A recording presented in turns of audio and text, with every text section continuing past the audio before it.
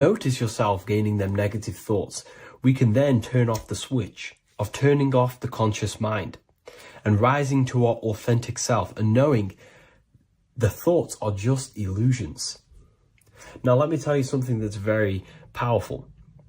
Most of your thoughts are coming from beliefs. Most of your feelings are coming from beliefs. So if you have a feeling of lack, this is coming from a belief that you don't have much. If you are feeling alone, this is coming from a belief that you are alone. So what we must do is restructure ourselves. We must restructure the subconscious mind, and we do this in many different ways. We can do this with meditation. We can do this with visualization, visualizing our desired reality as if we are living it. We can do this with affirmation. Now, a lot of people think, oh, I'm trying to speak something into existence with affirmation.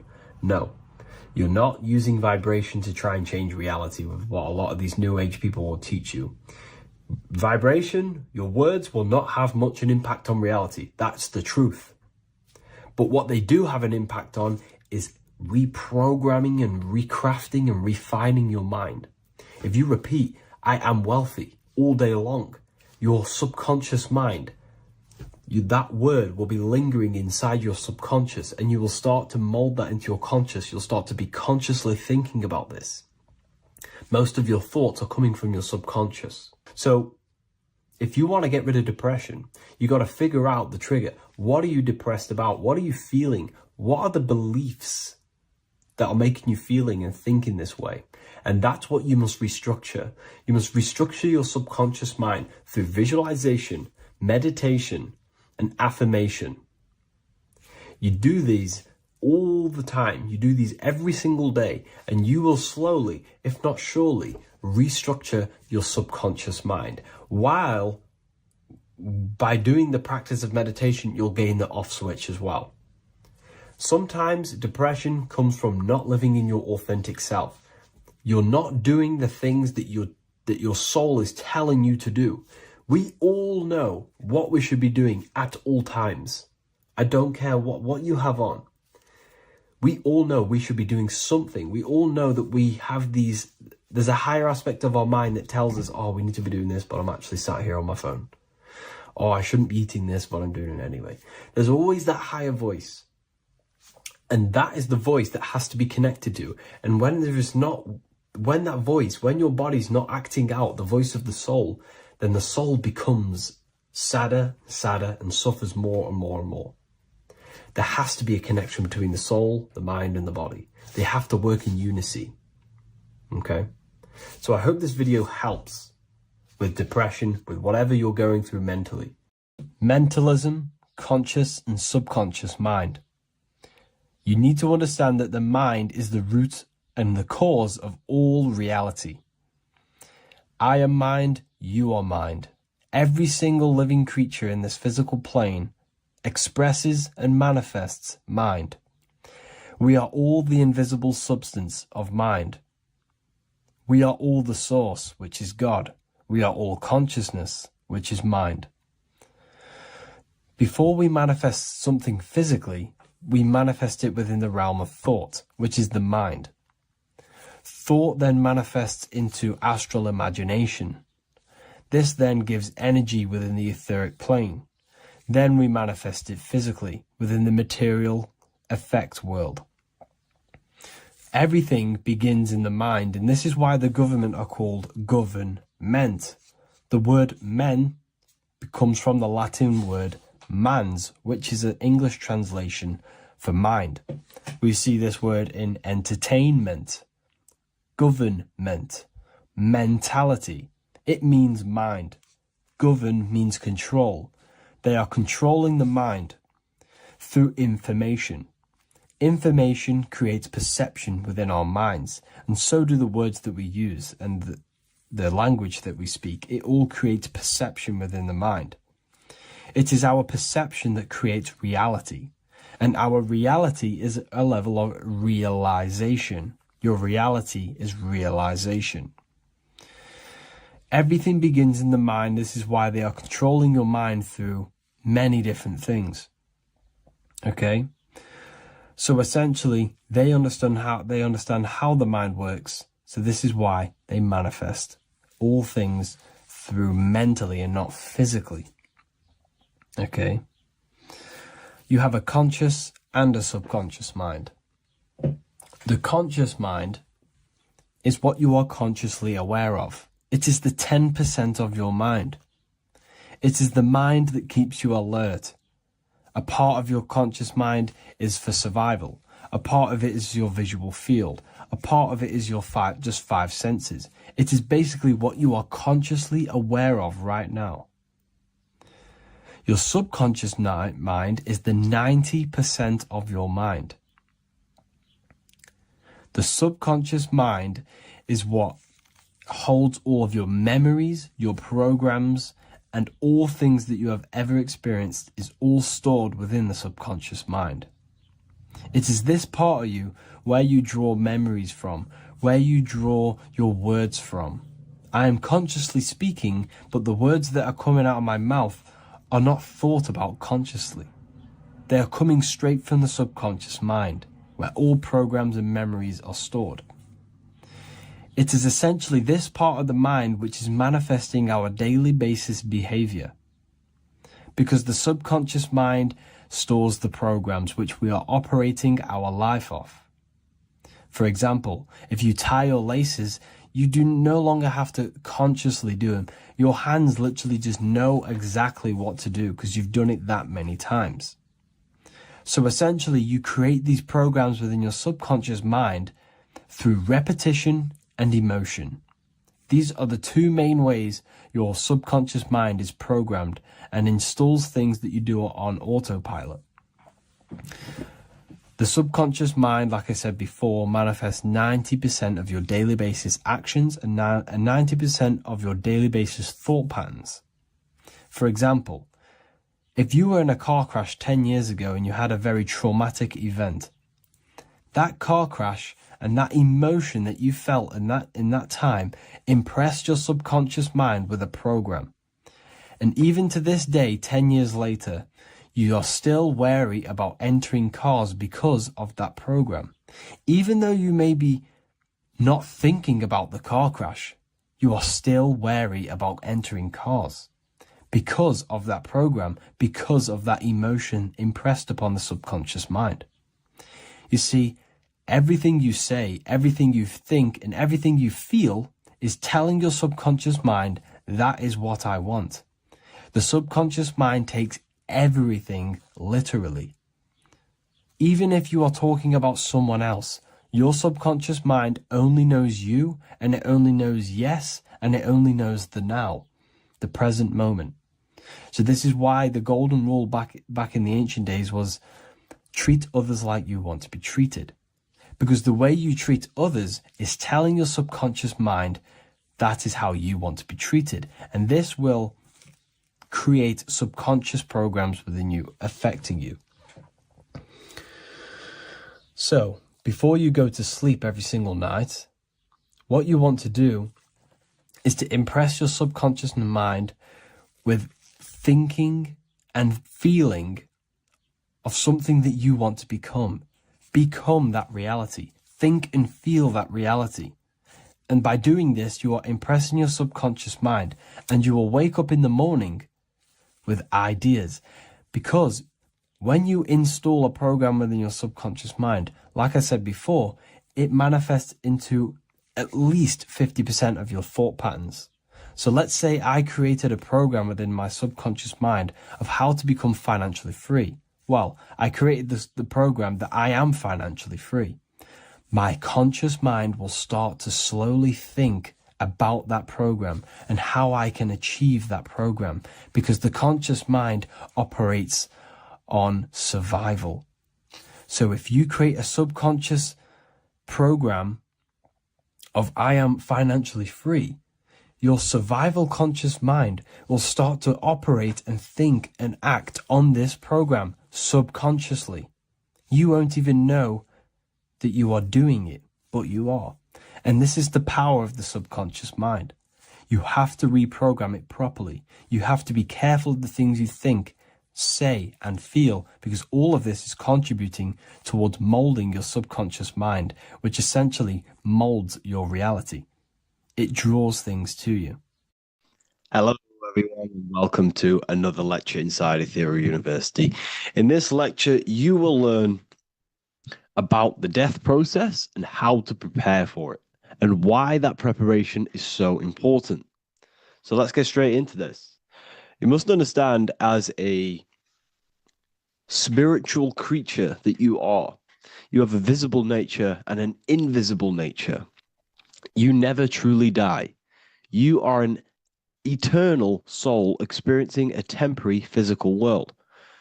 The inner world of thought and emotion is eternal, while the outer world of matter is mortal. Everything that is seen is mortal, everything that is unseen by the eyes is immortal.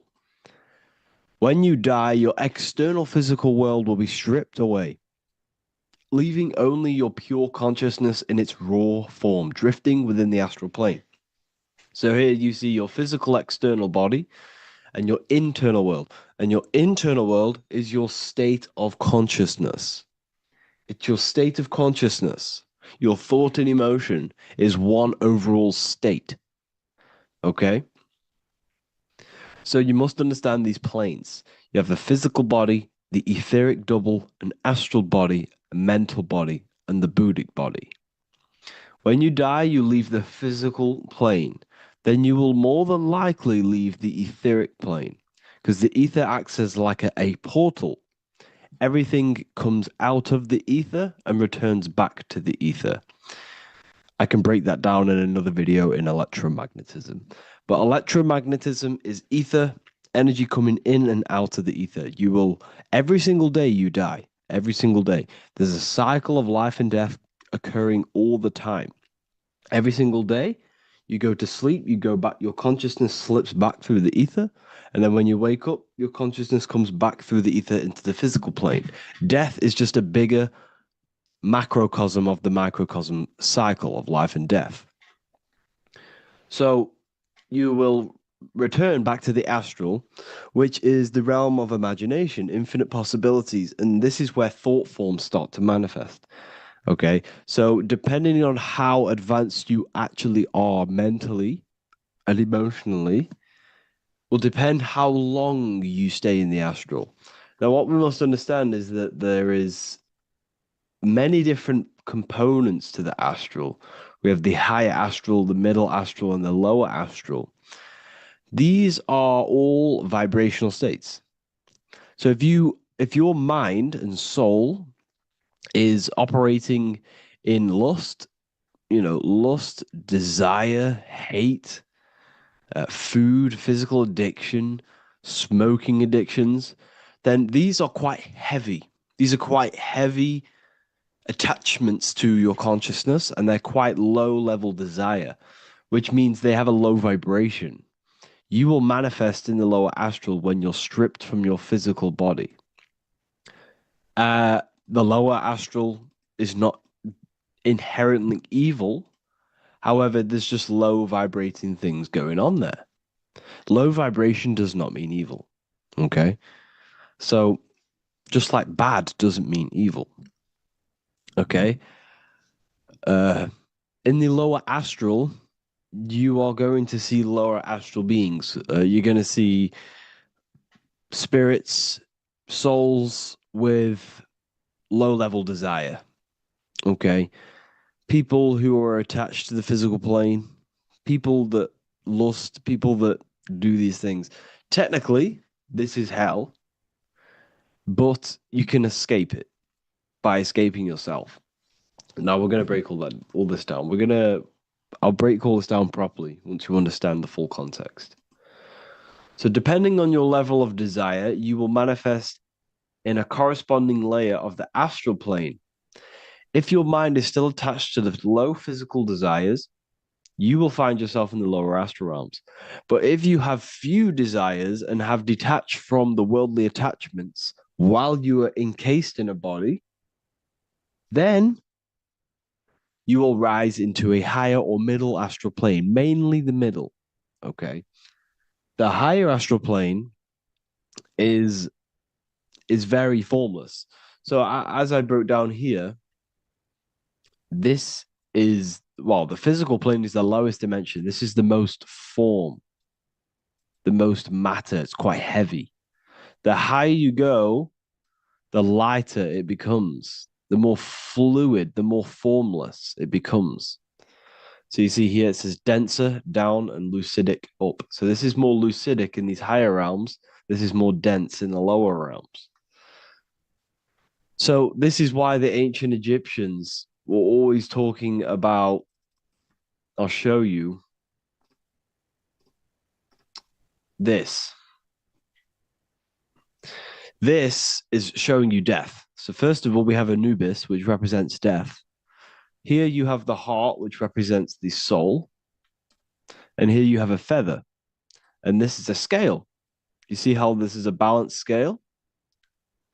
So what this is symbolizing, this represents death. This represents your heart, and this is a feather. So when you die, your heart must be as light as a feather, which means your emotions, your soul, should have no attachments to the world. It should be light. It should be detached. This is why the word light and light are the same. Light is in heavy and light is in very bright. Because when you're less attached to the things, your soul shines. You're authentic. You're light. You're very bright soul. And you have no attachments. Your light is in not heavy. So you must detach from the worldly desires. We have to detach from the smoking, the food. This is why we should fast. Smoking, this is why we should detox. We should also meditate. We should also be able to sit with ourselves for long periods of times.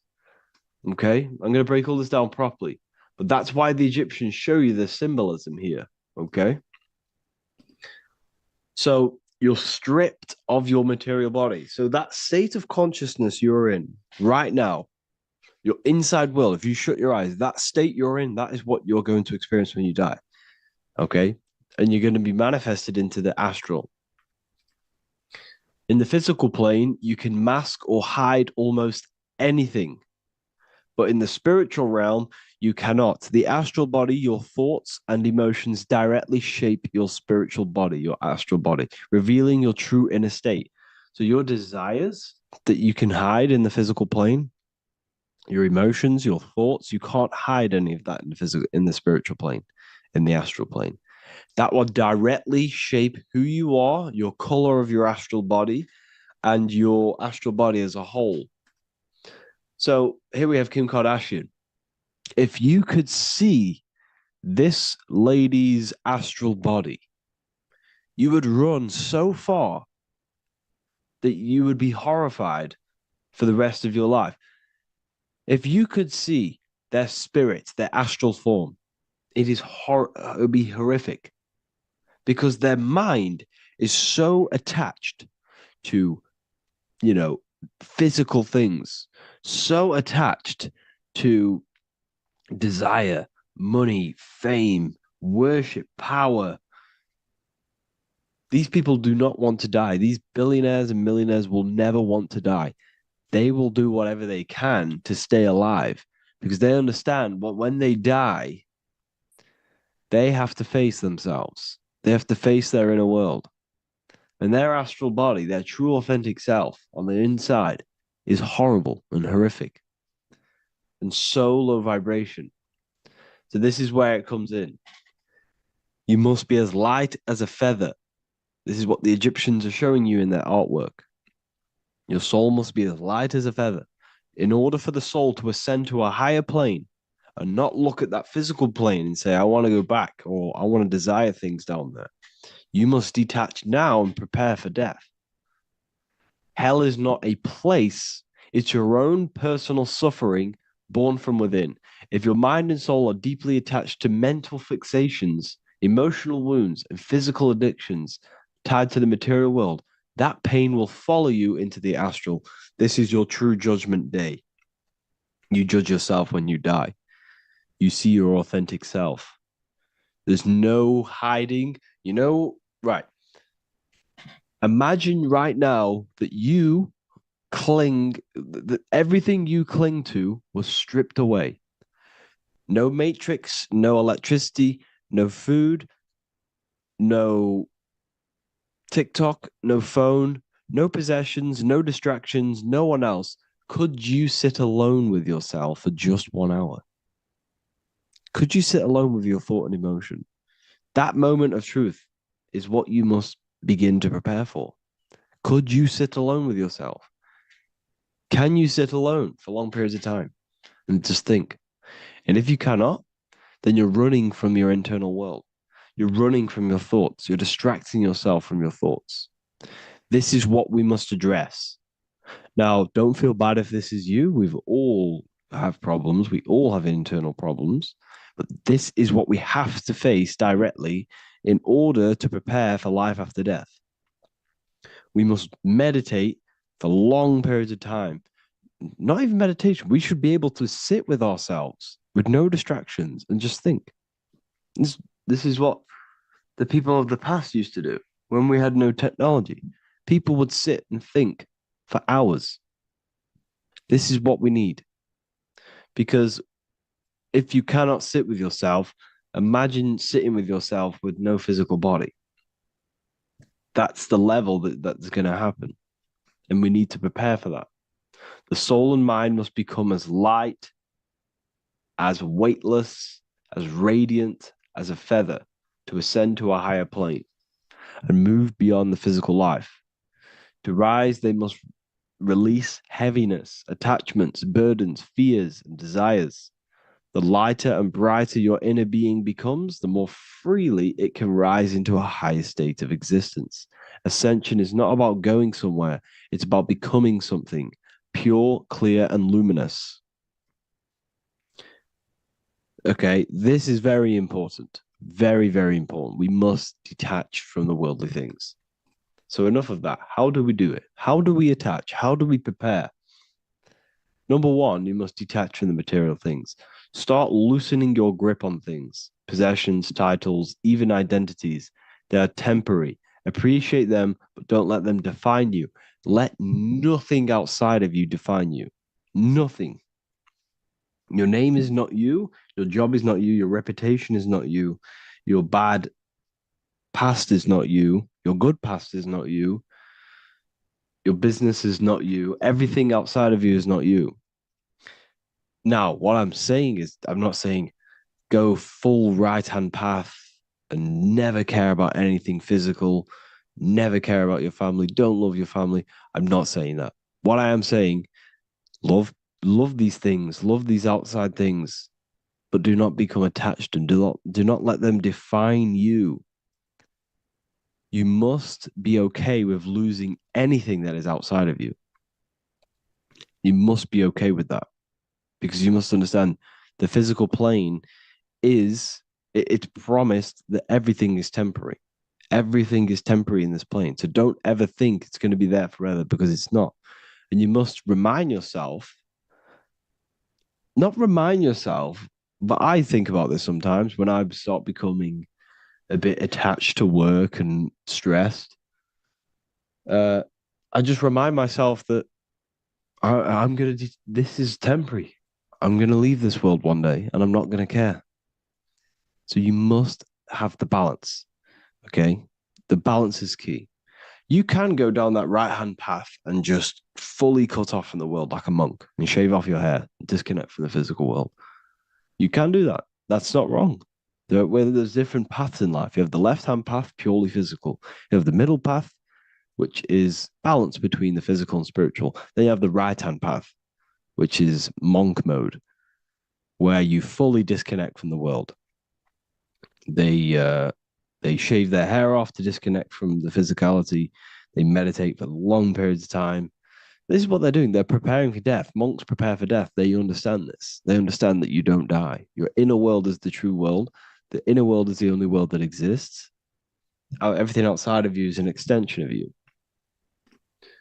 Number two, cleanse the mind. Watch your thoughts. Are they rooted in fear, anger, regret, or craving? Meditation, mindfulness, and inner reflection help purify the mind. The cleaner your thoughts, the lighter your spirit. So your astral body is formed by your thoughts. It's formed by your emotions. If you sit around thinking about eating all day, you're going to have a very heavy astral body. It's going to manifest in the lower planes. But if your mind is thinking about good things with good intentions, love, knowledge, expansion, you're going to manifest even the middle or the higher. And there are ways to even ascend out of your astral body. Yes, you can ascend out of your astral body and out of the mental body, but that's all very advanced, and I'm not going to teach that yet. I'll make another video on that, but you can ascend from them bodies. The astral plane is not the end. You can keep ascending as a soul until you're left with just the pure essence of the soul. But we're going to, anyways, cleanse the mind, reprogram the limiting belief systems, let go of mental attachments. And the way you do this is by getting a piece of paper and writing down every single attachment that you have. And you're going to realize that there's more than you think. Okay. We have to detach from these. We have to. 4, practice presence. Can you sit in silence with yourself? The more at ease you are with your own inner being, the less you'll feel death. The afterlife is just an extension of your inner world. It's so important. This is so, so important. Can you sit with yourself? If you cannot sit with yourself, you have some inner work to do. You have some thoughts to address, some beliefs to address, and some feelings to address. Okay, so practice sitting in the present, meditation, or just literally sit there and try and be okay with yourself. And if you can't be okay with yourself, then there's something you need to address, whether it's a belief system, whether it's an emotional trauma, or something. This is what we must reshape, refine, and let go of. Live truthfully, speak and act from your soul, not from fear or ego. The more authentic you are, the more aligned you become with your true self, which carries beyond this life.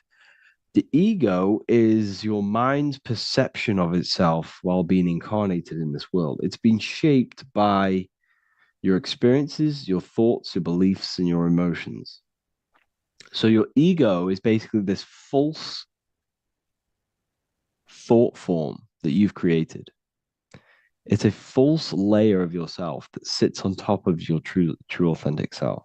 It's basically your physical character. When you were young, you had no ego. You were pure. You had a pure consciousness. But then as you grew older, your ego started to grow, and it still is growing because it was shaped by experiences, things you've gone through, things you said, things you believe, things you think. It's created by you, by your mind. And the ego is close to the word echo. The ego is the echo. It's an echo. It's a layer. It's a false identity. It's a false layer that sits on top of your soul. And if you don't get rid of that ego, if you don't know how, well, not get rid of it, but balance it. If you don't know how to rise above that ego and you die, it's that ego that's going to be pulling down when you die. It's that ego that's going to be your suffering. Okay. 7, connect with the divine, whether through prayer, meditation, tune into something greater than yourself. The connection is the soul's compass beyond this world. If you can meditate and rise above them clouds of thought, that's the soul, that's the observer.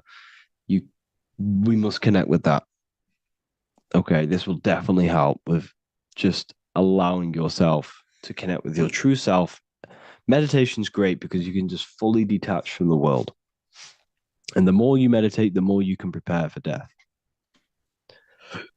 A powerful way to cultivate detachment is through daily detachment meditation, done either at night or in the morning or the first breath upon waking. Or do this as many times as possible per day. Start by physically grounding yourself in the present moment. Say out loud, I am here right now, nothing else matters. Let that phrase draw your awareness into the now. Just keep saying it until you're present. Then begin to slowly list everything you identify yourself with, one by one. I am not your body. I am not my body. I am not my name. I am not my possessions. I am not my house. I'm not my children. I'm not my everything. I am not my thoughts. Release each layer gently Imagine if you want to, if you have a good imagination, imagine placing these things into a big box, placing your body, placing your name, placing your possessions, placing your house, your car, your thoughts, your beliefs into a box, and then shut that box. If you have a good imagination, do that. That can help. And you'll be left with yourself. And you're not even that. It goes even deeper. Eventually, you'll reach the mind itself, detach from the language that the mind is even using. Now, that's very difficult. And not many people have ever thought about that, and they've ever even been there. Detach from the language that the mind is using. Think about that for a second. Your mind is not what you actually think. It goes very deeper. Your mind is not that little voice. It's that voice that the language is using. So even the language is a spell on your mind. Okay, it's an attachment. Eventually, you'll reach the mind itself, detached from the language it uses, the voice in your head, the need to define. What remains is something beyond thought and beyond words. I can't even describe what's left because words, once the language is gone, it's purely metaphysical. All I can say it is pure awareness, and it's symbolized. This is why symbols are so amazing because they can symbolize things that are beyond words. A flame, it's just a flame, and you won't be able to understand that until you've been there. It's just a flame. It's pure cause. Words can't describe it. You'd have to experience it. Connect with this essence daily. This is truly who you are. So this is a great way to detach. We can do these detachments every single day during meditation. This will definitely help over long periods of time. Of course, you're not going to be ready tomorrow for death, but just try and prepare for these things. This is the whole reason people used to meditate. It's the whole reason why people do these spiritual practices because they understood that this plane is temporary and your soul moves on from this plane. And you'll never truly believe in the soul until you experience it. So I can show you these things, but you must go out and experience it. The soul is real, but you won't understand unless you cast off everything else. Okay. So I hope this video helps. It's a very deep video. I'm going to be making more of these stuff, of more self-mastery. And of course, we've made the self-mastery section now. So I'm going to start filling up this place with lectures. And I think it's a great time to start this because a lot of people have been asking on how to master yourself, prepare to death. So hope this video helps. See you in the next one. Lesson 2, planes of existence. These planes are all aspects of your mind. They are in you, they are outside of you, as above, so below. The Godhead is the sole purpose. This is how spiritual manifests into physical. This is the process that the universe goes through in creating the physical universe. So it starts with the Godhead, the sole purpose, then the mind, then the astral, then the etheric, then the physical. Then everything is mental. Everything exists in the mind. These dimensions are not separate. They're all dimensions within your mind. They're different vibrational states, pretty much. So the mind is the realm of thoughts. This is where thoughts reside. There's no form to a thought. It's invisible. There's no physicality to it. It's the most lucid. The higher you go, the more lucid it is. The lower you go, the more solid it becomes. Okay? So the mental plane is the most lucidic. So the mental plane is the thought alone. The astral plane is the imagination of the thought. This is where the thought forms manifest into some sort of form. Not physical form, but some sort of form, lucid form. Like dreams. Then it goes to the etheric, then physical plane.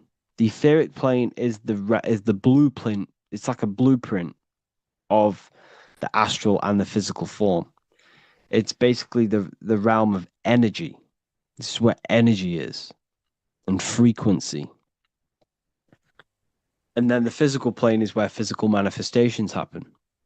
So essentially, this physical world is a product and the world of effect. Everything goes through this is a world of effect. You can't change this world by manipulating it physically. You can, but it's not going to last long. It's not long term. This is where we get the saying as above, so below from. You change the higher planes, you manipulate the lower planes. If you manipulate the astral plane, you manipulate the physical plane. This is a mirror effect. You manipulate the mental plane, you manipulate all of the planes. So these planes are how things manifest into physicality. Everything starts in the mind, then goes through the astral. Now, the higher, middle, and lower astral are the vibrational states of the thought, because remember that the mental plane is the thought alone. So, for example, I'm going to give you an example now. This is a chair. Think of a chair. That's just a, don't imagine the chair. Just think of the thought of a chair. So you have the thought of a chair in your mind. Then now, imagine that thought. What does the chair, what form does it have? This is the astral plane. This is the imaginational plane. This is where you imagine things. So when you hold something in the screen of your mind, this is this is astral matter. You're creating out of astral matter. That's what imagination is. Depending on the vibration of that thought that you are manifesting in your imagination, depends whether it goes to the higher, middle, or lower astral. It's a if it's a high vibrational form, high vibrational thought, you create the higher astral plane. This imagination will go into the higher astral. Or if you think of a chair to murder someone on it with spikes and kill someone on it, it will go to the lower astral plane because it's a lower vibrational thought form manifesting. So you got to use these planes to manifest things, to imagine things. You can manipulate the astral plane through astral projection. This is a very, very deep, this is a very occult teaching of astral projection. And that's going to be taught later on in another course because that's not for everyone. But you can still access the astral plane through imagination. And that is how you pretty much get there. You use your conscious mind to project yourself, your consciousness, your awareness into the astral plane. So if you manipulate these higher planes of existence, you manipulate these lower planes as above, so below. You got to look up. But it all starts in the mind. Use your thoughts correctly. Use your thoughts, use your imagination, use your energy, and this will all combine to manifest something physical. Okay? So use these planes to manipulate this physical world because whatever you do in these planes, you manipulate the lower planes. It's like a mirror. So that is the planes of existence. They all exist inside of you. They're outside of you. They're as above, so below, as within, so without. They are everywhere. They are inside of you. They're not separate. They're all aspects of your mind. What if I told you that you are under a spell and this spell is controlling you in every aspect of your life and you don't even realize it? Spells are not what you've been taught. They're not fantasy magic wands that are casted over you. No, no, no. Spells are much, much deeper. A spell is a belief system that is installed into your subconscious mind, which holds power over you. Okay?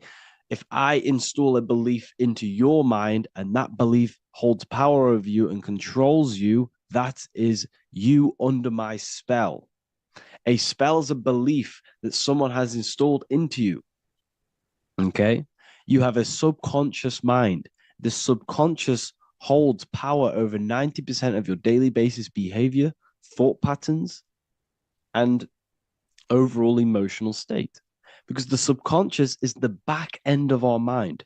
the mind that we don't really have access to. It's the shadow self, where all of our programs, all of our memories, all of our traumas, all of our everything that we've ever experienced is recorded and kept in this vast database called the subconscious. Now, the subconscious is the 90% of our mind. We are only aware of 10% of our mind, which is the conscious mind, which is what you're using now, what you're consciously aware of. But there is a subconscious mind that holds power over your conscious decisions, and you don't even realize it. For example, as a child, you had a very, very traumatic event happen. Let's say as a child, you were not loved enough by your parents.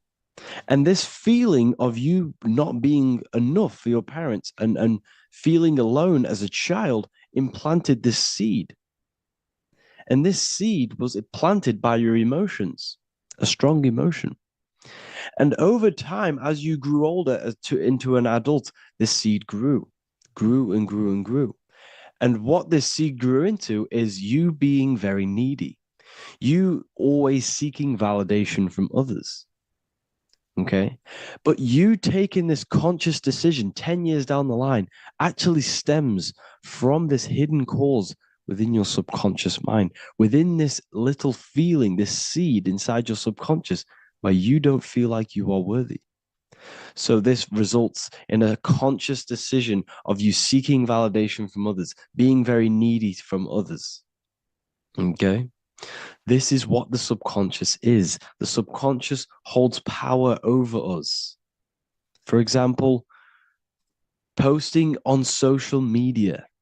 Why are you actually posting on social media? If you take a selfie with your new watch, new car, and you go and post that onto your social media, why are you actually doing that? On the deepest root cause, it's not because you just want to post a picture. No, it's much deeper. It comes from a subconscious belief or a subconscious emotion of you seeking external validation, whether you believe that or not. But that's what it is. If you're posting on social media, you're seeking attention, you're seeking validation from others on a deep level, on a subconscious level. You may not even realize this because it's subconscious. Now, this is what a spell is. Money is a type of spell. Remember, money doesn't actually exist. Money does not exist. Money is a physical object inside of the material plane. But the physical object has a belief in the mental plane. See, the mind is the highest plane. This is the root cause of reality, the mental plane. Okay? So our belief in our mind has given this piece of paper value and a meaning. But in reality, it's just a piece of paper with a belief behind it. But this subconscious belief behind this piece of paper is controlling your daily basis behavior, is controlling your emotional state and controlling your life without you even realizing it. Without you even realizing that it's all an illusion. Money does not exist. It's the belief that gives the piece of paper a power. And the way we break the spell is by realizing that the money doesn't actually exist. The whole world is under the spell of money, and it's controlling all of us. But the spell is the belief. Once we all wake up and realize money has no value, it doesn't actually exist, it's only a belief. There is no actual money. That's how we break the spell. The spell is broken when we figure out that we are under the spell, under the belief, under the illusion of this piece of paper having value, and it's controlling our lives. That's why the word money has mon within it. Mon is moon, and the moon represents our hidden aspect of our mind, our subconscious, and the sun represents our conscious mind. So you have two versions of yourself. You have the self that you show to everyone, the conscious mind, and you have a shadow self called the subconscious, which is the hidden aspect of you. For example, do you really love your partner who you're with, or are you just with them for, is there a subconscious fear of being alone? Do you really want to be with this person, or is it stemming from, are you staying with them because it's stemming from this fear of being alone, of being lonely? Or are you just with them because you have a subconscious sexual addiction? And all of your conscious decisions are actually coming from this little seed of wanting sex or not being alone. You have two versions of yourself, the conscious mind and the subconscious, the shadow self and the self that you show to everyone else. Okay. And the subconscious is what's holding power over you. When you drive your car, you don't consciously have to think about changing gear. You've done it that many times. It's on autopilot. That's the subconscious doing it. You can be walking down the street. Your conscious mind can be thinking about what you're going to cook for tea later, but your subconscious mind is controlling your body and walking your body. You don't have to think about moving the body. You just do it because you've done it that many times. It's a program. It's a belief in the subconscious that's giving this movement power. You see, the subconscious holds a lot of power over you. Our beliefs hold power over our daily basis behaviors and actions. Okay, like I said, posting on social media, this is seeking external validation. There's a subconscious stem, there's a subconscious urge bringing this desire into conscious reality. So we must break the spell of our emotions controlling us, our traumas from a child controlling us. For example, another example of this, let's say you were in a car crash years ago, and this car crash led you to having a very traumatic event, very traumatic emotion you felt in that car crash. You felt a lot of pain. That was impressed into your subconscious. And even to this day, you're probably scared of going into trains, going onto cars, going inside of vehicles.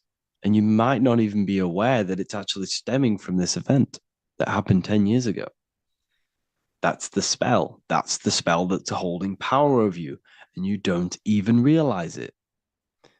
You realize the spell when you realize you're being controlled by this old belief, this old trauma. That's what a spell is. A spell is not something I cast over you with a wand like Harry Potter. Spell's much deeper. It's the hidden aspects of our mind that hold power over us, that control us. Okay? So, how do we get rid of the spell? How do we break the spell? By installing new belief systems, by installing new programs into our subconscious. The subconscious is impressed by repetition and emotion. Everything you do on repeat, for example, tying your shoelaces, you can be looking up into the sky, closing your eyes, thinking about what you're going to create for tea while doing your shoelaces. You've done it that many times, you don't have to think about it. That's the subconscious taking over. Okay. That's the repetition aspect of the subconscious. For example, you could probably run down your stairs. You know exactly how to run down the stairs. If I tried to run down your stairs, every staircase is different. I'd probably fall over. But you've done it that many times, you know exactly how to do it. It's what we call ritual. When you have an evening ritual, when you tidy the house, you do your skincare routine, you wash your teeth, that's a ritual. This is what the ancients called ritual. When we do rituals, we're trying to implant something into our subconscious to either remove an old program, an old seed that is controlling us, for a new one that's going to grow into new light, into a new reality. So you can implant messages, implant new programs into our subconscious, which will then grow into a new reality. Okay. Because if I tell you something over and over and over again every single day, for example, if I say, you do what I say every single day I repeat this statement into your ears, you, about a month or 2 months in, you're going to start to believe in that statement and you're going to start to be under my spell. You're going to start to do everything that I say. So this is what spells are.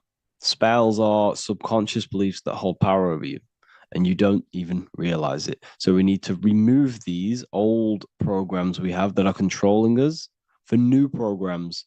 And we do that through ritual, affirmation, and imagination. Repetition and emotion is key to impressing the subconscious. They are the two ways that spells are created, that programs are created. The subconscious only knows the now and it only knows you. So every word you say is a spell. So when you call someone else a name, you're calling yourself a name because your subconscious takes everything you say as truth because it only knows you. It doesn't know anyone else. So every night we can do affirmation. We affirm the reality we want. This is what we call a ritual. We sit down or we stand up, whatever it is, you affirm the reality you are, I am statements, and then you imagine that reality. And you do this over and over again, every day, twice a day, 3 times a day, however many times. And this will cause repetition. This will install a new belief system into your subconscious, which will then start to show in your external reality. It will start to put you under a spell of the new program. For example, if I install into my subconscious that I believe that I am rich, every single night I affirmate that I am rich, I am wealthy, I am free. And then I do a ritual. I start to imagine this reality every single night. I do these two things on repetition and I start to feel the reality and imagine the reality. Over time, I'm going to start to believe that I am rich, that I am free, and I am wealthy without having the physical reality. And what this will do is that it'll implant a message deep within your subconscious mind. It will plant the seed of this belief. And this belief over time will grow into 90% of my thoughts, 90% of my actions, 90% of my words. My words, my thinking will change due to this new belief. I may not even realize it, but I'm looking for more opportunities to make money. I'm speaking to more people because of this belief that I've installed. This belief has triggered new ways of thinking. My mind, my conscious mind is now only operating to fulfill this belief. And my conscious mind might not even be aware of it. You won't even realize that you're manifesting this belief of being rich. And that's how it happens. You implant the belief within your subconscious. You implant the spell into your subconscious, which will then gain control over you. So we need to make sure we're removing the negative spells, the negative programs that are controlling us for new regenerated ones, for new ones that are going to create new realities, a better life. Okay? You don't want negative traumas, negative seeds controlling you and growing into your life. If you don't cut them off, they will continue to grow and grow and grow. Your anxiety will get bigger and bigger and bigger. Your depression will get bigger and bigger and bigger. But it's all actually stemming from one belief system or one trauma. Okay? So this is important. Everything in this physical plane is an effect of the higher planes. It's a shadow of the mind. Everything we think, all physical objects began as a thought, then an imagination, then energy, then a physical reality. So we must change the mental plane. We must plant seeds into our mind to change down into our physical material life. It's about manipulating this higher plane so we can create change and effect in the physical external material plane. That's what magic is. This is what spellcasting is. This is all what it is. It's not fantasy. This is the manipulation of the higher planes of consciousness, which your mind has access to. You have access to these higher planes. Okay? This is exactly what I teach in my university. I teach different rituals. I teach specific rituals to get rid of certain things, certain belief systems. I teach all different rituals, all different ways for you to create your own reality and live the best reality you want. We also have all of these different courses. We have activating the inner eye. This will teach you exactly how to lucid dream and activate your inner vision of imagination. We have the sexual alchemy course. This will give you the power of transmuting your sexual energy into creativity. We have electromagnetism studies. We have esoteric exchange, an exclusive live call that we do every single week. And I connect with all of the students. They can ask me questions, can speak with me one-on-one inside of these live calls. We have the real numerology section. We have the health section. We have a lecture section. Look at all of these lectures we have on occultism, symbolism. All of these lectures are designed to gain you power, to give your personal power back to you, to make you realize things about you. We have a meditation section. We have a library section where you can download all of our library, all of our books, different books on occultism, symbolism, Freemasonry, astral projection. And of course, we have the Manifestation Mastery course, which teaches you exactly how to create reality so you can live that desired reality that you want. This is the last chance to lock in the price of $55 a month. This is less than $2 a day. You can really level up your life because the price is going to increase as the value of the university increases because there's a new symbolism course coming out. And if you join now, you'll get this course for free because obviously when this course releases, the price will go up. The symbolism course will teach you the language of esoteric and occult symbolism. I'll leave the links in the description. Make sure to leave a like, comment, subscribe to the channel if you want to see more content. Thank you all, people. Have an amazing day. The third eye, or the all-seeing eye.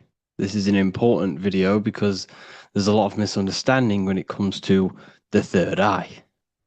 People tend to think that the third eye is the pineal gland. The pineal gland is not the third eye.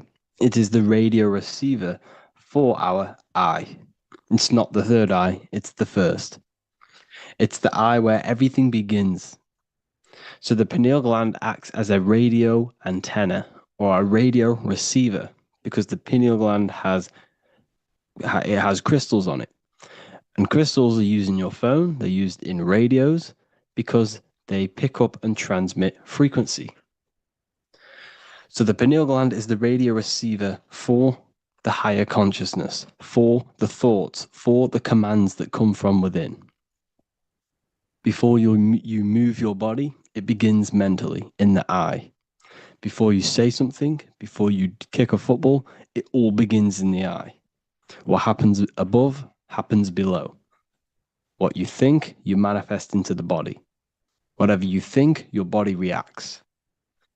You see, this eye is the universal cosmic intelligence, the higher consciousness, which is controlling the physical body. Like I said, you have the Buddhic, mental, astral, etheric plane. This is a page from the brand new Book of Wisdom, Volume 2. You have the Buddhic plane, the nothingness. Then you have the mental plane, infinite potential. This is the I, the singular consciousness. This is the infinite potential within you. The I is where the thoughts are. This is the mental plane. And it is this I which experiencing everything. It's the I behind the body. It's the I behind the thoughts. Yes, the mental plane is the plane of thoughts, but you are the I experiencing the thoughts. You are the I behind the thoughts, behind the emotion, behind the words. Deep, deep down within your being, there is the all-seeing I, which the body obeys. Everything that I says, the body does. This is the I in between the two pillars, or in between the sun and the moon in the Masonic artwork. Sun, masculine, left brain. Moon, feminine, right brain. The all-seeing eye in the middle, consciousness, the I, the order, the intelligence, the infinite potential within you, the creative force within you that can create the good and the bad, the left and the right. So you are either creating negative or good. You're even doing good, which is God, or evil, or the devil, which is do evil. You have this creative ability within you, which is God, the consciousness, and you have the choice to do the devil or the God. So the third eye is the human mind. It's the mind. It's the infinite awareness, infinite potential within you. And when you see it in the triangle, it represents the ethereal plane. This is the ethereal, the triangle. This is the eternal. This is the material. Because the physical plane is the box. It's the square. That's why we say think outside of the box. Because you got to think outside of the box to awaken your divinity. You see, humans have been given the tools to awaken to their true divinity. No other animal on this planet, or whatever you really think it is, on the earth, has the ability to have self-awareness. Humans have been given the tools to understand the very, very complex things and understand who we are, and what the universe truly is on a higher level, not just physical. We have the ability to access planes beyond the physical world, which is unlike any other animal. This is why the humans are gods. So when you see the pyramid with the capstone on top, it's cut off, it's separate from the rest of the pyramid. This is the consciousness that is looking through the ether into the material plane. It's like I discussed down here with these planes. This is the eye, the mental plane. Your consciousness, your eye is looking through the ether. It materialized through the ether into the physical plane, and you are now the eye looking into the material realm. And when you come here, you lose that divinity, but you have to awaken. So you don't lose the divinity, you forget your divinity while you are incarnated in physical. So when you see the triangle with the eye in it, this represents the eye looking through the ether. It's materialized, but it also represents when you see it's illuminated like this and it's separate, because this is separate from the physical plane. The consciousness within you, the thoughts within you, that intelligence within you, that voice is separate from this physical world. And everything above manifests below. Everything what happens in this realm of consciousness, of thought, manifests into the physical plane. It's separate. So you see the illumination. This represents the awakened self, because the mind is the third eye. So when you have a closed third eye, this just means that your mind has not experienced things other than physical.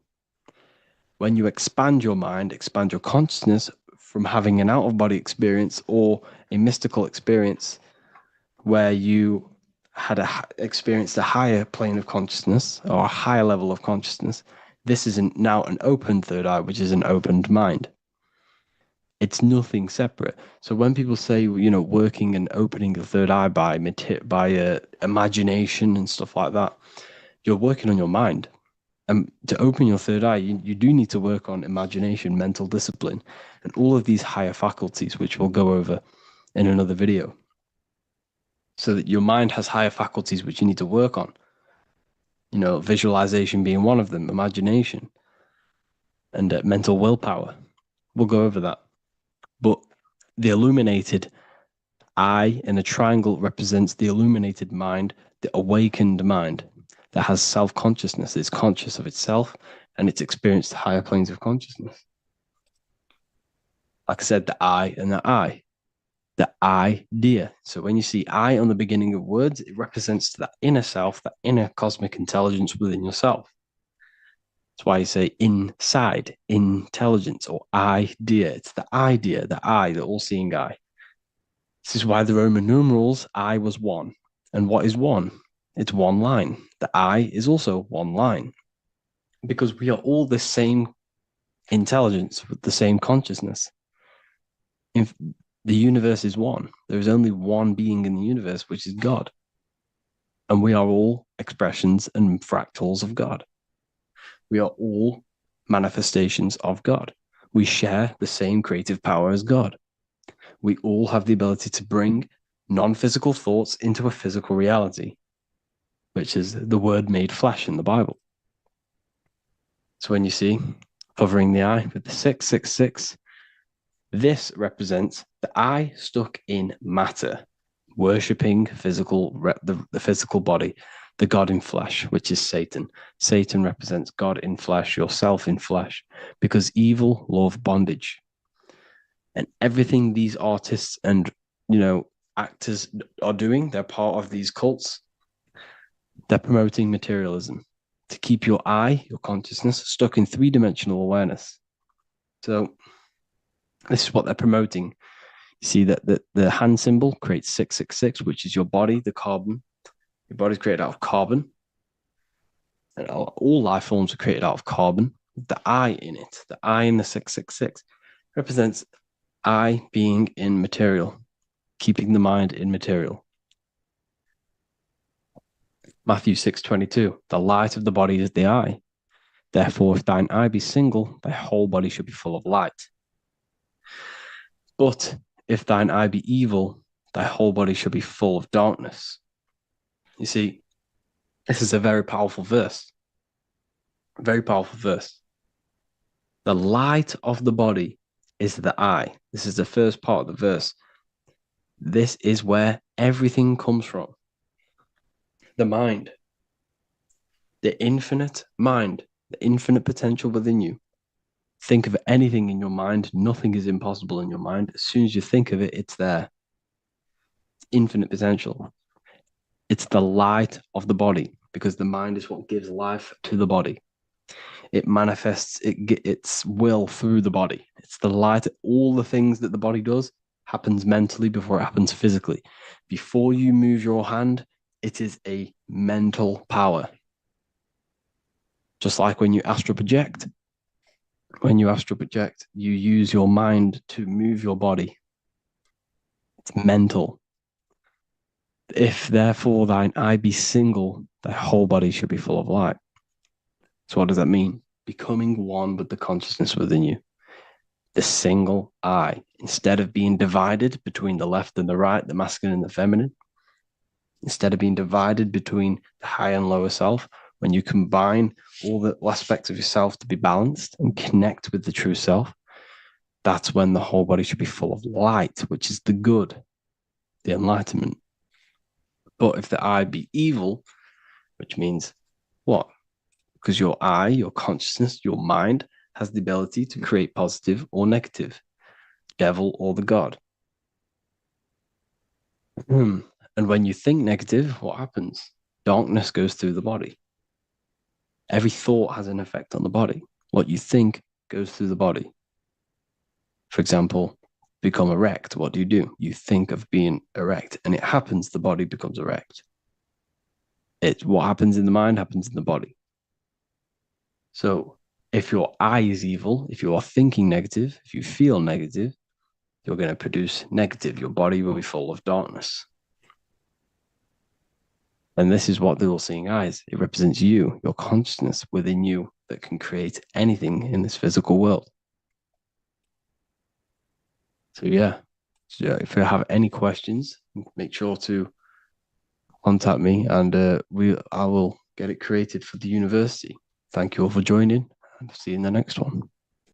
What if the word Yahweh is proof that God is embedded in our very own being? Stay with me, because what I'm about to show you might change the way you see yourself forever. Today's topic is decoding the mystery name of Yahweh, the sacred name of God from the Hebrews. By the end of this video, you'll uncover the true meaning of the word Yahweh and how your connection to it unlocks your own personal power. When we look at the word Yahweh in Hebrew, we flip it on its side. We're actually looking at the human body. These are the legs, this is the torso, here are the arms, and here's the head. So if we actually switch this on its side, we see the human body. The Hebrew name Yahweh often translates to I am. The I am. Now, what is the I am?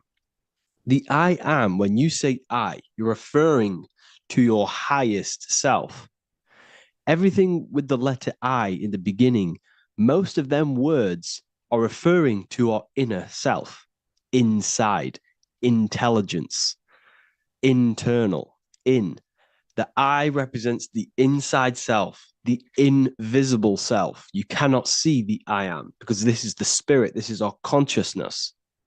It's the intelligence controlling the human body. When you say I, you're not referring to your name, your job, your reputation, your ego, or your thoughts. You're referring to the observer who is beyond the thoughts, the one who's observing the thoughts. That's the soul. Look at the word Yahweh, Yahweh, the sacred name of God. Yahweh can be observed in the natural rhythm of the human breath. When inhaling, we subtly hear Yah. When exhaling, we hear Wei. Do this yourself. Breathe in through your nose, you'll hear Yah. Breathe out, you'll hear Wei.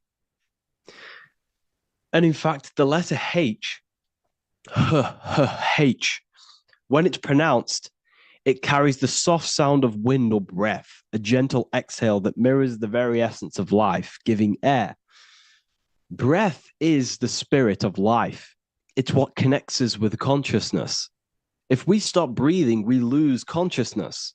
The body shuts down. We're breathing the spirit of breath. We're breathing in the spirit of life. It's the very essence that gives us physical existence, and we're constantly staying connected to this breath at all times. Now let's look at Yahweh. 1, 2, 3, 4. There are 4 letters. The tetragrammaton is the 4-letter Hebrew name for God. Okay?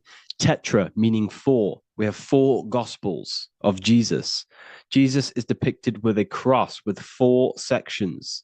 Jesus has the 4 sacred animals around the side of him, always depicted with these 4. A bull or an ox, an eagle, a man, and a lion. These are the 4 fixed signs of the zodiac. Aquarius, the man, Scorpio, the eagle, Leo, the lion, Taurus, the bull or the ox, which are related to the elements. Leo is a fire sign. Aquarius is an air sign. Taurus is an earth sign. Scorpio is a water sign. These are the 4 elements. And the 4 elements correspond to the 4 bodies of consciousness, as we see here. This is fire. This is air. This is water. This is earth. So we are made out of the 4 elements, which represent the 4 bodies of consciousness: mind, emotion, spirit, and body. The soul is incarnated into 4 sections. Hence why Jesus has 4 gospels. Hence why Yahweh is a 4-named word, because we are tetraform. We have 4 bodies of consciousness. There are 4 pillars to reality: the mind, emotion, spirit, and the body. So what we're actually looking at here is the name of the very essence of the self. Yahweh represents the universal consciousness that we're all tapped into, because the body is like a radio. The body is basically a radio antenna, which is picking up the stream of consciousness, and we're all the same consciousness, just experiencing it in a different body. And Yahweh is the name for this intelligence that we're all acting out, that we're all manifestations of. So now let's look at the word Yahweh, where we read it this way in Hebrew, which is 10565. 10565 in the Hebrew letters and the numerical values. And the DNA is made up of 4 bases. These 4 things which create the DNA. This basis is the genetic code for all living things. Each DNA strand is held together by sulfur bridges that appear in a repeating pattern of 10565. This pattern matches the numerical value of the Hebrew letters of Yahweh, Yod, He, Vah, He, which are 10565. This means the structure of DNA, the code of life, follows the same number sequence as the sacred name of God, Yahweh. This is a factual observation. So we're looking at 10565. So let's look over this one more time. Yahweh represents the breath. Yahweh, inhale, exhale. It translates to I am. It's written in our DNA. The word Yahweh on its side looks like the human body. Now, this is where things get a little bit deeper. 10, 5, 6, 5 adds up to 26. The number God, well, the word God adds up to 26. Allah adds up to 26. There are 206 bones in the human body. 26. 26 adds up to 8. 8 is the number of infinity. We are all the infinite consciousness. Consciousness will never die. It's immortal. It's infinite. We are all infinite. We are not these skeletal structures. We are Yahweh, the universal consciousness. The creator of all things is our essence. We're all God with individual identities, but the highest versions of ourselves is God. The ego is our own personal experience of God. Does this make sense? So in conclusion, Yahweh is not the name of a separate God from us, but rather the reflection of the divine consciousness manifesting through the human form. The human body is like a receiver acting as an antenna that tunes into the infinite intelligence and life force we call consciousness or God. This means that rather than being external, the divine presence is within us, expressed through our very existence. It's very interesting when we look into this, and what religion has done has flipped all of this knowledge. All of this sacred knowledge has been externalized. They've externalized God so that we worship God and we view God as something separate from the human experience. They do this so that we don't find the God within us, so that we don't find that we have the power of creation. The mind is the creative force of God. The body is the will to act out that thought. They don't want us to figure out that we are creators and we're all creating our own earthly experience. We're all projecting this reality.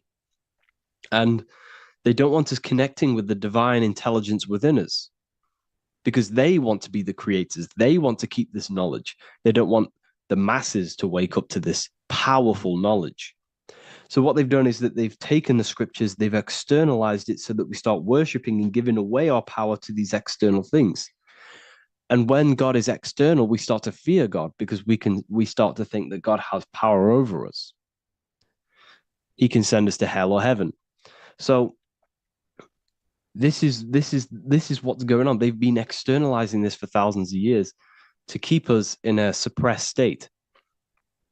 Okay? Humans are very advanced because we possess self-awareness. We possess the ability to move our awareness and our thoughts outside of the instinctual nature. For example, a cat or a dog. These things can only live in their instinct. They live based on instinct. They smell, they eat. That's pretty much what they do. But humans, we have the ability to rise above that nature and turn to our infinite selves, our higher selves. We can move beyond our instinctual nature and create very advanced things. That's why humans are made in the image of Yahweh. We are literally God in human form. So this is what we all need to realize. And I hope this video has helped. Please leave a like, a comment on inside of the description. I'll have some links to my books and my university. The people who have read them have just absolutely changed their lives. You could probably see that in the comment sections if someone leaves a review of the book. We also have Trustpilot. But yeah, I thank you all. And I'll see you in the next one. There's an ancient symbol hidden in plain sight, one that holds the key to transformation, power, and unlocking your true potential. It's been used for centuries by mystics, rulers, and even modern science, but almost no one understands its true meaning. Once you do, it will change the way you see yourself and the world forever. Stay with me, because this could be the key to your own awakening. The symbol of the snake or the serpent is a very powerful symbol that refers to something within you. that we all are on this journey. So first of all, we see this symbol in ancient Egypt on the top of the pharaoh's head. We also see this with Buddha, with the snake on top of the Buddha's head and below. We also see this in Rome, with the Roman god Mercury holding the staff with the snake. We see this in Adam and Eve's story with the snake tempting Eve. We even see this today on the medical facility. What does this mean? Why is this symbol being used for thousands and thousands and thousands of years? It has a very deep esoteric meaning. We see this in the caduceus staff, and we even see the snake representing the Kundalini. What does the snake actually mean? A lot of people think it represents the Kundalini, which it does. However, there's a deeper interpretation of this symbol, and it goes very far beneath the surface of what the snake actually represents. Okay? So first of all, when looking at symbols, we need to observe what the snake does in nature. The serpent sheds its skin. The serpent shedding its skin is a sacred symbol of an inner transformation. It transforms from its old self to a new self. It sheds layers of itself. As the snake discards its old exterior, it mirrors our own journey of realizing outdated beliefs and patterns, paving the way for a renewed, authentic self on the esoteric path of awakening. Essentially, it represents transformation, but not transformation of our physical bodies, transformation of our inner world. Now, this is where things get a little bit tricky and you may become a little bit confused, but I'm going to make this very clear for you. The snake symbol or any symbol can be used for different context. For example, the Kundalini. We see the snake representing the Kundalini. We all know that energy can't be destroyed, only transferred. Like I said, this is a transferring of energy. It's a changing, a transforming, shedding its skin. It represents transformation.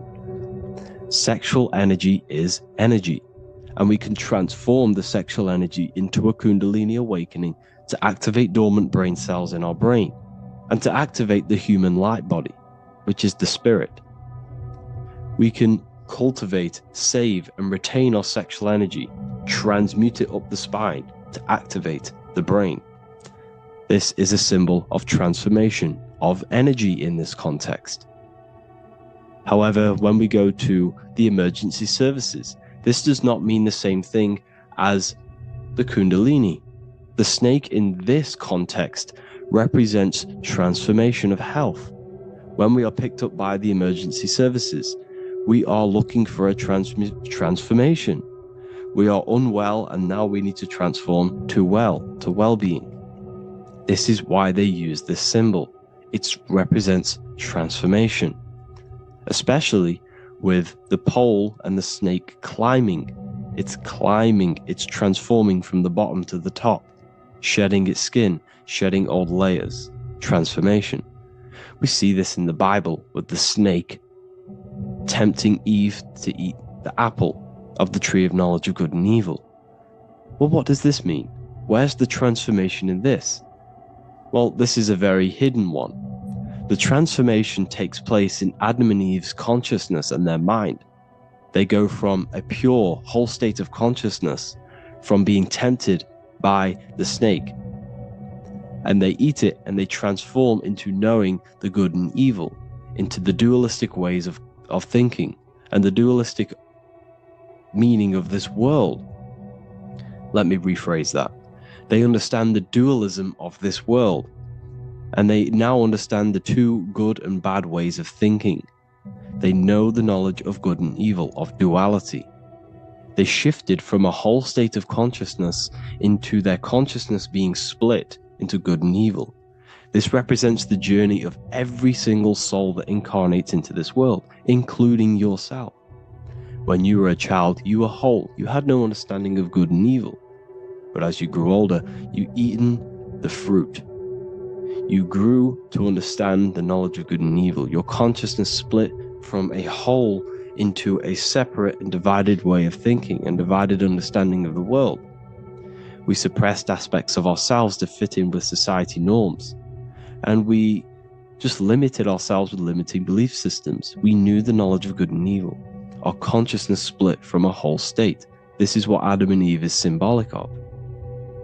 We see this with the Roman god Mercury, with the snake. Mercury represents intellect, communication. He's always flying in the air, which represents the air, the mind, the intellect. He's holding the snake to represent transformation of the mind. This is what we call mental alchemy. Turning base metals into gold, turning the unenlightened aspects of our mind into enlightened ones, turning our negativity into power and control. We see this with Buddha, and Buddha is all to do with transformation of the inner world, transformation of the mind and the soul and the emotions. And it also represents the Kundalini. We see this in ancient Egypt. We always see the snake on the head, representing the place where the third eye is, representing the intellect or the mind's eye, the third eye, whatever you want to call it. This is the place of the invisible intelligence within us. This is our mind or intellect. And this is the transmutation of the mind. This is why the snake is on the head, representing the transformation of the mind, going from the unenlightened into the enlightened, going from the uncontrolled to the controlled mind, so that we can control the very fabric of reality. I've kind of just given that away. Why is this important? Humans are creators.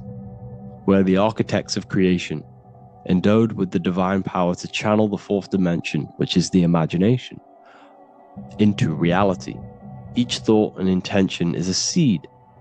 When nurtured with focus and clarity, transforms the unseen into the tangible experience. This creative process bridges the gap between the ethereal and the material. Humans are creators. It's impossible for you not to create. Whether you're doing this consciously or subconsciously, you've been creating your whole life, turning non-physical thought into physical reality. We are creators. However, the mind cannot create in a state of chaos. The mind cannot create with limiting beliefs. The mind cannot create with thoughts that come and destruct our minds. The mind cannot create consciously and effectively if there are impulses within our mind and we have no control over the mind. So this is where self-transformation comes from within. This is where the snake comes in. The snake represents the transmutation of our mind from the uncontrolled to the controlled. In this context of the Egyptians with the snake on their head. It's all to do with mental alchemy. In the occult tradition, the mind is seen as a delicate instrument that demands constant vigilance. Left unchecked, it reverts to archaic and destructive thinking patterns. Like a finely honed blade, it must be continually sharpened through discipline and self-refinement. In this unending process of unveiling and mastery, we learn to shape reality, harnessing the power of our thoughts to manifest the highest potential. It's all to do with mental alchemy, and this is how the snake is connected to you. And what the snake represents to you, it represents the transmutation, the changing of ourselves, of our consciousness, so we can gain control in this 3D world. If we lack control, then we'll constantly be manifesting chaos. Now, there are 3 ways that we can transform our world, and we can slowly transform our mind. Now, this is not an overnight process. It takes periods of time of purification. And number 1 is affirmation. Let's say we have this dirty cup of water, and we have a tap of water.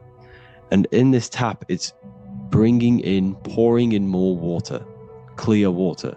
Over time, if I keep pouring clear water into this cup, it's going to slowly purify this cup. And then in the end, it will look like the cup on the right. It's the same with your mind. The cup represents the limiting beliefs, the negative thoughts, the negative mind, the uncontrolled mind. But if we keep repeating affirmations over and over and over again, such as I am disciplined, I am powerful, I am limitless, over time this can purify our subconscious and we can gain control over the mind, and we will become conscious of the thoughts that we are giving attention to.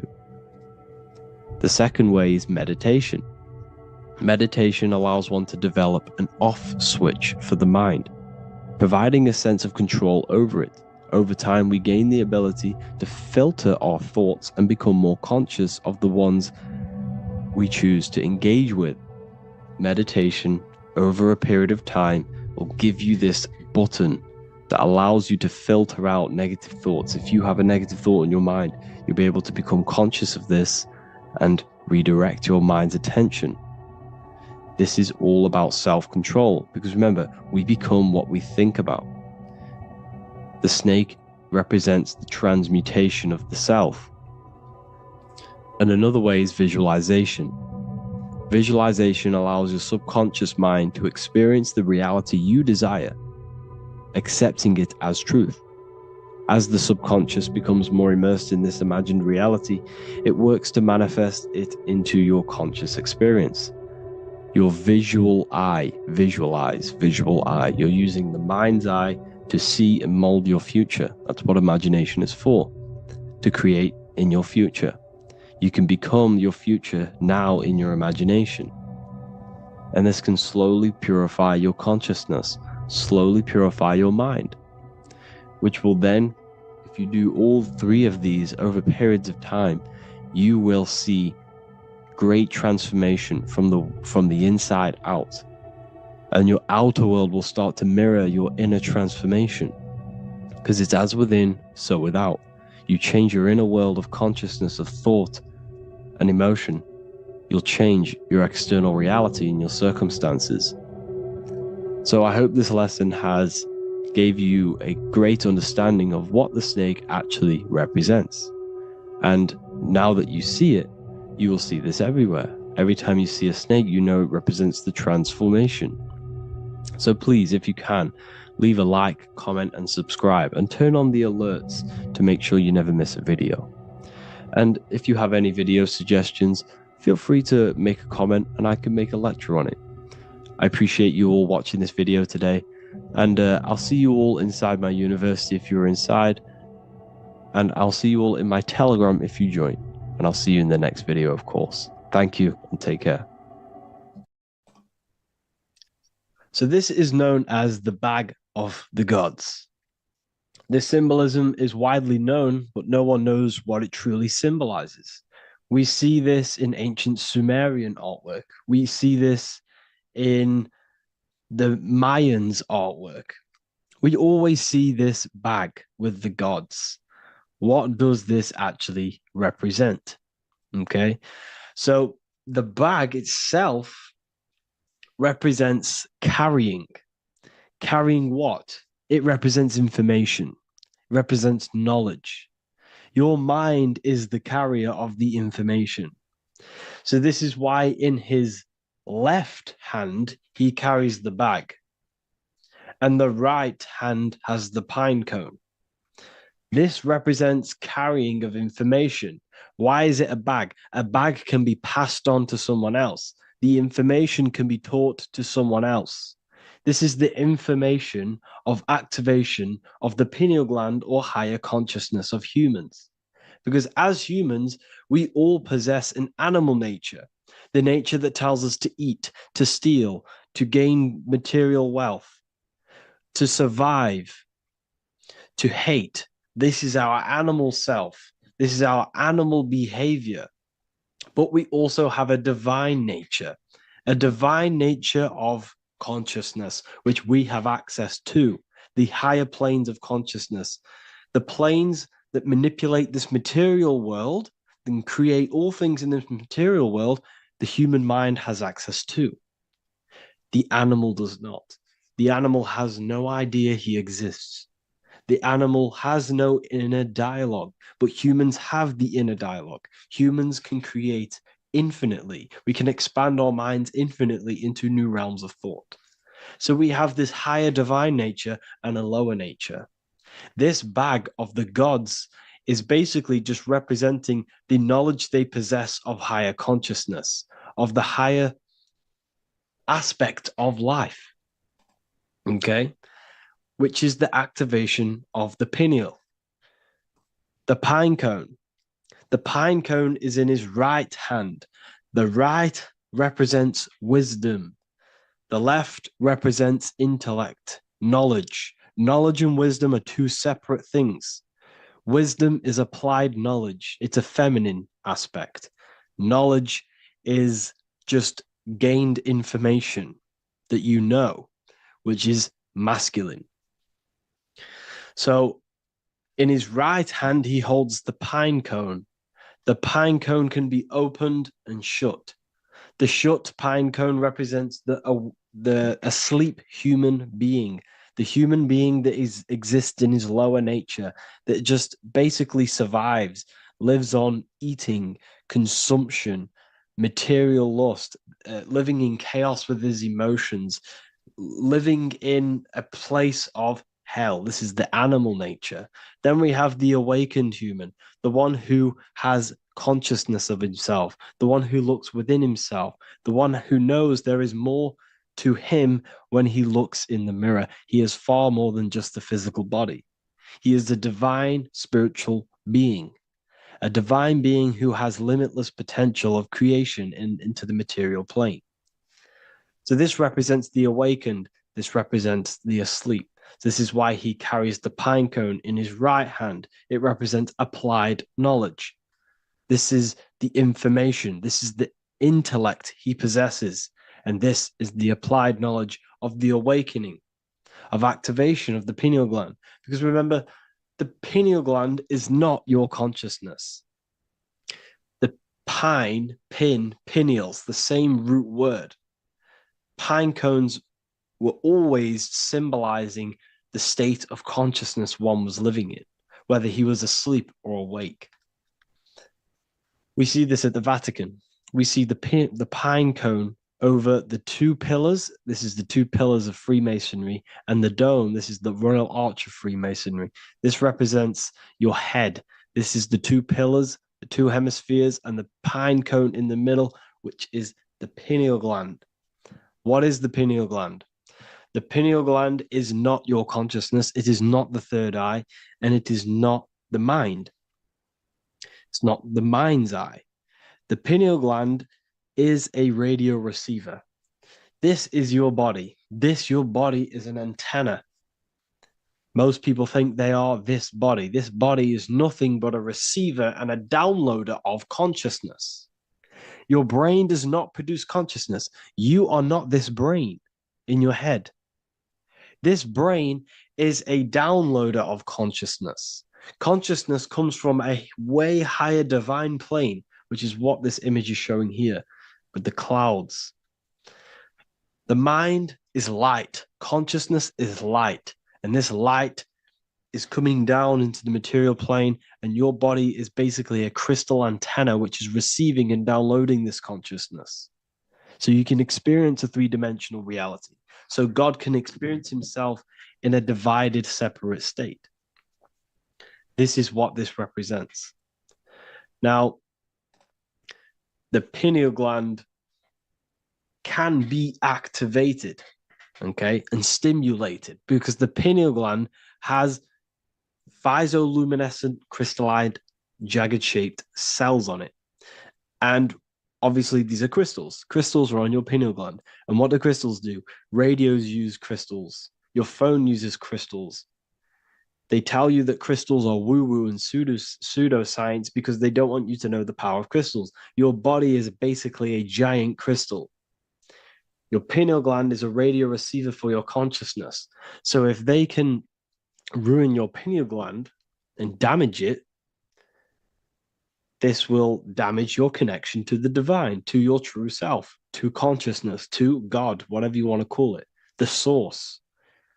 There is all one source consciousness, and we're all collectively connected to it. And this is our connection. This is our antenna. So what a radio does, a radio has an antenna, and the frequencies are all around us because all the radios are playing in your ear right now.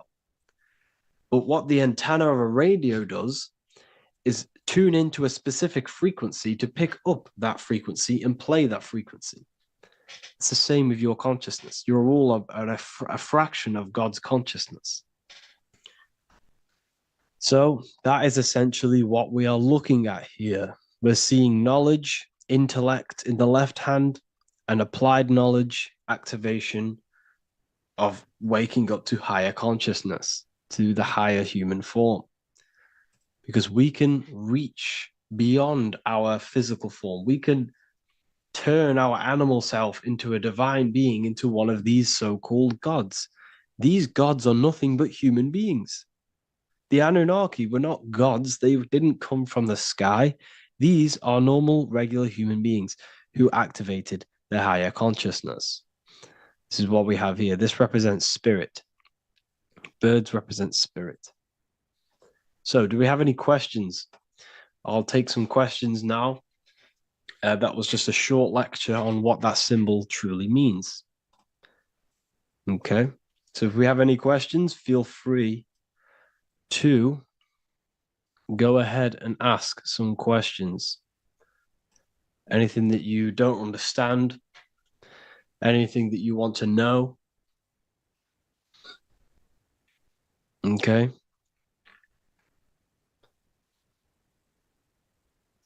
So base reality would be where source resides. Yes, the base reality is your consciousness. Are these lectures available in the university? There's a whole section, basically inside the university, there's a whole section with like over 30 long form lectures like this.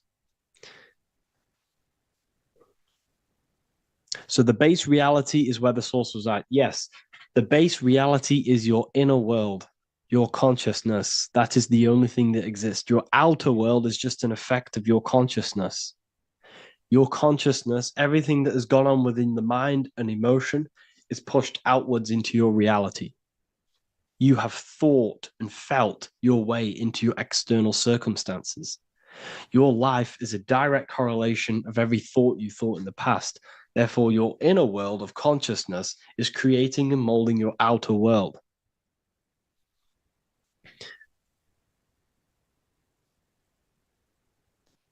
The best way to keep connection consistent, the best way to keep your connection to the divine or the higher planes of consciousness is through meditation and through imagination.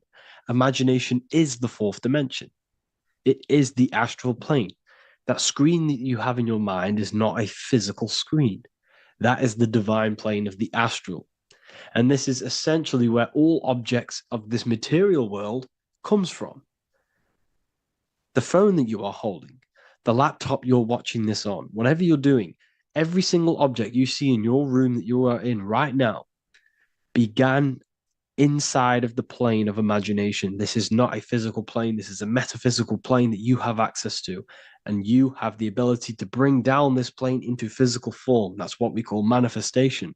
That's what the ancients called magic. This is what we now call in science metaphysics. It's all the same thing. So yes, you all have access to the divine planes. Unlike animals, this is why humans are so advanced.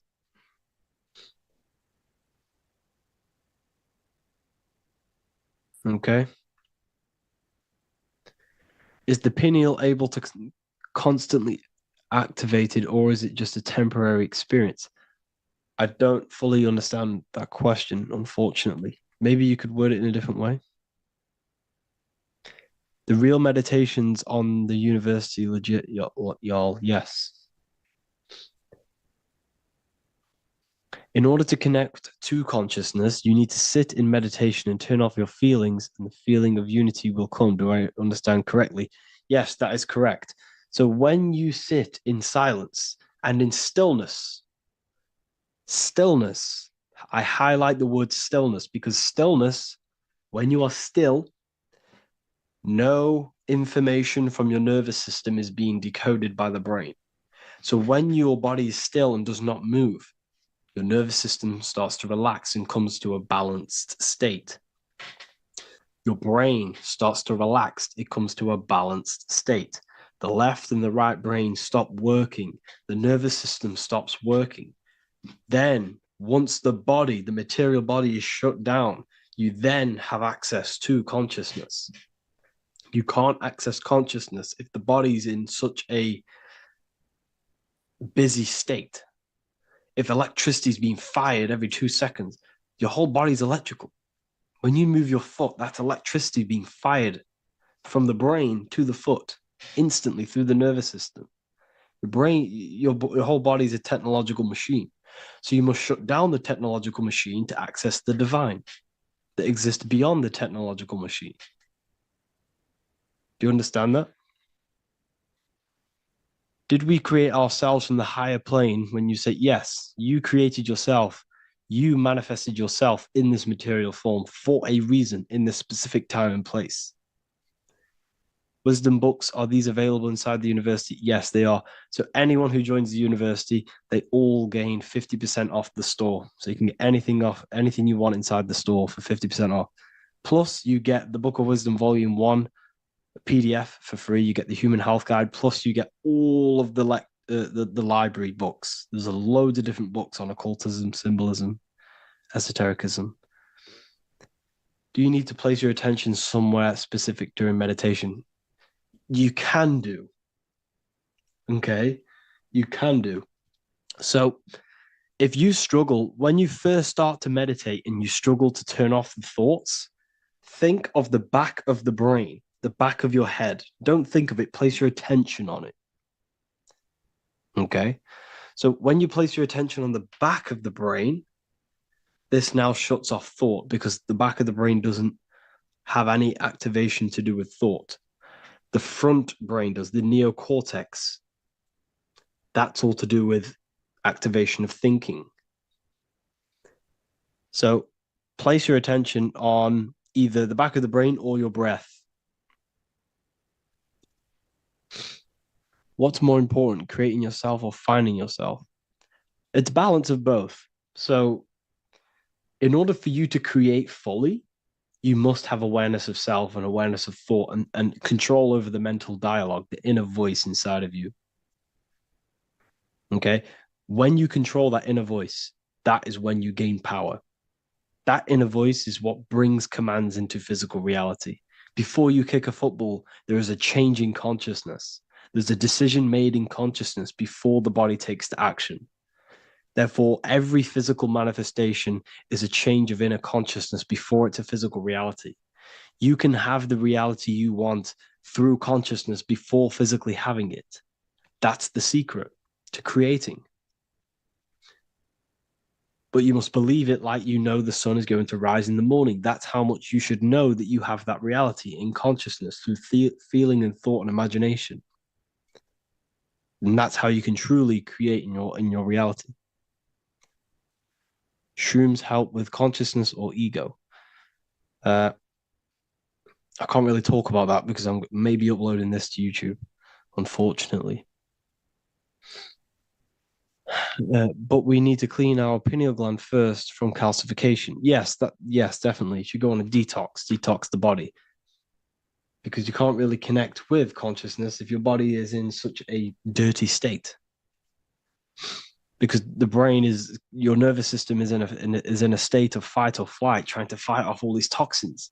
So when you meditate, you're probably going to be having thoughts all the time because your brain's firing, your nervous system's being attacked through toxins. So you must detox to have a true connection with the divine. Your diet plays a big role in your spirituality and mentality. What is the most optimal food for pure consciousness? Fruits and vegetables. They possess consciousness. So when you place them inside of you, they're syncing with your consciousness. How to check the cleanliness of your body, your skin, your teeth, your tongue, your mouth. If your skin has spots, different colors on it, you're not clean because your skin is a reflection of your inner organs. Coffee's not the best for you. Coffee gives you fake energy. Okay. So what coffee does, that buzz you get off coffee is actually the toxic effect of the chemicals reacting with your body. If I'm inside the university and wanted to buy your book, you said it would be 50% off because we are your student. Is that automatic or we need to have a code? You will have a code. Yes, I'm going to releasing a code for all the students after this. Caffeine equals neurotoxin. Yes, it fries your brain, it fries your nervous system, it fries your dopamine receptors. Will the Q&A last week about money symbolism be posted? Oh, I didn't post that. That's my bad. I totally forgot. I will post that after this. Thank you for reminding me. How to detox the body. The best way to detox the body is going through a week cleanse of fruit. So only consume fruit, sea moss, and cayenne pepper, and lots of freshly pressed juice. Do that for a week or 2 weeks, depending on how you feel, and then start to fast. You will lose weight, but you're not losing weight, you're losing impurities. It's good to do this every couple months, to just go on a raw fruit diet, cleanse the body, push everything out, and then start to fast while, consuming sea moss and having lots of freshly squeezed juices. What is an alternative for coffee? Something with high energy levels. Okay, we're not taught the most simplest thing about the human body. It is an electromagnetic machine. It's electrical. It runs off electricity. The only energy you need is electricity, and that is found in fruits, vegetables. If you want energy, drink pure, fresh, pressed juice. That will give you more energy, more electricity than coffee. Can we cleanse ourselves through oil pulling? Do you recommend it? I do oil pulling every day with coconut oil in my mouth. Celery juice is a good one, very good one. Yeah, celery juice.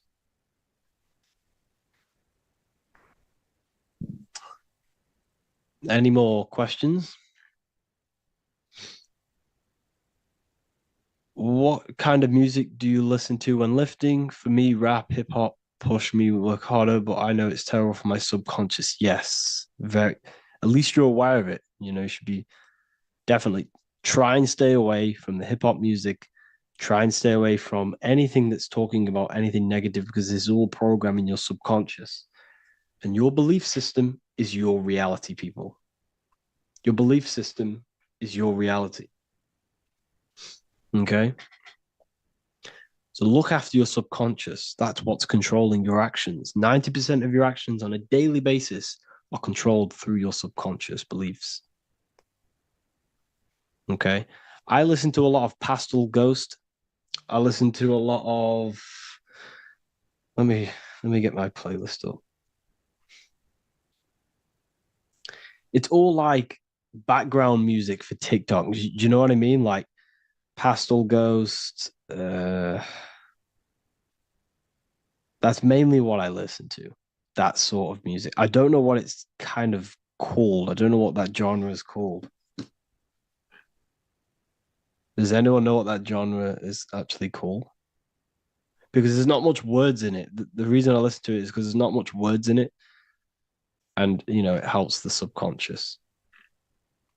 And I just love that music.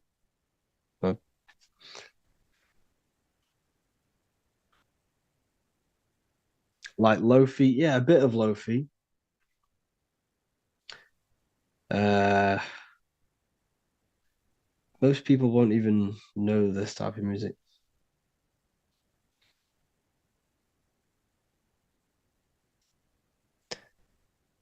Can you tell us how you use cayenne pepper? So I mix it with freshly squeezed orange juice every morning. So the first thing I have, empty stomach, I have a teaspoon of cayenne pepper, mix it in and just down it every morning. And sometimes at night. The feeling you get in your stomach after putting cayenne pepper on an empty stomach is absolutely amazing. It tingles in your stomach. It kills parasites. It kills all horrible organisms.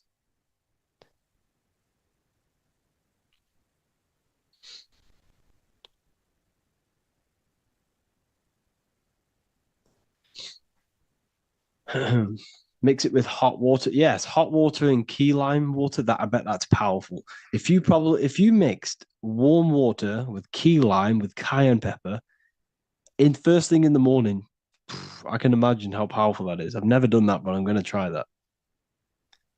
Do you use sea salt?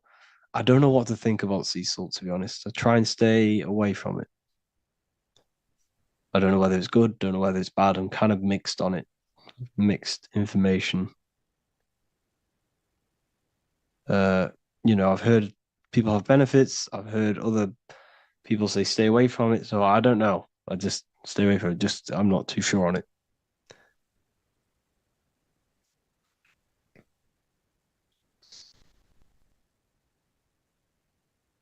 I drink fresh pressed celery juice every morning. Yeah, definitely. Is there any chance we could move to esoteric occult questions? The only reason I say that is because I might be posting this to YouTube, so it's like I don't want them. I don't want them thinking I'm giving health advice because I'm not. This is what I do. I'm not giving anyone medical advice. This is what I would do to myself.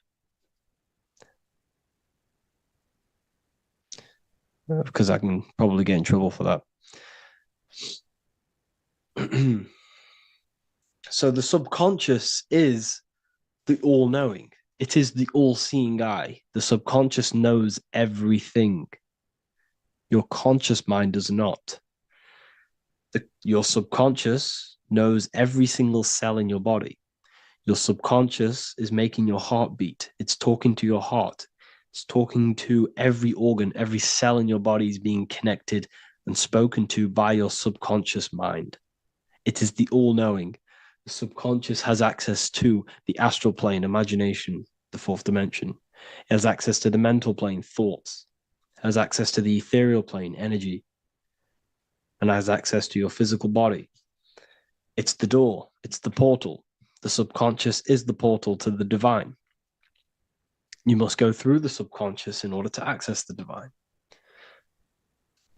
Any coupon codes for book 2? Yes, inside the university, there will be a 50% off coupon code. Speaking of ancient civilizations, why did they use symbols to give us true knowledge? This is a very, very good question. Very good question indeed. The reason they use symbols is because symbols are their keys. They hide meanings. They hide things. For example, if it was written down, if all of this sacred knowledge that I'm speaking now was written down, it can be easily taken. It can be easily misused. Someone can take it, read it, and steal it and misuse it and abuse the world and create horrible things. The reason they use symbols is because they're hidden. They hide the teachings. Only the ones who possess the key, that possess the knowledge, can read the symbol. So the symbols act as a guard towards this higher wisdom, this higher knowledge, which gives you power. All of the knowledge I teach you gives you power. And you can misuse it. You can misuse your imagination. You have no clue, unless you've put this into action, how powerful your inner consciousness is. You can become Okay, listen. If you hate your job, it's not the job that you hate. Think about it. It's not the job that you hate. The hate is coming from your inner consciousness. It's the state of consciousness that you hate. So what does that tell you? You can change that inner consciousness of to another reality, the feeling of another reality. You can become that consciousness within before you actually externally have it. And by becoming and knowing that reality, that's what produces effect on shaping your outer world. When you really truly know that reality inside of you of being free, of being wealthy, of having abundance, your outer world has no other choice but to rearrange itself to your new inner state of consciousness. That's what magic is. It's manipulating your inner state of consciousness. It's convincing yourself that you already have it, not believing it, knowing it. Okay? Knowing is different than believing. Believing is a lie. You should know thyself. Okay? So we can say that human overpopulation is intentional. There is no human overpopulation. We're all cramped in these cities. We're all cramped into one little place. We're not supposed to live like that. We're not supposed to live so cramped. This is why there's so many weirdos out in public. So many weird people doing weird things. This is when things start to go weird, and we shouldn't be living in this state, in this condensed state. We should be spread out. Okay. There is no overpopulation. It's just an illusion because we all lived in such. Have you ever been on a plane? Have you seen how much land there is? It's crazy. There's no overpopulation. And how many people do they say there's in the world? There's not that many people in the world that they say. I think it's like 8 billion. I think they say there's 8 billion people. There's not 8 billion people. There's probably more like 2 billion. And the reason I say that is because I have a friend who only has like 300K followers. So that's a lot of followers, okay? And he gets recognized everywhere he goes. And he's into all this stuff. And he says, listen, the population is definitely not 8 billion or whatever they say. I think it's like a couple billion. It's probably more like a billion. How to properly manifest intentions. Thought, emotion, and imagination are the key. You must know that you have that reality. Don't believe it. Become that reality within your consciousness. All day long, as much as possible. Feel it. Imagine it. Say it. And have zero doubt. How to have zero doubt. You can't, well, okay, so the doubt, that little voice that will seep into your mind saying, you can't do that. You can't do this. That's your old voice of your subconscious program. Listen, the reason why most people fail in life is because they have trained their subconscious that they will fail. They have told and believed that they will fail. The reason I will succeed for the rest of my life is because I have trained my subconscious to say, I will win, I will succeed, I will solve any problem. That's my belief system. And if my belief system is that, then my external reality, my conscious mind will seek a way to fulfill that belief. It will seek to control and create that belief in my external world. It will seek to solve any problem. I've trained my subconscious mind to know that I already have the reality, to know that I'm abundant, to know that I have everything that I already need. Therefore, if any problem comes, I can sort it straight away. But most people have a different belief. It's not your fault. We've been kind of manipulated and told this, that they will fail, that they can't do anything, that it's too hard.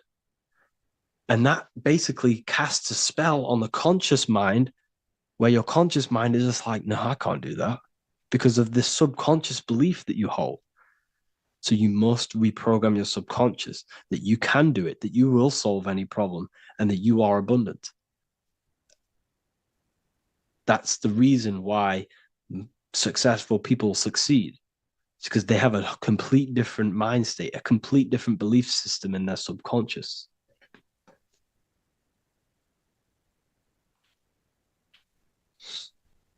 Do you offer mentoring? Yes, I do offer mentoring, but it's mainly for people who want to grow their online presence, and for the amount of value and transformation that I can place into your life, and the time that, well, the price of my time, it will be a higher price tag. But your life will completely change if you join my mentoring. Because I will transmute your life. I will transmute your mind, and I will transmute your whole reality. Because I could tell you exactly what you need to do. How to have super genius power pulling information from the source. Okay, so you can do this. I talked about this in Book of Wisdom, Volume 2, if you've read it. This is a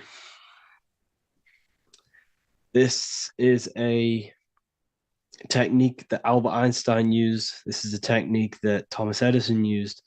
This is a technique that all of the ancient geniuses have used. So you get on a chair, you place metal below you or plates, and you hold a metal ball in your hand, and you fall asleep. And every time you fall asleep on the chair, you're going to drop the ball because your body will become unconscious, and you will basically drop the ball, and it will wake you up because it's going to hit and make a loud bang on the plate. And every time you go to sleep, basically what this is actually doing is shifting your consciousness from conscious into the subconscious. So from physical into the astral. Your consciousness is shifting between these two planes. And as you do this, you can bring down great ideas from these higher planes. So when you fall asleep, have an intention. And when you fall asleep, you'll drop the ball. And when you wake back up, you'll have an idea, and you got to write it down.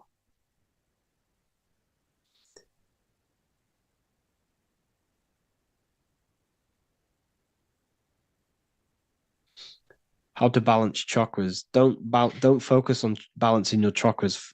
Focus on the mind. The mind is the cause of the chakras being blocked. If you have a blocked throat chakra, this is a problem in your mind, not the chakra. You see, the chakras are a result of the mind. You transmute the mind, you can transmute the chakras and cleanse them.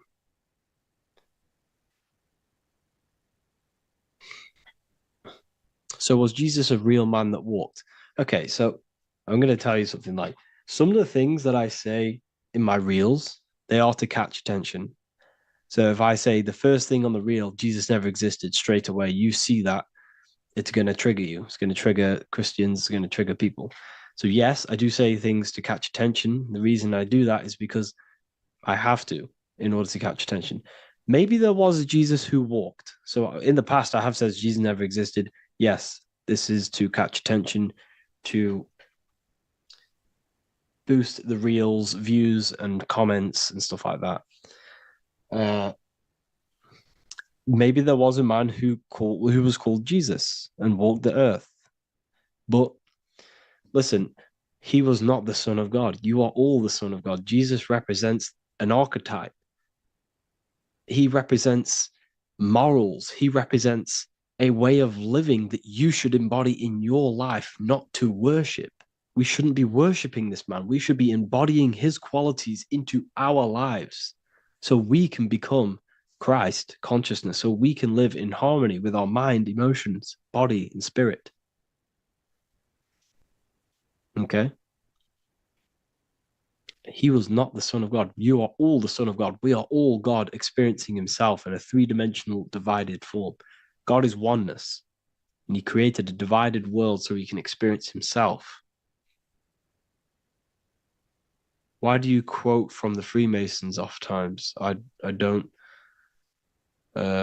recall me looking at Freemason quotes and quote them. I just simply When I post a quote, I literally just, whatever comes to my head, I just whack it into Telegram or Twitter.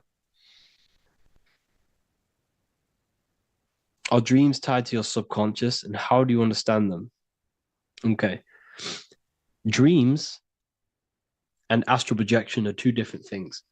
Astral projection is your soul leaving this plane into the collective consciousness, into the collective mind, the collective astral plane.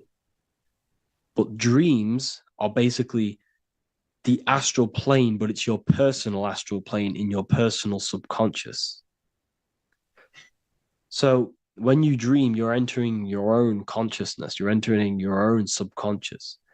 Every character, every event that happens to you, everything that is said to you, everything that happens to you in your dream is yourself pushed outwards, and you're basically experiencing your own mind. If something scary comes up in your dream, this is your belief, this is something in the back of your mind materializing and coming to you and showing itself to you. So in order to understand your dreams, it's basically suppressed emotions, suppressed thoughts, all lingering in your subconscious materialized. Okay. A few months ago, I'd have concurrent dreams of getting in a car crash that lasted for months. Then one day out of nowhere, I got into a really bad accident, and that low-key bugged me out. I didn't know if my mind was trying to warn me or what. You can explain that. Okay. If you are having dreams about having a car crash, this is a belief. Okay, so let me tell you something. Let's say you're a drug dealer, okay? And you live in fear every single day of the police coming to you.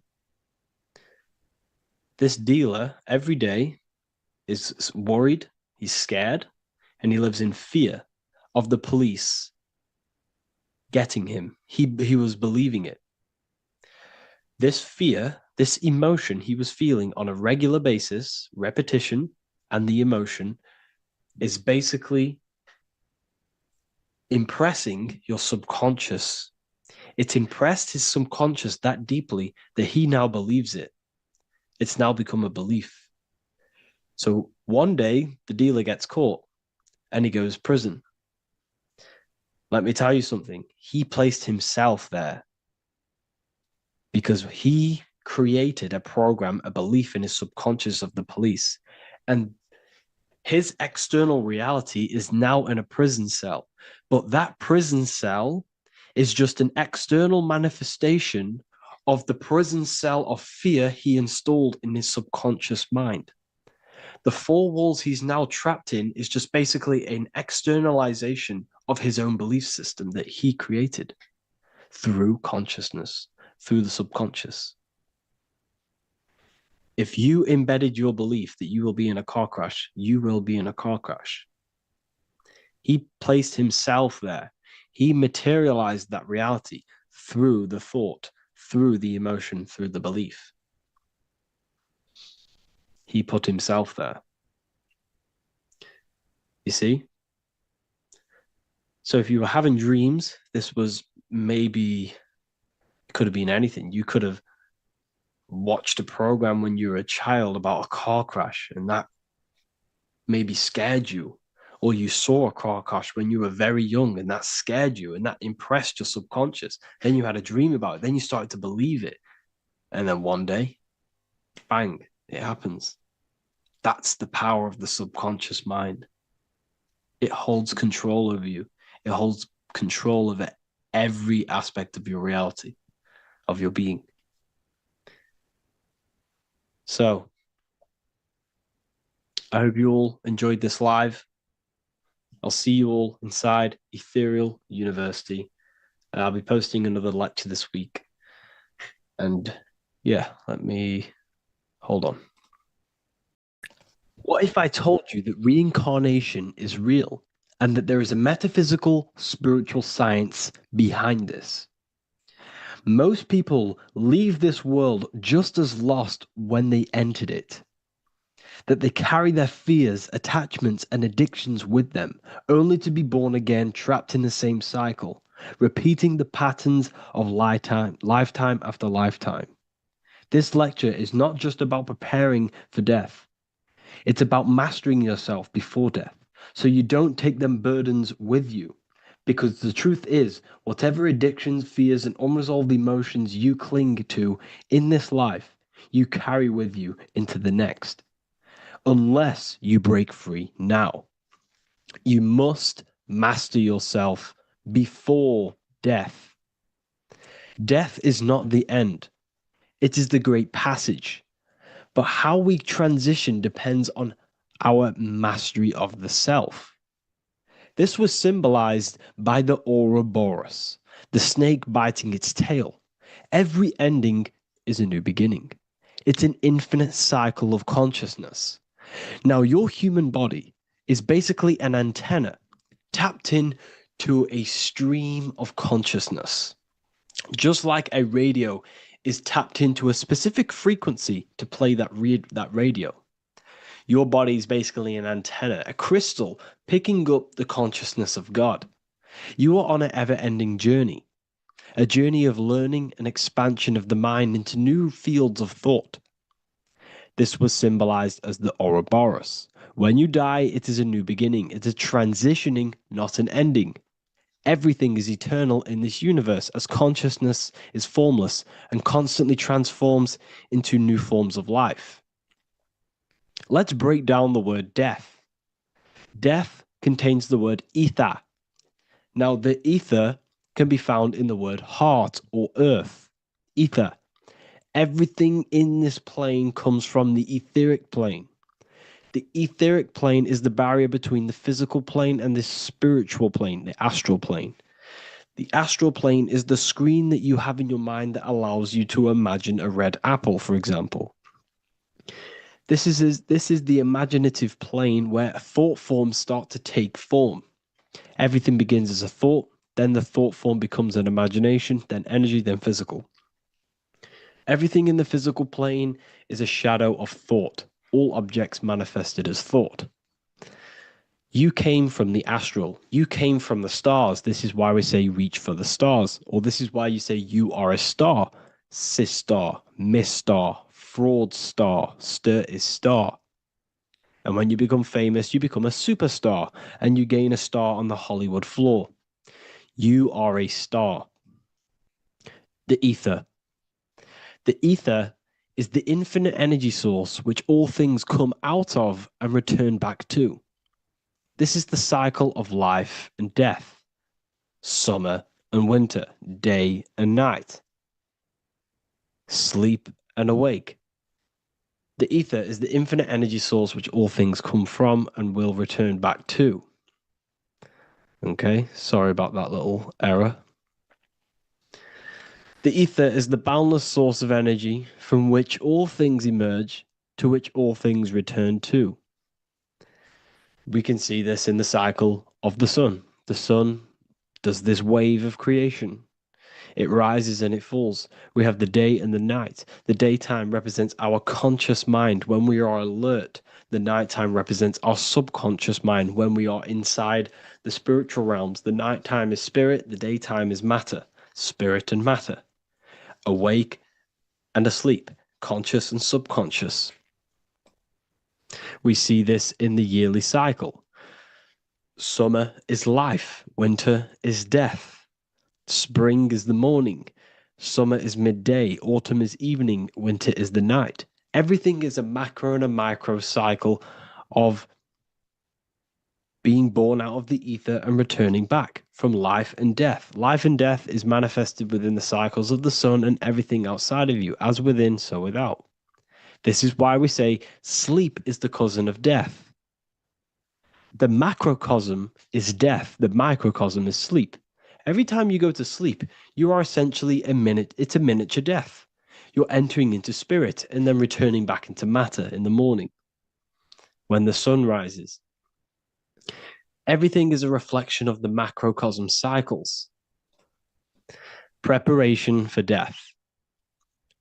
The first thing we must do in order to prepare for death, for life after death, in order to stop being reincarnated in this cycle of materialism, in order to progress as a soul, because remember, you are a soul in a body. Just like the sun gives power and life to the earth, your soul gives power and life to your body. When you say I, you're referring to the soul. And your soul can be stuck underneath layers of false identifications. Who you believe yourself to be is merely a collection of subconscious programs running within your mind. Now, that's very deep. That is very, very deep. Who you think you are is a part of your thinking mind. Your name, your job, your reputation, your family, your friends. These things are not you. They're all aspects of the thinking mind. What happens if you meditate and you turn off the mind? Then all these things do not exist. You're left with the pure soul, the pure awareness, the pure observation. If you turn off the thinking mind, you're no longer your body. You're no longer your reputation. You're no longer your friends. You're no longer your job and your labels. You are the soul. That's the true you, the observation of the mind, not the thinking mind. The ego is the echo. It's an echo of your true self. The ego is your mind's perception of itself, shaped by experiences, trauma, emotions, and beliefs. It is merely an echo of your true soul self. The ego is not you. Your mind is not you. You are the soul. And this is the true self that we must express within our life and we must connect with before we die. Because when we die under the echo, under these false layers of the emotions, the traumas, the experiences, the addictions, the emotional attachments, when we die underneath all of this, when we don't know our true self, the soul is still hidden. The true you is hidden underneath these layers of false identification.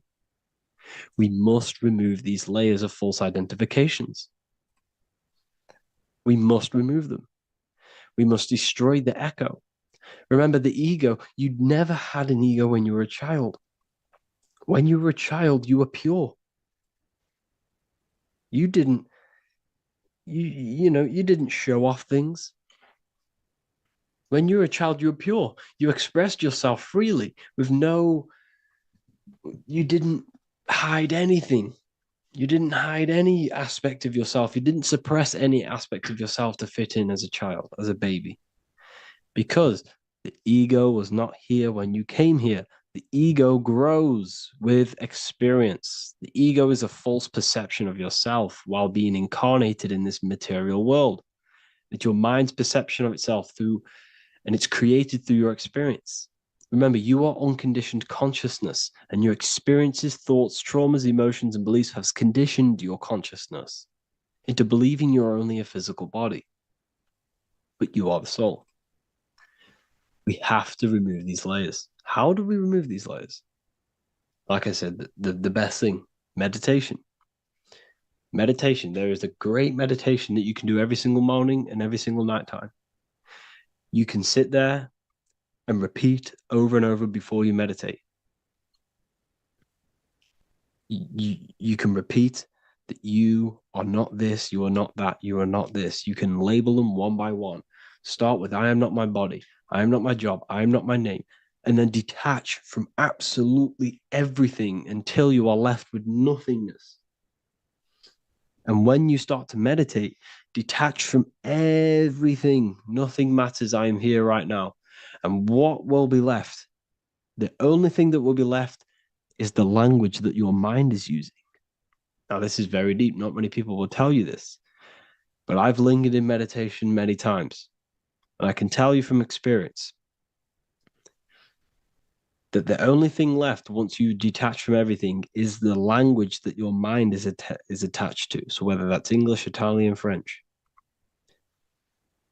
Once you detach the language of the mind, that little voice in your head's using, you're left with the soul. Once the mind is switched off, you're left with the soul, and you have detached from all of these external things. You're left with the soul. That's you. That's the power. That's the source of all creation, where everything you've ever done has come from. Every thought, every idea has come from your soul. Number two, that's meant to say number two. Sorry about that. Mental addictions and emotional addictions. Okay. These two are very important. Mental addictions, this could be thought patterns, this could be the labels that we've just been talking about. Then you have emotional attachments, which is maybe you're too attached to an external thing. Maybe you're too attached to your phone. Maybe you're too attached to family. Maybe you're too attached to loved ones. Yes, I'm not saying don't love them, but what I'm saying is do not rely on anything in this world to make you happy, to fulfill your emotional needs. Everything is found within you. You must look within, and if you're looking without, if you're trying to find yourself in the outer world, you'll never find yourself. You'll constantly be looking around in loops. Because nothing, you cannot find yourself in the outer world. Nothing will long term give you long term validation. Seeking validation in the outer world will leave you soulless, leave you feeling empty inside and sad and depressed. You have to find yourself within. You have to detach from everything you are relying on to give you emotional stableness. You have to detach from all. Yes, love your children. Yes, love these people, but do not rely on them. Because everything in this world is temporary. Do not conform to this world. The Bible tells you this. Everything in modern society nurtures the body, but neglects the soul. They keep you addicted to as many things as possible. Smoking, you have to detach. Drugs, you have to detach. Alcohol, detach. You cannot rely on anything. This is why this path is very, very difficult to walk. But I'm showing you the way. These are the things you must do before death. You have to detach from absolutely everything. If you die and your mind and soul is still addicted to these worldly things, then guess what? You're going to reincarnate. You're going to reincarnate because your mind is still thinking about these material earthly things. And if you are operating in that vibration, you're going to project that vibration and come back here. You have to detach. You have to master the soul and master the mind.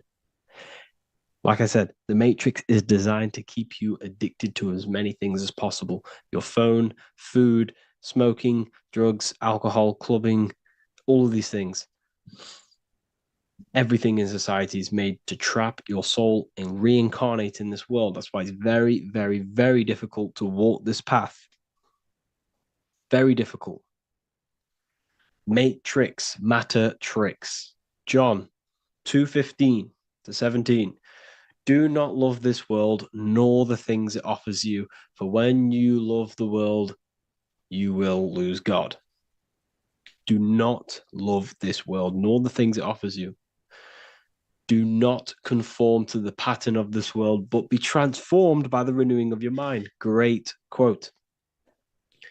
Do not conform to the pattern of this world, but be transformed. Let this world transform you. Learn from this, expand from this, but do not be mentally and emotionally attached. Okay? What good will it be for someone to gain the whole world yet forfeit their soul? Like I said, everything in the Bible is telling you the truth. You just got to read it correctly. This is spirituality. This is spirituality. The Bible is spiritual. It's a spiritual text. We must disconnect from everything outside of us and connect with the true soul. Here we have the Egyptians showing you the soul leaving the body. Here we have the soul here. Here we have the Masons showing you the soul coming out. The soul is real. You are the soul. And when you leave this physical plane, you will go into the astral plane. That's where you came from. You came from the astral. You came from the stars. You incarnated into this physical body. Your consciousness fell into this material form to experience limitation, to experience a 3D world. So in order to ascend properly before we die, we have to let go of all the attachments. Every addiction you have, write them down, and one by one tackle them. Before you die, you have to, or else you will reincarnate. This is the teachings of Egyptians. This is the teachings of Masonry. All of these addictions contribute towards life after death. Everything must be controlled, and we must be attached to the soul. I'm not saying I'm perfect.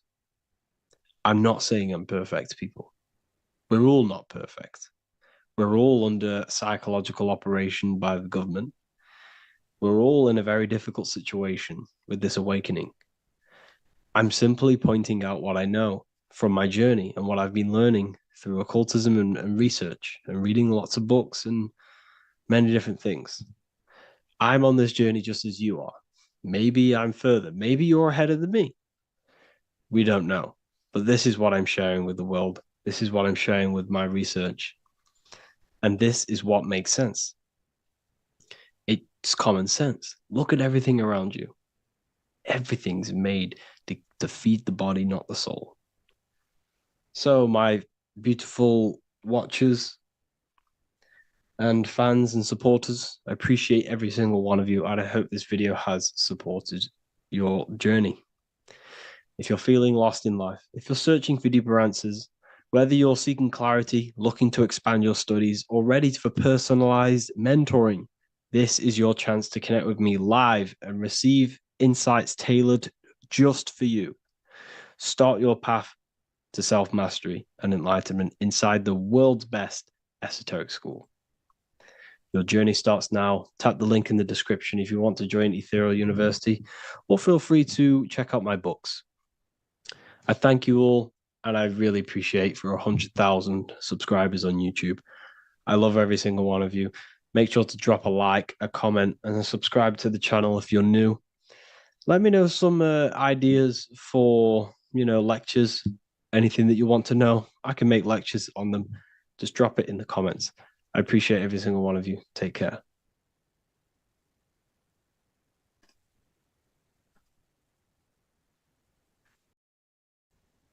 Hello, welcome back to The Real University. Today we're going to be talking about hidden spells within the language, English language. This is why we call it spelling. A lot of people are already aware of this. However, I'm going to go over some words that have double meaning, meanings to them, behind them, which trick your subconscious mind. So the word grammar comes from the word grimoire, which is also known as the book of spells or a magic book on how to create magical objects like wands, amulets, how to perform magic spells, charms, and summoning and invoking supernatural entities such as spirits, which are on the other side of this physical reality. So what you must understand is what you say in this physical world is also happening in the astral world as well. So your words are spells. They cast spells into the spirit plane. They cast spells into your mind. They cast vibrational frequency into your cells in the water. Water holds a lot of energy. So we're going to be going all over this. The subconscious mind takes everything as truth. Everything you say is truth to your subconscious. And you should know this by watching the Manifestation Mastery 2.0 course. I talk about this. This is so important that you understand this because everything is truth within the subconscious. It only knows you. Your subconscious mind, if you watch the course, you should know this, it's responsible for 90% of your daily basis behavior. The thoughts that you are thinking on a daily basis, the things that you do, the things that you say, 90% of what you do and say and think you did yesterday because of the subconscious mind holds all of your programs. What you say is molding your mind. What you state is truth in your mind. It does not know the difference between a joke, or it does not, it takes everything literal. It is literal. Your mind is this manifesting supercomputer, and whatever you say into it, it says that is what I want. So whatever you tell your mind, that is what you'll have. That is what you'll believe. So every word you say is truth within the subconscious. So this is why double meaning words have an effect on your subconscious. And this is why I'm raising awareness here. So talking is a tall king. You are either a tall king by talking, by using your words wisely, or you're a small king because you create big or you destroy yourself with your words. So talking is Phoenician. This is phonetics. So this is etymology is when you take the root words, but phonetic etymology is when you take the sound of the word. So talk and tour are the same because when you talk, you're creating sound waves, which is a form of a light wave. And when light waves expand in all directions, it creates a torus field. And everything is torus fields. So if you affect one torus field, it affects every torus field in creation, as above, so below. So what you say is affecting the torus fields around you in your body. You are made out of these torus fields. This is why talking is torusing. You're creating light waves, sound waves, and you are permeating creation. And this is why the Bible tells you the tongue has the power of life and death, and those who love it will eat its fruit. So the tongue is what creates these sound waves that we are producing when we talk or speak. Okay? So this is what we are essentially doing, creating sound waves. And these waves are vibrating and they affect the cells in our body and everything. This is why words are swords. This is why the word is within sword. They are swords. They cut. They damage because frequency is the only thing that can penetrate you without your consent. In the very beginning, the Bible, John 1:1, it says, in the beginning was the Word, and the Word was with God. This is obviously a metaphor. There was no spoken word out of a spoken mouth. It's basically saying God created the world with the use of cymatic frequencies, sound waves. Everything is sound waves, and this is observable. Geometry is the geometric shapes you see in the nature, like petals, how they're all perfect stars or five-pointed stars or the Fibonacci sequence. This is all an effect of vibrational frequencies. It's all cymatics. Everything is created out of sound. Sound is the creation of the universe. So this is how powerful words are. It's a cymatic frequency. Hello. Hell. When you say hello, you're subconsciously implanting hell into your mind and the people around you's mind. This is why it's casting a spell. Even though you may pick up on it, but your subconscious picks up hell. That is what you're picking up. And that word holds a frequency. The word hell, when you hear the word or see the word, activates thoughts within your subconscious. It activates, it stimulates it. What is everything that resembles hell in your mind? But that goes on within the subconscious without you realizing. Bless. When I bless you, I'm actually saying be less. So you're not blessing someone. You're saying be less. Appreciate. Appreciate. Weekend is when you're weakened. You see, they've casted spells on our cycle of life. The weekend is when you're weekend. You are weakened from the weekdays, when the working days are the weekdays, and the weekend is when you're weakened and you rest. Because in the days, you are in physical or emotional shock. unable to think or react properly. This is the daze you're in. You're in a daze in the weekdays. See? Parents are a pair who rents because you don't, well, in this, we do own our children, but in the system, we technically don't. You're a pair who rents. Slaughter. They want you to think that slaughter is laughter.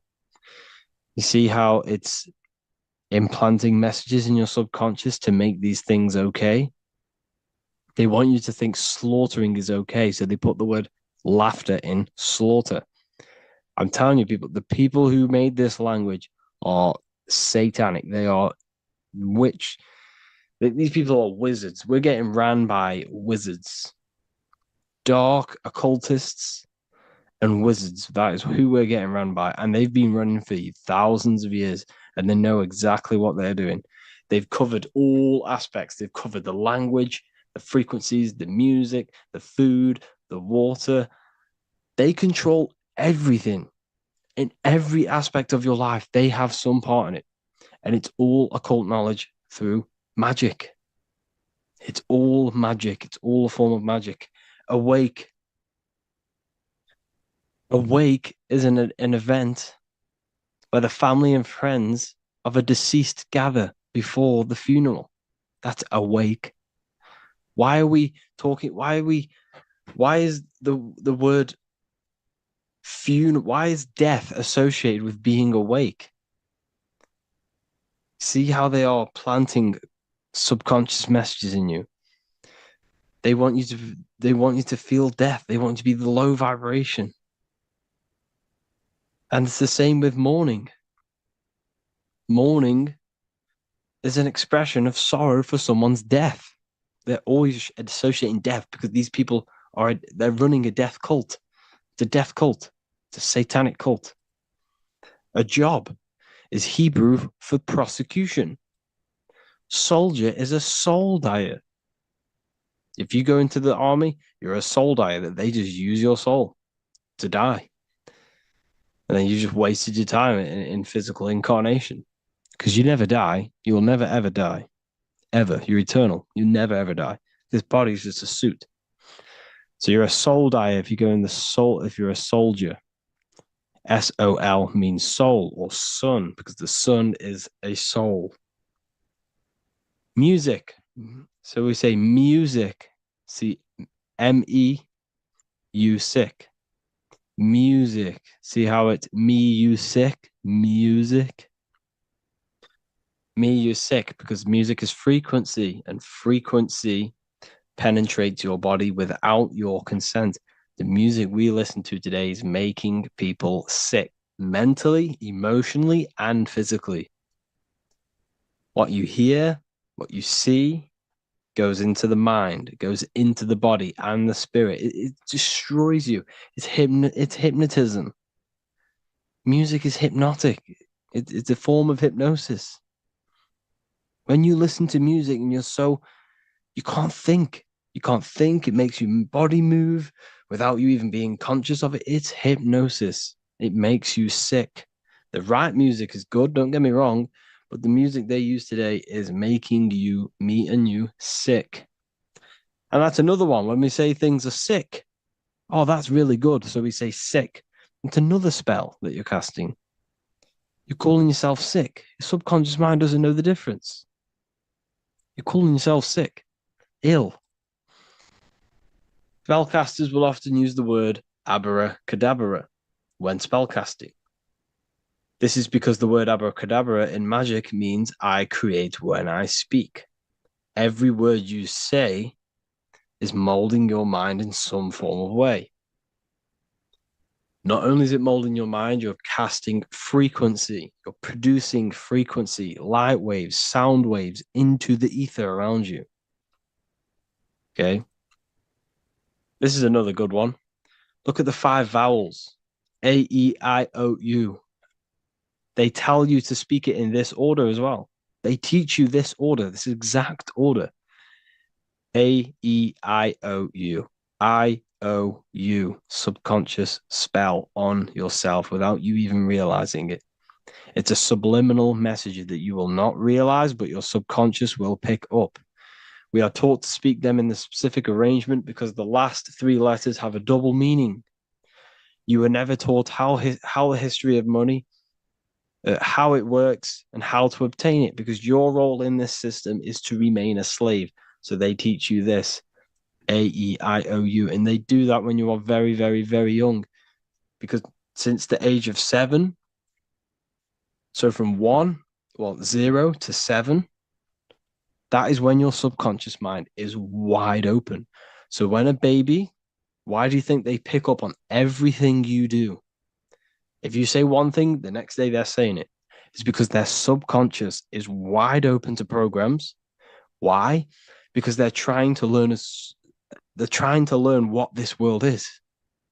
So their subconscious mind is wide open, taking in everything that you do, everything you say, your body language, the way you handle yourself, the way you talk to other people. They're taking in every little thing you say and do, and making that a program so they can understand this world and the people around them. And at the age of 7, that is when their programs are written for life, and they will basically go off them for the rest of their lives.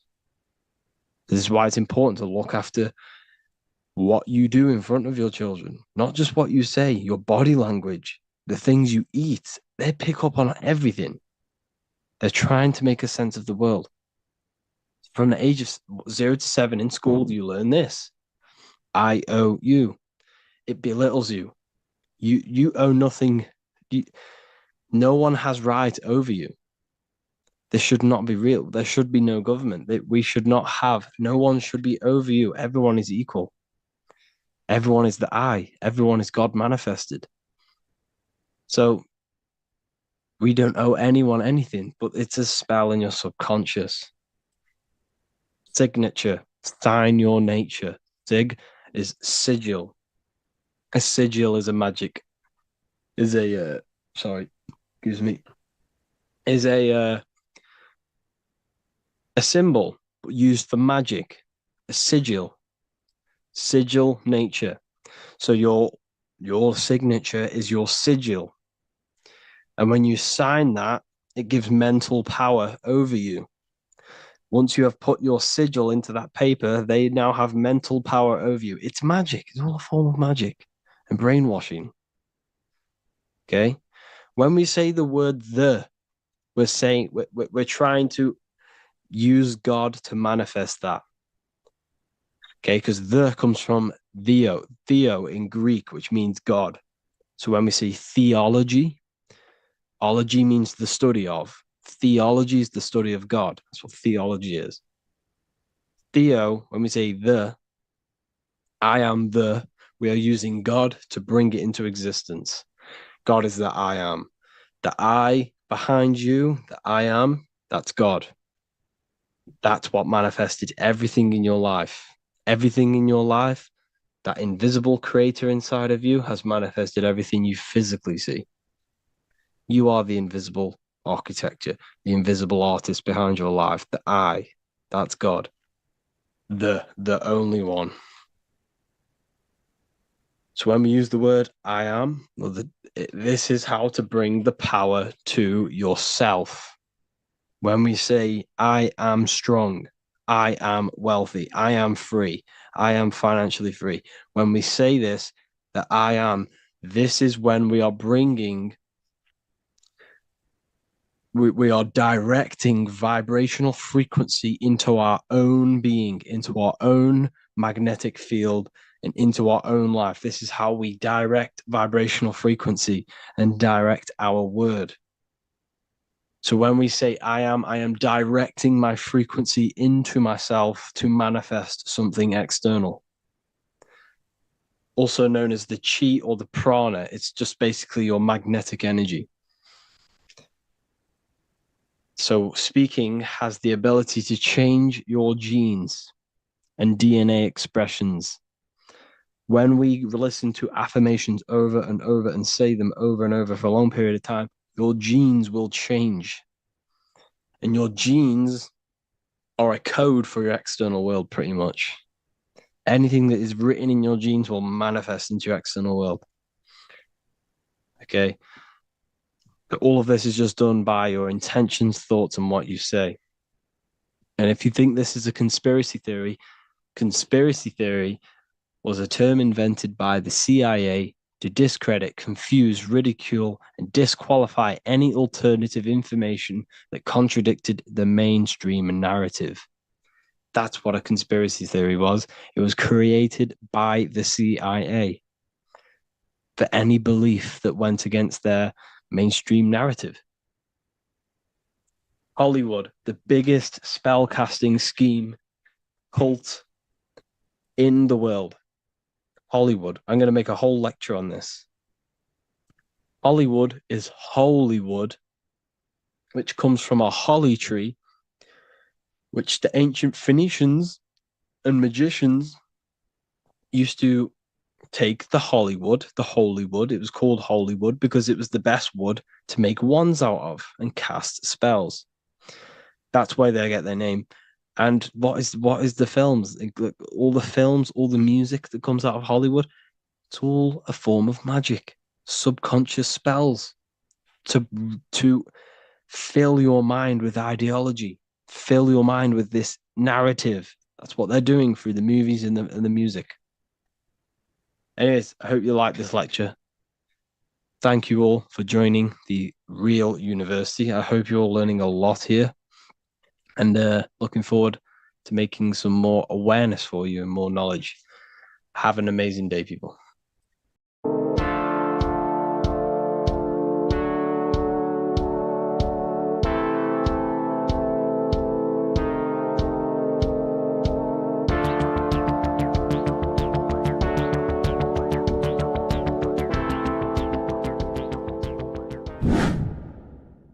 Welcome back, people, to another occult lecture by Revival of Wisdom. Today, we're going to be talking about magic and how it's being used on us for the New World Order. Magic has the word mag within it, which is magnetism. Magnetism is the force. Magic is influencing forces, natural or supernatural forces, and using it for a certain agenda to gain something out of it. Now, magic is not what everyone's being thought. It's not some sort of fantasy thing. It's actually very common, and we all do it, whether you believe it or not. Magic is all to do with the mind. As I said, always say in my lectures, your mind is what creates matter. Your mind is what creates your external world. So it's all about manipulating and planting seeds within the mind, because your mind is a garden, and thoughts and words are seeds which are being planted in that garden. Your life, your physical life, the people you have in your life, your friends, your car you own, the job you have, is all a reflection of the thoughts that you've been thinking in the past. You are where you are in life because of the thoughts that you've been thinking. Therefore, your life is a direct reflection and manifestation of your mind, the Garden of Eden. Okay? The mind is what they are targeting. What you see, say, and hear has a direct effect on your mind. Me talking to you is influencing you. The words I'm saying is planting seeds within your mind. Now it's up to you to consciously act on these thoughts or these words, or to maintain these words. As above, so below. As within, so without. What's inside of me is outside of me. What comes into the storehouse comes out of the storehouse. You have the left, you have the right, you have the up, and you have the down.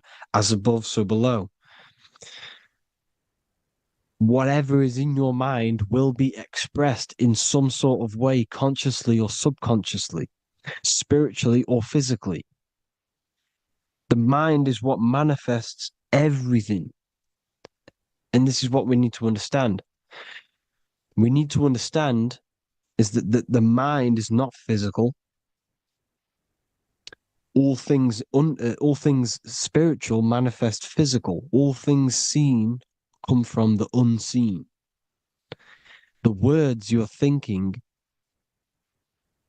that everything you have is coming from the unseen. The actions that you do come from the unseen mind. Another expression for as above, so below is you are the universe itself. You are a universe, a mini universe. But just because you are mini does not mean you are the whole thing. If I take a little piece of infinite, let's say there's an infinite light source. Let's say I take a little chunk of that infinite light source. That little chunk I took is still infinite because it's been taken from infinite. You are the universe. Your awareness, your mind is the universe. It's information. You are the universe experiencing itself. This is why we say we are all God. As above, so below. What is in me is outside of me. The sun, the physical manifestation of the sun, is your soul. The 12 constellations are manifested in the physical body. The 5 elements are manifested in the physical body. They're manifested in the 5 fingers you have. As above, so below. This is manifested, well, this is a symbolized in Freemasonry and secret societies as the 2 pillars. The mirroring reflection, the reflection of reality, the mirror, as above, so below. What happens in the mind, what happens in the astral, happens in the physical. This is Aleister Crowley. This is all symbolism. This is the 2 pillars with the all-seeing eye and the triangle at the top. Aleister Crowley was a master magician, very powerful dark magician, black magician. There's 2 types of magic. You have white and black, just like the checkered board, the Masonic checkerboard. You have white and black. You have good and evil. White magic is influencing natural forces to gain something that will help the collective consciousness, help the collective, help the earth, help other people. Black magic is something you manipulate something so you can get something personal out of it. Doesn't matter if it's good or bad. It's still considered as black magic because you're being selfish. Everything you do should be contributing towards the collective consciousness and helping others. And this is why the ancients lived in a system where everything was in unity. We understood that I am you and you are me. What I do to you happens to me because I am you and you are me. We are the same mind substance on the inside. We're all the same mind substance being expressed in different bodies. So what I do to your mind will have a ripple effect on my mind because all of our minds are connected within the mental plane. So this is why they know all this knowledge. To know all this knowledge. So yeah, this is the mirroring effect of reality, the 2 pillars, or symbolizes the number 11. The number 11. We'll go deeper into that. The technology we're using is magic. It's a form of magic. Television is tell a vision. They're telling a vision into your subconscious mind, into your memory. And when you turn on the television, you get a program because they're telling a vision to create a program within your subconscious mind. You see, the conscious mind is only 10% of your mind, which is to do with your, what you're aware of, your 5 senses. What are you consciously aware of? Well, I'm aware I'm here, I'm talking. I'm aware of what I'm wearing, the 5 senses, what I can hear, taste, smell, hear. What I'm wearing, I'm aware of what I think of. But the subconscious mind is the 90% of your mind. It's the hidden part of the mind, which is telling your heart to beat, telling your body to breathe. It's storing all of your emotions. It's storing everything you see, storing all the belief systems that you have. Uh, it has everything. It stores all of the habits you have, the values. It stores everyone's name that you know. All the words that I'm speaking right now is all coming out of the subconscious.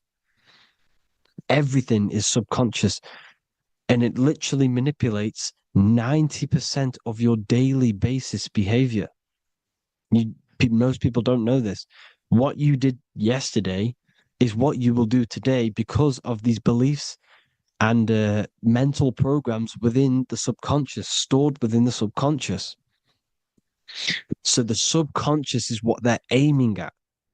They're trying to create programs within the subconscious because the subconscious manifests 90% of your thought patterns, 90% of your actions and words. They know all this stuff. So the subconscious mind is the most powerful part of the mind. Another way the subconscious manifests and influences your life is, let's say you were in a car crash years and years ago, 10 years ago. Let's say you're in this car crash, right? And you really hurt yourself. The emotion you felt in that time when you were injured in that car crash had a great impression on your subconscious mind. You see, the stronger you feel something emotionally, the stronger impact it has on the subconscious. You can remember and recall that moment and very vividly because of the impact it had on the subconscious.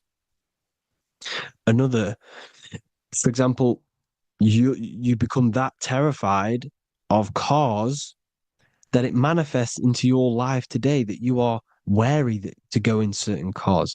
You don't want to go in cars at all, maybe, because of that moment that stood within the subconscious. And it will manifest into anxiety. It will manifest into not going into cars.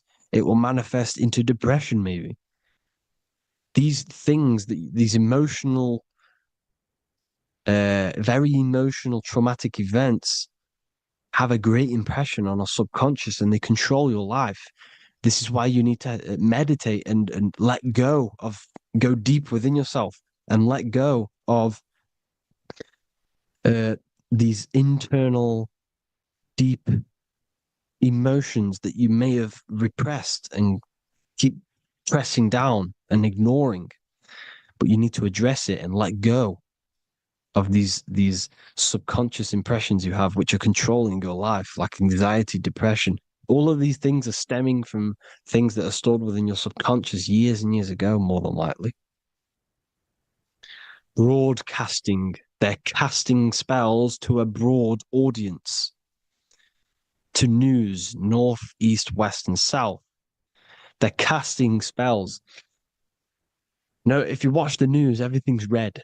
Breaking news in red writing or the red background, everything's red. Why? Because red's the root chakra, which is all to do with survival. They want to stimulate this root chakra because they want you down there in survival mode. They want you in survival mode because you're easier to control. They control out of fear. And not only they're casting these spells as if, because most of the things they cast in the news hasn't already happened. They're constantly bombarding you with there might be a war breaking out, war this, war that, kill here, kill there, murders. It's impressing, it's casting spells on your subconscious mind. So when the event does turn up in real reality, in physical reality, you're less emotional, you're less surprised. You're not as surprised because you've already heard it before. Your subconscious has already heard it all before. If you never heard of a war and then a war broke out, you'd be going crazy. So they subtly program your subconscious mind through the words, because the words they say is impressing your mind. It has an effect on your mind, which will have an effect on your behavior, your words, your conversations you have with people. They're casting spells to north, east, west, and south on the tell a vision. They're telling a vision by broadcasting, by saying spells. This is why we call it spelling. Even the word, listen, the words we say cast spells. Bless. Oh, bless you. That's be less. The subconscious mind only picks up literal things. You see, when I say bless you, your conscious mind picks that up as, oh, thank you, you're blessing me. But your subconscious picks up as be less. You see? Because the subconscious it has no filter. It's just, it is what it is. Everything is factual in the subconscious. Therefore, if I call you an idiot, your subconscious, my subconscious will think I'm talking to myself and calling myself an idiot, and it will take that as true. That is truth. Everything is truth within the subconscious, and the subconscious manifests your behavior. The devices this is the biggest one. Black scrying mirrors, device, the devil's vice, the device. Okay. Black scrying mirrors, black screen is scrying. Black scrying mirrors were used to communicate with spirits within the astral plane in the medieval times. They're still being used now by black obsidian mirrors. And look at your phone, it's a black mirror. And there's some sort of, I'm not saying this is facts, but personally, I believe these are portals for spirits and ethereal entities to come into your life, to come into your surroundings. So this is the next big thing: the TVs, your iPhone, your iPod, all black mirrors, and mirrors are very, very powerful. Even just a normal mirror. Mirrors have an effect. Whatever you say into a mirror, what you say is energy. And when you say something into a mirror, you're saying it into yourself. It's an infinite cycle of words of energy because it's being reflected infinite times. When you say something into a mirror, it has a massive effect. You're saying it directly into your eyes, into your mind. So what you say in a mirror should be said with precaution. Never say anything negative into a mirror, because mirrors are very, very powerful ways for you to reprogram your subconscious mind for the good. You can say very positive things into mirrors and it will reprogram your subconscious mind. Okay? Manifesting is all magic. It's all magic. Everything is magic. But consciously doing it is what they're doing. They hid this knowledge. Your phone is magic. It manipulates your mind. The iPhone, okay. See, magic isn't all of this with wands and see, Harry Potter, okay, that was created to give you this perception of a mystical and amazing form of magic with magic wands and all sorts of stuff like that. Yes, that stuff was true when the collective conscious minds were on a higher level and our belief systems believed in these things, because the universal mind, all of our minds contribute to reality.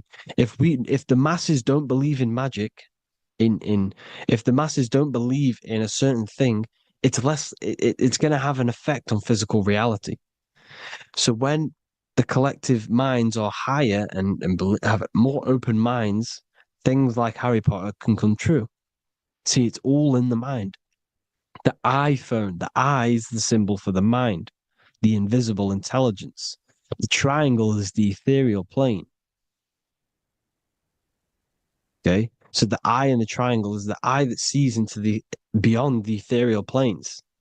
The square is the physical plane. So the iPhone, your phone, is a black box, just like the Saturn black cube. It's a black mirror.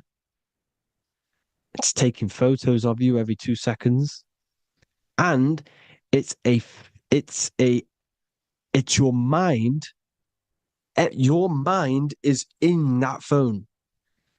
Everything you like, everything you text, everything you type in Google, everything you say to someone, every conversation is all recorded on the phone.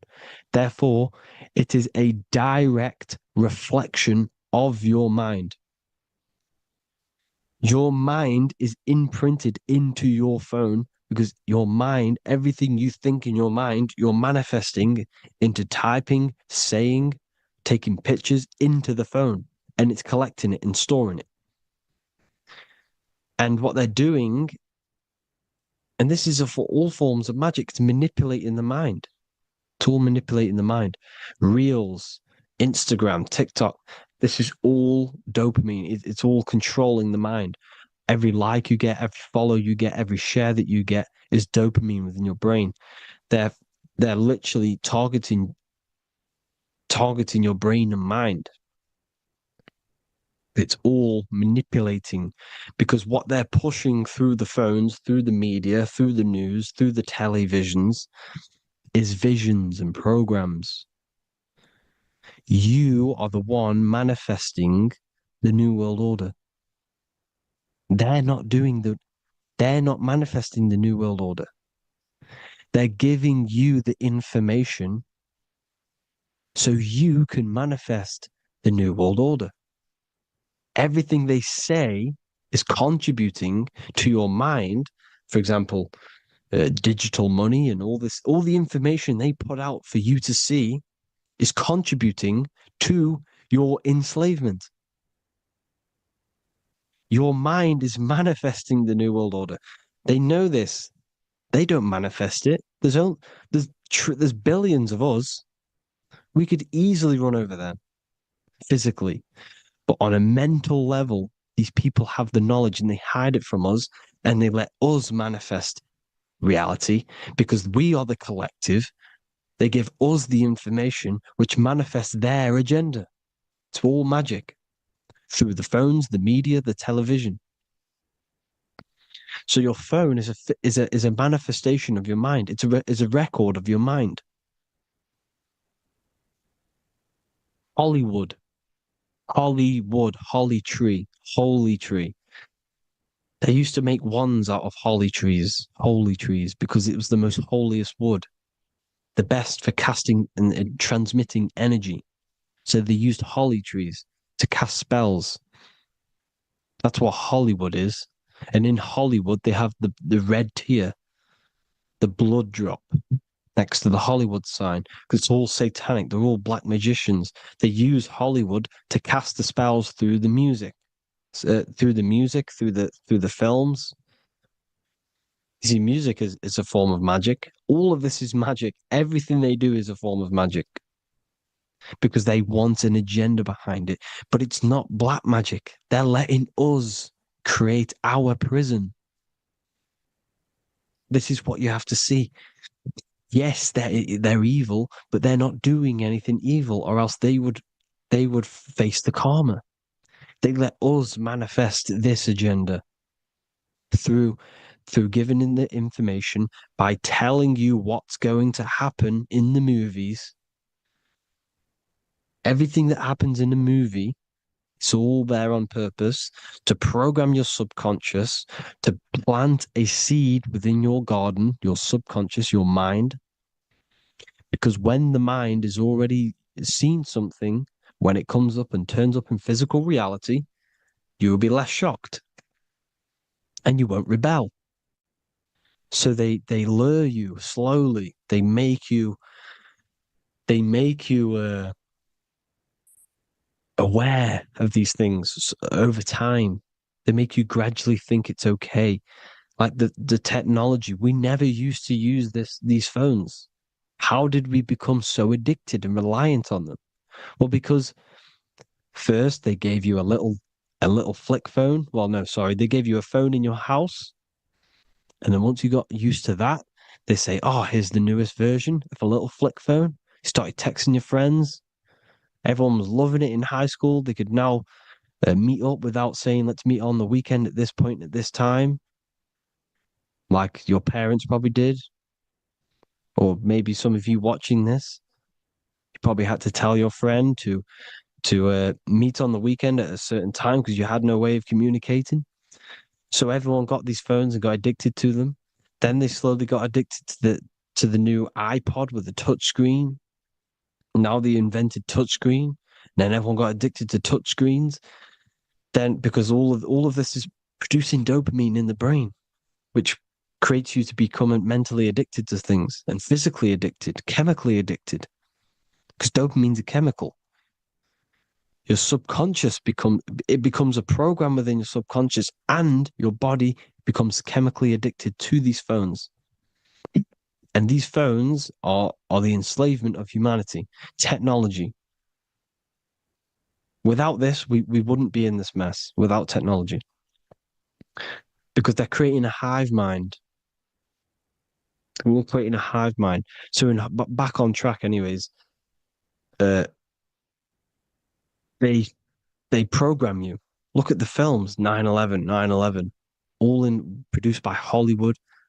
Here's the 11, like I said at the beginning, the two pillars which reflect reality. What happens in the mind happens in the physical. What happens in the astral happens in the physical. Okay, what happens in the physical happens in the mind. It's the two pillars, the mirrors. 9/11. 9 plus 1 plus 1 is 11. Flight 11 was hijacked. New York is the 11th state. New York adds up to 111. This is not a coincidence. It's all a form of magic. It's a ritual, energy harvesting ritual, because your mind produces energy. Your mental attention produces energy. And they're feeding off this energy in the astral plane, these demons. Music is the most powerful. Personally, I think the music is one of the most powerful forms of magic they're using. Okay. Music is hypnosis. It puts your brain in a hypnotic state. It influences your electromagnetic field through vibrational energy. It reprograms your subconscious mind. Why do you think you remember the lyrics? You see, your subconscious stores all of the memories. Remember, the subconscious manifests 90% of your behavior. So therefore, the music you're listening to is manifesting your behavior. You wondered why some people wonder why they have drug addictions and they can't get out of violence and they can't get out of all this negative mind space. It's because the music they're listening to is creating a negative mind space. The words you listen to have plant seeds within your mind. So the reason you remember the lyrics is because that song created a program within your subconscious. Yes, that is what happens. You can use magic to reprogram your mind, but you can use music to reprogram your mind because it's all forms of magic. It's using natural mental energy forces to manipulate the physical reality. You manipulate your mind, you manipulate reality, physical reality. Okay. So the music, another very, very big one. When you turn on the radio, it's just all talks about alcohol, drugs, and sex because they want you down in the lower three chakras. They want your mind attached to matter when it's mind over matter. Your mind's not physical. You see, the word spirituality is the new trend. It's not about your spirit. It's not about your spirit. It's about your mind. It's not about, you know, uh, spirituality and looking after your spirit. And they've got you focused on your spirit. Why? Because they hide your mind from you. You see, a lot of people think their mind is their brain, but the mind is everything. There is no physical reality without mind. You can have a brain. Imagine if you had no mind but a brain. It wouldn't work.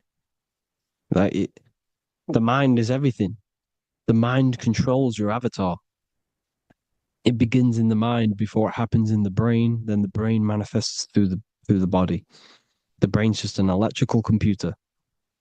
So that, they've got people scared, or do I have a soul or not, and all this stuff. Listen, if you have a mind, you have a soul, because you are not the mind. This is why everything is sort of an illusion, because beyond the mind is your soul. But what is the soul without a mind? You can't have a soul without the mind. But if the mind didn't exist, the soul doesn't exist.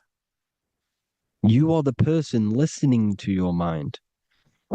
I shouldn't say person, because you're not the body. You're the entity behind the mind. But if you didn't have that mind, you couldn't understand what you even were. You would just be an observer who couldn't think. So yes, we all have a soul. If you have a mind, you have a soul. Everything is mind. Everything has mind. Mind creates everything. God is mind. And then manipulating your mind through TV, your phone, uh, every little thing. The school, it's all about the mind, people. Control your mind, you control your reality. Just the last thing, here you go. Aleister Crowley, the dark magician, Kanye West doing the exact same thing because they're implementing magic in the music.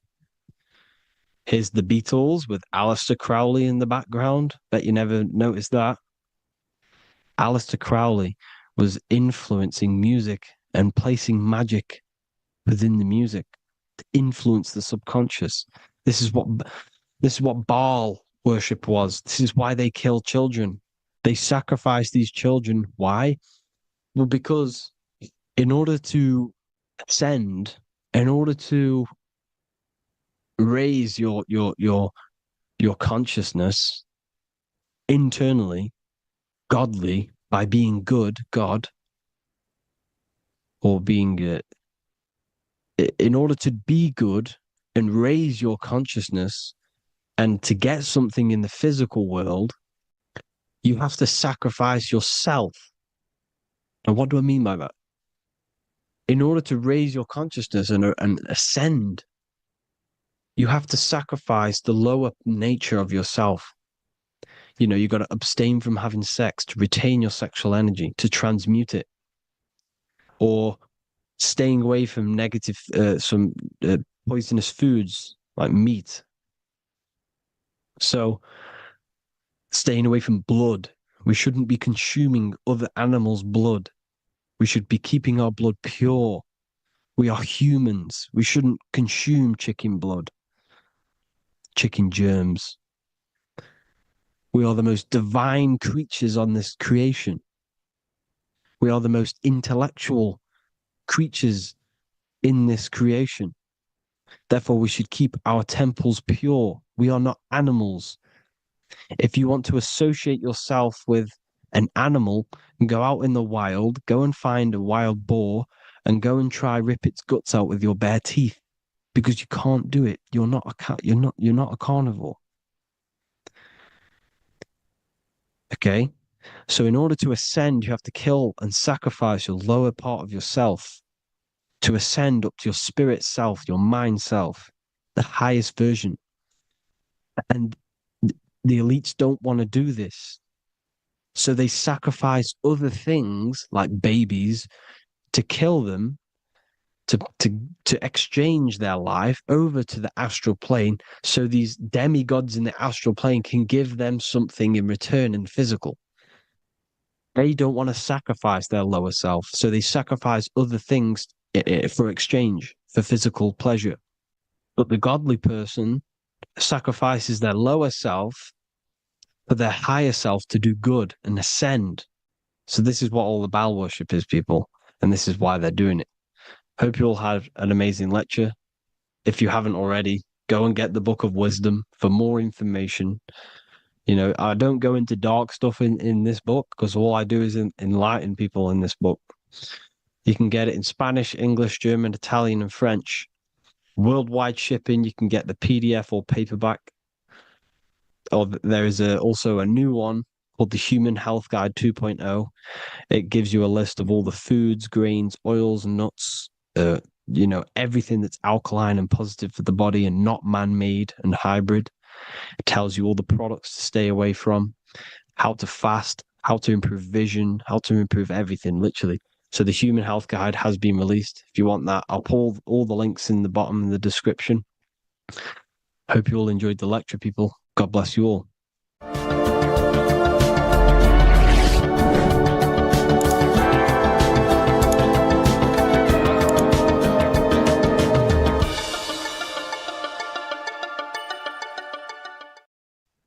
Hello, everyone. Today we're going to be discussing the esoteric and occult meaning behind the story inside of Genesis, the story of Adam and Eve. This is a widely known story, but not many people know the true esoteric meaning behind it.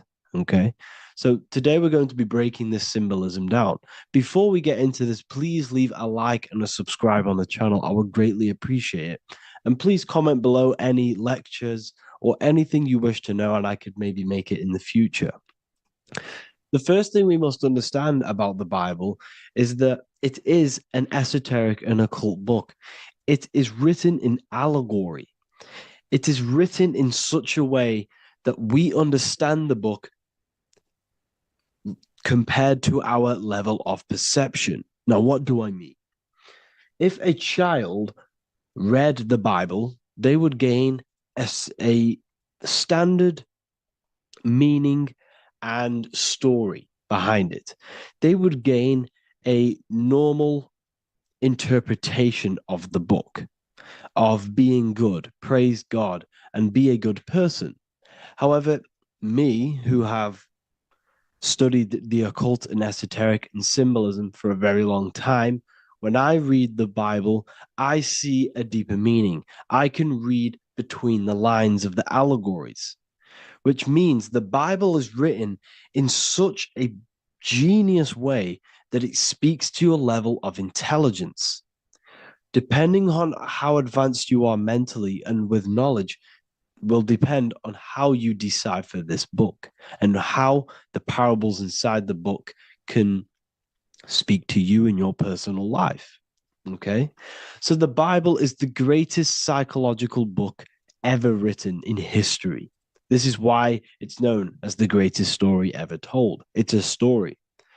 What we must understand with the Bible is that the Bible creates on the surface a logical way of thinking, which is what we call religion.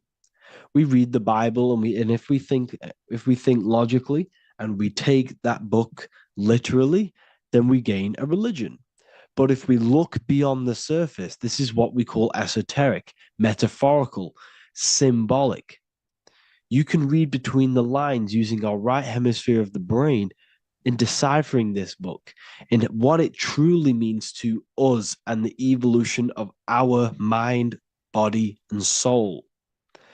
What this book actually reveals between the lines is instructions and stories which teach you how to level up your consciousness, how you can sync the mind, body, and spirit and soul all together so you can live like a god. This is what the esoteric is. It's the purification of consciousness. Now, when it comes to Adam and Eve, okay, what we must understand is that this is the beginning of creation.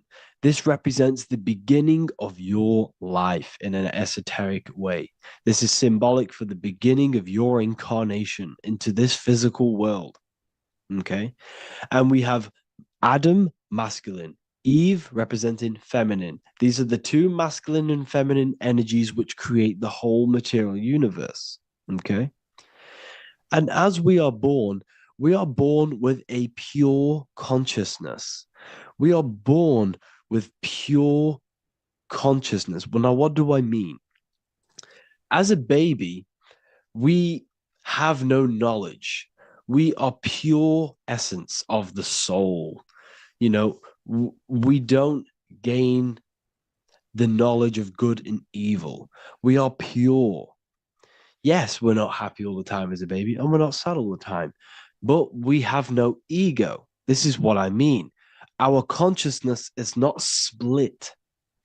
As a baby, you are whole. You have a whole consciousness. You are yourself. You have no false identifications, no limiting belief systems, nothing. You are pure awareness and the pure soul and the pure mind. Now, this is what Genesis is representing. As we grow older, the more experiences we gain, the more thoughts we start to think, the more knowledge we gain of this world, the more impure our mind, our heart, our soul, our spirit becomes, the more impure our body becomes. As we grow older, we're infected with negative beliefs, negative thoughts, and society norms. This is a big one. As we grow older, we are molded by society. We shut off areas of ourself and we push them away so that we fit in with society. We all know this. We all did this in school. We pushed away parts of ourselves to act cool or to fit in, whatever it may be. Whatever type of person you were in school, we all went through this because society and culture is programmed. So as we grow older, our consciousness splits. We gain a persona, an ego, and we gain a shadow self, the subconscious, and we gain an ego. Now, the ego is what you show to people. It's that character that you show, that you put on to your culture, to your family, to your friends. This is a false identification. And we also gain a shadow self. The shadow self is gained through experience. This is the subconscious. Our ego is created through experience. And so is the subconscious and the shadow self. Okay. So as we gain age in this material body, we fall from the Garden of Eden. We gain the knowledge of good and evil.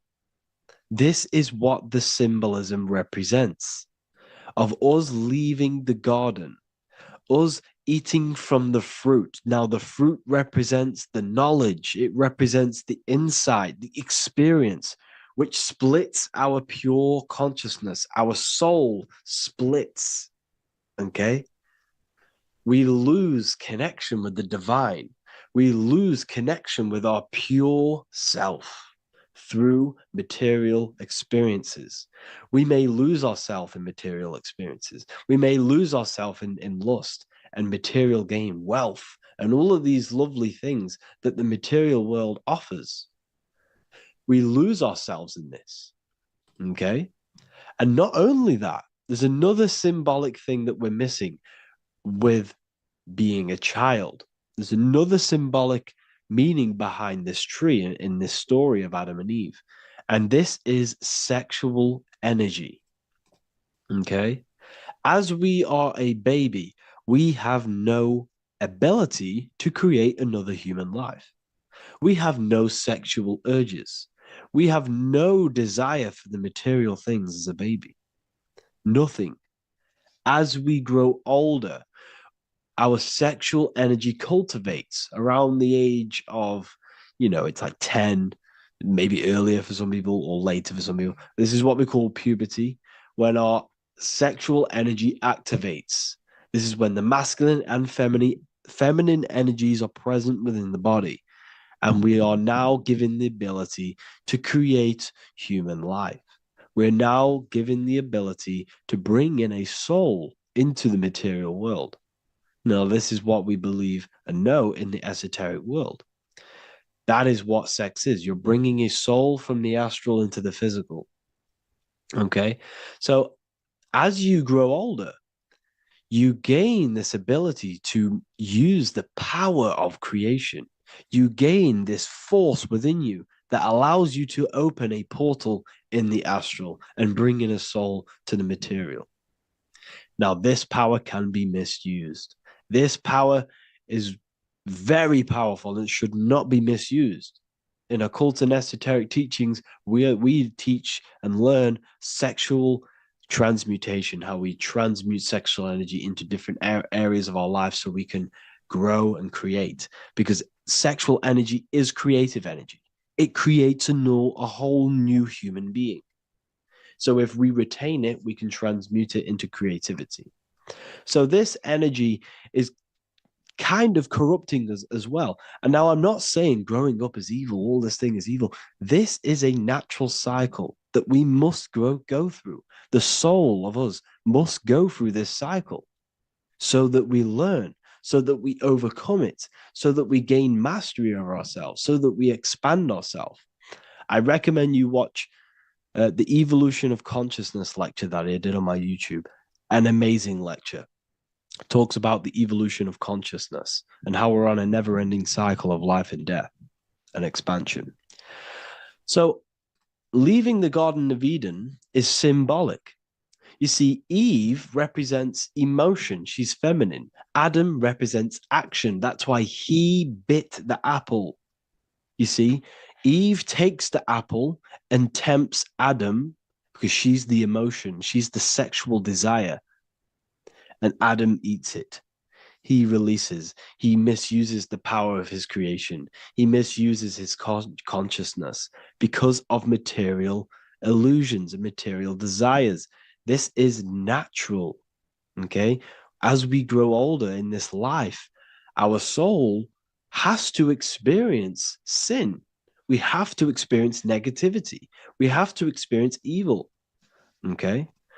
And we have to misuse this power within us to learn about it so we can overcome it and gain control over it. Now, this is why the Bible says in Genesis 3:6, for God doth know that in the day ye eat thereof, then your eyes shall be opened. Ye shall be as gods, knowing good and evil. This is very, very, very symbolic. We come into this world to experience a dualistic way of reality. We come into this world to challenge ourselves so the soul can grow, because the soul comes from pure love from God. But we come into this world so the soul may know what it's like to be evil. You see, we are like a seed. Our soul's like a seed. And when that seed grows, okay, and it's planted, them roots must grow to hell in order for the top of the tree and the roots to grow to heaven. In order for the soul to reach the highest states, it must descend down into the lowest states. Good and evil. This is the story of good and evil, okay? And this is the story, a psychological story of how the human mind has functioned in this life. This is what this story is representing of how our soul and mind is functioning, how our consciousness is splitting and growing up and evoluting. Okay. Like I said, snakes represent sexual energy. They represent, snake, when you've been snaked. This is why we say you've been snaked, because it represents a temptation of sexual energy. This is why the Kundalini is symbolized as a snake. This is the serpent within us that we can rise to activate dormant brain cells in our brain. Now that's called the Kundalini awakening. I'm not going to get into that into this video, but this is what it symbolizes, the tree and the knowledge of good and evil, because our body is the tree. Our central nervous system is the tree. The snake is our sexual urges and this false temptation that tempts us to interact with sin, the material world, okay, and go against our higher divine self. This is what it represents. Now, it's very, very symbolic. Not everyone is going to agree with this, but this is my interpretation of Genesis based on my research of occultism, symbolism, metaphors, and me studying the Bible. This is my interpretation, and I hope it resonates with you. It might not resonate with you, but this is what makes sense to me, and this is what has made sense to many other occult researchers who are in this space as well. Okay. So please leave a like, leave a comment, leave a subscribe. I'd greatly appreciate if you could just give me some support on this channel. We're nearly at 100,000 subscribers, which is insane. I just want to say thank you all. And yeah, I will see you inside the university if you join. I'll look forward to mentoring you, connecting with you on the live calls. There's a new symbolism course which is going to be available very, very soon. And yeah, if you join the university, you also get a 30% discount on all of my products, astrology readings, one-on-one calls, all of my books. Yeah, so I hope you gain some insight on this video, and I'll see you in the next video, and I'll see you inside the university. Have an amazing day. There is a secret meaning behind the number 666. 666 is 3 sixes. The number 3 in occult and esoteric numerology represents the 3 aspects of human consciousness. We see this symbolism in the all-seeing eye with the light and the triangle. The triangle is the number 3. The eye represents consciousness, observation, and the light represents the light of consciousness, because consciousness is pure light. The 3 aspects of our consciousness is thoughts, emotions, and actions. Every thought creates a feeling, and the feeling creates the action. All physical manifestation is driven from these 3 aspects of our consciousness. All physical manifestation comes from thought. Every object you see around you, this screen, the phone you're on, the laptop you're using, or the iPad, was a thought in the invisible realms of consciousness.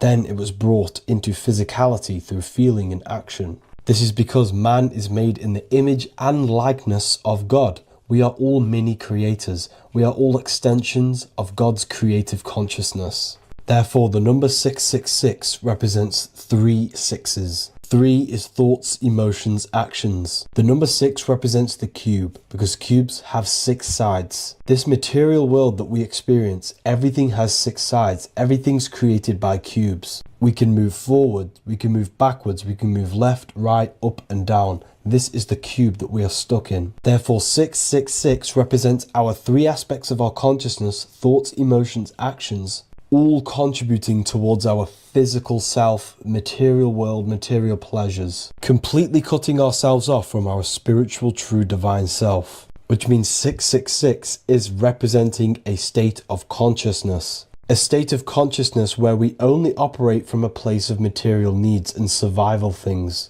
As humans, we possess a physical material body in the physical material external world, but we also possess an invisible inner world, which is what we call spirit. When we disconnect ourselves from our inner world, we become lost in this materialistic way of thinking and acting, which can lead to no life purpose, a feeling of emptiness and voidness in our hearts. Humans possess the ability to transcend our animal instinctual natures and turn to the divine mind, to the spiritual inner world.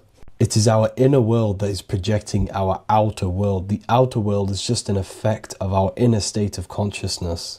It's important as we go through this human life to not lose ourselves and look for our validations outside of ourselves. The external world is simply just a mirror, mirroring with mathematical precision what happens inside our consciousness. When we change our inner world, we produce effect in the outer world. To get back on track about this number, this represents when we are lost in our material self and we are completely cut off from our true divine self. The devil is always having goat horns, which represents a ground animal. This is the lower animal self of man. He's always red. The frequency of red is the lowest vibrational color, and it also represents the root chakra. This is all to do with survival mode and our physical needs and physical self. Red represents chaotic and intense emotions like hatred and anger. This is why the devil is always red, because it represents anger and an uncontrolled state of emotion and consciousness. You see, we've been taught in the church and all through religion indoctrinations that the devil is an external deity which influences humans. And in fact, this is nothing but a metaphorical story.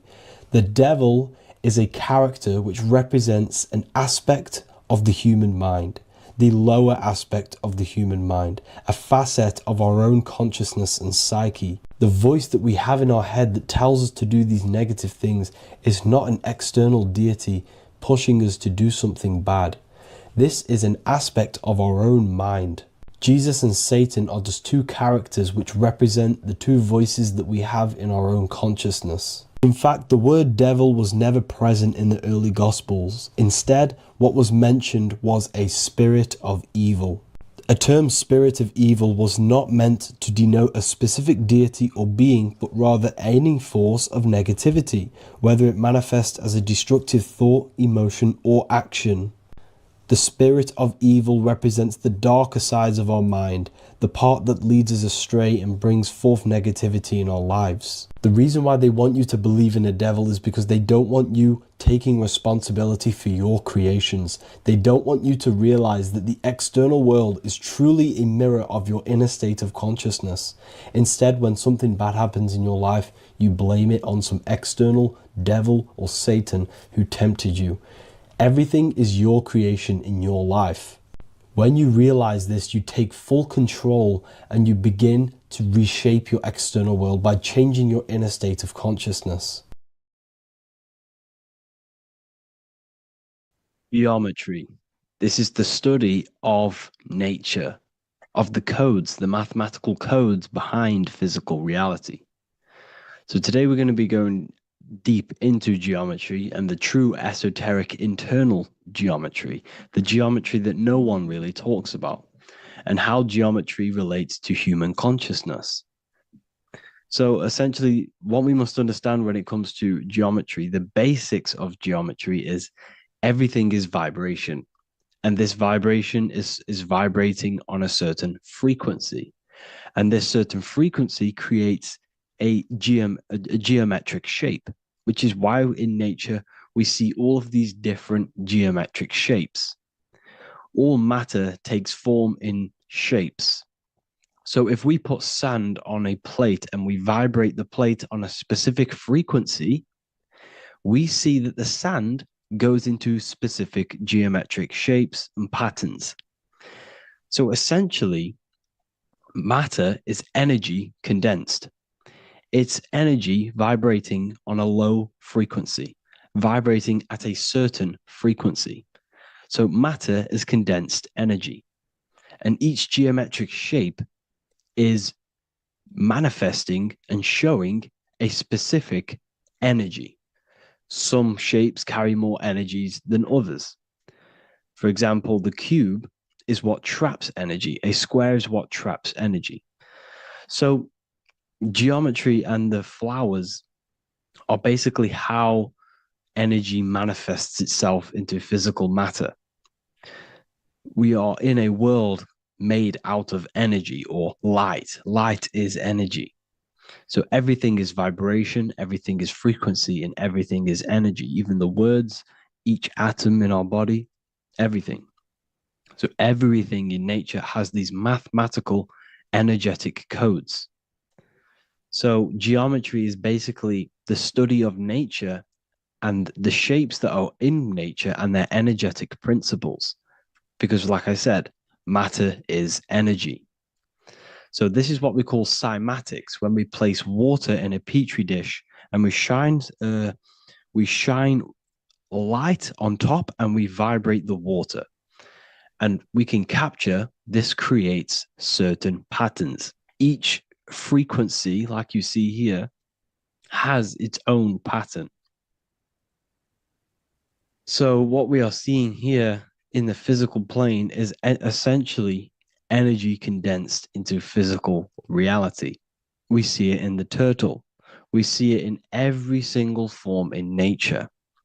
Now, external geometry and normal geometry, we normally get taught that this is God's way of creating physical reality, which is essentially true. However, it's far more deeper than that. Far, far, far more deeper. Okay, so what geometry truly is, it's not God's codes to reality. What we must understand is what the brain truly is. And what we must understand is that we are not in the world. We are not in the universe. The universe is us ourselves. And the world is produced by our brain itself. Okay? So the way you must understand how the brain works, so what you visually see, so geometry is to do with what we visually see. And what we visually see is heavily connected with our eyes, which are an extension of the brain. The eyes are the brain. And essentially how we see is energy enters the eyes, and each eye goes to the optic nerve. And this energy is transferred into electricity, which travels to the back of the brain, to the visual cortex of our brain. And this is where the image is produced, what we see. Therefore, the world outside of us is truly inside of us. It's a projection from within the brain. The brain is an energy condenser, a decelerator, an energy decelerator. Everything outside of us is basically formless energy. It is formless energy vibrating at a certain frequency.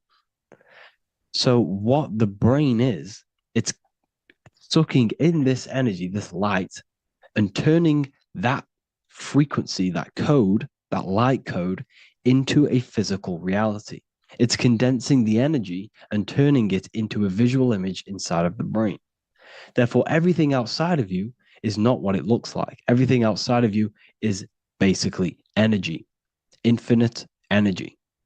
And our brain is condensing this into a physical reality and projecting it outwardly, which you experience your visual field. Okay. And the ancients knew this. So this is basically called the sigil of Lucifer. Lucifer is known as the light bringer. Lucifer in Latin means to bring the light. This is the sigil of Lucifer, which shows the visual field and the brain. We also see this in the Google Play symbol.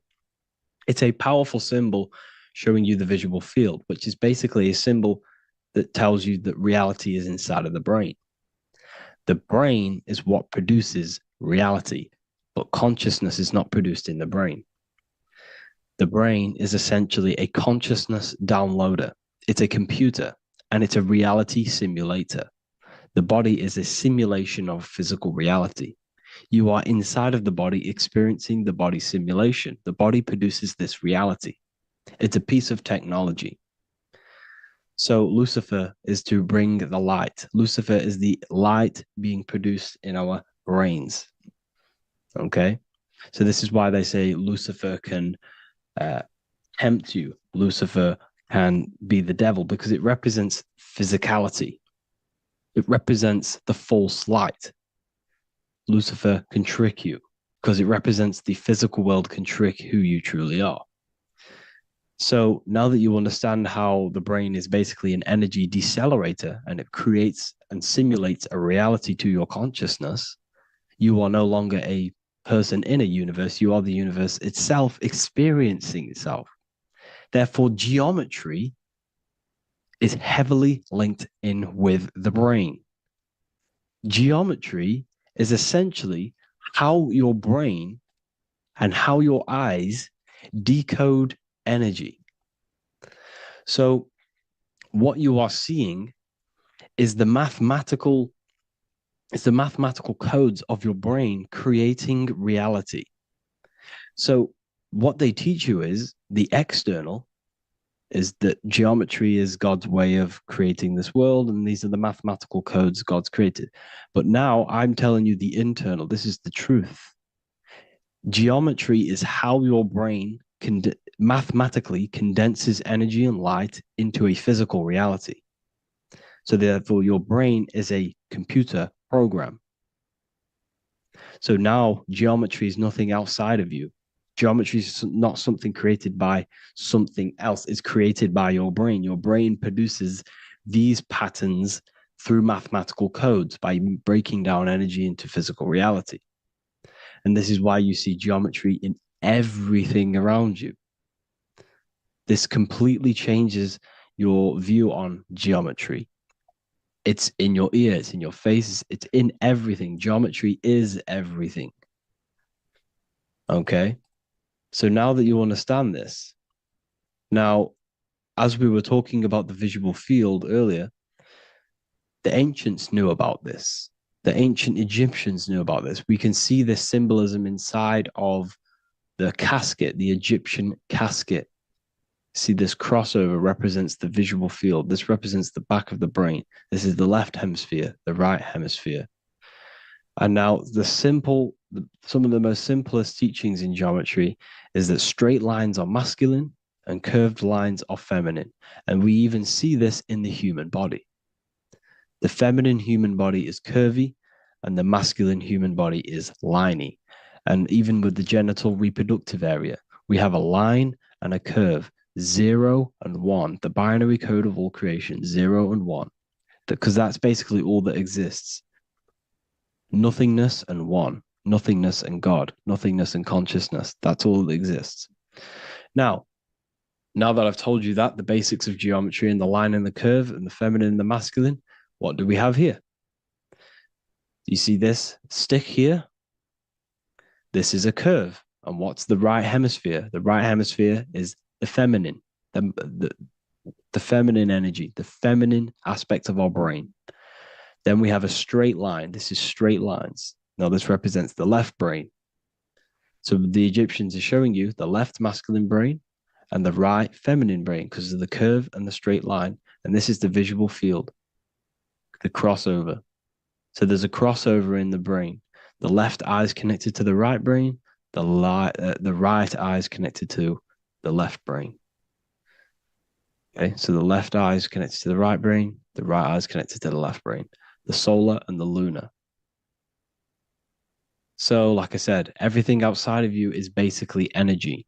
Your body is basically a holographic avatar, condensed energy produced by your brain. There's nothing actually outside of you. Your 5 senses are electrical threads of light. And when you touch something, this is basically electrical signals in your nervous system, which are reporting back to the brain.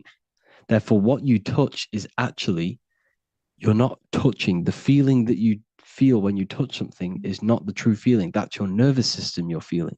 You're feeling your nervous system in the brain. It's electrical signals to your brain. So the 5 senses do not decode, well, what you're experiencing as the 5 senses is not outside of you. This is your brain interpreting electrical signals. You don't experience the world, you experience your nervous system and your brain. The nervous system is an extension of the brain. So this is the truth. This is not woo-woo spirituality. This is true consciousness science. But I'm teaching you here. Okay? So nothing is truly outside of you. It is a universe. You yourself are the universe, the fabric of the universe itself. The only thing that exists outside of you is essentially energy. That is it. And your body and your brain condenses this energy into reality. So when we look into architecture, why is architecture, the ancient architecture, so important? Because what did I tell you at the beginning? Shapes and physical matter is condensed energy. Each shape holds specific energy. Some shapes hold more energy, emit more energy. Some shapes condense energy. Some shapes transfer energy. Each shape, each geometric shape has an energetic principle because matter is essentially energy. So when we look into cathedrals and the ancient buildings, they were filled with geometric patterns, geometric shapes, because they understood the energy principle. Architecture is basically solid energy. It's physical energy. If we create this pattern here is an energy code. And if you stand next to it, you're going to gain that energy. It's going to be imprinted on your body. So essentially, they filled their buildings with high energy geometric shapes. Points, triangles, pyramids are very, very energetic. This is why you have crystal pyramids made, organite pyramids. They're always in pyramid shapes. That's why the Egyptians built in pyramids, because pyramids hold high energy. They emit high energy. So this is why you see all these different geometric patterns. Okay. So in the real reality, in the energetic plane, this building would basically look like this: lines and grids of energy. Okay, this is what it would look like in the energetic plane, a blueprint of the energy body. So, as you see here, these are the different frequencies in a petri dish, of water in a petri dish. And you can see they are specifically aligned up with these specific patterns. You can see geometry even within geometry. It's fractal. So essentially, when you would stand inside of these buildings, they would imprint the energy of the building in your body, because your body is healed through energy. You have an electromagnetic field around your body. So by creating buildings with geometric patterns, we are essentially increasing the energy of the building, because the building itself is energy. Okay? So when we fill it with geometric patterns, we're increasing the energy. We're giving it a certain energetic imprint. So when you stand inside of that building, you're being imprinted with that energy. Okay? So especially with these windows, these stained glass windows. Well, why are they stained glass? Well, color is frequency. So when you have all of these different colors, and not only were they just painted, some of these colors are specific gemstones, crystals, natural stones, which all hold energetic principles. Each crystal is vibrating on a certain frequency. Wood has its own frequency. Metal has its own frequency. What you must understand is that everything in nature is not just a piece of matter. It's vibrating. The atoms of wood are vibrating on a certain level, which give it a certain energetic principle. Each crystal is vibrating. The atoms of the crystal are vibrating on a certain frequency, which give it a certain energetic principle, quality. So each thing, this is why the ancients were obsessed with natural stones, natural things, crystals, natural metals, and they wore different metals, different things like copper on their bodies, because they understood the atoms of these natural things are vibrating, which give certain qualities to you if you wear them. So you're not wearing it, you're basically putting that frequency onto your body, because they understood this is energy. If I put copper on my body, I'm not putting copper on the body. I'm putting the frequency and the energy of the atoms onto my skin. And that frequency of them atoms are going to vibrate my skin, that frequency, and heal my body. So this is why this is so important. So each building is an energetic code.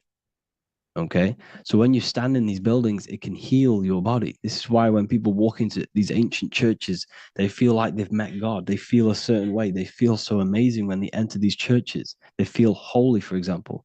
It's not because God's there. It's not because these man in the sky dwells in these holy places. It's because the energy of these buildings affect our consciousness.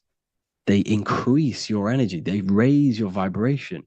They heal your body. They heal your cells. They imprint the water in your body, especially with these stained glass windows. Like I went a bit on a tangent there, but these stained glass windows were encoded. Well, they use different gemstones, different lights, different colors. And when the sun would shine through this window, well, what's the sun? The sun is light. Light is energy. The sun's light would go through this filter of the window, of the crystals and the different gemstones and the different colors, and the sun's light would be encoded, imprinted with these crystals, with these colors and these natural glasses, which have healing energetic principles. And when you are inside that building, the sun's encoded energy of the window would be imprinted into your body, into your energy field. And it will heal your energy field, and it would heal your body, your cells on a cellular level. Because your body is what? 60 to 70 to 80, some people say 80% water. And water is encoded with vibration. If you say certain things into water, it gives it a specific geometric pattern. like I broke down in the beginning. If you say love to a water and then freeze it, it will go to this. If you say hate, it will go to a distorted pattern. So when you are in these buildings, you're being imprinted by the energetic codes of these buildings, the energetic principles of the windows, of the structure itself. The ancients never used to build in squares. Their buildings, their insides were never square rooms because they understood squares trap energy. They always had pointed roofs so energy can escape. So there's many little things that we need to look into geometry.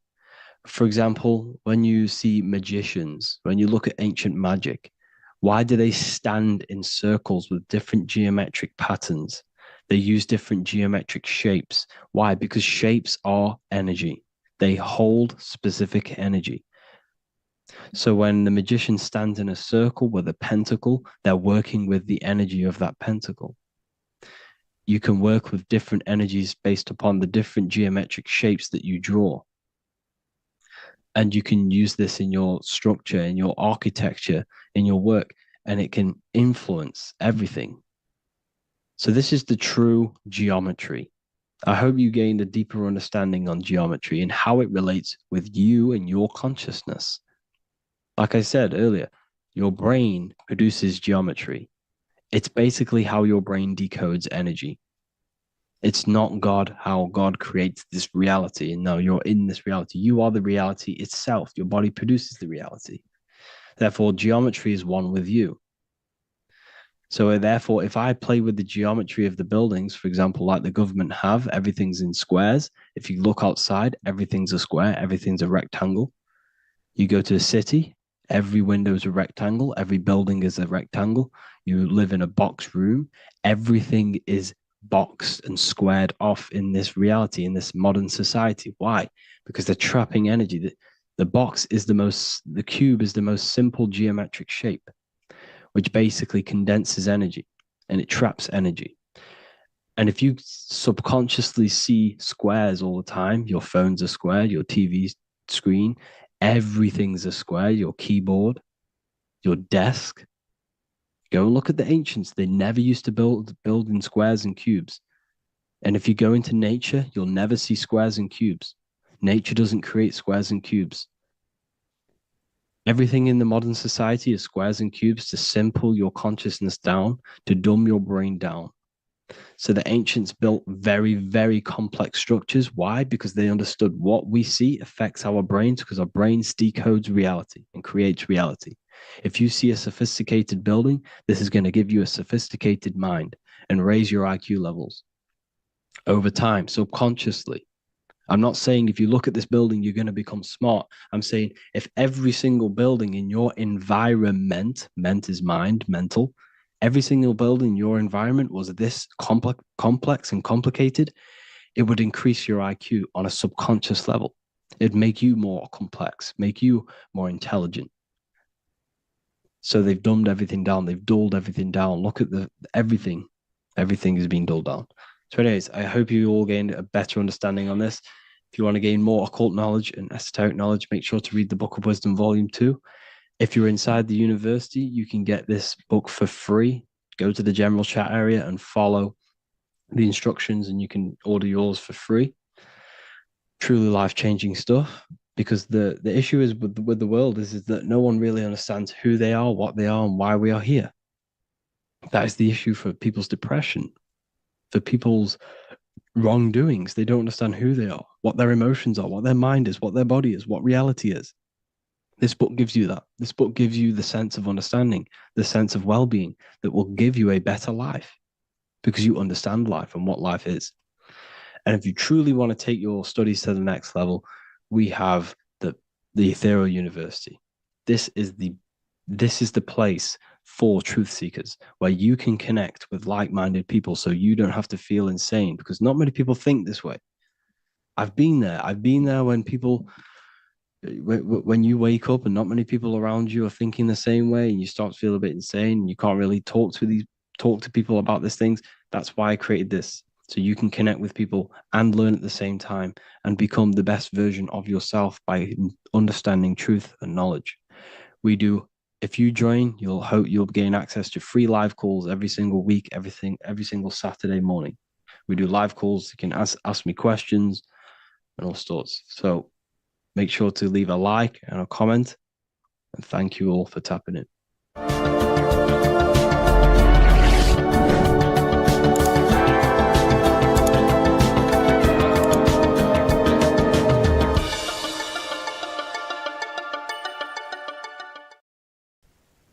As above, so below. This is one of the most crucial teachings within esotericism, occultism, or what we like to call it today, spirituality. I don't like calling it spirituality because it's not spirituality. I teach human consciousness. I teach the science of you and your consciousness alone and your being. And in order to fully understand you and this world around you, you must understand this number one principle of as above, so below.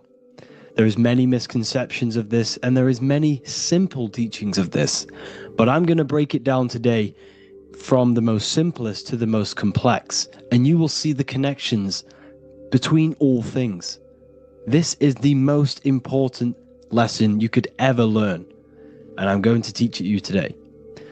So what you must understand is with the term as above, so below, it applies with everything you see in this world and about yourself.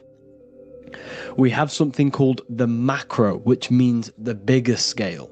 On the bigger scale, we have the whole earth. If we look down from the sky on top of rivers, this is what we see. We see this tree pattern.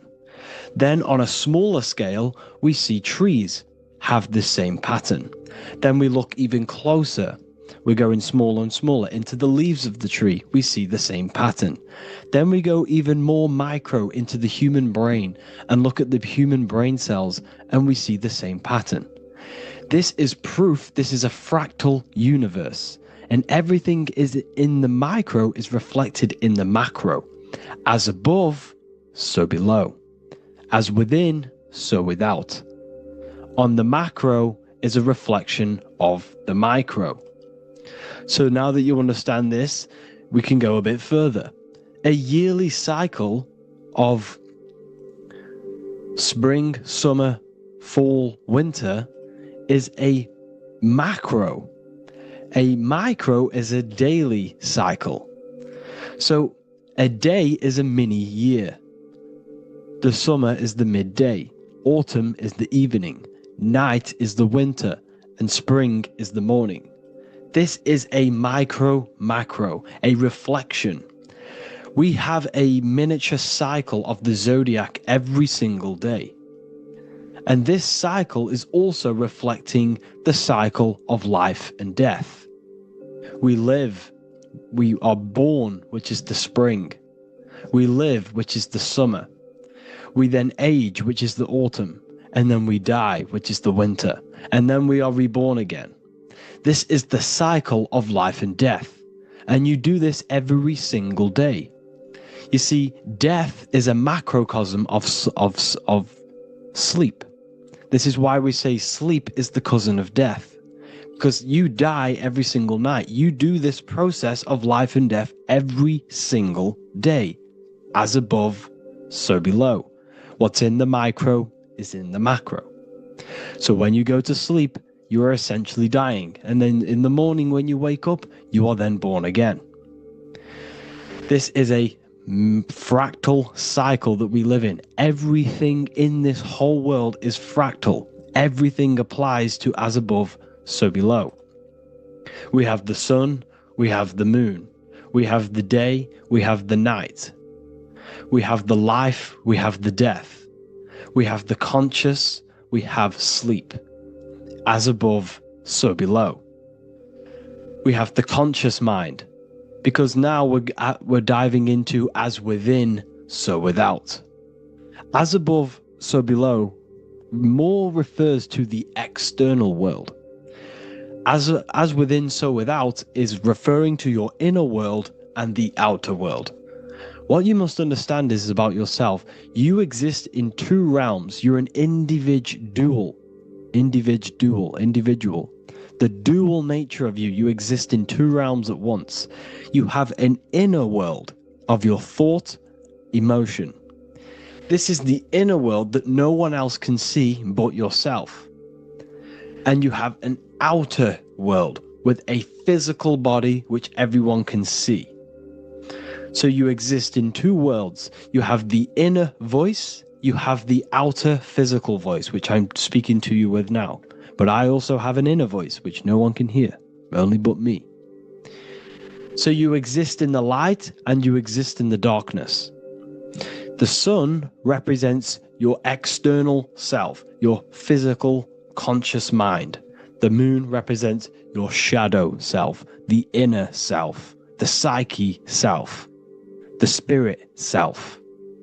There is an as above, so below. The sun is within you. The moon is within you. Everything is within you. Now that you understand as above, so below, what is your body? Your body is a miniature earth. Let me repeat, your body is an earth. Your body is the earth. Okay? Because like I say many times in all of my videos, you are not in the world. The world is you. You are the universe. Your brain is a computer creating this reality. What you see with your eyes is produced in the back of the brain called the visual cortex. You don't look into the world, the brain produces the world. The body produces the world. When you touch something, you're not actually touching something. This is the electrical nervous system. When you touch something, what you feel is actually electrical signals on your nervous system reporting back to your brain. Therefore, when this body dies, you leave the earth because this body is the earth. Okay? As above, so below. You have the mental plane, the astral plane, the etheric plane, and the physical plane. This is essential for understanding reality and the teaching of as above, so below. Everything in this material plane began in the thinking mind. For example, the microphone I'm speaking into, the phone you're watching this video off, or the laptop or iPad. Where did this begin? It didn't begin in the factory.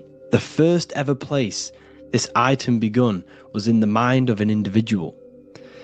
The invisible realms of mind is where all physical things and physical items begun. Essentially, this physical plane is the effect of the thinking mind. This world is the world of effect. It's the world of outcomes. When you see something, it is already manifest. It is already being manifested. It is an effect. And in the effect of the cause, which is the thinking mind. Therefore, the mind creates thoughts, which is the mental plane. Then after thoughts creates imagination, which is the astral plane. These two are spiritual. They are non-physical. So spirit kind of means non-physical. Then you have the physical planes, the etheric and the physical plane. As above, so below. What happens in the mind is manifest on the physical plane. Like I said, the phone that you are holding, it was a thought, and then it brought down into a physical reality. As above, so below. You change the mind, you change your reality. Your environment, the word environment has ment in it because your environment is mental. So now that you understand this, so what is the world around you? The world around you was created by the mind of God. It was manifested through God's thought. So you are living in the mind of God. You are a thought in the mind of God. God thought you into existence. But like I said, we are all fractals. Everything is fractal. If God exists, this means that you are God. As above, so below. God created you through the thinking mind, and he gave you a thinking mind. So God created the macrocosm. God created the macro, the whole world. He designed the whole world, the sun, the stars, the moving. He designed this. But then he gave you the thinking mind, to design your own life and create your own life in his world. You are a microcosm of God's macrocosm. Just like God thought you into existence and the whole world into existence, you are a microcosm thinking your world, your reality into existence. You see this now? Everything is a reflection, everything is a mirror, everything is fractal. So in order for you to change your reality, you must change these higher planes. Your thought and imagination are the two key aspects of creating physical reality. Every object you see around you was begun in these higher planes of the non-physical, and they were brought out of spirit into physical matter through the thinking mind and physical action. So now we're going to get a bit deeper. The brain is not the mind. Now that you understand, we have spirit and matter. As above, so below. You have a non-physical side of reality and a physical side of reality. The mind is the spiritual brain.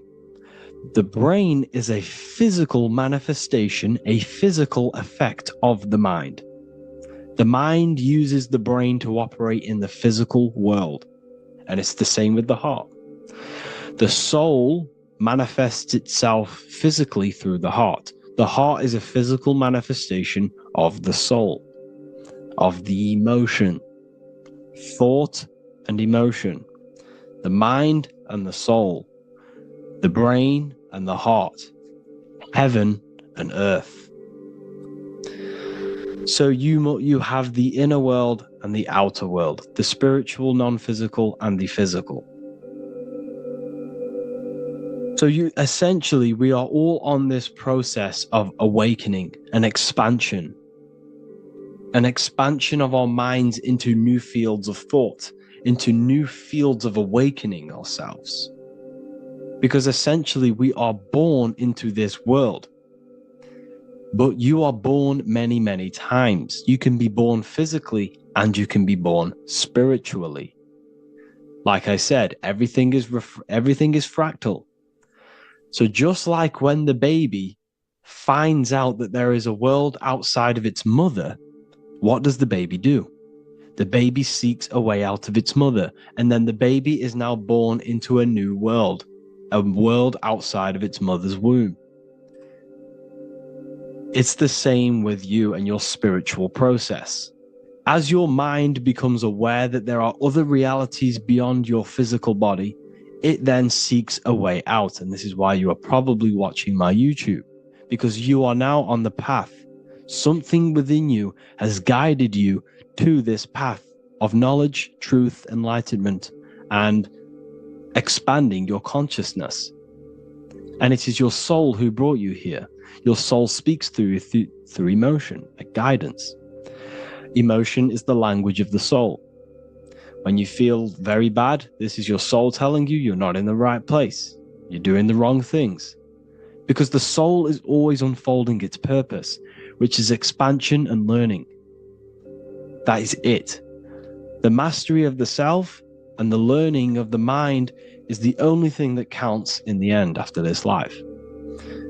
So you are on a journey of expansion, of learning, creating, and spiritual rebirth.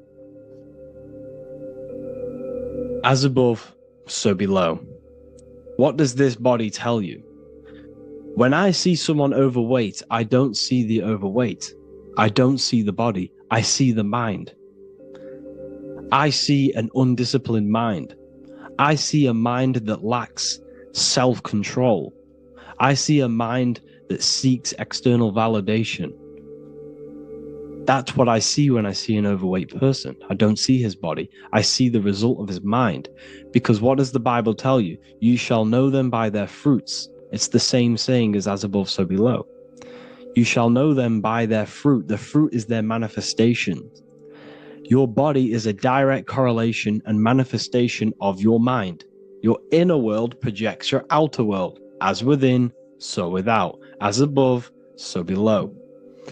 Now, what do you see when you see this man's body? I see discipline.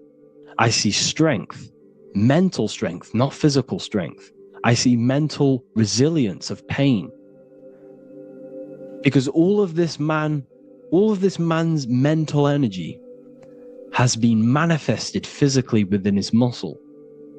This body is a direct manifestation of this man's mind's pain and suffering, and it shows discipline. This is why people instantly respect you if you are in shape. You walk into a room and you are in shape, people will instantly give you respect because they know that you are mentally disciplined. The body is a reflection of your inner world, and it's the same with your friends, your family, your connections with people. If you think about yourself very negatively all the time, and you don't have a good connection with yourself, you don't have a connection with your true self, this will manifest into every single relationship you have in your life. If you don't have a good relationship with your inner self, you don't have a good relationship with the people and the friends around you. Because as within, so without. If you think negative about yourself, you will only pick up the negative in other people.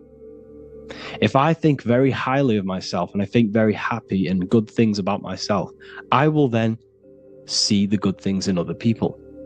Because it's as above, so below. As the inner world is, so is the outer world.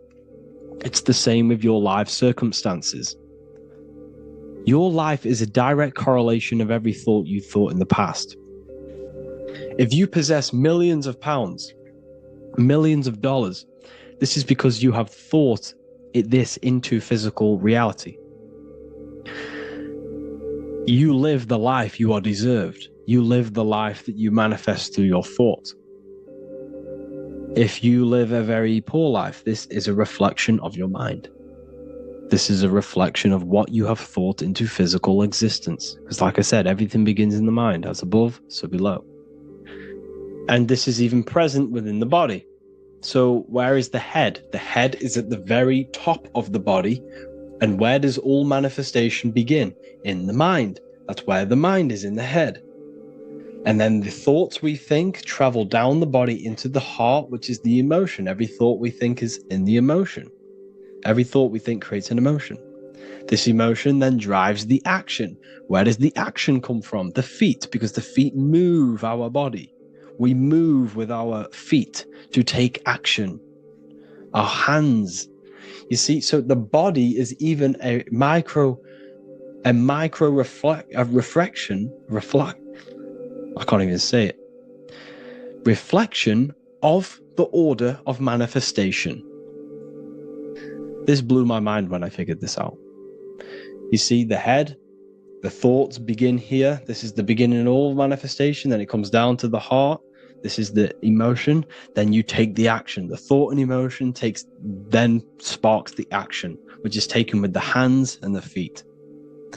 And where's the lowest point on the body? The feet, and that's touching the physical earth. So the head is where the thought is, the non-physical, and the lowest point on the body, which is touching the physical earth. So the head represents spirit, the feet represent matter, spirit and matter. Your room, if I walk into your room and I see a messy room, I don't see the room, I see a messy mind. The room is a reflection of the mind. If you have a messy room, this is your mind. It's an externalization of your unsorted mind, undisciplined mind. So like I said, we are all God, and we must find the God self within us. And I teach all of this inside the Book of Wisdom, Volume 2. This is not just a book, this is a revolution. This is the beginning of a new age with this book. If you have read it, I congratulate you. You should feel very proud of yourself if you have an open mind. You should feel proud of yourself for watching these videos, because not many people have an open mind. Remember this, people. You are special if you're watching these videos. You have the mind. You have the ability to see through the illusion. And I take my hat off to you. You want to take this to the next step? Read the book. Or if you want to take it to the serious levels, join the university. The university, you gain access to every piece of my material that I've ever done, all of my books, all of my lectures that are hidden from YouTube, that are hidden from everywhere else, the lectures that give you real power. And if you feel alone on this journey, we have a conscious community where you can connect with like-minded individuals, because I've been there. I've been there when you feel lonely, because you feel like no one else is thinking the way you are feeling. You can't talk to people about these things because people just think you're crazy. That's why I put together this, so we can connect, so we can unite, so you can connect with people, so you don't feel crazy about thinking about this stuff, learning about this stuff. And if you truly want to level up your life, people, and take your studies serious, this is for you. We do live calls, we do lectures. There's a whole library filled with books you can read. It's the perfect place for the truth seeker. I thank you all for joining. Please leave a like, a comment, a subscribe. Let me know any future videos you want me to make in the comments. Thank you all. Have an amazing day.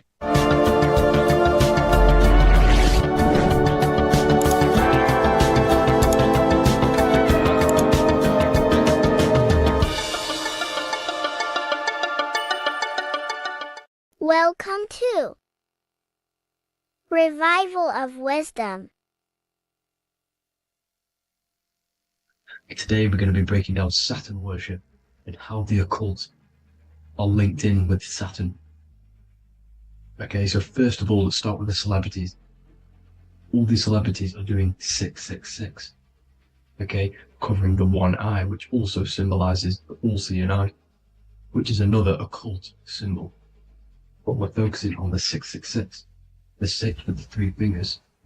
Also, we have CERN with the 666 within their logo. Also Disney, okay, as you can see here, 666 within their logo. Pepsi, Coca-Cola, and even Cadbury's. Monster Energy with the 666 in Hebrew numerals. Unleash the beast. So what is 666 to do with Saturn? Because on Saturn, there is on their north pole of Saturn, there is a 6-sided hexagon, okay? So Saturday is named after Saturn Day, the 6th planet. It is also the 6th day of the week, and has a 6-sided polygon on its north pole, 666. And not only that, when you create a star out of the hexagon, you will create a 6-pointed star. Okay, with 6 triangles within the star and a 6-sided hexagon, which all adds up to 666. Okay, so this is why all these symbols contain 666. So why do they worship 666? Saturn. Because Saturn is the god of time and death. Okay, and order and lessons. Okay, Saturn is a very cold and dry being. That is the 6th planet from the sun. Okay, Saturn represents the winter, which symbolizes death. Okay, because all nature dies within winter because the sun's not there. So it represents darkness and death. It rules the zodiac sign of Capricorn. Okay, so in the celestial cycle, Saturn is always opposite the sun. So it's the opposite of the sun. So they're worshipping this energy which is death-like, okay? This god which is death and does not bring life, okay? Also is the god of time, okay? Also in the Roman and in Greek it's called Chronos, okay, which is just a translation for time. It's also known as the Father Time, aka the Grim Reaper, okay? The Grim Reaper, keep that in mind, we'll come back to this. Here are some more logos with Saturn, okay? NAG, Internet, Wi-Fi, okay? All these occult logos all worship Saturn. They are a satanic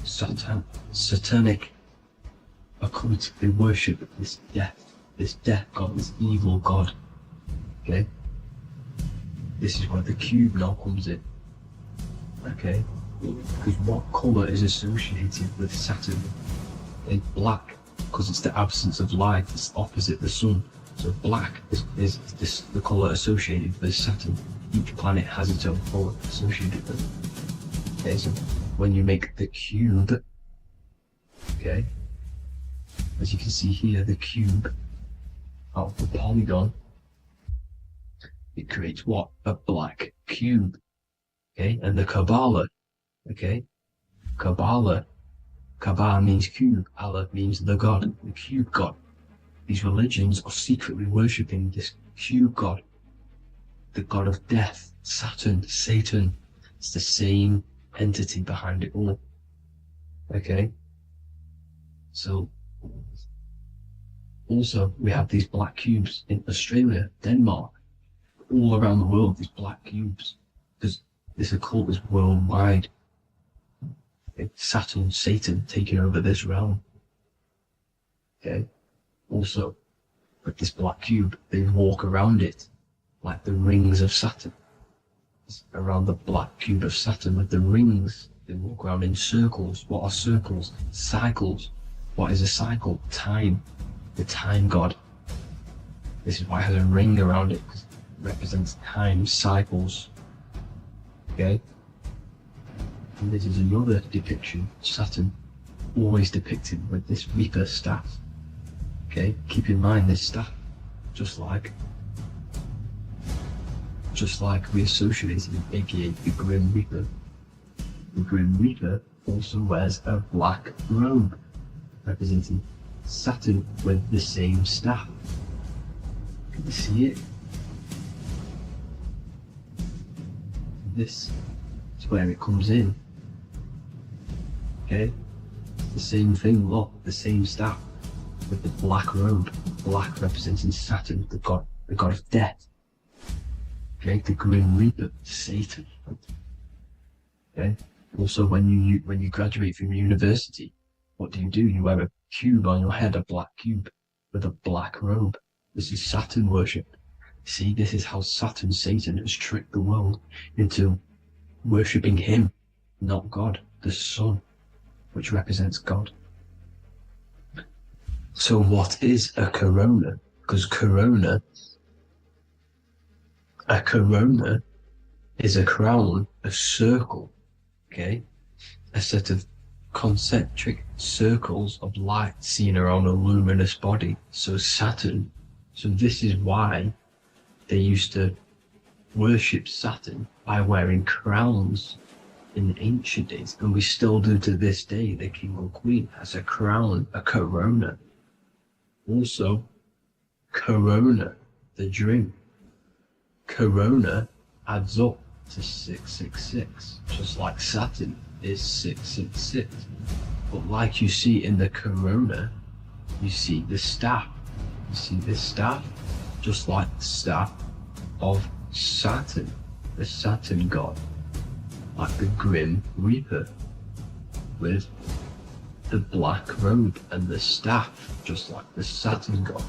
What is the Grim Reaper? It's a killer. It represents death, just like Saturn, the god of death and time. So all these occults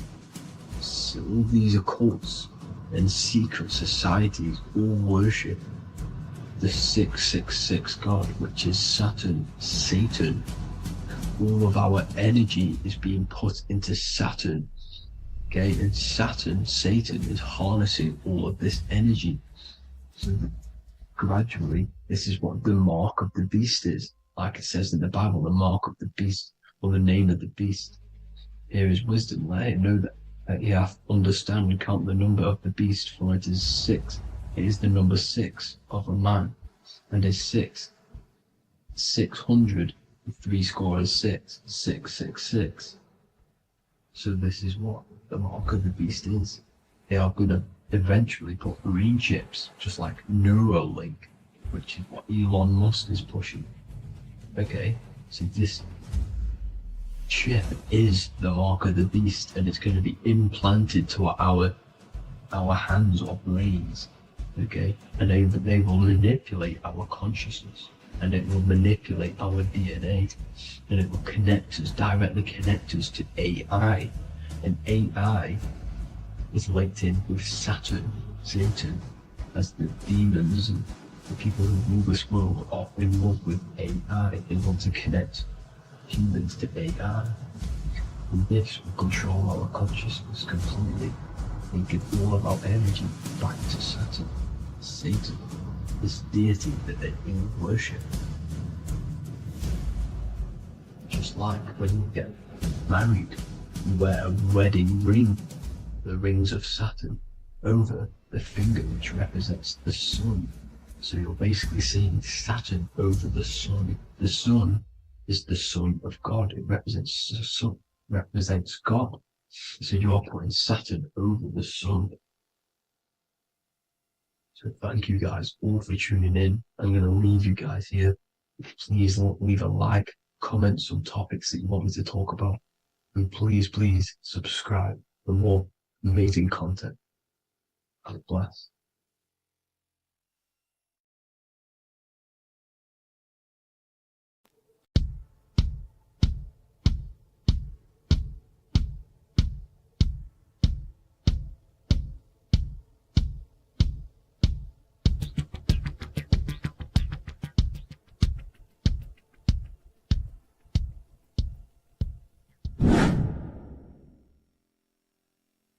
What is good, people? How are we all doing? Today we're going to be talking about the different planes of existence, the occult side of the world, the things they don't teach you in school. And of course, you can only find that on this channel, so welcome.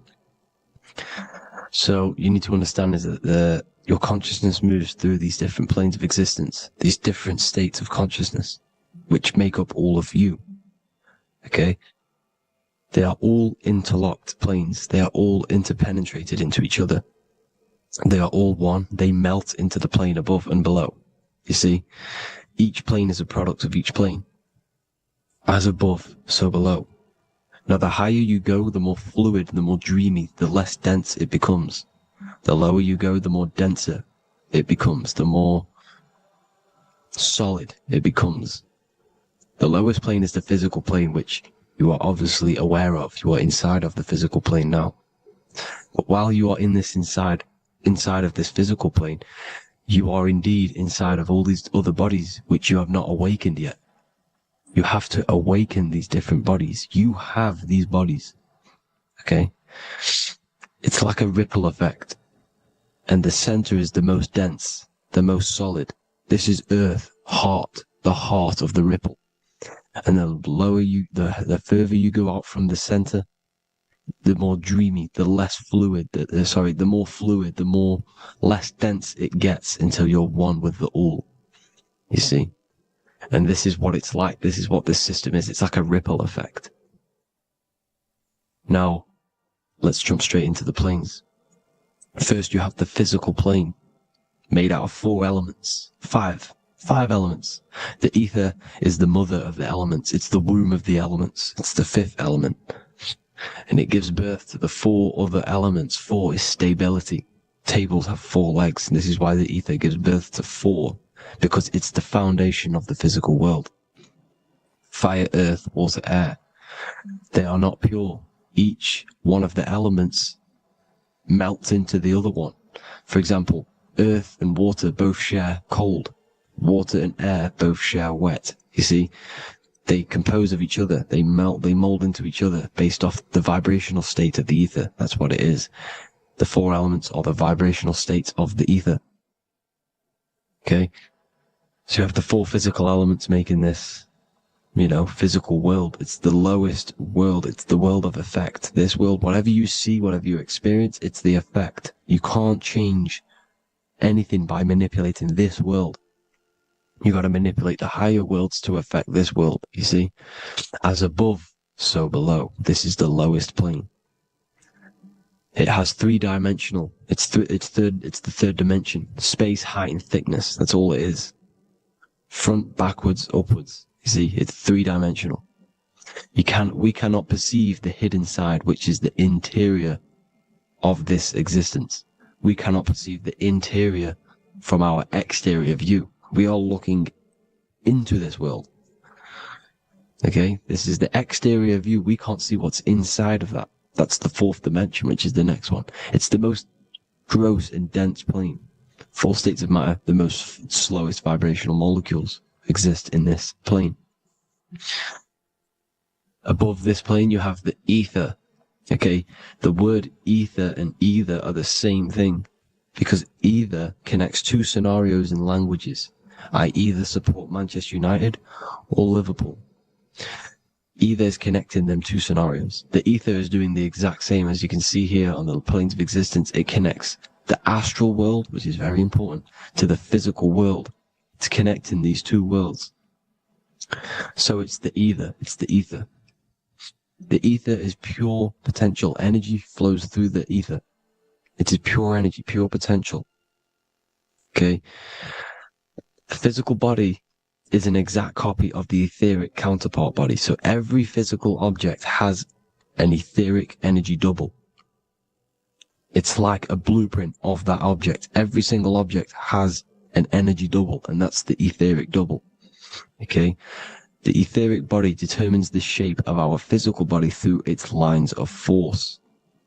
All through life, it rebuilds and restores the physical body. Physical problems show up first in the etheric body, because as above, so below. You manipulate the higher planes, it will manipulate this plane. And this is why sorcery works. You know, contact with astral plane entities. We'll get into that a bit later.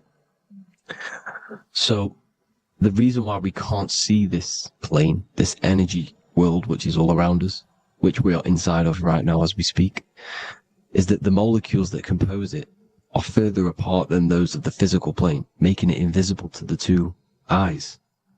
That we can't perceive it. Our eyes cannot physically suck in that sort of information, and our brain cannot decode it. This is why, you know, they brainwash us with all these programs to keep us asleep, to keep these other bodies we have asleep, so we don't find out about these other bodies, and is to make you believe that everything's just a material. Only the material world exists. They don't want you to know is that everything that you see is a result of something you cannot see. As above, so below. There are realities within this reality. This is what I'm breaking down now, these different planes, on how this reality works. So your etheric double is your energy body. You can see here the physical, etheric, astral. Astral is your spirit. The ether is a part of the physical plane. It's like just above the physical plane, but it's still part. But then the astral plane is completely separate. It's another plane, but they're all interlocked. Don't think they're apart. They're all interlocked. They're all one. They all melt into each other. The chakras that we have are inside of our etheric body. They are our sense of organs which tune us to the 4th dimension. These 7 chakras connect us to the astral world, the 4th dimension. Okay? They are points for the flow of energy from the universe / 7 planets, because the 7 chakras are your 7 planets, and the 7 planets are connected to the astral world. They are feeding these 7 senses in our body. They connect us to the universe, to our etheric counterpart, and then to us, supplying the physical body. Because the energy comes from above. As above, so below. These 7 senses, these 7 etheric chakras, are being supplied with energy from the universe, the 7 planets, the solar system.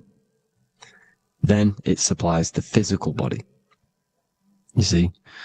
So, the ether is very important. And this is, you know, that the ancients understood the science of the ether, and they could, you know, harness free electricity from it, because it's all around us. The ether is all around us. And this is what they were doing. They were harnessing free energy using the ether. The astral plane, the 4th dimension, very important plane. Very, very important. We've all been there. Every single one of you has been there. Okay? The 4th dimension is unseen of what we see. It's the interior of the exterior that we see. We see the 3rd dimension, but we cannot see beyond what's making this 3rd dimension. This is the 4th dimension. Okay? It's the dream world. This is where you go when you dream. Okay? This is where you go when you dream. It's the place of disembodied spirits or ghosts, entities, whatever you want to call them. When you hear ringing in your ears, that is not tinnitus. That is an entity around you. Okay? That is an entity around you. The fourth dimension is where thought forms exist. Mental images. Thought forms as in what you see in your mind when you think of an image, because the mind is the highest plane of existence. Mind is the highest plane of existence. And it manipulates all of the planes below. So it goes the mental plane, then the astral plane. So the thought is in the mind, the mental plane. That just the thought alone, no image, but then the form depiction, the thought form exists. It manifests in the astral plane as a sort of image, an entity, a living conscious being. So this is why thoughts are things. You see, thought forms exist within the fourth dimension. So when you imagine something, when you are, for example, right now, look into your hand and imagine there's an apple in your hand. If you can see that, you are seeing into this fourth dimension. You can only see into this fourth dimension using the mind's eye, not the two eyes, the mind's eye. When you shut off the two eyes into darkness, the third eye opens. The mind's eye is open, and you can see, this is astral travel. You got to work on astral travel, and you will see this astral plane, this fourth dimension. And there are 3 different sections to this astral plane: higher, middle, or lower. So yes, there is a kind of a heaven and hell, and a mid-God. Heaven being the higher vibrational entities manifesting higher vibrational thought forms existing there, the lower vibrational thought forms existing in the astral plane. But these thought forms are beings. You can create these beings. They're called elementals. Okay? If you entertain specific thoughts for long enough, this will plant a seed and it will grow. If you keep, so for example, you have a bad feeling or whatever, what's a good example? Unforgiving someone. You keep that energy inside of you for long enough, it will manifest in the fourth dimension. You entertain that thought long enough, it will manifest. And it will create an etheric body, and it will be an entity which will harm you. It will feed off you, this low vibrational energy. Your mind is so powerful. It creates thought forms, and these thought forms can take consciousness, can take bodies, etheric bodies. Now, that's why it's very important that you master your mind, master your thought patterns. So this fourth dimension is the astral world. So when you have a nightmare, this is the lower astral plane. You're in the lower astral plane. Whilst this physical body rests at night, your consciousness, you awaken this other body, your consciousness goes inside of this other body, whilst the physical body lays asleep. You see? So it's all inside of you. This is what you need to understand. You just haven't awakened these bodies yet. You can awaken them. You just got to awaken them. Okay? The next is the mental plane. This is the mind, the source, pure cause, pure motion. The most less dense, the most fluid. No form. There's no form to the mind. Astral plane is the first plane where a form takes existence, pretty much. The mental world has no form. It's pure mind, pure intelligence. Thoughts alone exist here without any images or manifestation. The most fluid, the most dreamy, the most causal plane. All of the rest take the effects of this plane. That's why it's mind over matter. Your thoughts they create vibrations. Each vibration is vibrating on a specific frequency, which creates mental images, creates effects down here on this physical plane. This is why it's so important to master your mind. Master what you think. Master your mind. It's the hardest thing to master. You could conquer the world, but it's probably harder to conquer your own mind than to conquer the whole world. I can promise you that, because the mind can play tricks on you. You got to listen to that inner guide within you that will constantly manifest the good things. So anyways, people, hope you learned a lot from this. Please work on trying to activate these other bodies. I will maybe do another video on trying to activate these bodies if you wish. Please comment down below if you would like to see that. And have an amazing day. Please like, subscribe, comment down below any video ideas you want me to do, any information you want me to spit. Thank you all. Have an amazing day.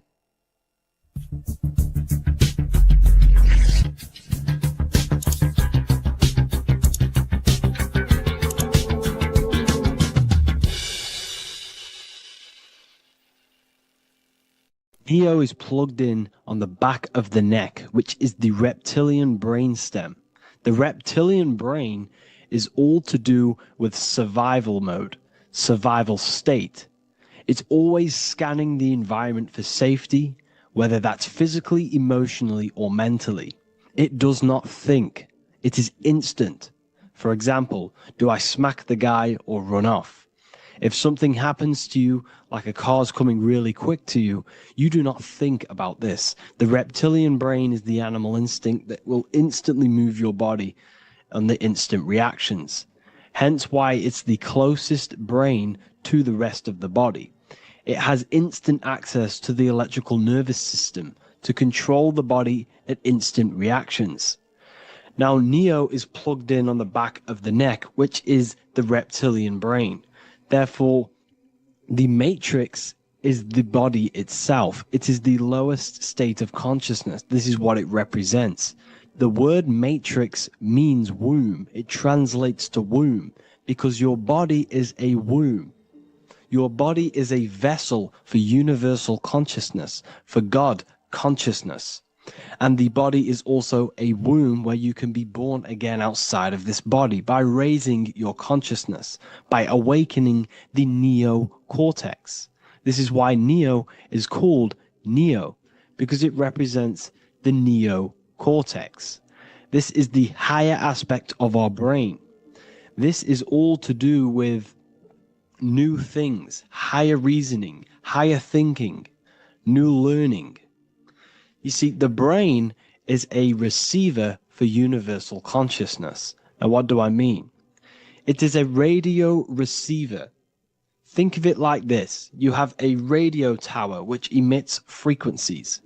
And each little frequency, 00.1, 00.2, 00.3, each 00 point is a different person.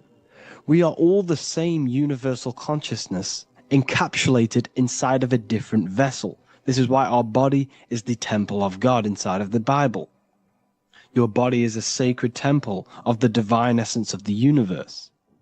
However, consciousness is controlling this physical body. And I'll show you this diagram here. Consciousness consists of imagination, emotions, thought, and memory. All of these things are not physical. They're not made out of atoms. You cannot think with atoms. If I split open your brain while you are thinking of a cheesecake, I would not see a cheesecake. It's because these things exist metaphysically within consciousness. They are not physical. The body is physical. It's part of matter. It's part of time. You see the Leonardo da Vinci, the circle and the square. The square represents limitation, beginning and end, because when you draw a square, there is a beginning and end. It represents the body, the mortal self, the ego, the echo. Then you have the spirit raised above, which represents spirit over matter, mind over matter. Invisible forces create physical forces. Everything physical exists in non-physical. This is also the Freemasonic square and compass, why the square is below the compass, because the compass creates the circle, which is spirit or mind. Then you have the square, which is matter. Mind and matter are the same substance. Mind creates matter through thought. Everything in this physical universe manifested through thought. Everything began as thought. So you are spirit and matter. You have a material body and a spiritual body. And you are right in the middle. This is why humans are very, very important. Because we have an animal nature, the reptilian brain, and a higher consciousness, the neocortex. And we must awaken out of the matrix, which means womb, which is the body. And Neo is waken up from the lower self, the reptilian brain, and moves into the neocortex. because the brain is a radio receiver for consciousness. Now, what do I mean? I went over this before. Your consciousness is controlling the brain. The brain is a computer. And when our consciousness, our imagination, our emotion, our thoughts, and our memories are all contributing towards just survival things, food, safety, fear, all of these things, and our consciousness is locked into a survival state, we are using the reptilian brain. We're no longer thinking. You don't think with the brain, but the consciousness is thinking, which activates the different parts of the brain. When we think for higher reasoning, we use the neocortex. It stimulates the neocortex. When we think about survival, we're using the reptilian brain. So therefore, when Neo wakes up, he wakes up to the higher aspects of consciousness, which is only utilized by the neocortex, by learning new things, and expansion of the mind and expansions of consciousness. Okay? So the whole matrix is to keep you designed, well, the whole matrix is designed to keep you in a survival state, in the three-dimensional awareness. They want you constantly scanning for safety, scanning for food, scanning for emotional safety in relationships, in other people. You see, they do not want you to think. They want you stuck in that reptile, that animal state, that beastly state that most people are in. Most people, all they do is eat, listen to music, consume, have sex, lust, desire. This is all the reptilian brain. So when we say the world's being ran by reptilians, it's symbolic. There is no physical reptilian humanoid beings controlling, manipulating human consciousness. We are all the same consciousness. However, there is a corrupted state of consciousness running this world. And this consciousness worships the physical plane. And they control the physical plane. So by doing that, they keep you stuck in a reptilian way of thinking, the animal state, to keep you stuck in the lowest state of consciousness. Now, this is the god Osiris, which represents the reptilian brain. None of the Egyptian gods ever existed. They are all symbolic for the brain and anatomy of the human body. Osiris represents the reptilian brain. As you can see, this anatomy compare to the brain stem and Osiris statue found in Egypt. And we also see an ancient artwork of Osiris with green skin and two reptile crocodile alligators next to him, which also symbolizes the reptilian survival state of human consciousness and the activation of the reptilian brain. This is what it symbolizes.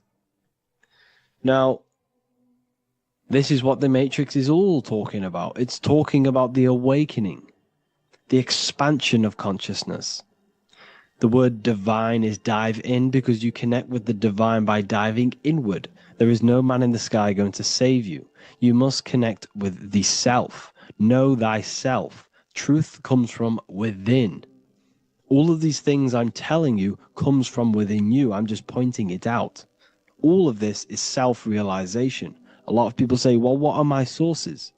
My sources is knowing thyself, observing thyself, using the neocortex of critically thinking, sitting down and thinking about yourself and having deep realization of yourself. You can realize that your thoughts are not of this physical world. It's quite simple. The brain does not think. The brain does not imagine. The brain does not hold memory. All of these things exist in consciousness, the one consciousness, but we are all fractal, infinite parts of. This is the eye on the triangle, consciousness being given down to the rest. This is separate. Consciousness is separate from the rest of the pyramid. The pyramid is your body. Neo is the one consciousness. This is the Egyptians symbolizing the one consciousness giving Ankh, which is life, to all the different life forms. However, you can see that the central sphere is giving a big Ankh to the humans, because humans, like I said, possess the advanced consciousness, an advanced brain that allows us to turn above our reptilian animal self. For example, we can go against our reptilian lower animal nature and turn to our godly nature. Animals cannot do that. They are stuck in instinct. They are stuck in a reptilian animal way of thinking and operating. Everything they create is to survive. We can turn against our lower nature and create for amazing things like buildings, architecture, technology. We can use our creative consciousness for anything we wish, not just survival needs. And it's the same with your spiritual journey. You can raise your consciousness beyond this animal state that they try to keep you in through fear, consumption, food, and the reptilian brain. We must awaken, start to think critically, and awaken to our divinity. Because the mind, the consciousness within you has infinite potential to expand. There are infinite fields of knowledge that you can explore. The mind can never be filled. It can never ever be full of knowledge. It always expands, and that's why you are alive. That's why you are part of this universe. That's why the science always says the universe is always expanding, because the universe exists in your mind, and the mind is always expanding into new fields of thought, new fields of knowledge and information. And that is your whole soul purpose, of expansion of mind and expansion of consciousness, and the exploration of the mind of God. We are living in the mind of God. You are a thought in the mind of God. You must awaken out of this body. This is why Jesus says you must be born again to see the kingdom of God. You must be born again. You must raise your consciousness beyond physical limitation and awaken to your divinity. And this is pretty much it for this video. I hope you all understand this, that this is all symbolic for consciousness.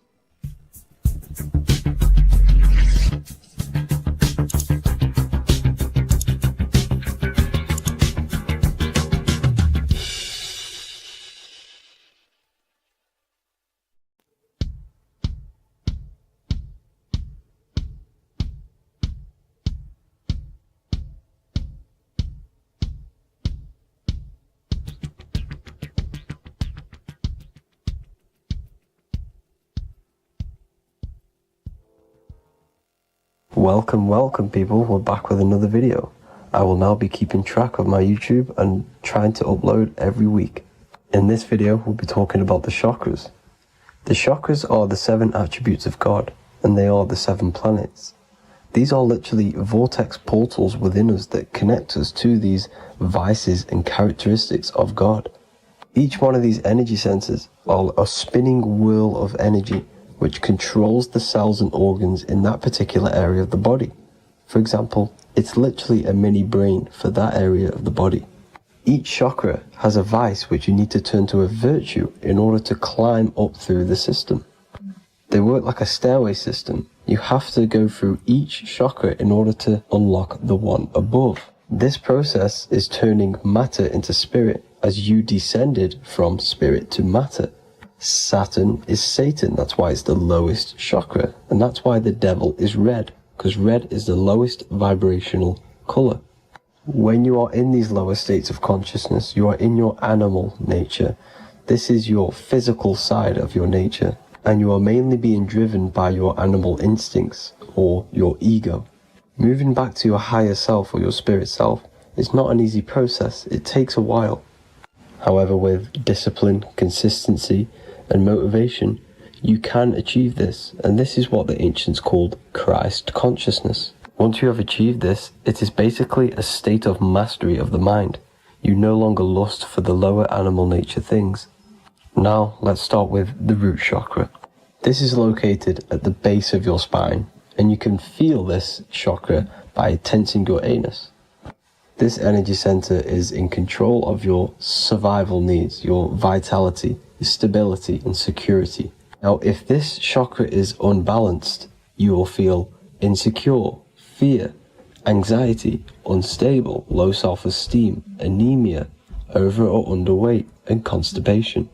In order to balance this chakra, you need to feel grounded, embodied, stable, calm, centered, a sense of safety and trust in yourself and the world around you. The next chakra is the sacral chakra, which is located around the belly button area. You can feel this chakra just by sucking in your belly. This chakra is to do with relationships, self-worth, creativity, empathy, and most importantly, sexuality. This is the most important one in order to start to raise your vibration overall, is giving up the over-sexualized nature. In order to balance this chakra, you need to come into harmony with all the toxic relationships that you have.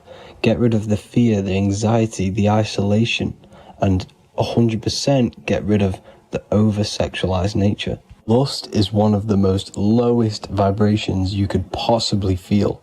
It is literally manifesting hell. In order to work on this chakra, you need to feel self-worth. You need to do creative things, empathy, healthy relationships, and 100% being confident. The next chakra is the solar plexus. This is to do with personal power, will, metabolism, eating, happiness, and your self-esteem and self-identification. You can feel this chakra just above your belly, below your ribs, and you can suck in this area.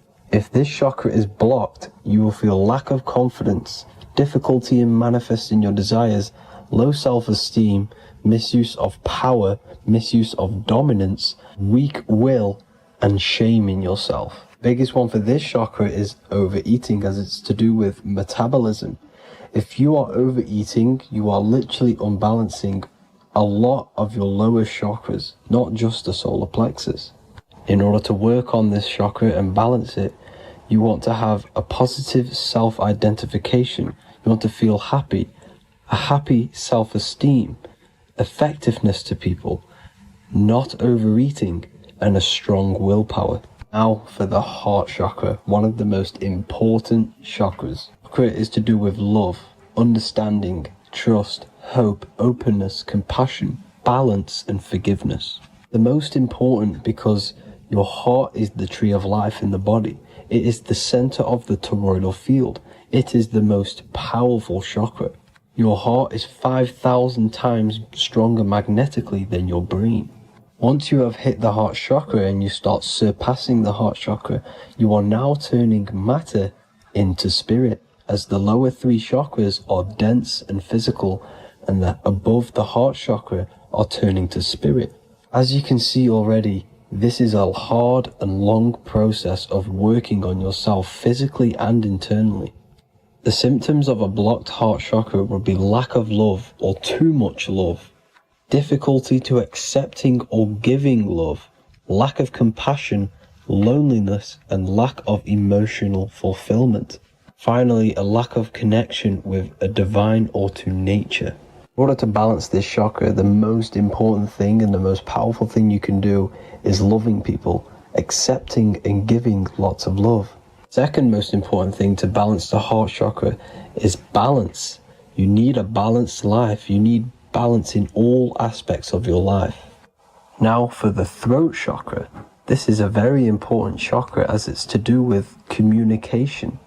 A symptom of this being unbalanced is a lack of self-expression and putting on a front all the time, acting with the ego.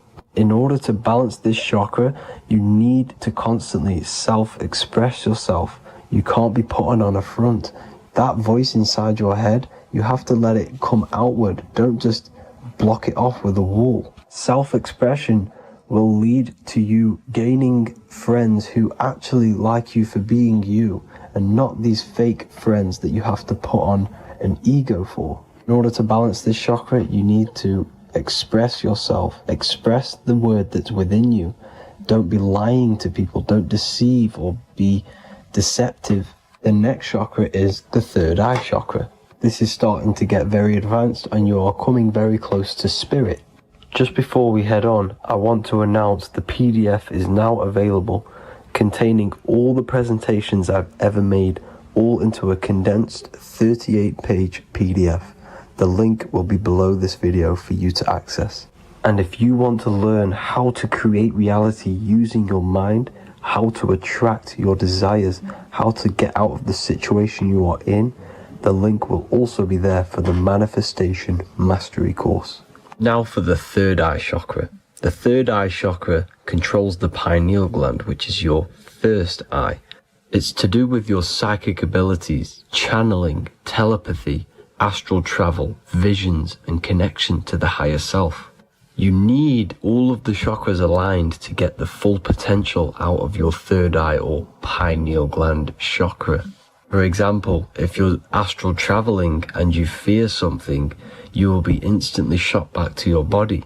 So you need to master all of the chakras before you go on and try and do these higher spiritual activities. Symptoms of the third eye chakra being blocked is lack of imagination, lack of vision, lack of concentration, blocked or clouded intuition, can't see the big picture, and especially overly reliant on logic and intellectual thinking. A good way to work on this chakra is imagining things, vision things. Trust your intuition at all times. Always follow that inner voice. Cut out the tap water which contains fluoride. Fluoride blocks the pineal gland. And cut out all junk food because all of this is affecting your pineal gland. When in meditation, you want to focus your eyes and your attention to the center of your head between the two eyebrows. This is where the pineal gland is located. This will help and awaken the pineal gland over time when you keep doing these meditations. Finally, for the crown chakra, this is to do with universal consciousness, all-knowing, enlightenment, cosmic connections, the God source. This chakra is blocked by being cut off from spirituality, plagued by the senses, being tricked into the five senses and being tricked into thinking you are the body. In order to work on this chakra, you need to feel grounded. You need to know yourself, your real self, the voice within you. Have common sense. Have specific decisions that you're making. Be very direct. Now we've got out of the way all of the chakras, I can now introduce methods and meditations which will help you unblock them spiritually. When meditating, you want to get into the present moment in a nice, comfortable position. Bring yourself to the present moment by saying, I am here right now, nothing else matters. Keep repeating this over and over with your eyes open or closed. After a couple minutes of bringing your attention to the present moment, you can now start to breathe in through the nose deeply and breathe out through the mouth slower than you breathed in. Place your attention on the chakra that you want to balance. Think of a high vibrational emotion like love, and think of this while placing your attention on that chakra. You can do this exercise every day for 10 to 20 to 30 minutes. The longer the better. Another practice you can do is by chanting the Bijis for each chakra. They are here starting from the root chakra all the way to the crown chakra. Or you can chant the 7 vowels. There are not 5, there are actually 7. A, I, A, O, U, M. A, I, O. This is the proper way of pronouncing the 7 vowels. These are so powerful because these are the only things that exist. It is literally the sound of God. By pronouncing them right, you can actually create a lot of power within you and align your chakras. That's it for this video, people. I'd appreciate a comment and a like to help the algorithm. I appreciate you all. Love and light.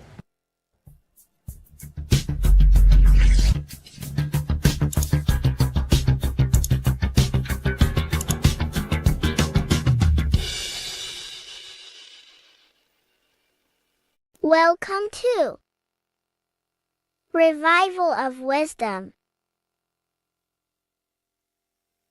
Welcome people. We're back with another video. Please make sure to hit that like button, subscribe, and turn on notifications to never miss a video. The Earth is a giant torus field consisting of a positive and a negative pole. The sun being the cathode with a positive charge and the moon being the anode with a negative charge. This is why the sun rules over the day, giving you lots of energy, and the moon taking your energy from you, making you go to sleep. Now, the plane that we live on is called the plane of inertia, and at the center of this plane of inertia is the North Pole. This is where the two electromagnetical energies meet. Now, this is where the most electromagnetic energy is stored. This is why all compasses will point north, because it's the most magnetic place in this reality. So the sun and the moon is spinning around this center point, which is stirring the ether of this reality and making everything move in circles, meaning this is a cycle. Everything's recycling itself. It's an organic simulation. The ancients also knew about this sacred land at the center of this reality, known as the North Pole. As you can see on this map from the 1500s of the North Pole, you can see 4 islands around this center black rock. Ancient civilizations like the Mayans, the Buddhists, and ancient Chinese also depict these 4 islands. The endless symbology of these sacred lands at the center has been going on for thousands of years. These sort of secrets are now kept by the elites, but as always they have to show the truth in plain sight, and this is what they are doing with the Windows symbol and also the Wizard of Oz. Now in the Wizard of Oz, as you can see, there's something called Munchkin Land. Munchkins are these unusually short people. Then on the ancient 1500s map, it says pygmy. And then the pygmy people in mythology are also these unusually short people. Just like Santa and his elves, they come from the North Pole. And elves are these unusually short people. These stories that we are told about Santa and Munchkins are putting truth in plain sight about this sacred land. This sacred land at the center of the earth is where the aurora borealis comes from and is being emitted from this black hole in the center, also known as the black sun. The aurora borealis is the earth's aura, hence why it has the word aura inside of it. It is the life-giving essence to all life within this realm. As this dualistic reality we live in consists of both physical and spiritual, the black sun is like our sun for the spirit. It's our spiritual umbilical cord, connecting us to the spirit realm. And the rising sun is the opposite. It's our sun for our physical 666 carbon suits, known as our human body, our physical aspect.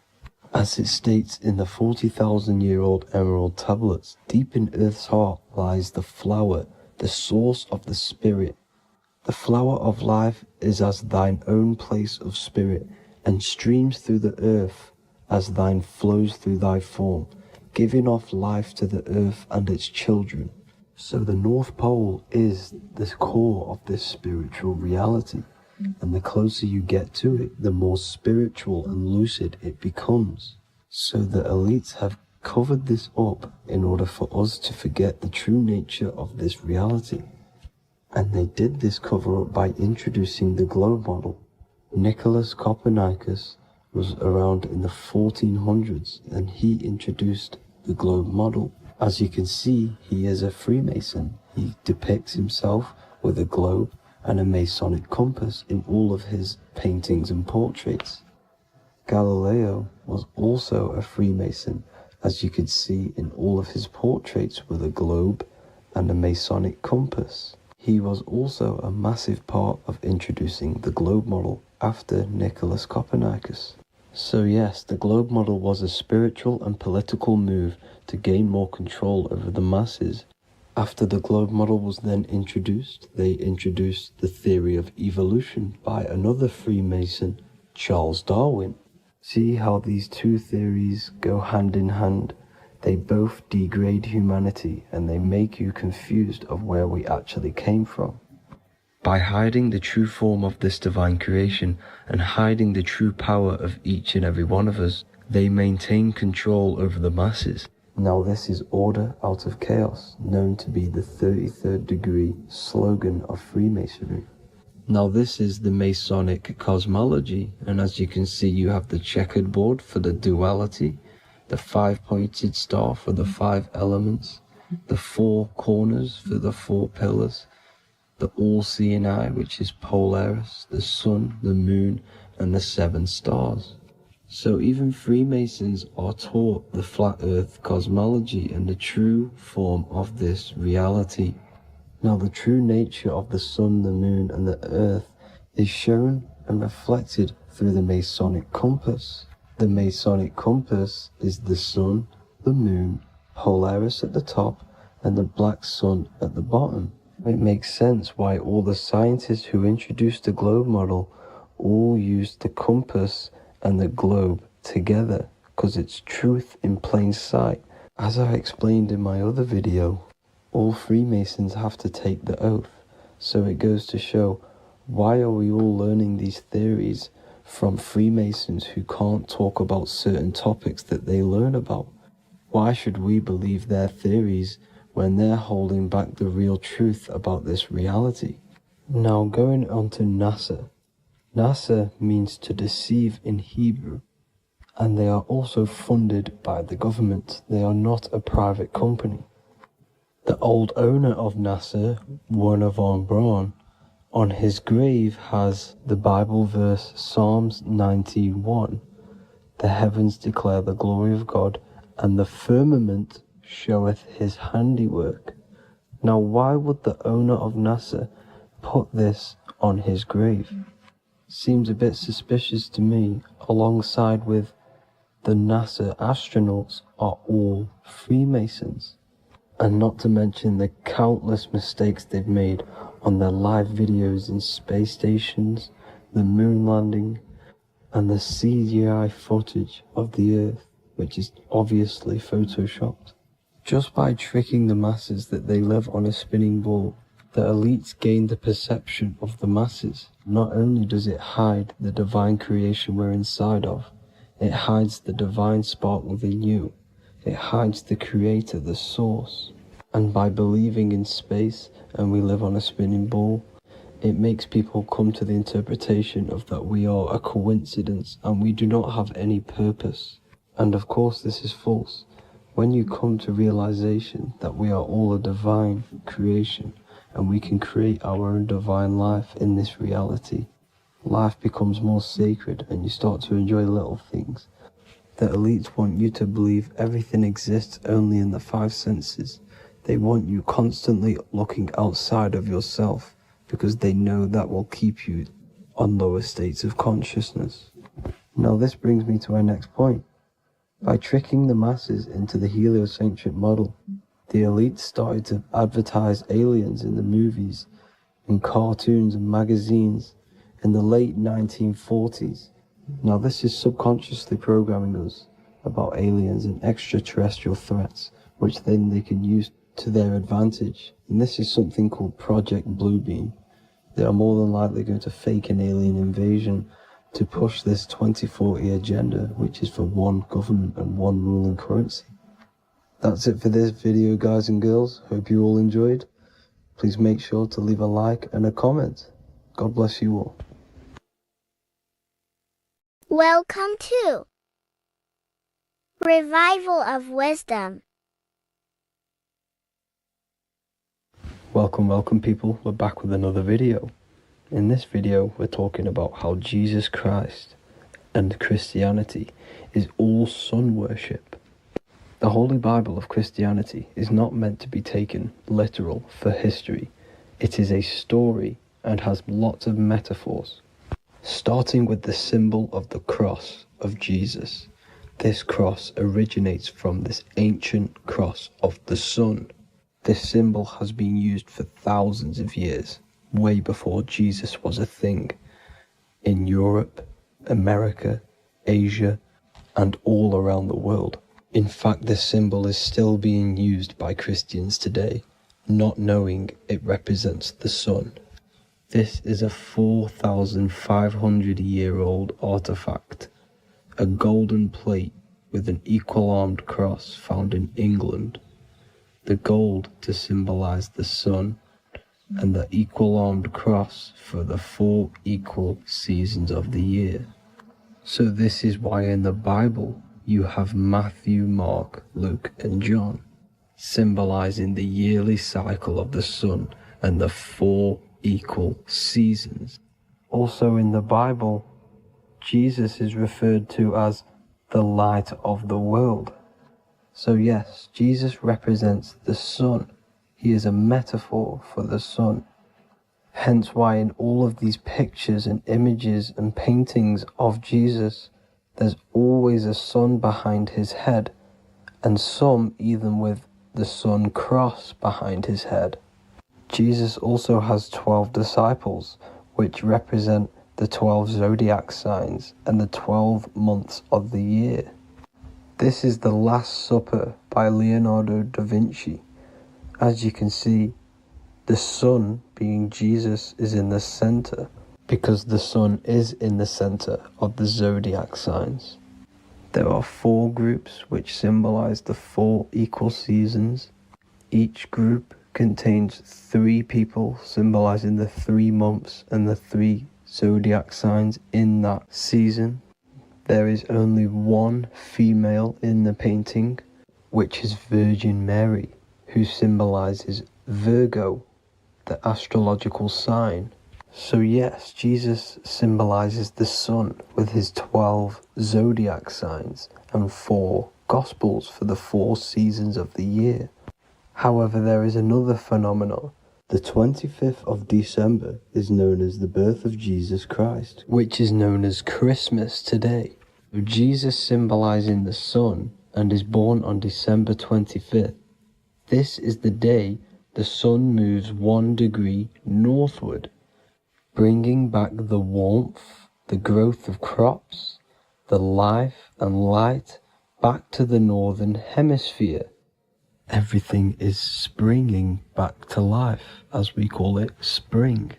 So it is said that the sun is born again on the 25th of December, and Jesus is known as the risen Saviour, because the sun is our risen Saviour, because it gives life to the whole of this realm, the warmth, the crops, and without the sun rising in the morning, we'd all die in about 2 weeks.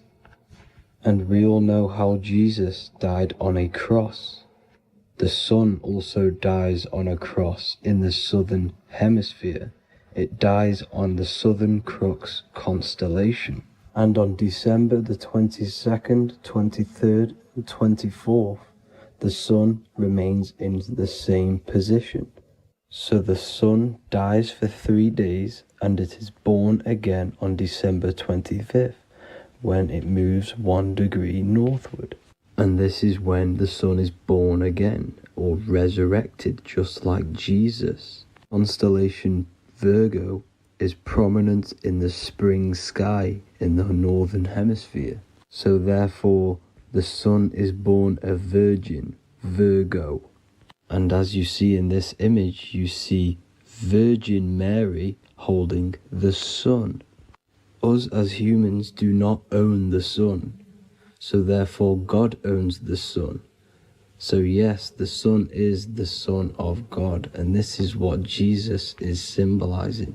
And just how Jesus sacrifices himself for humanity, that's what the sun does. The sun gives out all of its energy so we can live. There are many other Bible verses which represent Jesus as the sun. Now in Matthew 8:23-27, his disciples are in a boat and there is a massive storm. Jesus is asleep, meaning the sun has not arose. And the disciples say, "Save us, Lord, we are perishing." Quote, "Then he rose and rebuked the winds and the sea, and there was a great calm." End quote. Now this is a metaphor for the sun rising and calming the storm, because in the ocean, when the sun is down, that's when there are great storms. The worship of celestial bodies go back thousands of years, and it's called astrotheology.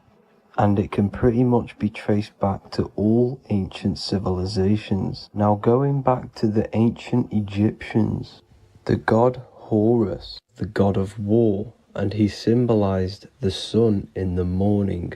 Ancients used to say that he walked over the sky in 12 steps. Yes, this could symbolize the 12 zodiac signs.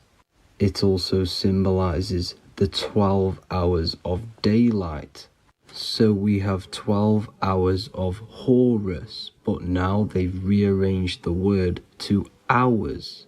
Horus and hours. And when the sun rises, Horus rises, we say horizon, which is Horus is rising. That's the etymology of horizon. Another Egyptian god called Amun-Ra was known as the god of all creation. He was the first god of them all. Amun was also a sun god. Therefore, after every Christian's prayer, they say Amen, sending their prayer through the sun to God. So this all goes back to the worshipping of the sun.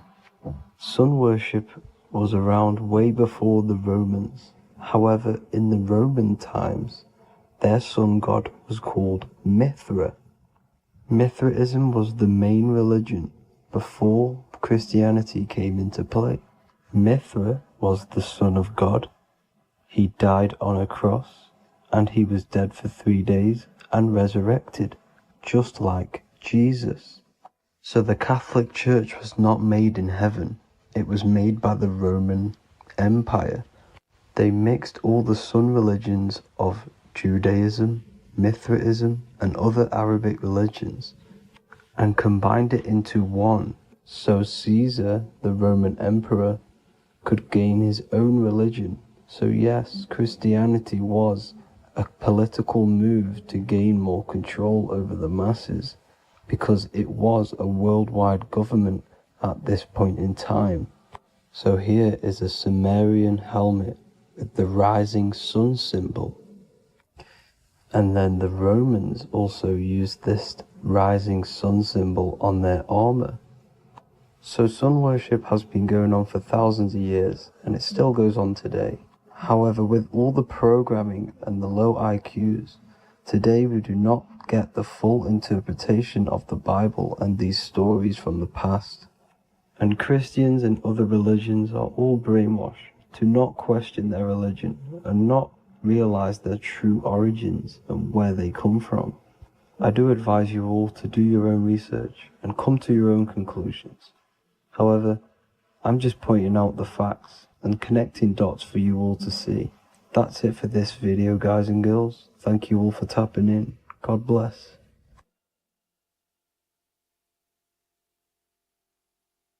Welcome to Revival of Wisdom.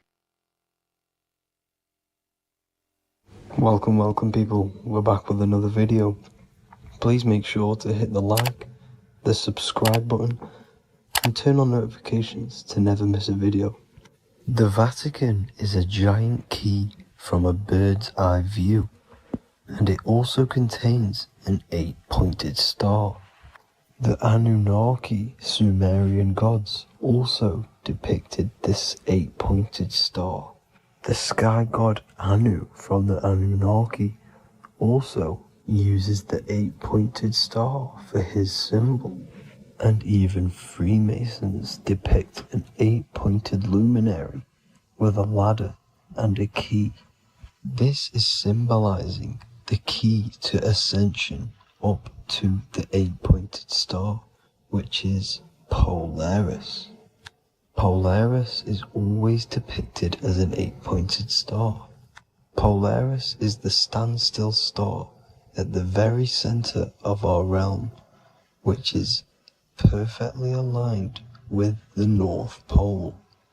The Earth is a giant torus field, and at the center is where the most electromagnetic energy is stored. This is why all compasses point to the north. Hence why a compass is an 8-pointed star, because it points you to Polaris, which is the North Pole. the center of this realm. The 8 points of the 8-pointed star symbolize the 8 points in space and time. So yes, Polaris is the portal which you ascend through if you outgrow this consciousness by aligning your chakras. Our earthly realm is a macrocosmic reflection of us, and we as humans are the micro reflection, with the earth containing its 7 chakras as well as us. The North Pole is the 7th chakra, which is the crown chakra. So the key to ascension is held by the Vatican, hence why it's a giant key, because they mislead the masses through their religions, which teaches the masses to look outside of themselves. As stated in the 20,000-year-old emerald tablets, written by the Egyptian god Thoth. On Earth, man is in bondage, bound by space and time to the Earth plane. Encircling each planet, a wave of vibration binds him to his plane of unfoldment. Yet within man is the key to releasement. Within man may freedom be found. So the 7 planets are associated with each 7 chakras. The lowest chakra being the root chakra, which is associated with Saturn. This is why the elites love Saturn and reflect it in all of their symbols. Because the chakras are an ascension of spiritual principles, starting from the material and ascending up to the spiritual, the crown chakra. However, evil love bondage, and they are trapping souls in the physical realm by stopping and provoking the ascension process. They do this by abusing the energy of Saturn, and Saturn is associated with the lowest chakra. The lower 3 chakras are associated with survival mode, which keeps the consciousness in a constant state of fear and only aware of its surroundings. Once you start to ascend up your chakras, you become more consciously aware of spiritual deeds. And this is the process of returning back to your true spiritual form. Going back to Polaris and its connection to ascension, Kanye West symbolizes this on his music video 24. As you see him rise up into the sky, you see an 8-pointed shape around him, which symbolizes the 8-pointed star, as you see the beam of light. And even NASA symbolize this in their Space Delta logos, a bear holding a key with an arrow up to Polaris, the 8-pointed star. Here's another NASA logo of an arrow from the Earth to Polaris. The series Lock and Key on Netflix is all about portals and doorways, and they have the Kundalini energy as one of their keys. Kundalini energy is the energy which rises up the spine, the 33 vertebrae, and activates the third eye. The third eye is the spiritual gland which connects humans to other spiritual realms. We are not the body. Our spirit, our soul inhabits the body. We exist physically, spiritually, and mentally. Therefore, we are multidimensional. The intellectual and spiritual inhabit the body. Therefore, this is just an avatar within this timeline. However, within each and every one of us, we all have the key to releasement, as says in the Emerald Tablets. This releasement is ascension up until higher states of consciousness. As stated in the Emerald Tablets, man is in process of changing to forms that are not of this world. Grows he in time to the formless, a plane on a cycle above, and another one saying, man is a flame bound to a mountain, but we in our cycle shall ever be free. Know ye, O man, that when ye have progressed into the cycle that lengthen above, life itself will pass to the darkness, and only the essence of the soul shall remain. That's it for this video. I hope you all enjoyed. Please feel free to leave a like, subscribe, and comment any subjects you want me to talk about. God bless you all.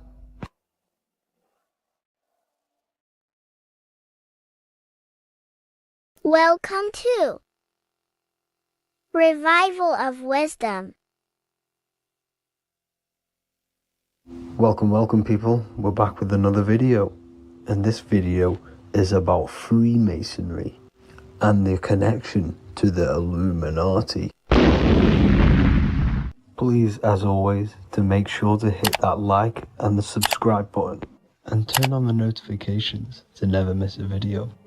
On May the 1st, 1776, the founder of the Illuminati, Adam Weishaupt, founded this secret organization, and this date can be found in Roman numerals underneath the all-seeing eye pyramid on the $1 bill. This $1 bill also says Anu Coptus Novus Ordo Secularum. This is Latin for announcing the birth of the New World Order. This New World Order will be headed by Lucifer, the all-seeing eye, and followed by the 13 layers of bricks for the 13 elite bloodlines. So your Orsini's, Rockefellers, Rothschilds, Soroses, and the other 9 elite families.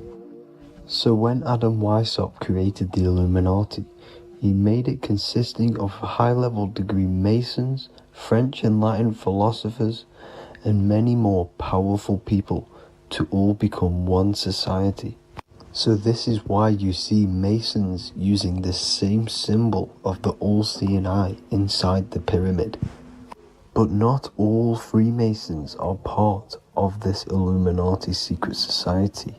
As the 33rd degree Freemason Manly P. Hall said in his book The Secret Teachings of All Ages, Freemasonry is a fraternity within a fraternity, an outer organization concealing an inner brotherhood of the elect. So what he's saying here is that Freemasons have to go up the degrees of Freemasonry, and once they hit the top, they either get elected or not into these secret societies like the Illuminati, Skull and Bones, and Knights Templar. So when you see celebrities doing this one-eye symbolism, either covering one eye, doing the triangle, or doing 666 over one eye, this is showing and reflecting the symbolism of Freemasonry. They have taken the oath to never speak on anything they learn about Freemasonry. Duncan's Ritual of Freemasonry book states the oath they have to take. Quote, I ... of my own free will and accord, that I will hail, ever conceal, or never reveal any of the secrets, arts, points of Master Mason's degree to any person whomsoever. All this most solemnly, sincerely promise and swear. Now, this is what happens when they break the oath, stated in this book, quote, myself severed in two, my bowels taken from thence, and burnt to ashes. So this states that Freemasonry comes first, before any law of the land. It has the right to kill you if you break your oath.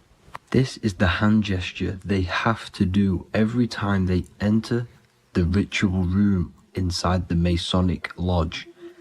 This is the cutthroat symbol, showing you and reminding you of the oath and what will happen if you break it. Now in this book, Richardson's Monitor of Freemasonry, it states if you break your oath, binding myself under no less penalty than to have my throat cut across, my tongue torn out by the roots, and my body buried in the rough sands of the sea. If they do not decide to kill you, this book states this by pointing him out to the world as an unworthy vagabond, by opposing his interest, by dearranging his business. In other words, they have the power to frame you and destroy your reputation to the world and destroy your business if you break this oath. So yes, they do kill to keep this truth hidden, because this truth of this reality is what keeps them in power. They have the ability to manipulate people, because people do not know what manipulates them. This is why they call themselves the government. They govern the ment, which is the mentality, because the mind is the root cause of reality. They control what you perceive to control what you manifest. By knowing the truth, you are set free, and you no longer need no controller above you. So this is why they are willing to kill and do whatever it takes to keep the truth concealed within these high-level degrees of masonry and these secret societies. However, going back to Manly P. Hall's book, it states, part of the symbols are displayed here to the initiate, but he is intentionally misled by false interpretations. So this is saying even Freemasons are intentionally misled and told lies to conceal the truth, to make sure the truth is hidden in the high degrees of Masonry. So that's it for this video, guys. Thank you all for tapping in. Please leave a like and a subscribe. God bless.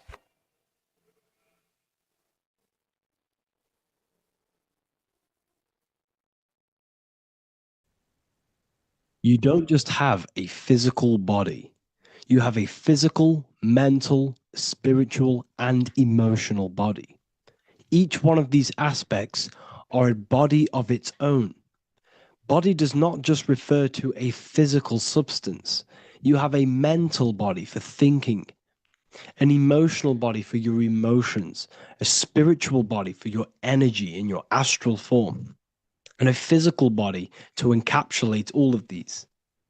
Each four of these aspects are essential for the human experience and essential to balance. Now, today we're going to be syncing the four aspects of your consciousness with the four seasons and the four elements and how this ties into the Bible. So we have four physical elements. We have 5 elements in total, spirit being the most important, but spirit is pure invisible.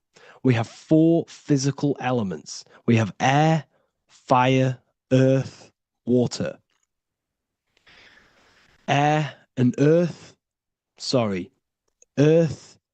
and water are feminine. Air and fire are masculine. Air and fire are active. Water and earth are passive. The air corresponds with the mental body of consciousness. This is where your intellect, this is where your communication, this is where your thoughts, intuition all comes from. This is the mental body of consciousness that allows you to think, allows you to process, figure things out, and have intellect and gain knowledge. This is your intellectual aspect of your consciousness, located in the head region. We have a fire nature, a spiritual nature. This is our astral body. Our astral body is all to do with the subconscious realms, the higher realms of consciousness. This is the body that allows us to be free from the physical body. Our spirit is more of our energy. Water is our emotional body. This is what allows us to feel things, that allows us to gain intuitive feelings of conscience. So emotion allows us to understand what is right and what is wrong. When we feel something bad, we know that this is wrong. When we feel something good, we know that we are doing good. Emotions are a creational force that allows us to feel certain things to bring them into existence. Our emotional body is a creational force and should not be reactive, and they should be controlled. Most actions are stemmed from emotions. Actions bring thought into physical existence. Emotions are the driving power. They are what drives your actions. The thought, then the emotion, then the action. Earth is your physical body. This is your physical state that allows you to take mind and emotion into action, into fruition, into physical matter. This is what your physical body allows your consciousness, your soul, to interact with the physical world and bring things into physical existence. The physical body, the physical world, is an outcome and an effect of the thinking mind. All physical substance comes from the thinking mind. The pen, the phone you're holding, the microphone I'm speaking into, all began as a thought in the thinking mind, then it was brought into physical reality. Earth is the most dense. So it goes in this order: body, emotions, spirit, mind. The higher you go up, the more lucid and fluidic it becomes. The lower you go down, the more dense and dull it becomes.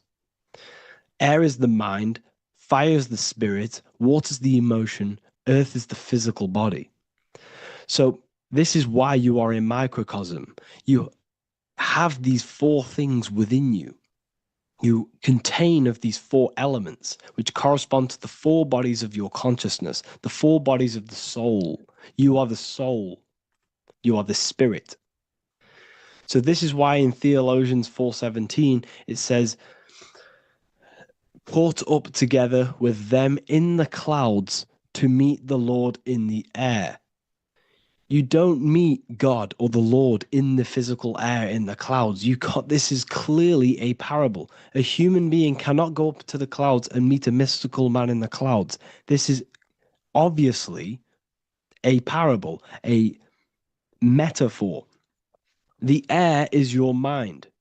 You must raise your consciousness beyond the body, beyond the emotions, beyond the spirit, and enter in the mind during meditation, turning the mind inward to connect with the Lord. The Lord is the highest aspect of your consciousness, the one that exists beyond the physical body, beyond your emotions, beyond the thought. So you meet the Lord in the air, in the mind. The mind represents the air. This is why in America there's a saying called an airhead. You're an airhead. This means that you are stupid, or you don't think, or you have nothing in your mind. You have nothing in your head. When someone's very stupid, you call them an airhead, because air represents the mind. The air is elevated. The air is invisible. The mind is totally invisible to the human eyes. It is a metaphysical substance. In fact, it's not a substance at all. It's so fluidic. It's everywhere. The mind can be everywhere at all times. It can be anything. Nothing is impossible within the mind. Now, this is synced with the four seasons. The four seasons represent the four aspects of human consciousness, the four bodies of your consciousness, the four bodies of your soul. The sun is your soul, okay? And the sun travels around four seasons. Summer, when the sun is the most hottest point. Autumn, when the sun starts to move away from the hottest point. Things start to die. Then it goes to winter. This is when everything dies. This is when things enter in within itself. This is when darkness occurs. Then spring. This is the reignition of the sun. This is when the sun starts to bring back the warmth back to the summer. You have four seasons which correspond to the four bodies of consciousness. Fire is the spirit. This is when you are passionate. This is when you are taking action. This is when you are fiery. The sun is blazing. You're taking action. You're very passionate. You're very spirit. You're in the spirit. Autumn is water, emotion. This is when you start to become very reflecting. This is when you start to feel emotional. Because in autumn, there's lots of water. This represents the emotional body of consciousness. Winter is the mind. This is air. Winter, what happens in winter? Everything enters within itself. The leaves die. The trees die. Everything dies and goes within. This is the mind. The mind is the darkness, remember. You close your eyes to enter within the mind. The winter represents meditation. In the winter, what do people do? They stay inside of their house. They research more. They read more books. They become more intellectual. They think more in the winter because we are so we're stuck inside. So we're more reflective. We're thinking more. We're more communicative. We're more intellectual. In the spring, this represents the earth, the body. This is when we start to come out of the mind and we awaken to the body, and things start to grow again. The plants start to grow. The earth is growing again and reborn again. This is the body. This is when you become more active in the spring. And then the summer, back to the summer, we then take action on these thoughts and these thoughts that we gained over the winter. Essentially, this is just a massive cycle. And this is a daily cycle also. The nighttime is the winter. The morning is the spring. The midday is the summer. And the evening time is the autumn. This is a microcosm. We have 4 bodies of consciousness. You are the sun, you are the soul, and the soul has 4 bodies: summer, autumn, winter, spring. Emotion, air, body, spirit. Sorry, emotion, mind, body, spirit. So you are the soul. You are the pure essence of consciousness. The sun is your soul in the heart. And the seasons are inside of you because you are a microcosm. Okay? You are a microcosm. The word sun is son. The Latin word for sun is sol, which is soul or solo, because the sun is solo. It's on its own. You are the soul, and the soul has the 4 different bodies of consciousness. So before we move on any further, if I've blown your mind, please, if you can, leave a like, a comment, a share, and a subscribe. Let me know what videos you want me to make in the future. Please drop a like. It definitely will help me. You are a microcosm of the macrocosm. Man is a miniature universe that goes through its own cycles. The seasons of the summer, winter, spring, and autumn do not occur merely outside of him, but within him as well. The summer is within you. You feel different in the summer. You feel different in the winter. You feel, depending on the body of consciousness, it's your soul's interacting with. So the sun in the sky is your soul inside, and the sun goes through these cycles, which is affecting your bodies of consciousness, because the cycles represent your bodies of consciousness. Now, this ties in with the Bible. This is why we have 4 Gospels. This is why Matthew, Mark, Luke, and John are always seen with the 4 different zodiac sign animals or symbols. So you always see each one of the Gospels. If you just type in on Google Matthew, Mark, Luke, and John, type in ancient pictures, paintings or pictures of them, and you will find these 4 zodiac signs are always standing with each one. Taurus, the bull; Leo, the lion; Scorpio, the eagle. An old symbol for Scorpio was the eagle. And a man for Aquarius. Here you see very, very ancient paintings and artwork. Here we see Matthew, the man, Aquarius. Here we see John, the Scorpio. Same here. We also see it on the tarot cards, on the world card. We see the 4 fixed zodiac signs. Here we see it as well. These are called the 4 fixed zodiac signs. Now, when we look at the zodiac, we're no longer looking at the sky, because what you must understand is as above, so below. What is above you is inside of you. What is above is what is below. What is outside of you is within you. The zodiac is inside of you. The zodiac revolves around the sun. The sun is your soul. These are different energies of your soul. Like I said earlier, the 4 seasons are the 4 bodies of your consciousness. And in each body of consciousness, you have these different energetic energies that you can work with. Okay, so this is the true astrology. This is the true astrology, the internal esoteric astrology. You can't find much information on this at all. Very hard to find. Uh, so what we're looking at are the four bodies of consciousness. Obviously, when you look in the middle of each, when we look in the middle of each season, spring, the middle of spring is Taurus. The middle of winter is Aquarius. The middle of autumn is Scorpio. The middle of summer is Leo.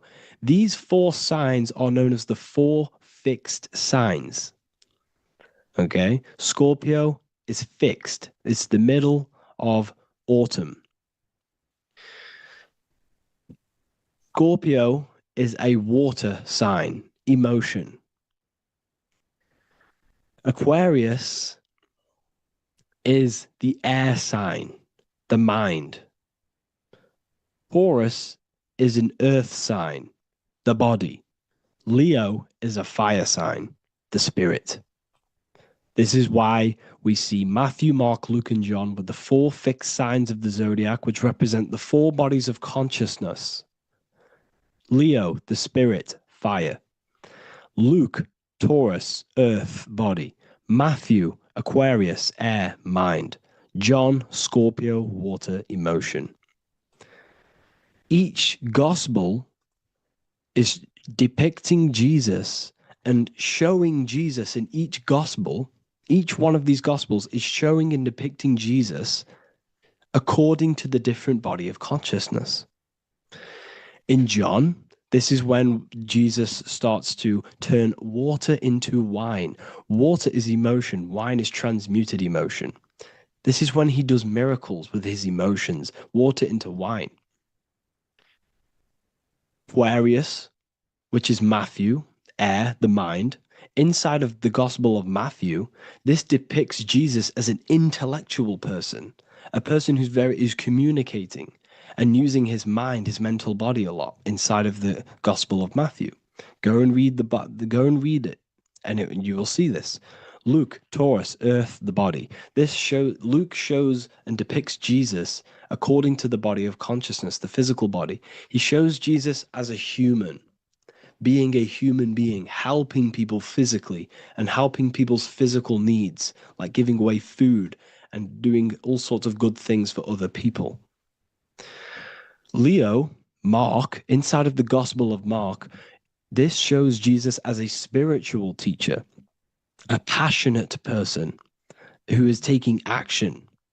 Each gospel is showing Jesus according to the different body of consciousness, and Jesus represents you, the Son. That's why it's called the Son of God, the light of the world. Jesus represents your soul, and your soul has these four gospels, the four bodies of consciousness, the four fixed signs, the four elements, and the four seasons. These things all correspond to your consciousness. So this is Leonardo da Vinci showing you the exact same thing. Jesus is the I am, the Son, the soul, in the middle, on his own. Luke, spring, earth, body. There are three people in each group. There are four groups, and there are three people in each group. 1, 2, 3. 1, 2, 3, 1, 2, 3, 1, 2, 3.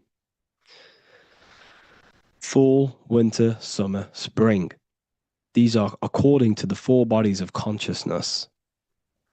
Here we see Aries, which rules the head region. He's on the head of the table. Gemini, he's holding up the two hands because Gemini rules the two hands, the two arms. Gemini is the two twins, which is the two arms and two hands, and the two lungs. Here we see the beginning of summer, which is Cancer. You see the big knife here. Cancer, him here, this gray-haired guy, holding a knife for the crab. Cancer, they pinch. You have a knife, symbolizing the crab. Leo, the middle of summer, showing dominance. The sun is very dominant. He's got his elbow on the table, showing dominance. Virgo has no Adam's apple. Cancer here is pointing at this woman's neck, saying there's no Adam's apple. This is Virgo, the virgin, the only woman. Jesus, the sun. This is Libra, the balancing. He's holding his arms out, balanced, showing the balancing of the sun. Because when the sun enters Libra, the sun is balanced between winter and summer. So it's balanced. This is all astrology, but this is internal. Okay? This is Ezekiel's vision. Ezekiel had a vision in the Bible, and he saw the face of a man, the face of a lion, the face of an ox, and the face of an eagle. The eagle, Scorpio, the ox is Taurus, the lion is Leo, and the man is Aquarius. He saw the throne of God. And he saw the different bodies of consciousness. This is all symbolic for the different bodies of your soul. So when we look at the zodiac, we are actually looking at a map and the energies of our soul and the energies of our bodies and the energies of our consciousness. This is what we are looking at. Each zodiac is an aspect of our consciousness and an energy that we can work with and that we must purify. Balance and purification is essential. Imagine playing a brand new video game. Let's say a brand new video game came out and you had to play it. What happens when you play that game? You don't know the controls. You cause chaos in that game. You can't really run properly. You can't do anything properly. You're getting destroyed by other people who are playing that game. It's the same with your physical body. When you are born, you must learn how to play the game. You must learn how to balance the mind, learn how to balance the spirit, the emotions, and the physical body. We must balance and purify each body of our consciousness. We must look after our physical body with our physical health by eating physical, electrical food like fruits and veg. We must look after our minds by being conscious of what enters our eyes, enters our ears, enters everything. Whatever enters our five senses is affecting our mind, our mental health, our environment, mental. We need to look after our thoughts, control our thoughts by purifying our thoughts, only positive thoughts. Then we must purify our emotions, feeling only gratitude and love and not feeling these negative, dull emotions.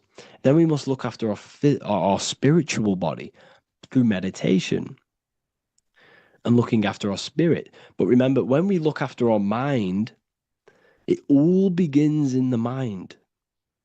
Each body of consciousness is interlocked with the other. If you have an unhealthy body, you have an unhealthy mind, spirit, and emotions. If you have an unhealthy mind, you have an unhealthy body, spirit, and emotions. If you have an unhealthy emotions, you have an unhealthy spirit, mind, and physical body. They're all interlocked. You must balance each one of them. Look after your physical body. Look after your thoughts. Look after your emotions. Look after your spirit. But remember, the mind is the most powerful one. It's mind over matter.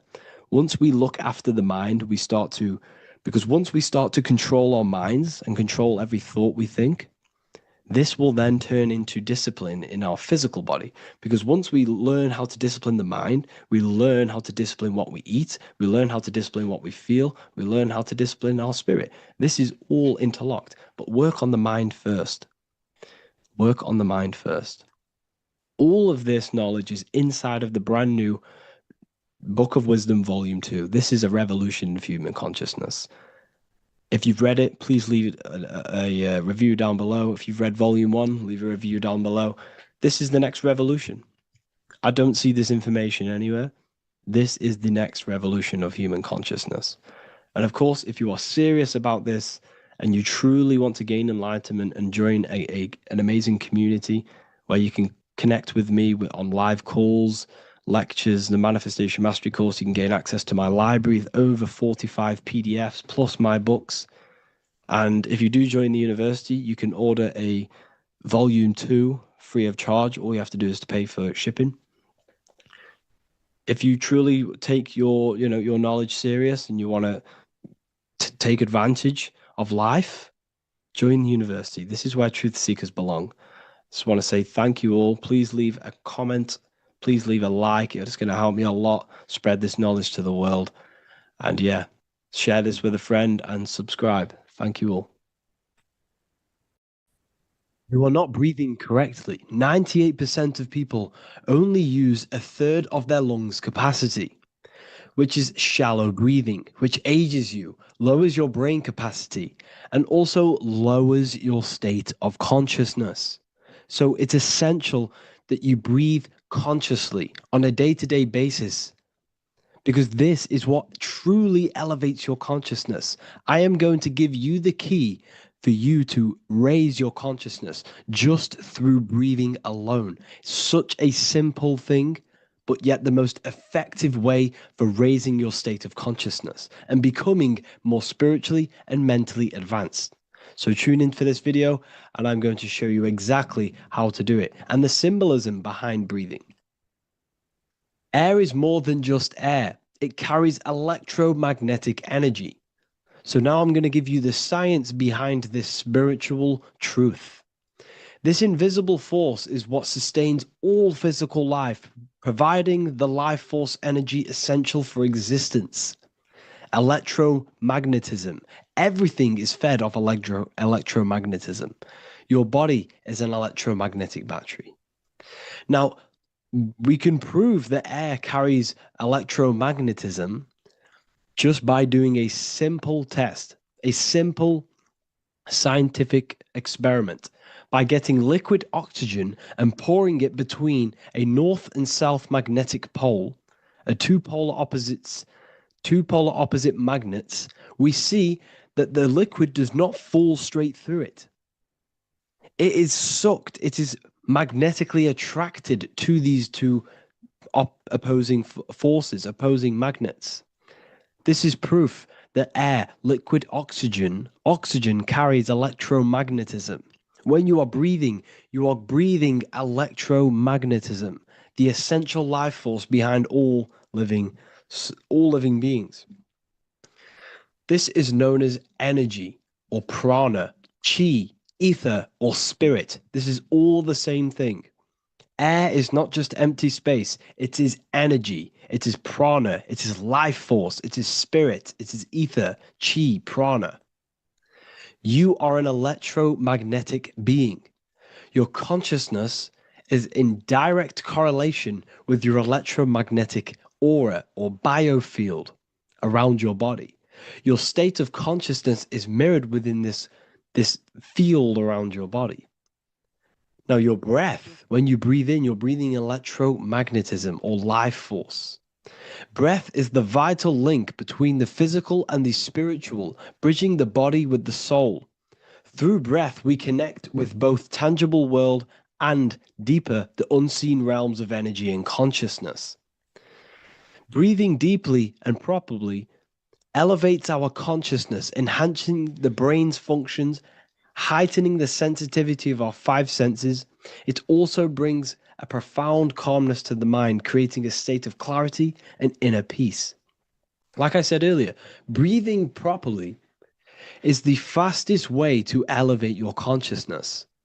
It is the fastest way because breathing, when you stop breathing, what happens? You lose physical consciousness. Your body will shut down if you do not breathe in this vital electromagnetic energy in the oxygen. If your body does not get this for 5 minutes or however you can last without breathing, this makes you lose physical consciousness. Your body will not survive without this essential life force energy. Therefore, air is one of the most overlooked things. This is why we see the symbolism of Buddha having a big belly. Why does he have a big belly? Because it's symbolizing breath work, proper spiritual breath work, the certain teachings of breath work, of when you breathe in through the nose, you have to breathe in through the nose. You don't want to breathe in through the mouth because the nose acts as a filter which catches dust particles and filters out the air before it enters the lungs. The mouth does not do that. The nose is for breathing inward. We breathe in through the nose, and when we breathe in, we breathe into our belly, not our lungs. When we breathe into our belly and our belly expands outwards, we are then moving this energy down from the nose down the spinal column. And when we breathe back out, the belly goes in, which is raising the energy up the spinal column, back out through the mouth. This is the true way of breathing, because when we breathe, we are moving energy. We are moving electromagnetic energy. When we breathe in through the nose, the energy travels down the spinal column. And when we breathe out, we are raising this energy back up the spine, some of it going out the mouth, and some of it reaching the brain, activating dormant brain cells in the brain. But when we breathe, we need to make sure we are using 100% of our lungs' capacity, because the lungs is what transforms this special energy into consciousness, physical consciousness. So this is why Buddha has a big belly. It's not because he was fat. It's not because he was overweight. It's symbolism. It's symbolism of breath work. So try this. Do this for 2 minutes while you watch this video. Breathe in through the mouth as hard as you can until you no longer can fill any more air into your lungs and belly. Breathe it into your belly, not your lungs. And breathe out through the mouth. Do this for 5 minutes or 2 minutes, however long. I promise you, breath affects your consciousness.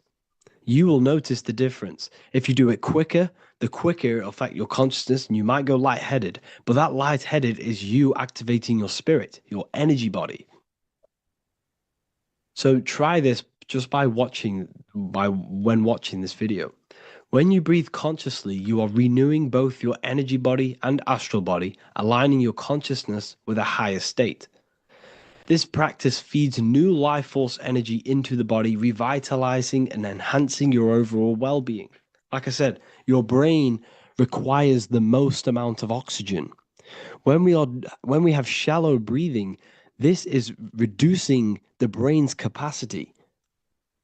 Because when we are not breathing properly, which 98% of people are only using a third of their lungs' capacity, we are essentially only using a third of our consciousness, because your breath is directly correlated to your consciousness, your state of consciousness. When you breathe in through the mouth, out through the mouth, out in through the nose, out through the mouth, consciously and deeply for 5 minutes, you will notice that your senses are more powerful and sensitive. Your brain is quicker.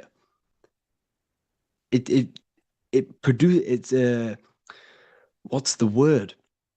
It processes information quicker. You become quicker. You become a superhuman, and you feel more spiritual because it activates your spirit, your astral and energy body. So when we meditate, it's definitely important to breathe in through the nose and out through the mouth as deeply as possible to align with a higher state of consciousness. And this is the easiest way to separate your consciousness from the body. When you breathe in deeply for long periods of time, while meditating, while taking no thought, when no thought is present and you gain a rhythm of deep breathing, this is the gateway. This is the gateway to opening your consciousness. Because when you stop thinking, other aspects of your consciousness can open up. All of our lives we've been thinking, which is blocked off the higher states of consciousness. So breathing is very, very important. It affects our overall well-being. And this is Yahweh, the in and the out of breathing. When we breathe in, this is Yah. You can hear it. It sounds like Yah. And when we breathe out, that is Way. This is the name of God, apparently. But God is within you. You can connect with God. You can connect with source consciousness within you by breathing, by raising your state of consciousness through breathing and meditation. This is why the Bible tells you the Spirit of God has made me, and the breath of the Almighty gives me life. You are consciousness. You are God. You're an extension of God's consciousness. Job 27:3. As long as my breath is in me and the Spirit of God is in my nostrils. The Spirit of God is through breath. John 20:22. And when he said this, he breathed on them and said to them, receive the Holy Spirit. The word spirit means breath. In Greek, Hebrew, Latin, it all means breath or wind or air. The Holy Spirit is a certain way of breathing, a breathing technique that elevates your consciousness, that syncs you up to a holy consciousness, an elevated state. That is the Holy Spirit. That's why it tells you in the Bible, when he said this, he breathed onto them. He breathed onto them and said, receive the Holy Spirit. You must breathe to receive the Holy Spirit. When you breathe, you are renewing the body's energy. You're taking in new life force, which is regenerating your cells, regenerating your brain, nervous system, and also connecting with consciousness, pure consciousness. This is not something that we should be doing during meditation. Yes, it is. We should be doing it during meditation, but this is something that we need to apply all of the time. This is the fastest way you can raise your consciousness. I just want to say, all of this knowledge is inside of the Book of Wisdom, Volume 2. Make sure to give a like and a comment on this video to help the algorithm. And let me know what you think about the last book or this book if you have read them, to let the new people know what they're looking at with this book. This is truly life-changing, the Volume 2 and Volume 1 is truly life-changing. You can get them in a bundle also. Learn hidden knowledge inside of the Ethereal University. This is where truth seekers belong. I'm not here to try sell you this, but this is the place for truth seekers. And if you are serious about your spiritual journey and serious about gaining knowledge, which gives you the advantage of a life, join Ethereal University. This will definitely help you. Thank you for watching this video. Please leave a like and comment. Make sure to give me any suggestions on videos you want me to make in the future. Thank you all. In this video, we're going to be talking about the evolution of consciousness. You are born human. However, you possess consciousness, which is the awareness behind your being, the awareness behind your thoughts, the experiencer behind your five senses, the experiencer, the observer behind your thought, emotions, and senses. You are an eye, an invisible consciousness looking through a lens, which is your body. Your body produces this physical world that you experience. Your brain produces this world. Your brain and body is a technological computer. However, you are an infinite, ever-expanding consciousness behind this physical body. And there is an evolution of consciousness, a cosmic journey of expansion. And this is why we see so much pyramid symbolism in the occult and esoteric world, and especially within Freemasonry.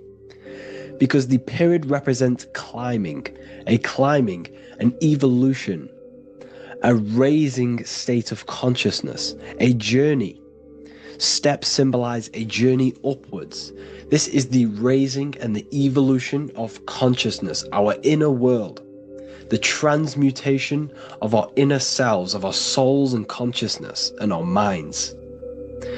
So when we see this pyramid, we're seeing a evolution, a way up to source consciousness. And the eye in the pyramid represents your source consciousness. It represents illumination. It represents divine guidance through this evolution of consciousness.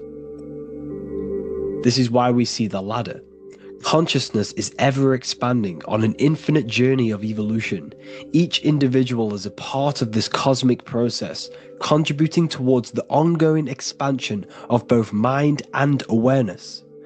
As we evolve, we collectively explore deeper levels of existence, expanding the boundaries of thought and consciousness.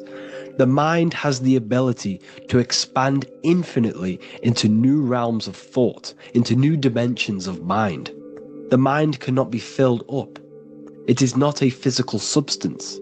The body can be filled up because it is a physical thing, but you cannot fill the mind. Therefore, the mind is constantly expanding, ever expanding into new fields of thought.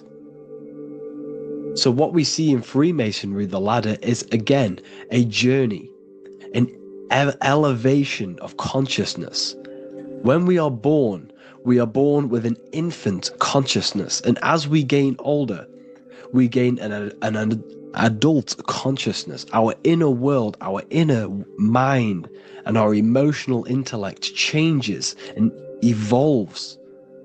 We are significantly different from when we were very young as an infant.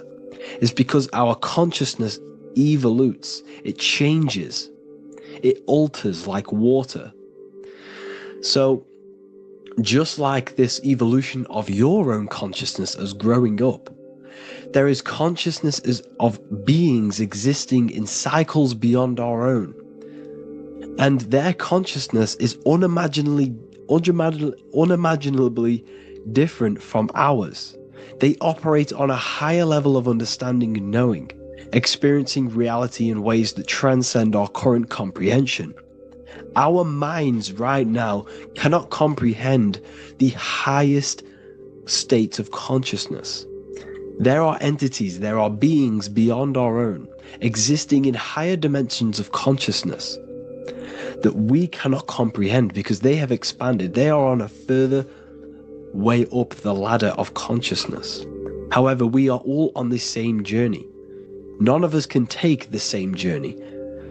There is one ultimate goal, reaching source consciousness. However, this is always ever expanding. However, we are all on a different journey. There is one truth, one source, one goal. However, there are billions in different ways of reaching it, and we are all on these different paths to source consciousness, to this ladder, this evolution of universal evolution. Okay? Their awareness is attuned to new dimensions of existence, reflecting a more advanced stage in the cosmic journey of consciousness evolution. So when you take DMT, you are shot into these higher realms of consciousness where you meet these beings who look similar to these images. They are not speaking to you physically. They don't speak to you three-dimensionally through vibration and words. They speak to you mentally. If you have done DMT, then you know this. And if you have met these beings, then you know this. You might have even met some of these types of beings on mushrooms or any psychedelic drugs. Because ultimately, when you take these mind-altering substances, it's altering your consciousness. It's merging your consciousness with the spirit of that substance. And you are essentially attuning your mind to higher dimensions of consciousness. That's why we say we're getting high when we take these substances. Therefore, when you meet these beings on DMT, you are essentially meeting beings who are attuned to higher dimensions of consciousness, and they speak to you mentally. They speak to you telepathically through thought, because the universe is mental. Everything exists within the mind. The way you are now, your physical existence, is a state of mind. Mind, thought creates matter. Spirit and matter are two opposing ways of thinking. If we have a very spiritual mind, we have an expanded mind, we are a spiritual person through the mind. However, if we have a very low state of consciousness where we think about food, sex, lust, and all physical things, then we have a physical consciousness. Matter and spirit are two opposing forces, two ways of thinking. The mind attunes itself to different levels of understanding in different dimensions. So, essentially, this is what we're looking at. The body is a vessel for the fluidic, formless consciousness, a temple that houses the essence of our awareness. While the five senses are limited to perceiving only the physical plane, the mind transcends these limitations, capable of perceiving the full scope of reality. It is through the mind that we access deeper truths beyond the material, tapping into boundless nature of existence. Physical existence is a thin band, a thin layer of reality. It's like 0.001% of reality. And your five senses are only tuned into this layer of reality. But the five senses are, by design, only allowed to perceive physicality. But the mind has the power to expand beyond this physical five sense state. The mind has the power to expand and evolute. It is a conscious decision whether you want to take this path or not. You can stay in a three-dimensional way of thinking, or you can expand your consciousness from within. It's not an external journey. There is no God going to save you. You must save yourself. Therefore, behind every single one of these eyes is the same source consciousness. However, we are all different cells in a different journey. The organs in your body, the cells in your body are all alive. They all possess same consciousness, universal consciousness. However, we are all on a different journey of evolution. As above, so below. As the baby is in the mother's womb, when the baby becomes conscious, there is a world outside of its mother. What does it do? It presses and seeks a way out to be born in the other world outside of its mother. It is the same with your consciousness, your mind. When your mind becomes aware that there is realities beyond the immediate surroundings, it seeks a way out. And this is exactly what I'm doing to you now. I am now expanding your mind and telling you there is other ways of reality. There is other dimensions of consciousness which you can access through inner transmutation, through different ways of thinking, spiritualism, and meditating and connecting with yourself and detaching from external things. We can upgrade our consciousness. Your body is a womb. Why Jesus says you must be born again to see the kingdom of God, because you are born physically and then you must be born again spiritually, awakening your inner consciousness.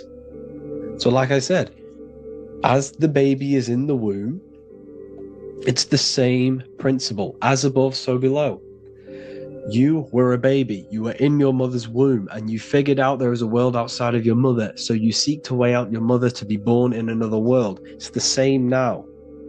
You must do this now. This is your spiritual evolution. This is the evolution of consciousness. It's ever expanding. When you die, this is a transition. You must learn to not fear death. This is another part of your spiritual journey. You must master death. Therefore, like I said before, the mind has limitless capacity to expand into new realms of thought, continuously exploring uncharted ideas and concepts without boundaries. The mind can ever expand. It can never be filled. It can never ever know everything. There is infinite fields of knowledge, infinite fields of thought. Your current state is just one stage on an infinite pathway. You won't remain human forever. The human experience is a crucial phase where we learn to balance polarities, master the fundamental laws of the cosmos. It is a period of growth and transformation, preparing us for the next stages in our cosmic evolution.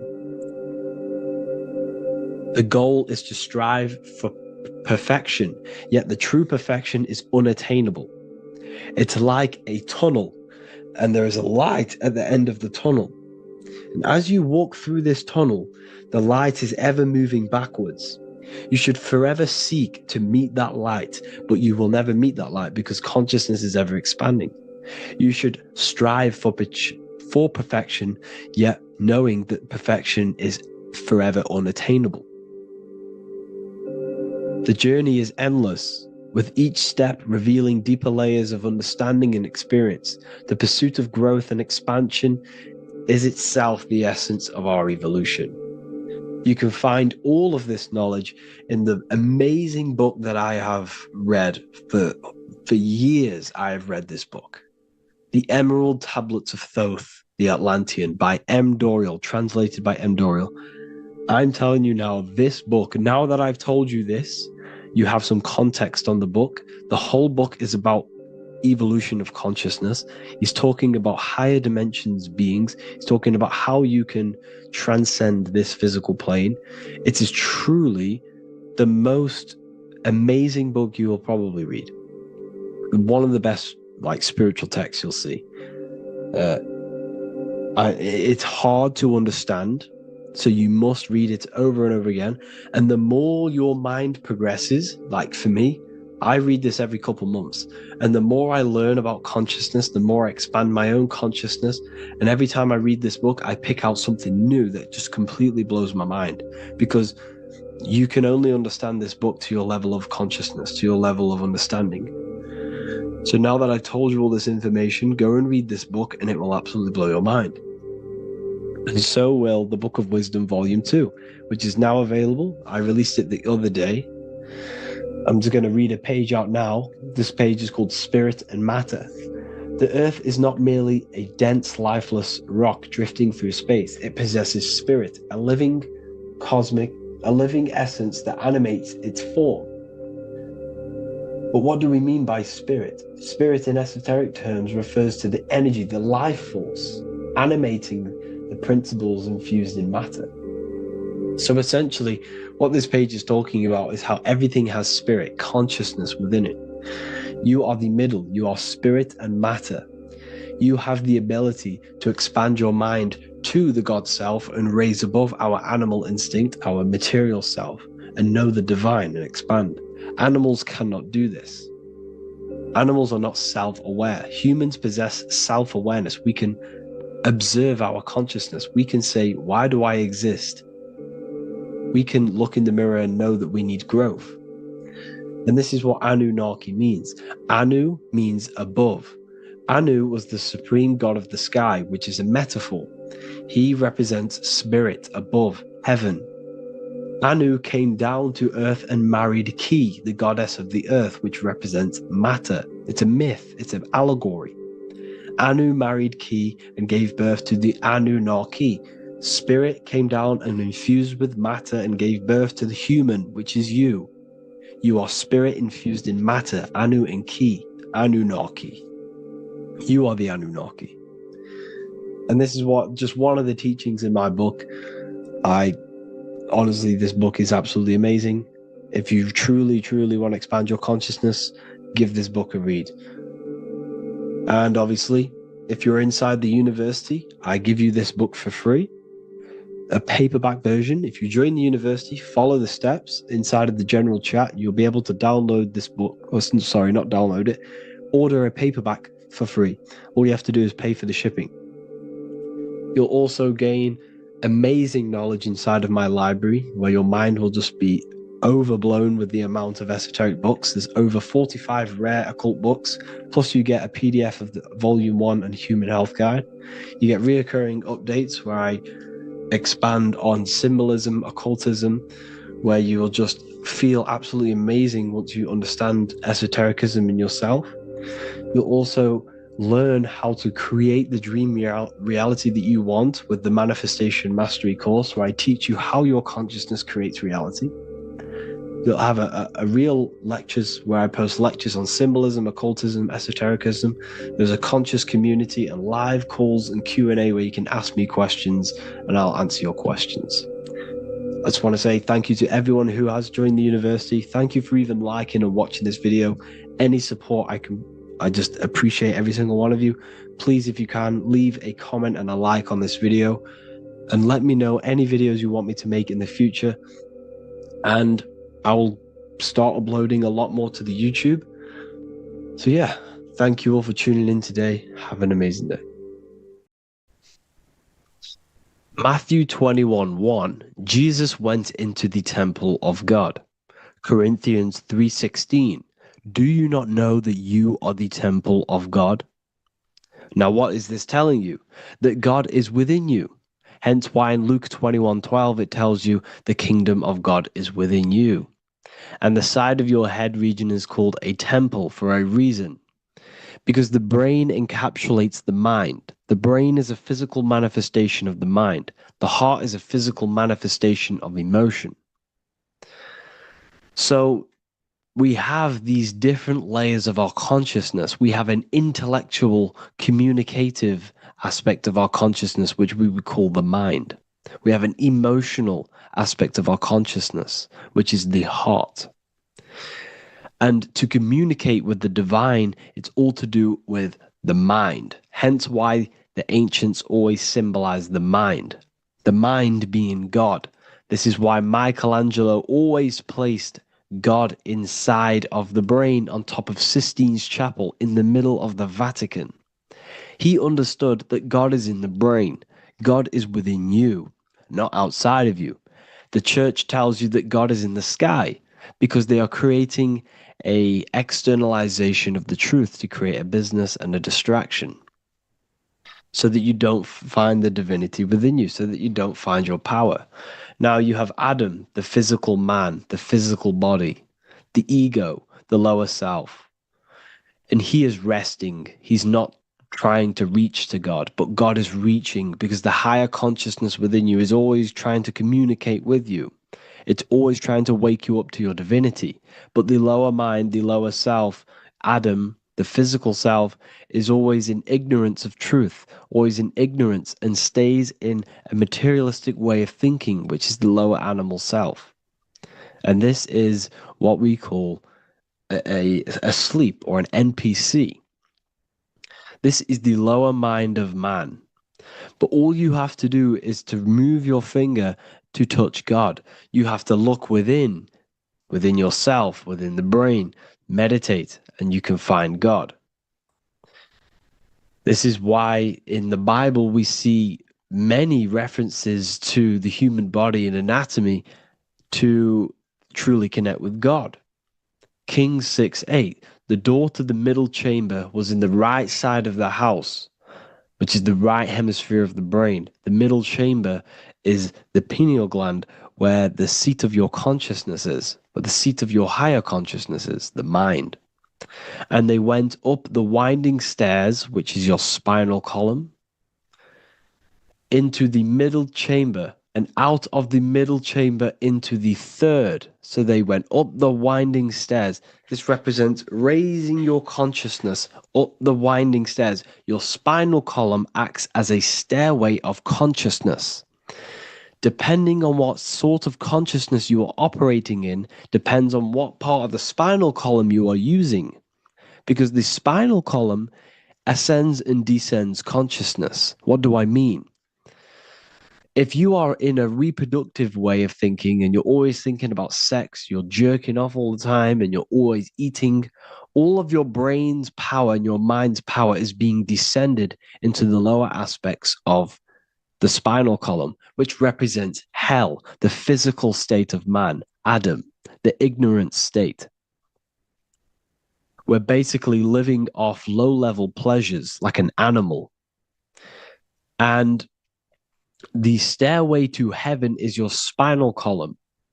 They went up the winding stairs into the middle chamber, which is your mind, your pineal gland, and out of the middle into the third stage of consciousness, physical, etheric, astral.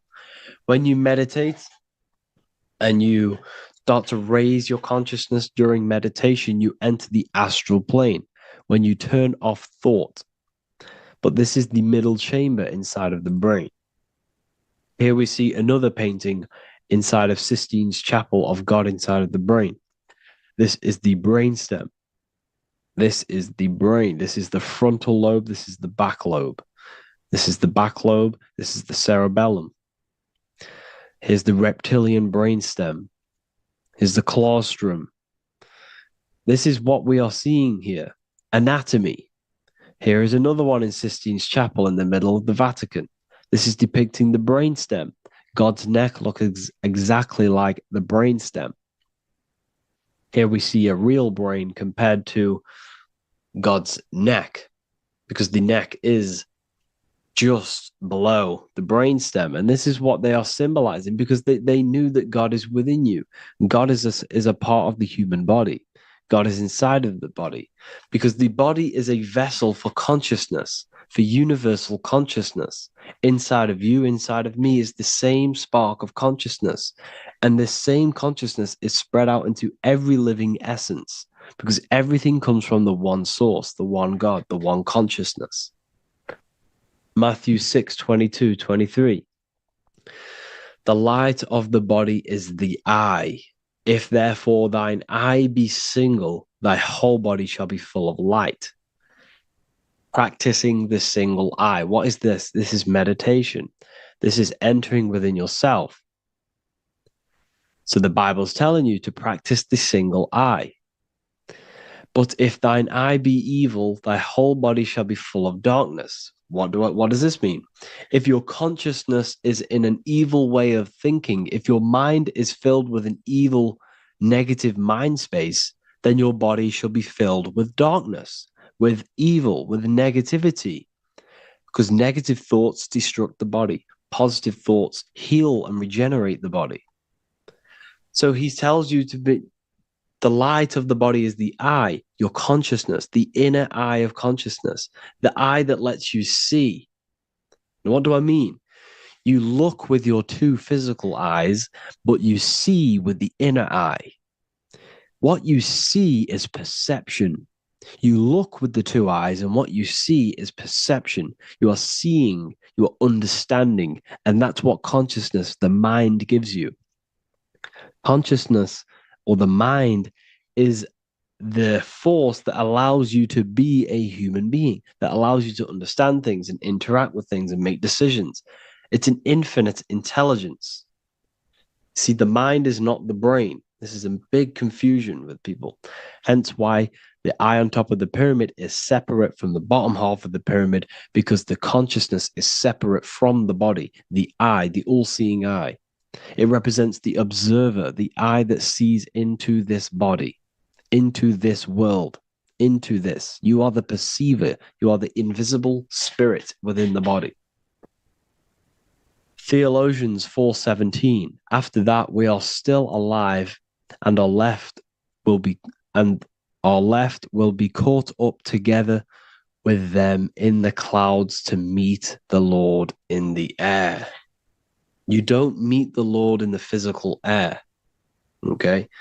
This symbolism of the ancient Christian artwork is showing you this is symbolic. These things never happened. There's no man in the sky. Moses didn't go on a mountain to meet with God. The air represents the mind. This is why you say you're an airhead when someone's very stupid. Earth is your body. Water is your emotions. Fire is your spirit. Air is your mind, the invisible mind.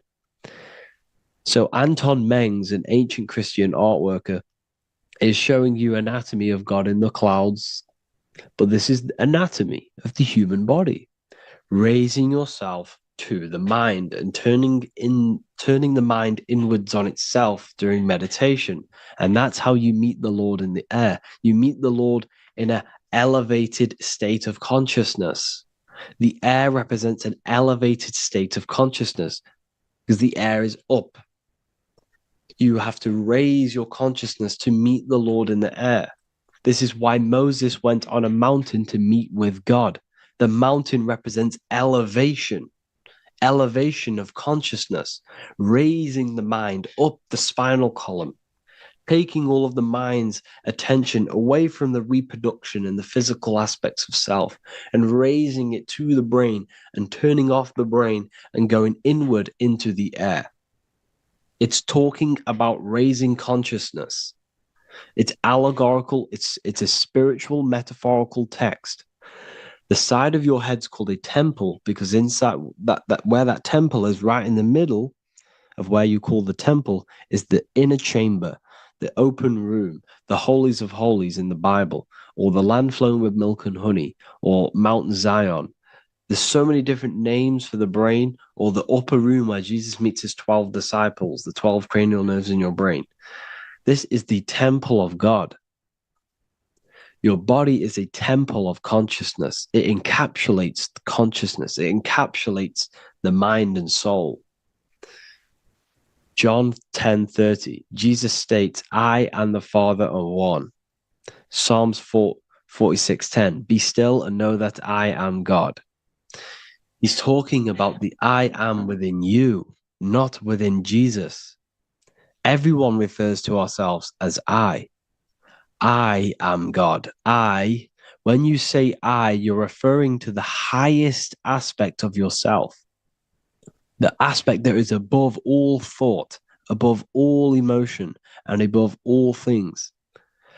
When you say I, you're referring to your pure awareness, your pure consciousness, the highest aspect of yourself. And anything after I is egotistical. I is God. The letter I is the Roman numerals for one, because there is one God, one consciousness. The letter I is one line, just like the number one. Matthew 6:3-4, take no thought. Therefore, take no thought. Take no thought. He says this 5 times because you must turn off the 5 senses and take no thought to connect with God. Be still. This is telling you to meditate and know that I am God. The I am within you. I and the Father are one. I and God are one. You, who you think you are, is a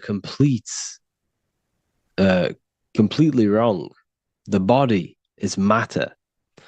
Your name isn't you. Your job isn't you. Your reputation, your trauma, your memories, your friends, family, worries, bills, interests, dislikes, goals, passions. Anything to do with the thinking mind is not you. Who you think you are is a part of your thinking aspect of consciousness.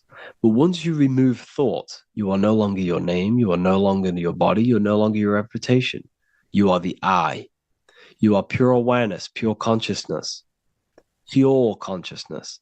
And this pure consciousness has latched on to this name, this job, the body, and your traumas. Your pure consciousness has attached itself to this character who you're playing in the physical world. And this is essentially who you think you are, but you are not. You are the I, you are the self, you are pure awareness.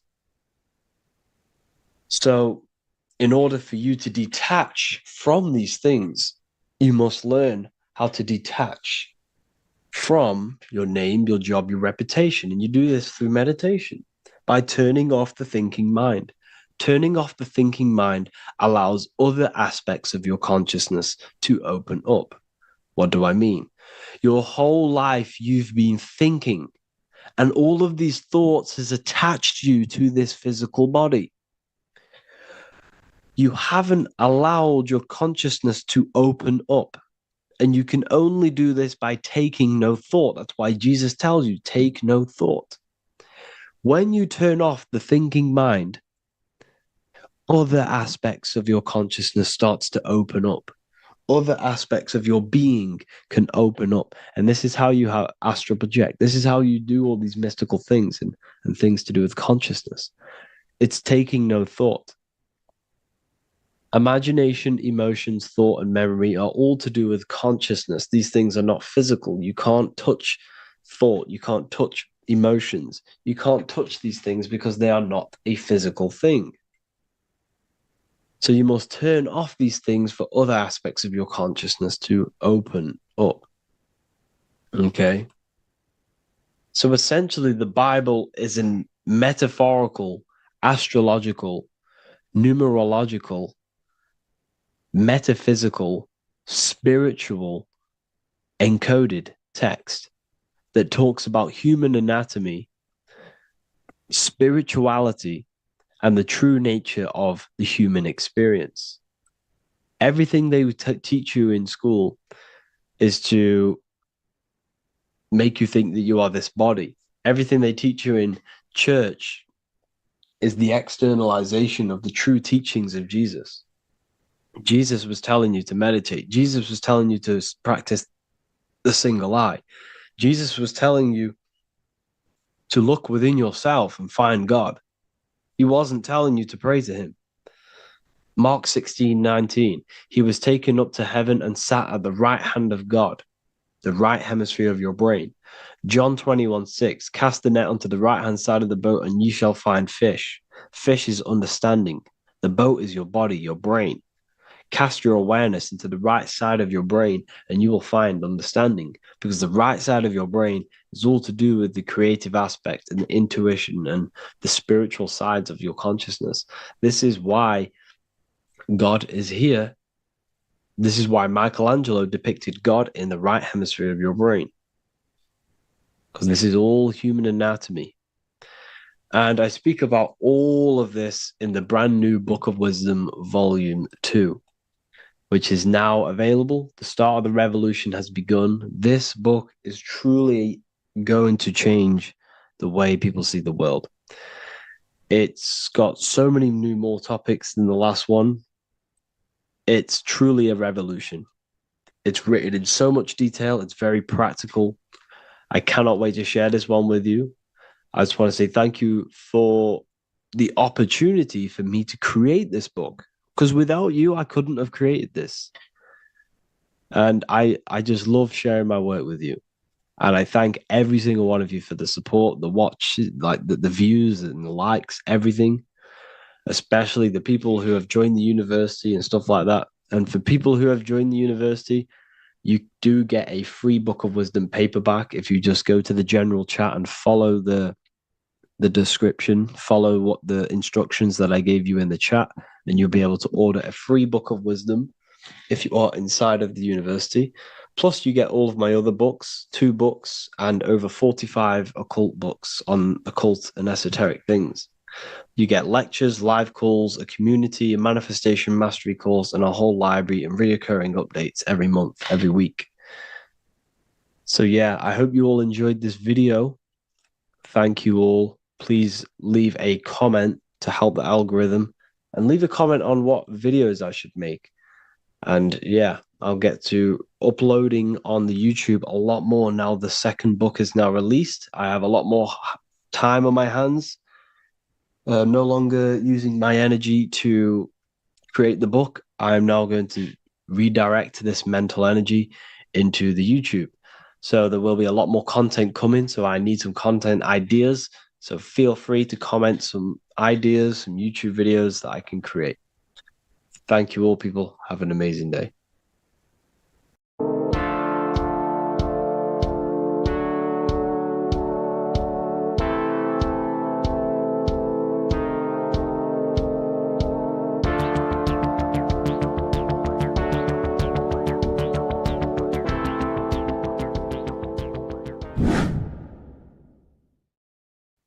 What is up, people? How are we all doing?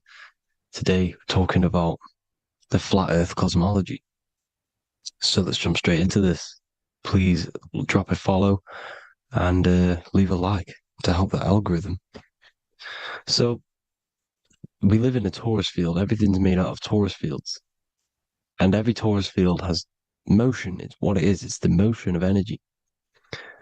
And every torus field has a center, which is the black hole. It's a womb of creation. It's counter space.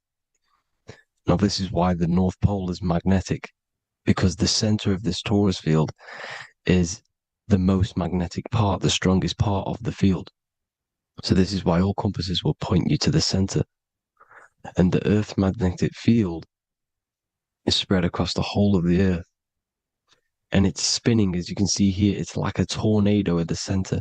And this tornado is the force which is spinning the sun and the moon around us. You got the sun, the moon, Polaris, just like in the Masonic cosmos here. The sun, the moon, Polaris, the all-seeing eye. Now we'll get into Polaris a bit later, but the sun is the magnetic force. Sorry, is the electric force, because every field is electromagnetic. Now, the sun is electric. It's positively charged. It's going to give you energy. It's feeding energy. The moon is more magnetic energy, which is taking your energy away from you. And this is why you become sleepy when the moon comes out, because it's taking away your energy. So these two forces is the balance. It's the yin and yang.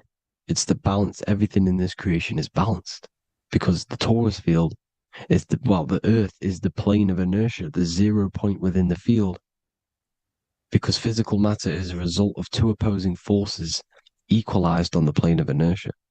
And that is where matter crystallizes into physical results. And this physical plane is the plane of inertia, planet Earth. And at the center of this plane is the black hole, the womb of creation. And outside of this black hole gives birth to light. So the torus field is constantly rotating, going into counter space, the black hole, and then out of counter space gives birth to the white hole, white light. You see? So it's going around, black hole, birth again, black hole, birth again. And it just keeps going around. It's an infinite cycle of energy. And this is where the infinity sign comes from. This is the motion, this is the force which is creating everything to spin inside of this circle. Okay? And it's making the stars spin. It's making the sun and moon spin around us, around this center point. Now here you see Horus and Set. Horus and Set putting their feet inside of this dome. This is the royal arch, the arch of the dome above us. It's like you see in the Masonic cosmos, the royal arch of Freemasonry. This is the dome above us, the firmament that the Bible talks about.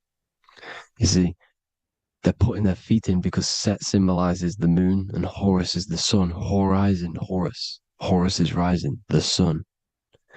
So they're both putting their feet around the center magnetic pole, which is the pole, North Pole. And above the North Pole, you have Polaris, the pole of electromagnetic energy. You see? And this is how we get the sun and the seasons. Because the sun, for us, when it becomes summer, it's on the Tropic of Cancer. Then it spirals outwards, going out and out and out, then goes to the Tropic of Capricorn. That's winter for us. Then it comes back in and creates summer again. So it's constantly spiraling around this center magnetic North Pole. You see? So this roof above our heads is the firmament, and this is what they've taken off of us. They haven't physically taken it, but mentally they have taken this away from you. It's a female energy, and this is what the Egyptians called Nut, the sky god Nut. And this is the womb. We are inside God's creation, God's womb. And the woman's womb, when she has a baby, is a microcosm of this, because everything inside of this creation is micro, macro. It's a reflection of the bigger things, as above, so below. So the dome above our heads is the dome we are in when we are a baby. And you can see the sacred geometry of it is the exact same. It's the dome. And when we are inside of the womb, the woman, the sacred maker, which is the M, the Masonic M, this is the Gmail symbol.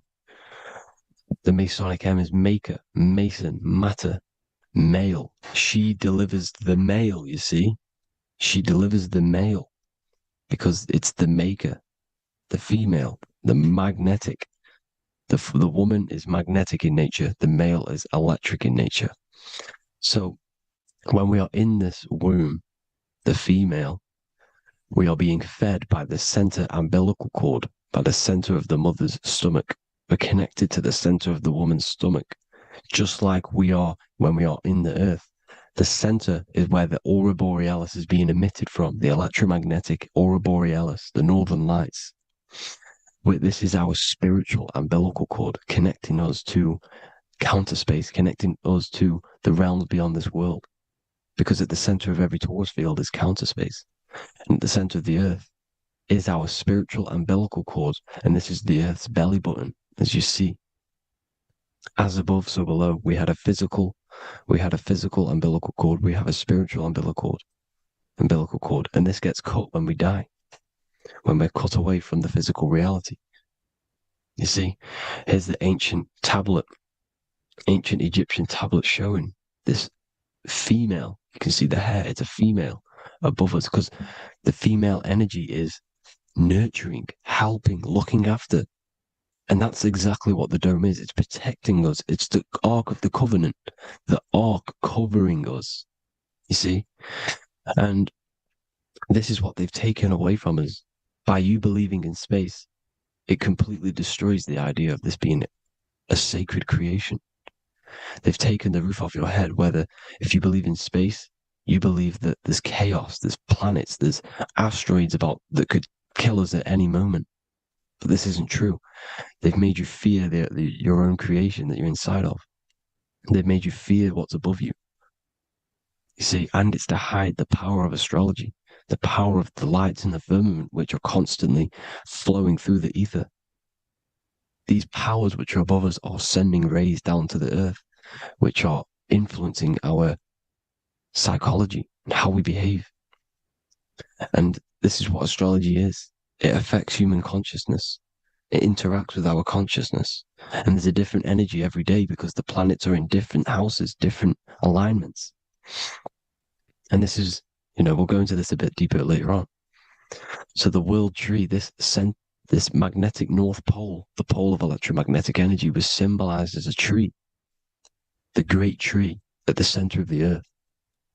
You see? And this tree is symbolized everywhere. You can see here how the center person, this Egyptian person, is holding up the sky. This is the North Pole, the hyperboloid, at the center of every torus field. And this tree was in the Mayan cosmology. This is an ancient depiction. This is the torus field. There's the plane of inertia. Here's the center tree. Here's the tree in the center, the magnetic North Pole, the woman holding the stars. Here's the Hindu with the two birds symbolizing the sun and the moon revolving around this center tree.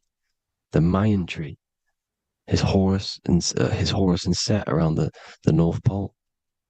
They all knew this flat earth cosmology. They knew these secrets. It's so sacred you understand the creation that you're inside of. Because if you don't, you'll be led astray. You don't know where you are. You're lost. You see? And here's the Masonic art with the rays of the stars coming down with the tree in the center. So it was personified as a tree. And we are in Asgard, Midgard, the middle garden, where there's good and evil. So the 7 layers of heaven, which is talked about in the Quran. Each planet has a different layer of the firmament, and this is the 7 layers of heaven, and these are our 7 layers of the energy centers in our body. So we start in the stars, so we are stars in a physical body. And this is why we say Mr., Sister, Fraudster, Sinister. Stir is star, and we are in the stars, and our star descends into the soul system, not solar system. And as we descend into the soul system, we enter Satan's kingdom, Satan's world. As it says in the Bible, Satan is the god of this world. Well, if you've been into my research for a while, you know Satan is Saturn. Saturn's world, because Saturn's the outermost ring. He's the Lord of the Rings. And you enter his kingdom, the kingdom of time. And this is why Saturn's the time god. As soon as you go past the rings of Saturn, you're now in the soul system. You're now in time. You're now bound by space and time. And you're bound to the earth plane, the heart. Earth is heart. It's a rearrangement, it's an anagram for heart. And the heart of the electromagnetic color spectrum is green, and that's why the earth is green. And above green is blue, and this is why the sky is blue. In order to go to heaven on the macro scale, you have to go through the blue sky, through the 7 layers of heaven. In order to reach heaven in your body, whilst you're here, you have to go through the blue chakra to your head, which is heaven. It's micro, macro. Everything is micro, macro inside of this creation. Is an ancient. I think this is a French image, piece of art from the ancient French, with obviously the 7 layers of heaven, which they all depict. And notice how it's like a dome. We'll go into this dome symbolization, the Royal Arch of Masonry, which is next. But these 7 layers of heaven give us the 7 metals, the 7 days of the week, the 7 diatonic tones, the 7 chakras, the 7 everything. It's God's favorite number. And this is why the Masons use the G inside of the compass, because the G is the 7th letter and God starts with G. You see? So it's 7. God is 7. Here's another depiction of the heart, the soul system, the 7 layers of heaven. La Fermete. You see, La Firmament, with the stars on the outermost layer. Here are the 7 planets. Jupiter, Mars. La Sophie, the sun. La Luna, the moon. So, Saturn. So we are in the heart of this soul system. In order to ascend, we need to ascend up our chakra system, reach 144,000 hertz, God consciousness, the God man. You have to unfold God man, master of the mind, mastery of the mind.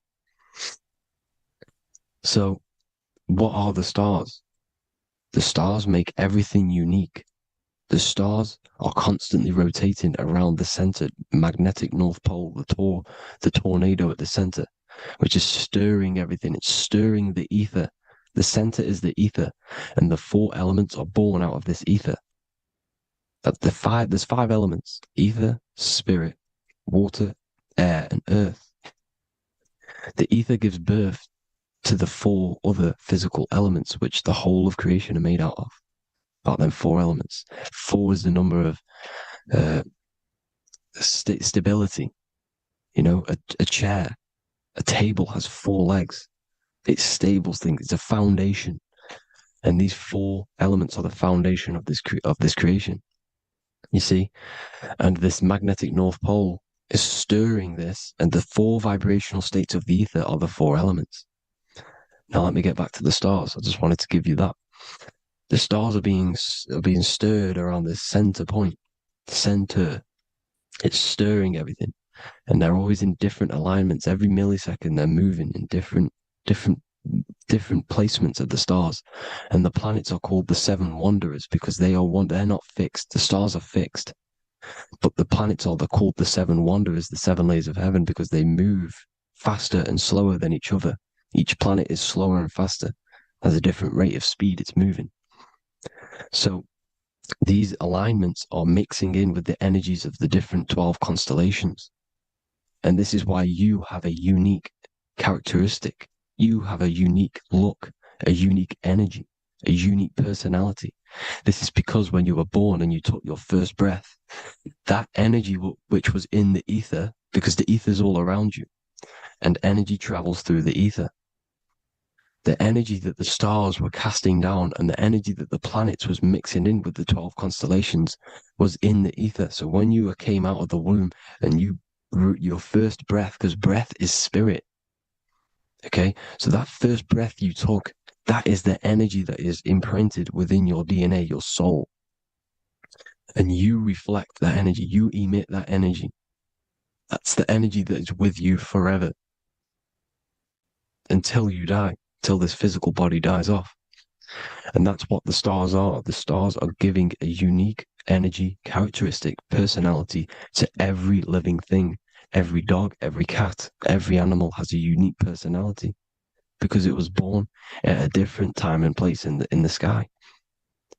Okay? The stars are your destiny. Now, the stars are constantly changing as well. If you look at stars through a telescope, they're constantly changing and forming different forms. You can see here, it looks like water. It looks like light through water because it's the ether above us, a sea of ether. And this light is being emitted through it, and it's just constantly changing, giving different energies, each star. So this is why this is what the zodiac is. It's the expression of energy. It's the expression of the stars. And each constellation has many different personality, different energies, different traits. Each planet has different traits, depending where your planets are, depending what energies you hold. No two person have the same energy. There's no one. It could be similar, but no one's the exact same. It's because of the stars. The stars are never in the exact same split place. The planets are always in different houses. So here's some Royal Arch symbolism. Here's the Royal Arch of Masonry. As it says here, the sun and the moon, the constellations. Here's Cancer, the 7 planets, the 7 stars. Here's the Royal Arch. This is the firmament. Here's the duality.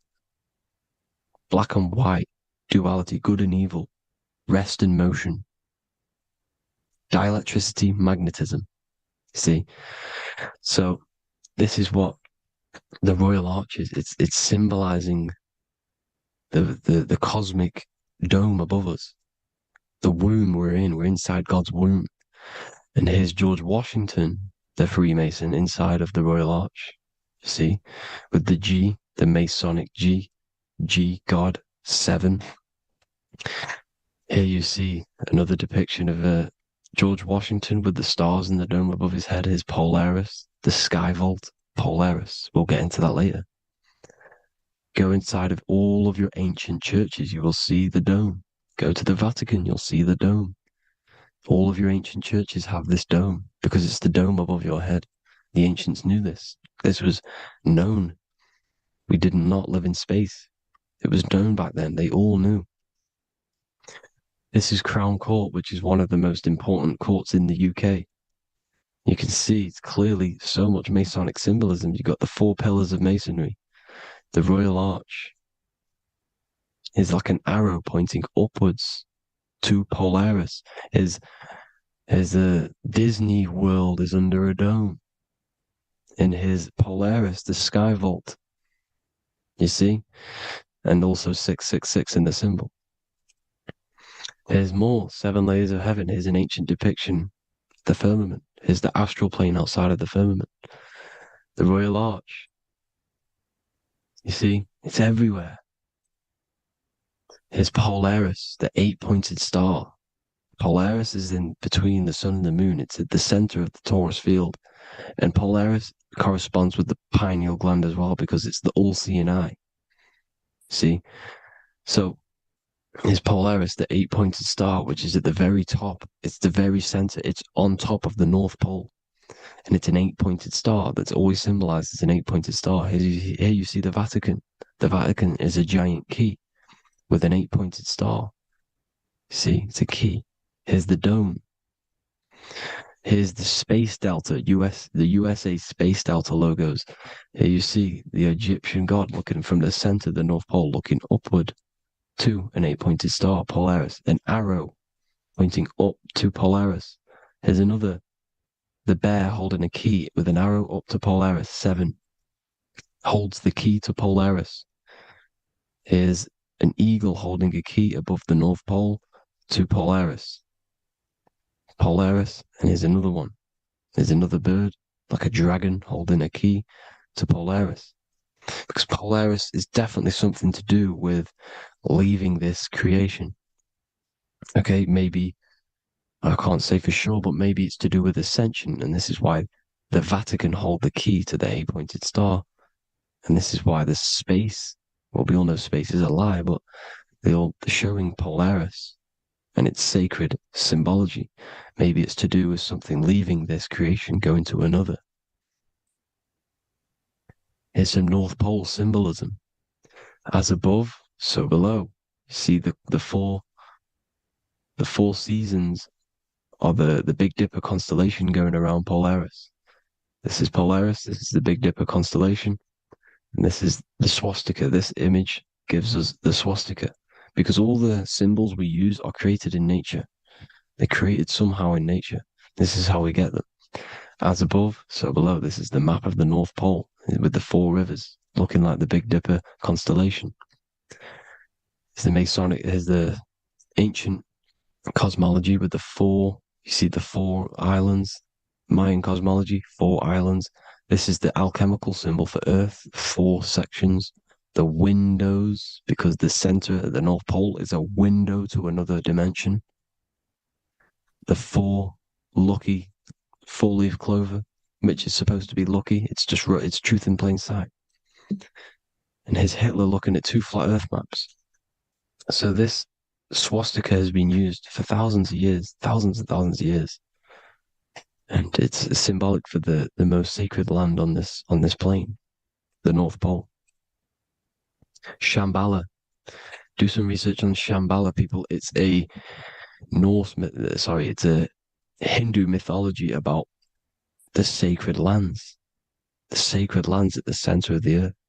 And it's known to be full of enlightened beings. And it's all symbolized at the center. You can see their paintings of Shambhala. It's all at the center, the North Pole. And it's known to be the most godly place ever, because it takes you to a portal to the higher places. And maybe this is something to do with Polaris, connecting you to this sacred land at the very center. But anyways, people, thank you all for tapping in. Hope you all learned something. Have an amazing day. Please follow, subscribe, like, all the links in the description for the courses, the PDF. Please have an amazing day. God bless.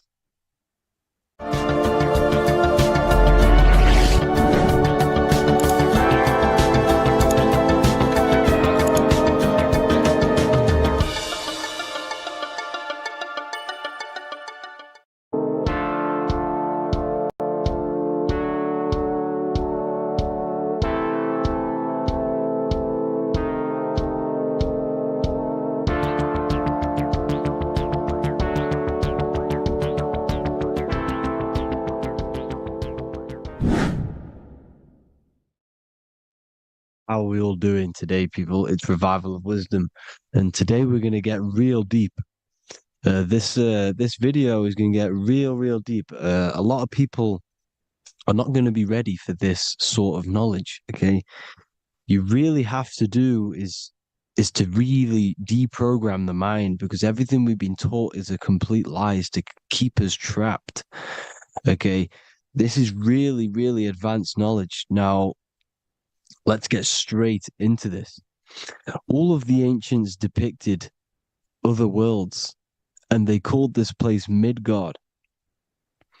Midgard is the mid garden, the middle garden. This is why the Masonic symbolism on the floor is always a black and white checkered board, symbolizing the polarity here, the good and bad, because we're in the middle garden, the heart. Earth rearranged spells heart, because we're in the heart of this system, or whatever it is, a super quantum computer, whatever you want to call it, simulation. Now, in the Quran, it talks about the 7 layers of heaven. All of these ancient artworks are depicting these different layers of reality. Okay, and look at the Egyptians here with the boat outside of the firmament. Boats travel on water, and this is exactly what the Masons are doing. So they're still using the same symbols. Why? Because it's the same knowledge, just hidden. The Egyptians have the same knowledge as the Freemasons. It's just hidden. Now, this cosmology that they're showing here, which is probably made maybe 100 years ago, this painting or artwork, is the exact same as the one we see here, with the arch, the boat.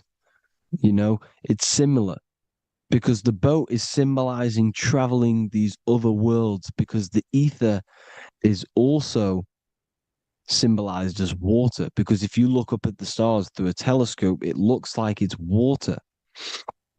It's shining through water, because this ether, whatever this substance is outside of this world, was symbolized as water. Okay, and look at all these ancient depictions showing these different layers of reality. Now, we are being trapped within this 3D dimensional world, which is the cube, the Saturn cube, because there are 6 sides to everything in this world: front, back, left, right, up and down. 6, which is the cube, because we're in the Saturn, Saturn's world. Okay, now, always been depicted as a tree of life, the tree of the universe has always been depicted as this tree. Because let's get a bit deeper. Now, the cosmology of this reality is the sun, the moon, and Polaris, always in the Masonic art. The sun, the moon, and Polaris, the all-seeing eye. If you go inside of the temples, of the Masonic temples, they always have this star in the middle, shining light beams. Okay, look here. The light beams coming from the big star in the middle, which is Polaris. This eye is God. It's God's light shining down from his abundance. Now, when you astral travel, you will see this big ball of light above you, and this big ball of light is God. But you cannot travel towards it until you are pure. It doesn't work like that. You have to become formless. You have to become pure before you can become one with the light. In all these Masonic artworks, it's all depicting the star in the center. This star is Polaris, because Polaris is the way out of this place. And this is why you see the stairway to heaven all the way up to the light beam, the light source. What does it say in the Bible? God is light, because everything is made out of one substance, and that substance is light. And it symbolizes the eye, because God is an eye. All things that are alive have an eye. And we all say, I am. We all see these realities through eyes. God is an eye. He's the all-seeing eye. He sees all things at all times. And he is projecting this light. And this light comes down to create all the different levels of the worlds. And this is what the two pillars symbolize the number 11. 11, the number 1, is just a vertical line. It's the one. It's a 1 point. 11 symbolizes the mirror nature of reality. Everything's mirrored. As above, so below. Now, the 11 also symbolizes openings, doorways. And as you can see here, an opening to the all-seeing eye. And you see here again, an opening to the stairway all the way up to the light. This light is the light of God in the astral worlds, beyond this world. Now, Polaris has also been symbolized as the UFO. They put the truth in plain sight. So, you know, in the films, how the UFOs suck people up. That's what Polaris is doing. If you ascend beyond this world, if you do not ascend beyond this world, you will be reincarnated in this world. The whole thing is to outgrow this consciousness to the plane above. And I'm not just making this up. I'm going to be bringing in scriptures after this. But you can see with the Christmas tree, we always put a high, big star at the center, at the top, which is the star of Polaris, which is exactly what the Masons are doing here. The star at the top. And it's on top of our Christmas trees. And all of these symbolize the other stars, because Polaris is the most high star. And all the other stars are wrapped around the firmament lower than Polaris. And that's exactly what the Christmas tree is. And it's a triangle. It's a triangle, just like light beams travel from one point in the triangle, just like the all-seeing eye. It's a triangle. The light is coming from one point and sending its rays downward. You see, it's kind of like you see here with the water. And the lower you go, the darker it gets, the more evil it becomes. And this is what the ancients would call hell. Now, this all-seeing eye is Polaris. And below Polaris is Mount Meru, the North Pole, the magnetic North Pole. The Tower of Babel, which is in the Bible. The etymology of the word Babel, Ba meaning spirit, which gives the ability to move the soul through the worlds, which is that's the ancient Egyptian description of the word Ba, meaning of the word Ba.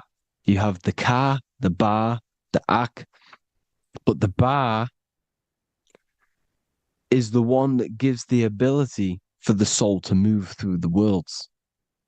Your soul can't speak into a world without incarnating into it.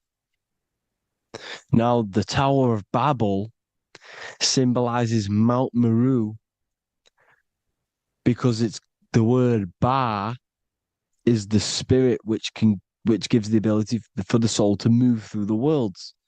The Tower of Babel is the magnetic North Pole, Mount Meru, which gives the ability to move through these different worlds. And you can see the ancient Tibetans always showing this depiction of these different worlds coming from the center. Because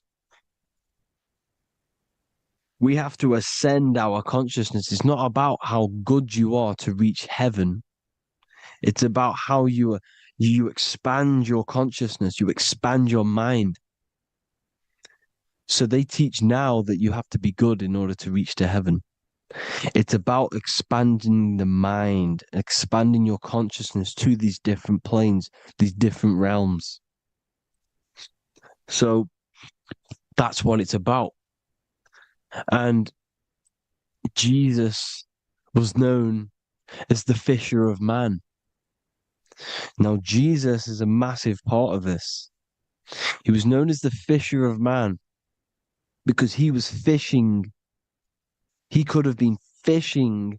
He could have been one of these deities that had come down from these different higher realities and pull people up.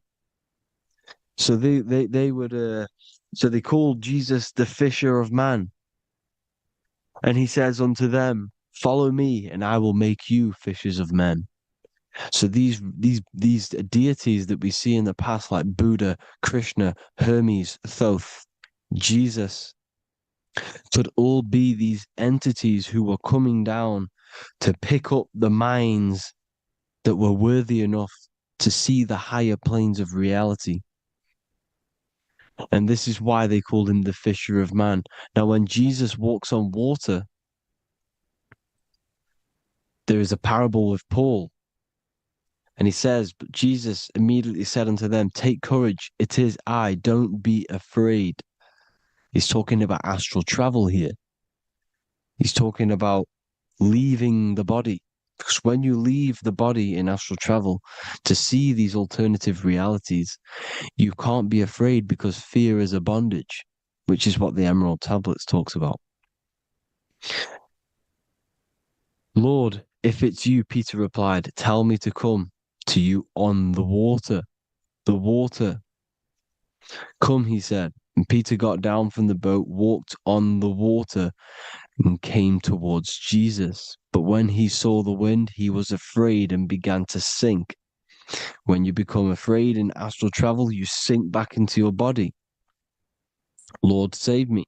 So this is talking about Jesus pulling people up into different realities. And you can see the fish is the symbol of Jesus. Is another symbol of Jesus, a fish. Because fish symbolize deep occult knowledge. Because fish travel the depths of the ocean. And they symbolize us because we are fish underneath the ethers. And Jesus was pulling people up. You see, so the Bible is a people today believe the Bible is a book telling you how to reach to heaven, how to become godly and reach heaven. But you've got to become the Jesus Christ to see these alternative realities. Now look at the Emerald Tablets is a massive part, and it speaks so much about these different realities. Look what it says here. This is in Emerald Tablet 3. Then in my heart grew a great longing to conquer the pathway that led to the stars, which is exactly what the Masons depict in all of their art. Look, the ladder to the stars. And then he goes on to say, years after years, I sought after wisdom, seeking new knowledge, following the way, until at last my soul, in great travail, broke from its bondage and bounded away, broke from the bondage of the body.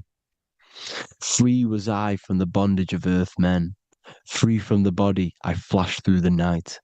The stars. The stars are a massive part in the astral world. Each star is a different reality. And the true astrology is the star that you came from. You came through a star to reach this, to reach here. There is a reason why you are here. There's a reason why you have the personality traits, because your soul came from a specific star. This is why we call them stargates, because they are gates in and out of this reality. And Polaris is the way out to the higher worlds. Now look, far into space, my soul traveled freely into the infinite circles of light. Beyond knowledge were some planets and great gigantic beyond dreams of men. Then he goes to say, lift up your flame from out of the darkness, fly from the night and ye shall be free. Lift up your flame. Your flame is your soul, because it has to be lifted up out of the darkness. This is the darkness, this world, this body is the darkness. because it's a bondage. You need to break free. You need to learn how to astral travel, people. You have to learn this. If you want to get out of this world, you have to learn how to astral travel and see the other realities. Traveled I through space-time, knowing my soul at last was set free, knowing that now I must pursue wisdom until at last I pass to a plane hidden from knowledge, known not to wisdom, extension beyond all that we know. So he's talking about he went to a place where we cannot even comprehend here, a place that is not even known to earth men. He's telling you he's ascended out of this world to the planes that are beyond. And it says here in the Emerald Tablets, man is in process of changing to forms that are not of this world. Grows he in time to the formless, a plane on the cycle above. Know ye must be one, ye must become formless before ye are one with the light. The light, the same light that I was talking about, the Masonic light, with the triangle, God, the one source. Ye must become formless before ye are with the light. Formless, you have to leave the body. You have to leave the body. You have to gain the ability to leave this body and travel to these other worlds. Now, it says here, not as man am I, for free have I become of dimensions and planes. In each I take on a new body. In each I change my form. Know I now that the formless is all there is of form. You see, all things created come from the things that, all things that you see come from the things that you cannot see. All of us have the same spark of consciousness, the same I am. Every dog, every animal, every human has this same I, this same thing which sees through the eye. It's formless. It takes this formless entity is the same entity of us. We are all the same entity in different bodies. And this entity it was represented as the flame, the cosmic flame, which is inside of all of us. And this is why the Masons depicted your spine as a candle or the Holy Grail. You would either see this or a candle with a flame on the top, because the Holy Grail is your consciousness, which is on top of your spine, which is the candle. Now, Jesus, Thoth, Buddha were all these deities which were coming down to lift people up because they were fishermen of men. And he would lift you up to the higher worlds, out of this world, to the ones above. Now, Thoth, you can see him here, he's leading the way. He's holding someone and he's leading the way with knowledge and power. He was leading the way to other worlds, out of this world. There's no point trying to change this world. This world will stay the same. It will stay the same. You have to get out of this world. And that's what they're telling you. That's what they're keeping you from. They're keeping you stuck within this thin layer of reality. So what the Masons are doing, they have the ability to astral travel. They're living not stuck and bound to one reality, but living within the different layers of reality. And this is what Morpheus was doing in the Matrix. Morpheus was going into the Matrix to go and get Neo, which is exactly what Jesus was doing, pulling up people out of this world to the ones higher. And that's exactly what Morpheus is doing in the Matrix. If you haven't watched the Matrix, go and watch it. It will blow your mind. Everything I'm saying in this video, you will see it. Except that you don't need to use a machine to enter the Matrix. You just use your body. Well, you use your consciousness to leave this body.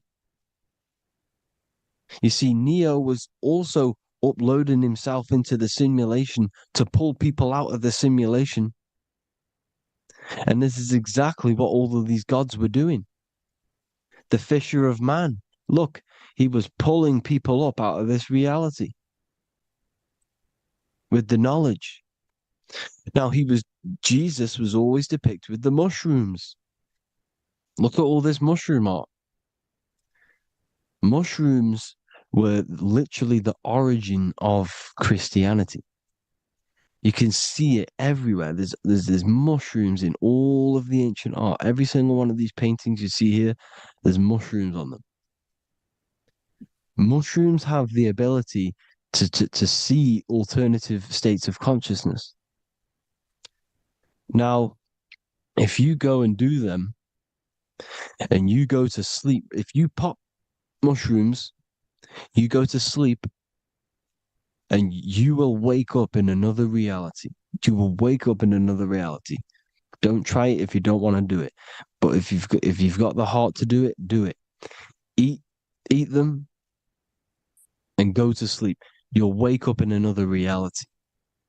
And Jesus was handing out mushrooms to the bright minds, to the minds that he wanted to fish out and pull up to the higher realities. He was giving them mushrooms to see themselves in an alternative state, in an alternative reality. This is why there was so much mushroom art, and it's not just ancient Christians; it's Sumerians, it's the Mayans, the Celtics, the Egyptians. All used mushrooms, all of them. Look at all this art. It's on stones. It's everywhere because mushrooms. See, everything in nature is a macro.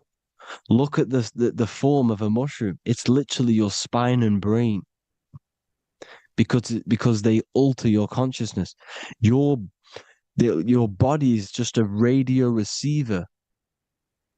Everything that you're experiencing is a program being ran by the central nervous system, and your consciousness is experiencing this program. These electrical impulses of the nervous system, because it's all feeding back to one point, which is the pineal gland. And this is the candle with the light on it. Type in Masonic candle and you'll see it. It's your spine with your spark of consciousness on top of the spine. And it's a mushroom because this sends you to alternative states of consciousness, alternative realities. Now, they were all doing this, the Egyptians, the Mayans. Now, there's more symbolism which goes into this. Look at the Christmas trees we use. The Christmas tree with the presents underneath them.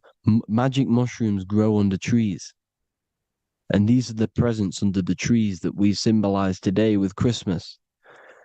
Santa's red and yellow for the red and yellow mushrooms. The same mushrooms Mario has to collect, and when he gets enough mushrooms, he levels up.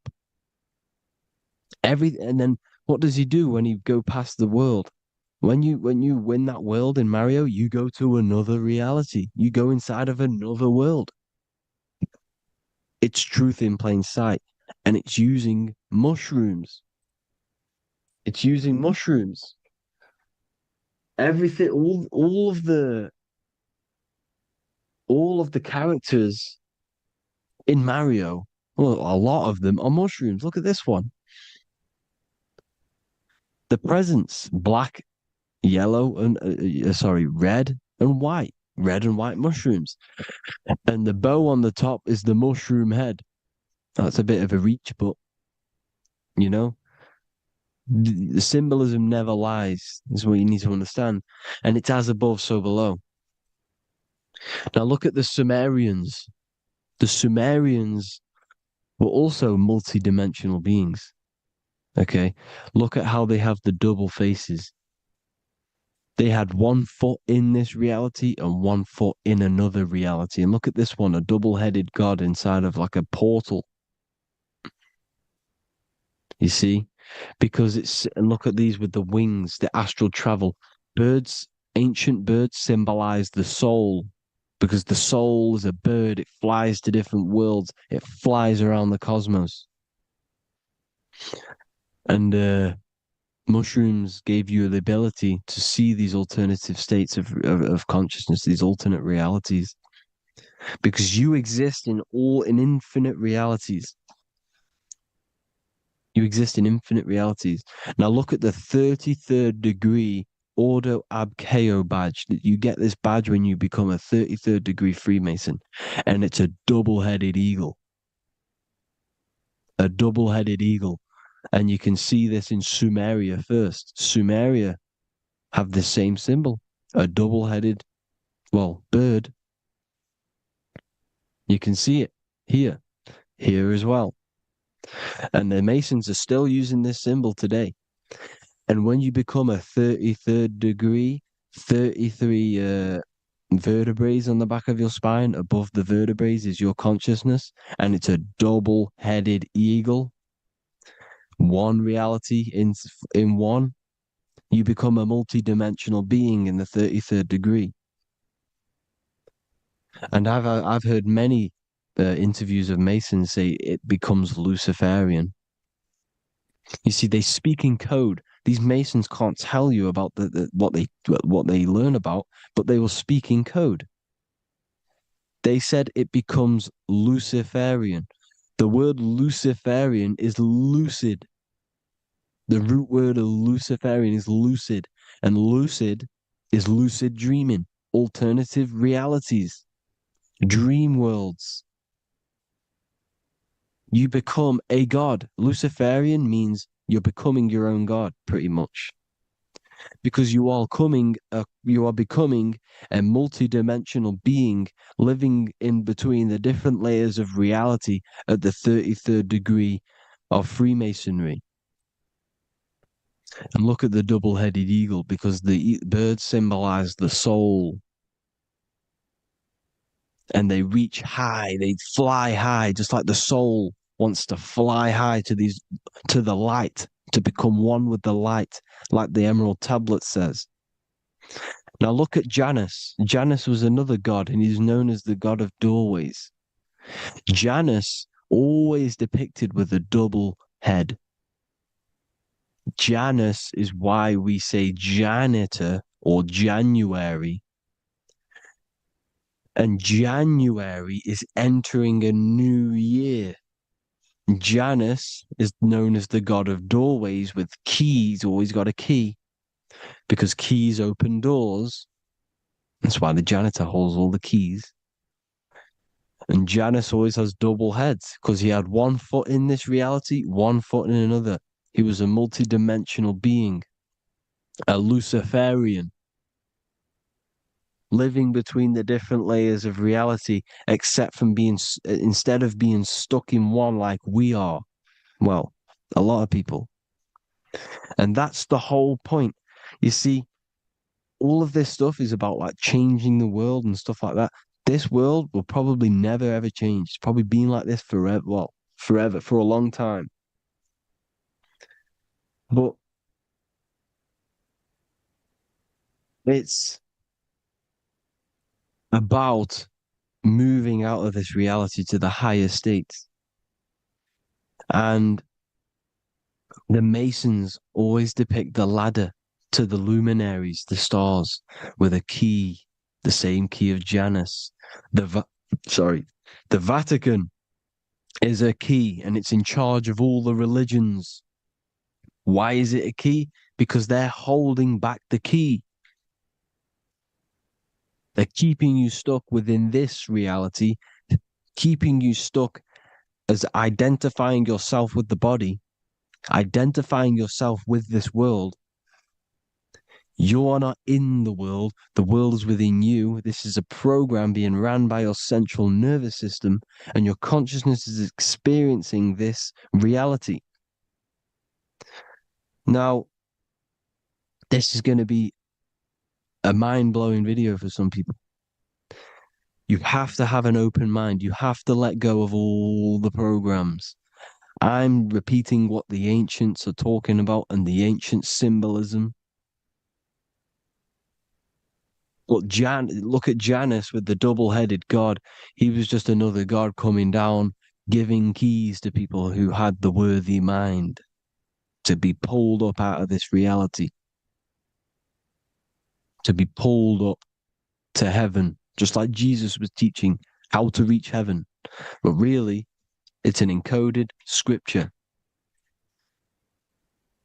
But anyways, hope you all gain some insight on this video. Have an amazing day. Please like, share, comment. All the links are in the bio for the PDF, for the Manifestation Mastery course, and all the other amazing stuff. And if you want to support the channel, I'd greatly appreciate if you became a Patreon member. Hope you all have an amazing day, people. God bless.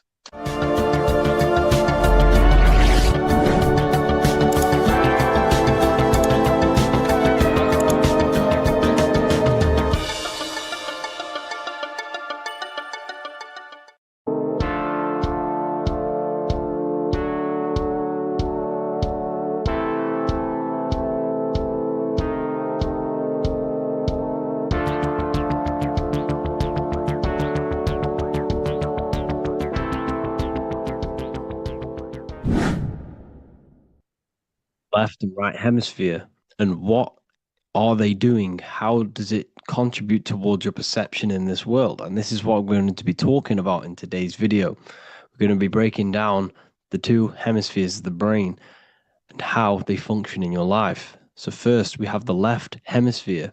This is the logical hemisphere. This is the analytical, divided, scientific, or verbal hemisphere.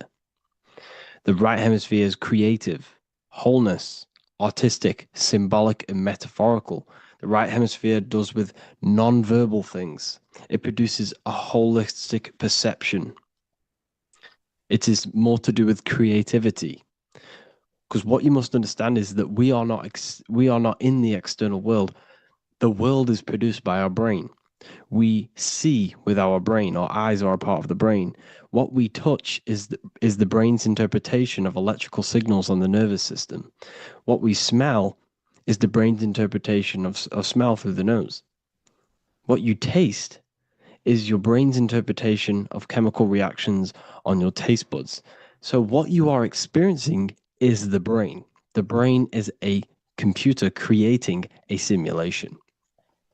And you have two hemispheres which breaks down this reality.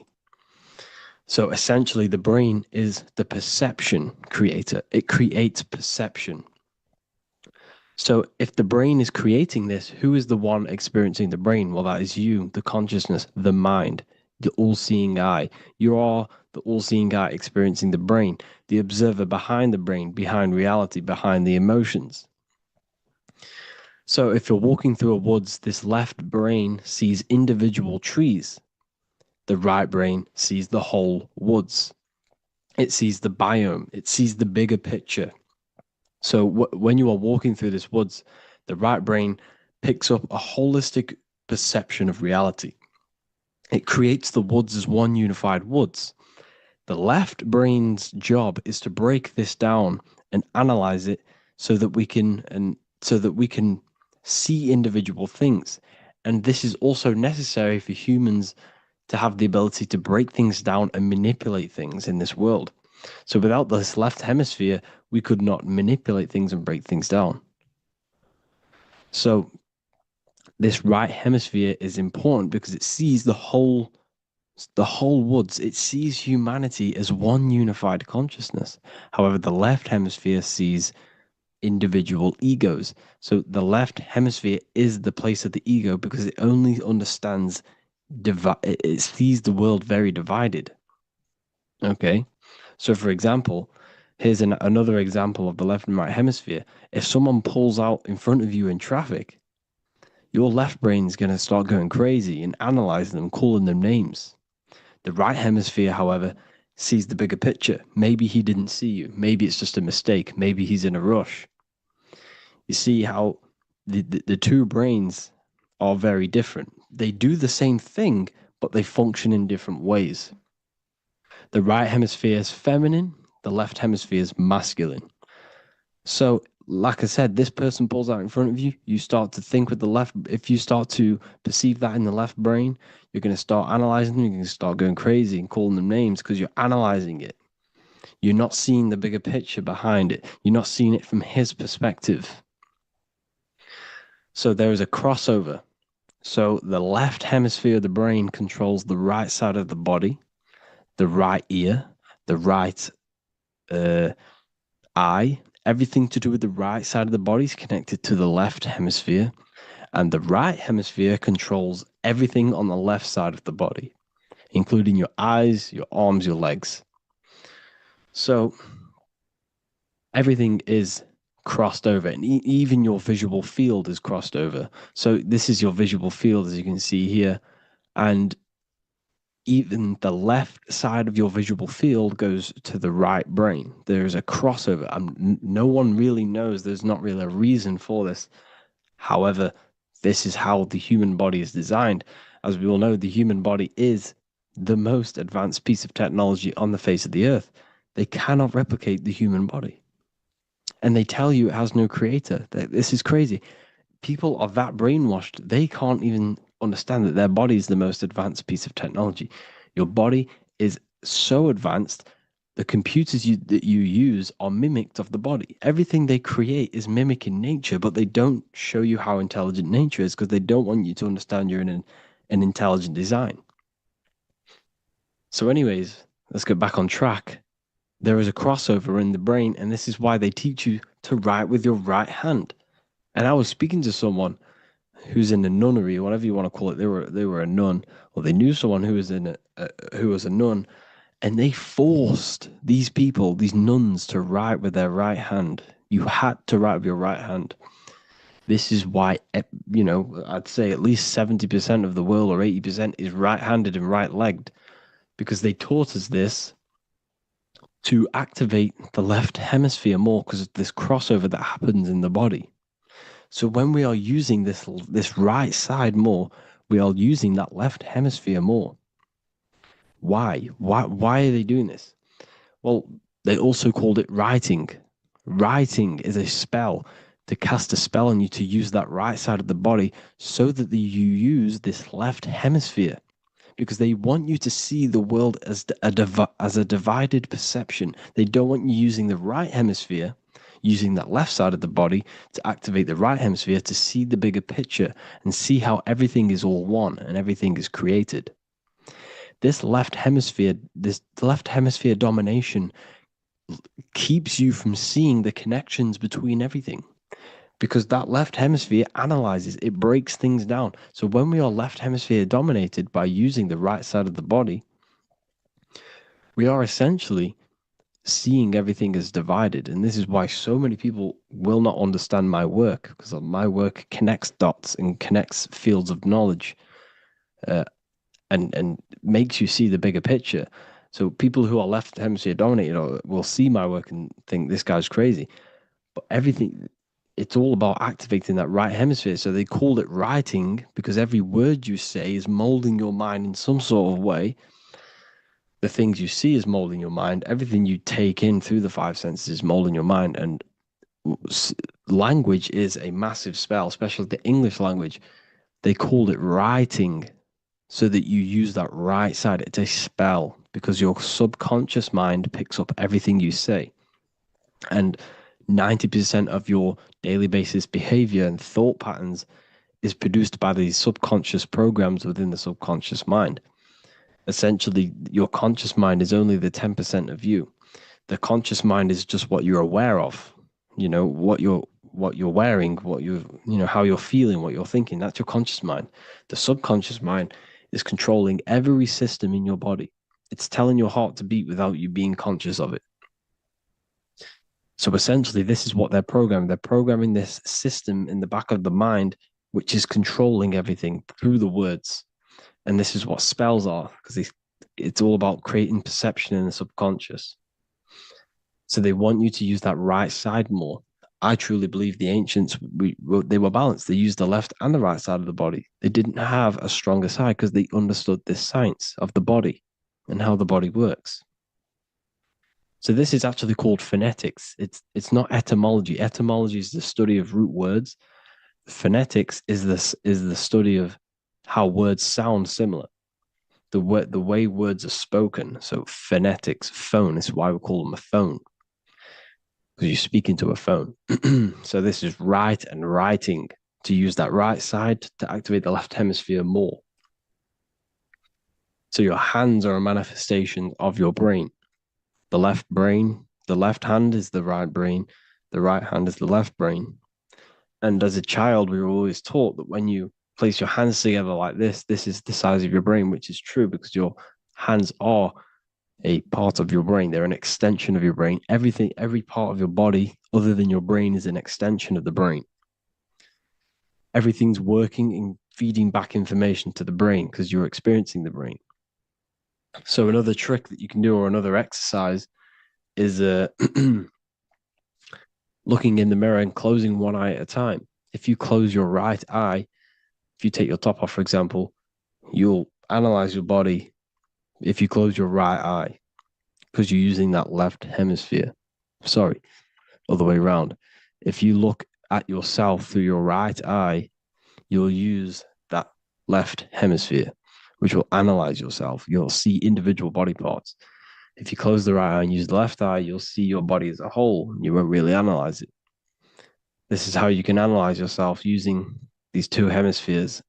So this whole system is created to keep you thinking logically and to restrict you from creating and restrict you from understanding symbolism, allegories, metaphors, and teamwork. They want you stuck in a logical way of thinking and a logical way of seeing the world. This is why when you go to school, you are told exactly what to do. You're told to think this way and no other way. You're told to do orders, do this. It's a very left-brained system because if we all started to open up this right hemisphere, we'd all see, wow, everything is all one, everything's all connected. And this is what my work is doing. I'm showing you everything is one. The physical world is an illusion of duality, but everything comes from the one source, the one mind. The universe is a giant mind. I am mind, you express mind. We all possess mind. Behind the physical body is the same mind consciousness. And we are all expressions and fractals of this infinite consciousness called mind. And this is what they don't want us to figure out, is that we are all just one consciousness expressed. It's an infinite consciousness. It's even in the squirrel, it's in the dog. All of these different animals, they're just different bodies, but behind the bodies is the same consciousness, which is mind. It's what the pineal gland is. The pineal gland is not the mind, and it's not the third eye. The third eye is your mind. If you have a closed third eye, it just means you have a closed mind. If you have an open third eye, it just means your mind has expanded from beyond physical things through astral projection and mystical experiences. This is how you gain an open third eye. It's just an open mind. A mind that has astral traveled, has explored the realities within the mind. So everything they do is to keep us in a divided state. Divide and conquer, right? That's their motto. All to keep you thinking how everything is divided. Everything they've done is division. Postcodes, countries, everything is divided. Like football teams and all this stuff. It's also a natural process when you grow up, because as you grow up, your brain is constantly analyzing the world. So this is sort of a natural process of how you become more left hemisphere dominated, because your brain is always analyzing. And unless something awakens you, you can awaken that right hemisphere where you can start to see the bigger picture. Even the music, all tuned to 440 hertz, shuts down the right hemisphere of the brain. 440 hertz, Spotify, Apple Music, the radio. Every time you turn on the radio, it's tuned to 440 hertz. This was specifically tuned. It never used to be tuned to this. It was in the 1950s. It was changed. The standard music tuning was changed to 440 hertz because it shuts down that right hemisphere of the brain. They don't want you thinking, seeing the world in this way and perceiving things as one. And I'm going to show you. It tells you this in the Bible. Cast the net onto the right-hand side of the boat and you will find the fish. What was Jesus saying?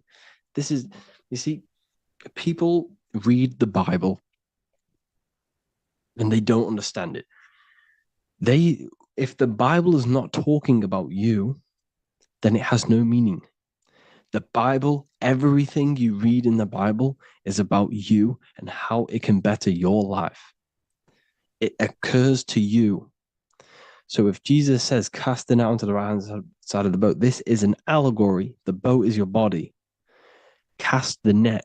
It's the awareness, the perception onto the right hemisphere of the brain, and you will find the fish. What's fish? What do fish do? They swim deep in the ocean. It represents the knowledge, deep knowledge. Cast the net onto the right-hand side of the boat and you will find fish. You will find the wisdom. You'll gain understanding when you cast that your awareness into that right hemisphere. You will see that I am you and you are me. We are all one consciousness. You will see everything. You'll see that the trees are the same patterns as the nerves in your body. You'll see everything is connected. Everything is a fractal of the one infinite consciousness. And how many fish did they catch? 153. That adds up to 9. This is now numerology. The Bible's filled with numerology. Adds up to 9. What's 9? Human consciousness. It represents consciousness. You're in the womb for 9 months. Feminine. It's all about consciousness. And in Revelation 14, and I looked and behold, the Lamb standing on Mount Zion. That's the spines, the mountain.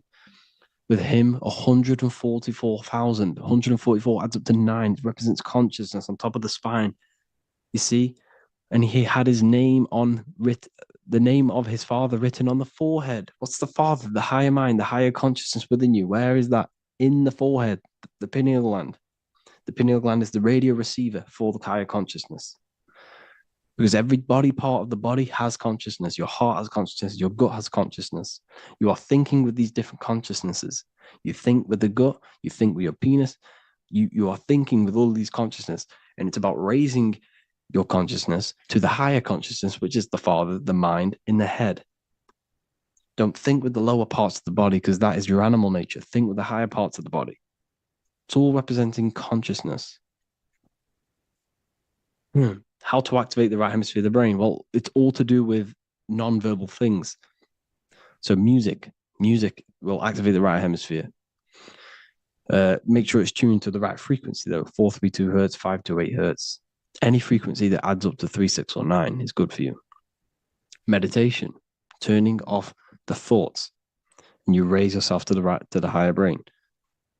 Symbolism. Symbolism is all right hemisphered. Reading between lines, metaphors, determining the Bible, it's all right hemisphered. Seeing the bigger picture, it's reading between the lines. So tithing in the Bible. These people in the churches are giving 10% of their money to the church. It's nothing but a scam. What these people have done is they have externalized the Bible. They have taken the Bible and literalized it so that they can make a business out of it. So what they're doing is 1/10 of the produce of what it says in the Bible, 1/10 of the produce of the land, whether grain or fruit, is the Lord's and is holy. So what's that saying? The 1/10 of it's basically saying give the 10% to the Lord, to God. What does that mean? Well, what's the land and the fruit? This represents physical things, the physical things that you have. The 1/10 of the physical things that you have. What's that? That's your ego. All the physical things that you have is all to do with your ego. That's the lower self. The ego, what is the ego? It's the mind's perception of the physical self. You had no ego when you were a child. Okay, when you were a child, you had no ego. As you grew older, you created the ego. But the ego is the full self. It's the echo. Ego, echo. It's the echo of the full self. So it's saying, give the ego over. Take away the animal self. In that left hemisphere, that's all to do with the left hemisphere. That left hemisphere sees the ego. It sees individuality. It's divided. So it's saying, give that 10%. Give that 10% of you over to the right hemisphere. the 90%. The 90% of you is in that right hemisphere, the higher self. Now, I'm not saying the left hemisphere is bad. Okay, I'm not saying that at all. But it sees things divided. It's like I said, the left, the hands are manifestations of the brain.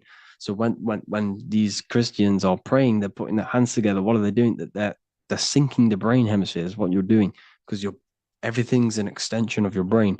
So if you put your hands together, you're putting the two hemispheres together. And what's happening when you place the hands together? All the electricity in the body is now running in a circuit.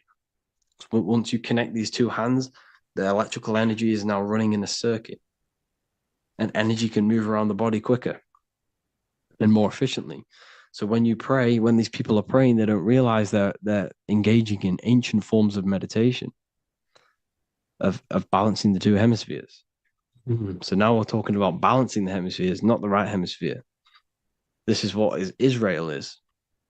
Look at the symbol for Israel, the up triangle and the downward triangle. What's that? The up triangle represents male. The downward triangle represents female. Okay? So this is talking about the brains.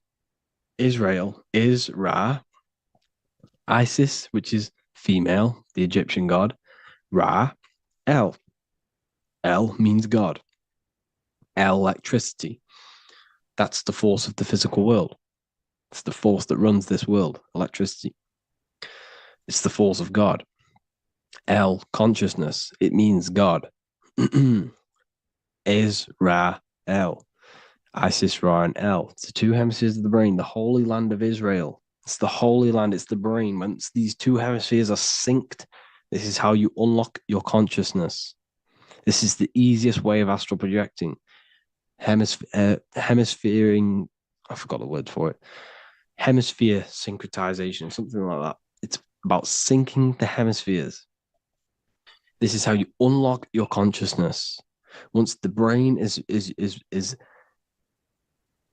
running as one electrical system, this is how you balance the two masculine and male opposing energies. Once these opposing energies are no longer in war with each other, the brain, they come together to work as one. You unlock your consciousness. You are born again. What happens when a male and female have sex? It creates a new child. It becomes one. You are born again. Once the two hemispheres of the brain, you are born again. You can then have an out-of-body experiences. So this is why the symbol of the Holy Land, Israel, is the up and down triangle back combined together, because it represents unification of the male and female, unification of the hemispheres. You're born again. You unlock consciousness. And you can get this for free. It's called the Gateway Tapes on my website. Basically, it's a audio track from the government, and they did this in the Gateway Experience. It's a CIA document, and what they do is there are different forms of meditations you go through. I think there's about 5 waves of meditations you do, half an hour each one, and it will teach you. It will sync your hemisphere, because what does it do? They understood that playing one frequency into one ear and another frequency into the other, they understood that the right ear is connected to the left hemisphere, the left ear is connected to the right hemisphere. So when you play 2 different frequencies into both ears, what happens? The brain picks this up, the 2 hemispheres of the brain picks this up, and it syncs it. It syncs these 2 hemispheres, these 2 frequencies together. So now the brain is working as one to sync this frequency. So this is how you can sync your hemispheres, through listening to these frequencies. Okay, you can get them for free and do the meditations yourself. This will definitely help you. This is an easy way to astral project. So it's all about syncing the hemisphere and seeing reality from a unified perception. We should all aim to get out of that left hemisphere. I'm not saying don't use it, but we should now start to see. We should now start to read between the lines of the Bible, read between the lines of the symbolism they're showing. Study symbolism, study allegories, in myths? What are they trying to tell us through these allegories? And, this is how we start seeing things in a better way. Once we understand that we are all microcosms of an infinite consciousness, we can all come to one, because love is the unifying force of this infinite consciousness. We are all divided. We are all disconnected from our hearts. Once we all connect with our hearts and see that everything is one, we can all start to love and come together as one, because love is the unifying force of consciousness. So if you haven't already seen, I now have launched the Ethereal University. I will be doing lectures like this one, but even better, deeper, and even releasing knowledge that I can't talk about online, as they are censored. I'll be doing lectures every single week. I'll be doing live calls every single week. You also gain access to my library, which is filled with over 45 occult books, filled with knowledge. Okay, I'll show you now.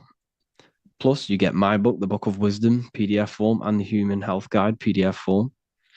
You also get all of this stuff, the health section, Q&As, Ethereum meditations. We've got some celestial studies, cosmology, numerology coming soon. You also get the brand new Manifestation Mastery course, plus the library. And there'll be new books, new lectures, new live calls every single week. Or you can get the Book of Wisdom, use the code WISDOM in all capital letters to gain 40% off. This sale will be ending very, very soon. So if you're watching this, be very quick to get yourself a physical version or a PDF of my book. You can get it in all these languages. Hope you enjoyed this video, people. I'll see you inside the Ethereal University, the real university. Have an amazing day.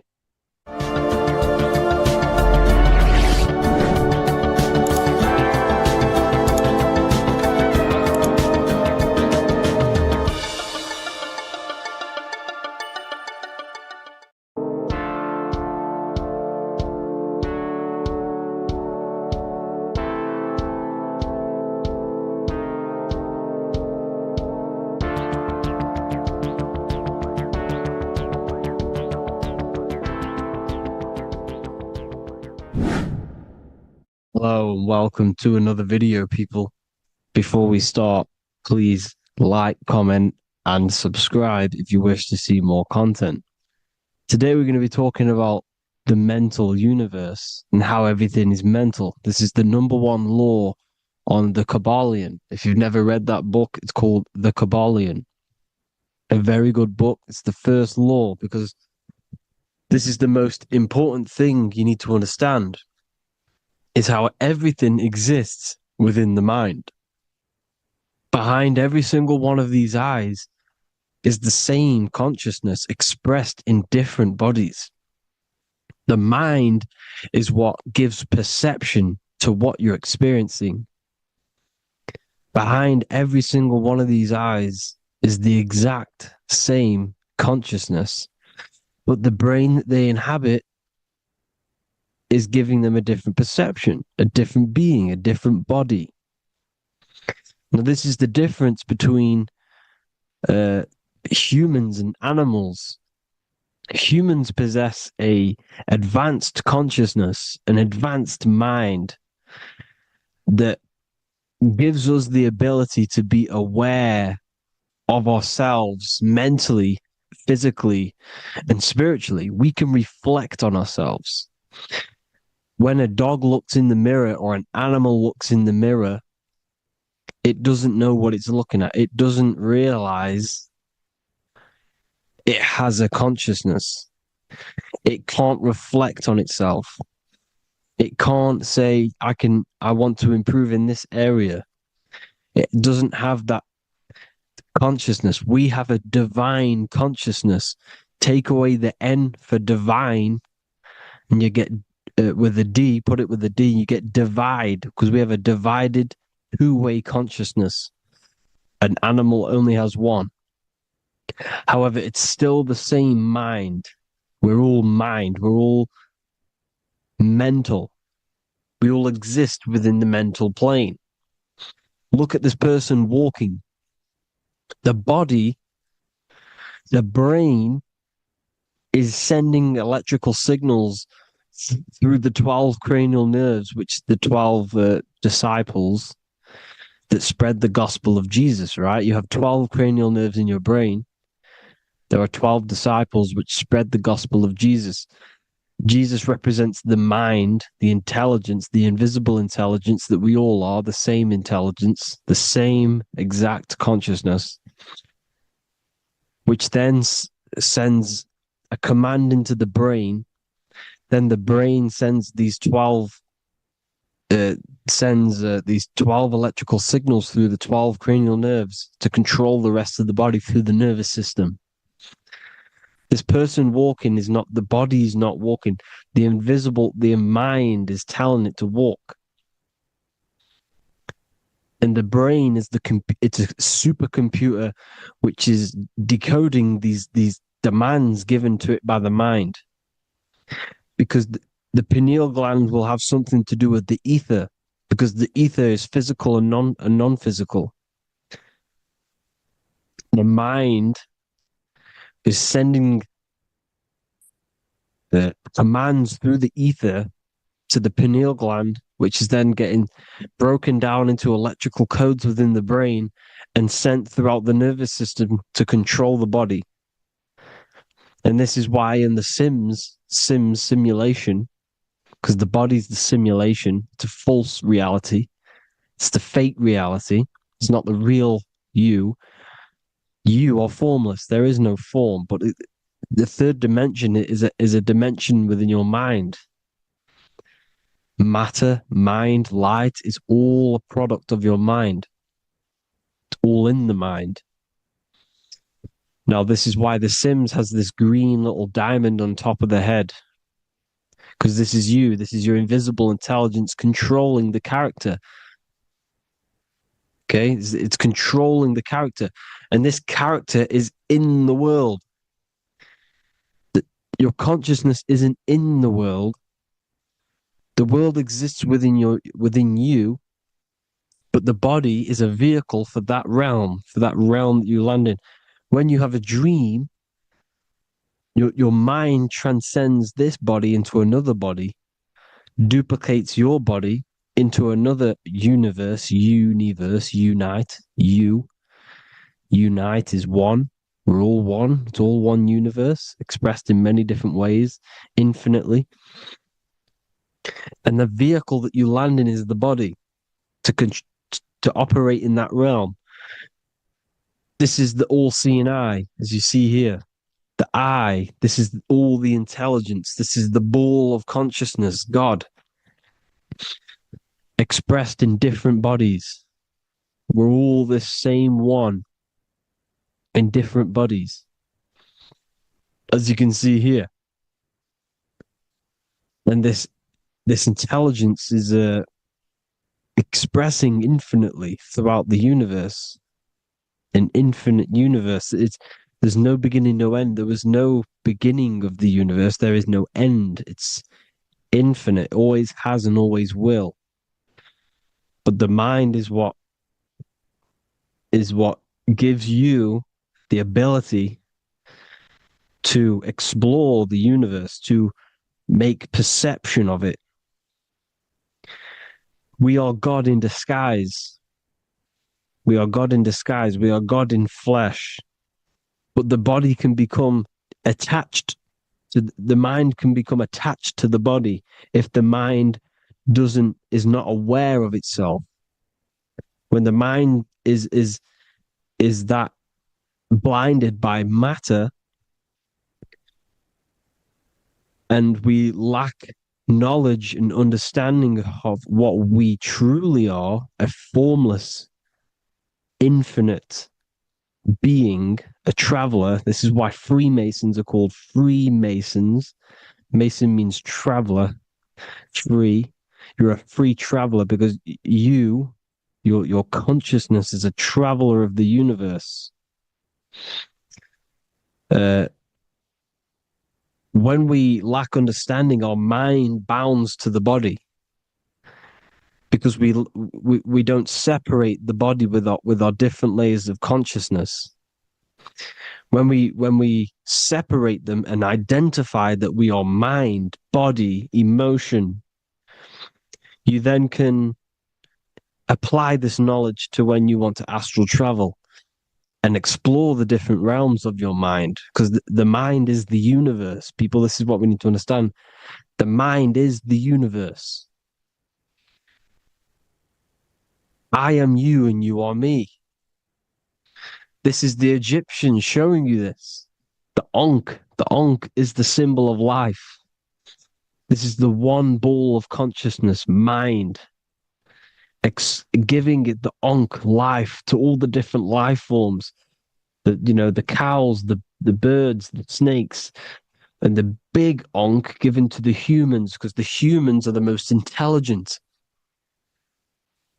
We have the most advanced consciousness.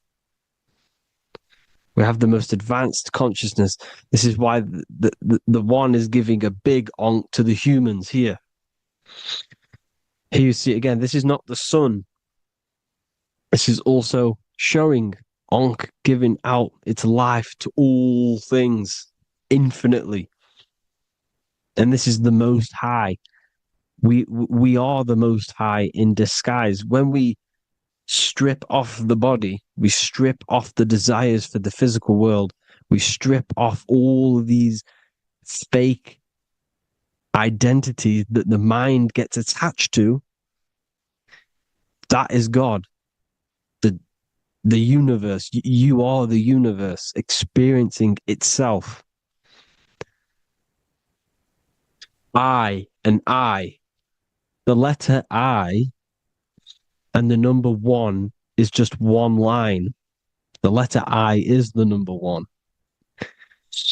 Because your I am, when you refer to yourself as I, every single one of you who's watching this video refers to yourself as I, which is the one. We are all the one.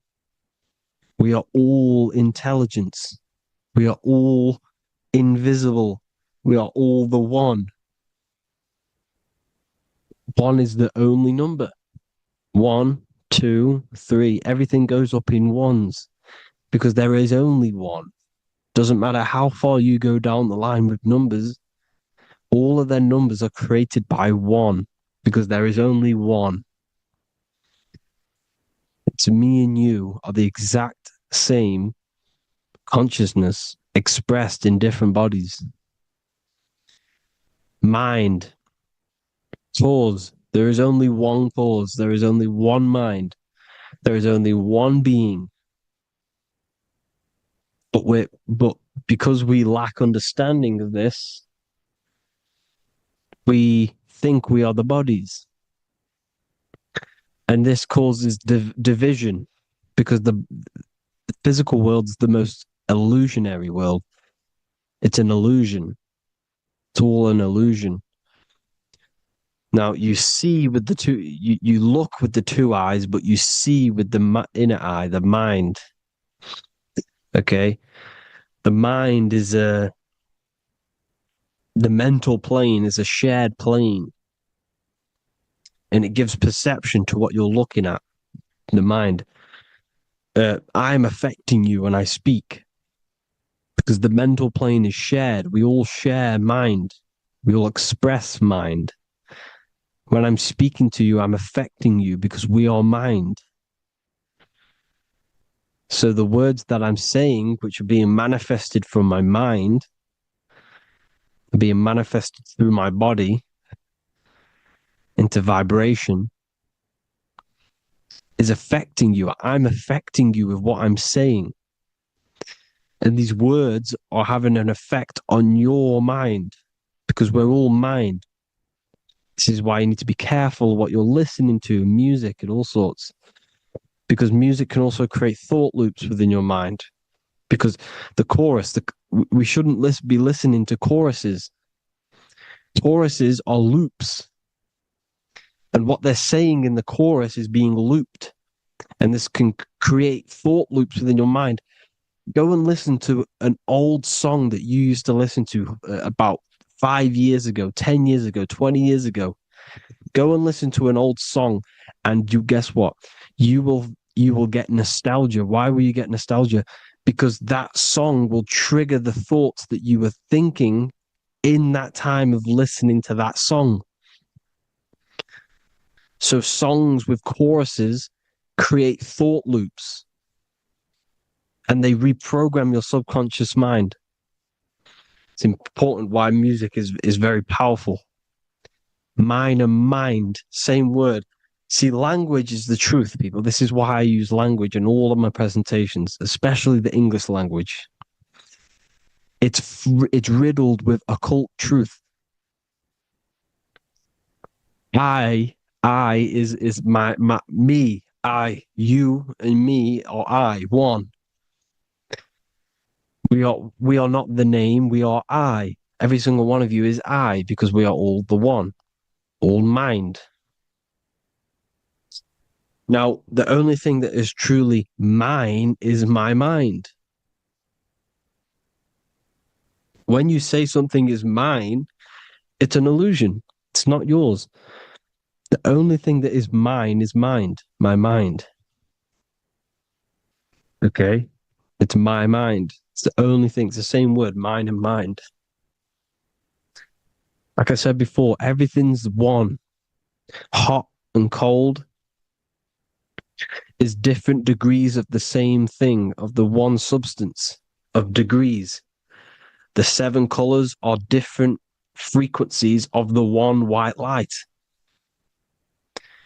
Everything is one. There is only one. We are all one. Everything is one. Hot, cold, day, night. It's the same degree of one, which is mind. The mind's perception is what's giving it, labeling it hot or cold. The mind's perception of colors is what is giving it red or purple, hot or cold. There is only mind. The mind gives things perception. There is only one, that is mind. The conscious and the subconscious mind. The male and the female, these are married. The subconscious mind is your hidden part of the mind. Okay, it's hidden. You can access it through different meditations and Reiki teachings, and dreams are manifestations of your subconscious. This is how you know mind and matter are one, because your mind creates matter in dreams. Your subconscious manifests everything in a dream, in the astral realms. The conscious is what you're conscious of, what you're consciously thinking of. So me, I am conscious that I am speaking into this mic and creating this video. My subconscious mind is the hidden part of the mind, which is speaking to my heart, telling it to beat. It's telling my food to digest. It's regulating all my blood. It's doing everything in my body without me being conscious of it. Without me being conscious. The subconscious is the feminine. The conscious is the male. The Bible, of course. Proverbs 12:4.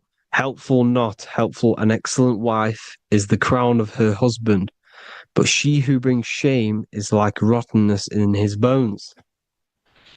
In the same way, husbands should love their wives as their own bodies. He who loves his wife loves himself. You can take that physically, you can take that literally, or you can take it metaphysically. See, the Bible's written in such a way where you can take it as your level of realization. He who loves his wife loves himself. If you love your subconscious, if you love yourself, you speak good about yourself, because your subconscious takes everything literally. If you say, I hate you to someone, your subconscious does not know the difference between me and someone else. It only thinks me, me, me. Why? Because mind is the only thing that exists. You are mind, I am mind. If I say I hate you, you're saying that to yourself. Your subconscious picks that up and says, I hate myself. And that's telling your subconscious that's what you want. Because your subconscious manifests 90% of your behavior. The programs within your subconscious, tying your shoelace is a program. You don't need to be conscious of it. You can just do it because it's a program. It's deeply interwoven in the subconscious. Driving your car, texting on your phone. You don't have to think about what letter. You just do it because you know where the letters are. It's a program. Therefore, if you look after your subconscious, they are a married couple. It's your wife. Your subconscious is your wife. And it manifests 90% of your daily basis thought patterns, actions, behaviors, emotions, all the things that you all the trauma that you've experienced is stored within your subconscious, which is affecting you. So let's say you were in a car crash 10 years ago and you had a really traumatic event, you really hurt yourself, and you had a very, very, very strong emotion that you felt of pain. That will still affect you today. And why? Because it will manifest into your behavior. How? Well, you'll be cautious of what cars to go in and who. You'll be cautious because of that event that stored within your subconscious, because of that feeling you felt was so painful and so strong. It's still manifesting into your behavior today. For example, you won't go in certain cars, you won't go with certain drivers. The subconscious stores everything, all your memories, the programs, and everything. So if you trick your subconscious, that's how you manifest your life. If you trick the subconscious, you already have something. And therefore it will manifest into your life, into your behavior, thoughts, and actions. This is why the golden rule is to treat others like you want to be treated. Because I am you and you are me. We are all subconscious. We all have subconscious. Whatever I do to you, I do to me. Because my subconscious picks that up and thinks I'm speaking to me. Mind is very powerful. Whatever I do to you, I do to me. Treat others like you want to be treated. The golden rule. That is the only rule we need in this realm, in the universe. If everyone understood this rule and how the subconscious works and how karma works, we'd live in heaven on earth, the Garden of Eden, the golden age. As a man thinketh in his heart, so is he. Proverbs 23:7. Where your heart is, there will be your treasure. Your heart's the emotions. The storehouse of emotions is where you feel emotions. You have to let your emotions move through you, not become you. You can't let your emotions become you. Or except be like the sky and let them pass through you. Be like the clouds and the stars passing over. Let them pass through you. Do not let them become you. And this is how emotions can take over your mind. We are driven by, when a man is driven by emotions, he has no self to control. You must control the mind because the mind can be corrupted. Because your thoughts are electrical in the brain. Your thoughts come from the mental plane. So how the mind works is that you place your attentions on something in the mind and infinite information just flows in. Think about it. When you think of a certain topic, as soon as you think of that topic, information comes flying into your mind. Different ideas, ping, ping, ping. It's all connected. It's why we call it a mindset, because your mind sets itself to frequencies. And when we think of something, we tap into that frequency, and just the universe, the mind, the mental plane just flows in information based on that frequency and that thought. The universe is just information. All of the information out there, nothing is new. It's all there. You just have to tap into it. You can tap into these different thoughts, and it's all there. Everything already exists within the mental plane. You don't think anything, you receive thoughts. We all share the mental plane. We affect each other. I'm affecting you. Listening to me is affecting your mental plane, your mind. The physical plane is the lowest plane. It's the world of effect. Everything you see in the physical plane is the effect of mind. Like I said, the person walking is the effect of their mind telling the body to walk. The physical plane is the lowest dimension of your mind.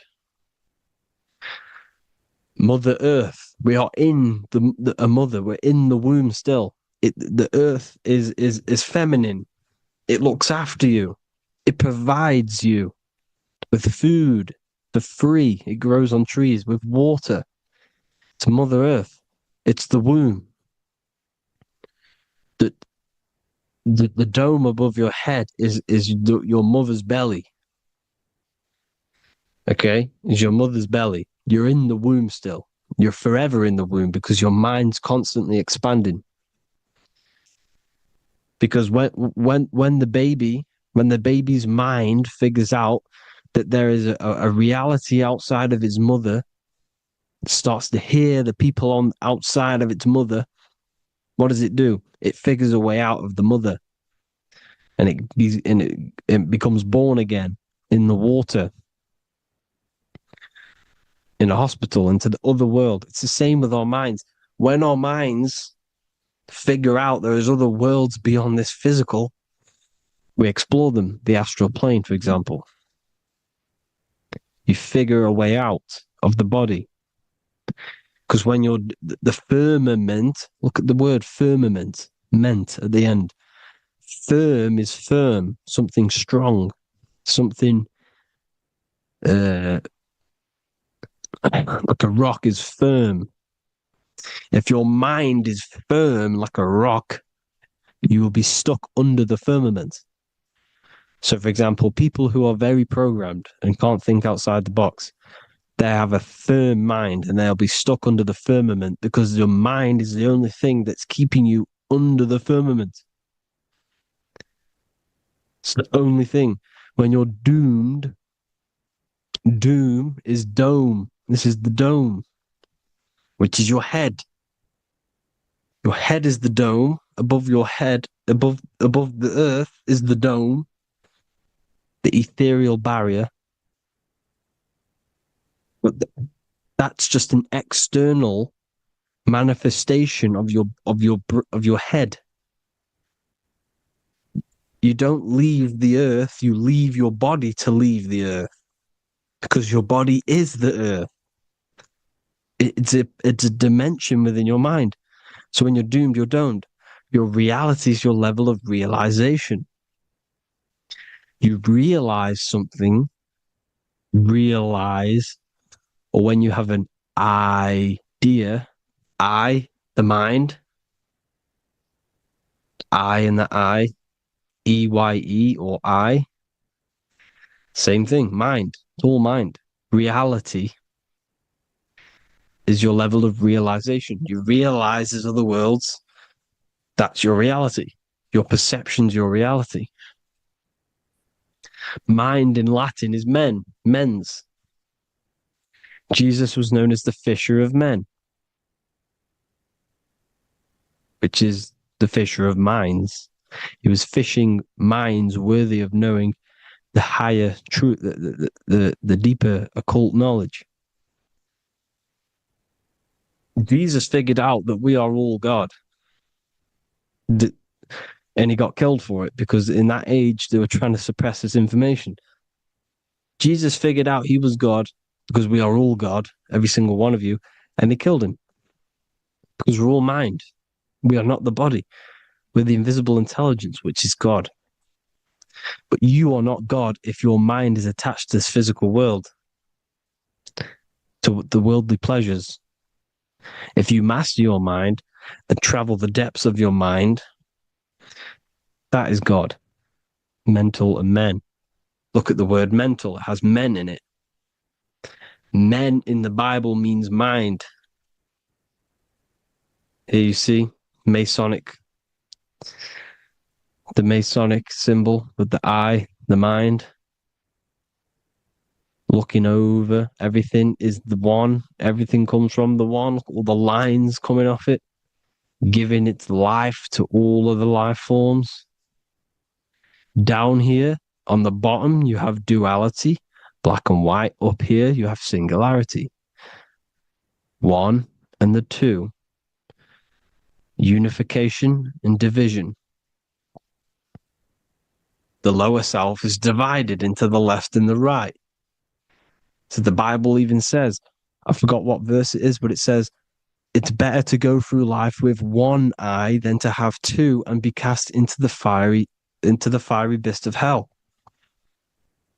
I'm not sure what verse it is, but you can research it yourself. It's better to go through life with one eye, to be unified. Unified consciousness. Dimension.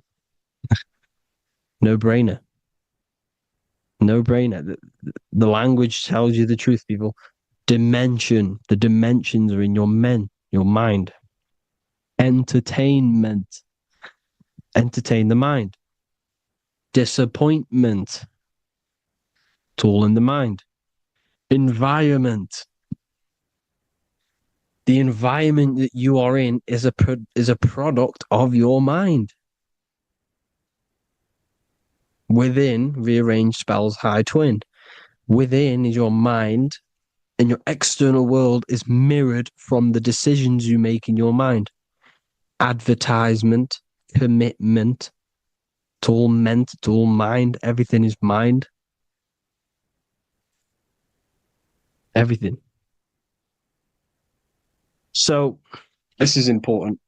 The collective thoughts and collective beliefs. The collective, because we all share the mental plane. And because of this is why we are in a weakened state of consciousness at the moment. Because the collective thoughts and the collective minds overall are asleep. And they don't believe in anything. You see, everything is true within the mind. You think of something, it is there instantly. You think of a chair, it's there in your mind. You think of anything, it's there instantly. So everything's true within the mind. Anything can happen in the mind. Anything can happen on the physical plane if the collective consciousness, the collective minds, believe it to be true. This is why back in the days, in the ancient days, you look at all the old world stuff, you see all this crazy technology, and it's because as a collective, as humanity back then, they believed that they had much more open minds. Therefore, the things manifested in the physical world were a lot more out of the box, so to say, compared to today. For example, magic is not as powerful today because the masses don't believe in it. It's still powerful, don't get me wrong, but if the masses believed, or if everyone knew magic could be real, because it is, anything's real in the mind, it would be a lot more powerful. You see? So and what they're trying to do is create a hive mind worldwide. They're trying to make one religion, an external God. What happens when you worship something external? You give energy to it, because where attention goes, energy flows. Where your mind gives attention to, energy goes there. And when we all believe in external gods and give our worship and our power to these external things, we all give energy to it, which will manifest as a demon in the astral planes. It's a hive mind. They're trying to make a hive mind to summon our energy. Trying to summon our energy. and through mind, through collective thoughts, the hive mind. They want one religion, one government, one currency, one belief system. And that will create a hive mind, which will limit our consciousness, which will limit what we can do in the physical world. Because if everyone doesn't believe in certain things, it cannot happen because it's all in mind. Mind is so powerful. I am you and you are me. I hope you all enjoyed this video, people. If you haven't already, join the Wisdom Academy. The Wisdom Academy, we have many occult lectures just like this one. Also, we have just launched Mindwave Hub. If you want genuine frequencies, genuine binaural beats, because the ones on YouTube, the ones on Spotify, Apple Music, they're all tuned to A440 hertz, which shuts down the right hemisphere of the brain. If you want to gain access to your true consciousness, your mind, you need to balance the two hemispheres and balance the chakras. You can do that externally by listening to binaural beats. If you want true frequencies, true binaural beats to hemisync the chakras, hemisync the brain, to gain access to the different dimensions of your mind, well, you can gain access anyway, but it's going to help you if you're trying to learn this. Join Mindwave Hub. The link will be in the description. Listen to the binaural beats, meditate to them, listen to when you go to sleep. They'll massively benefit you. Thank you all, people. Hope you had an amazing, lesson. Hope you learned a lot. And please subscribe. God bless you all.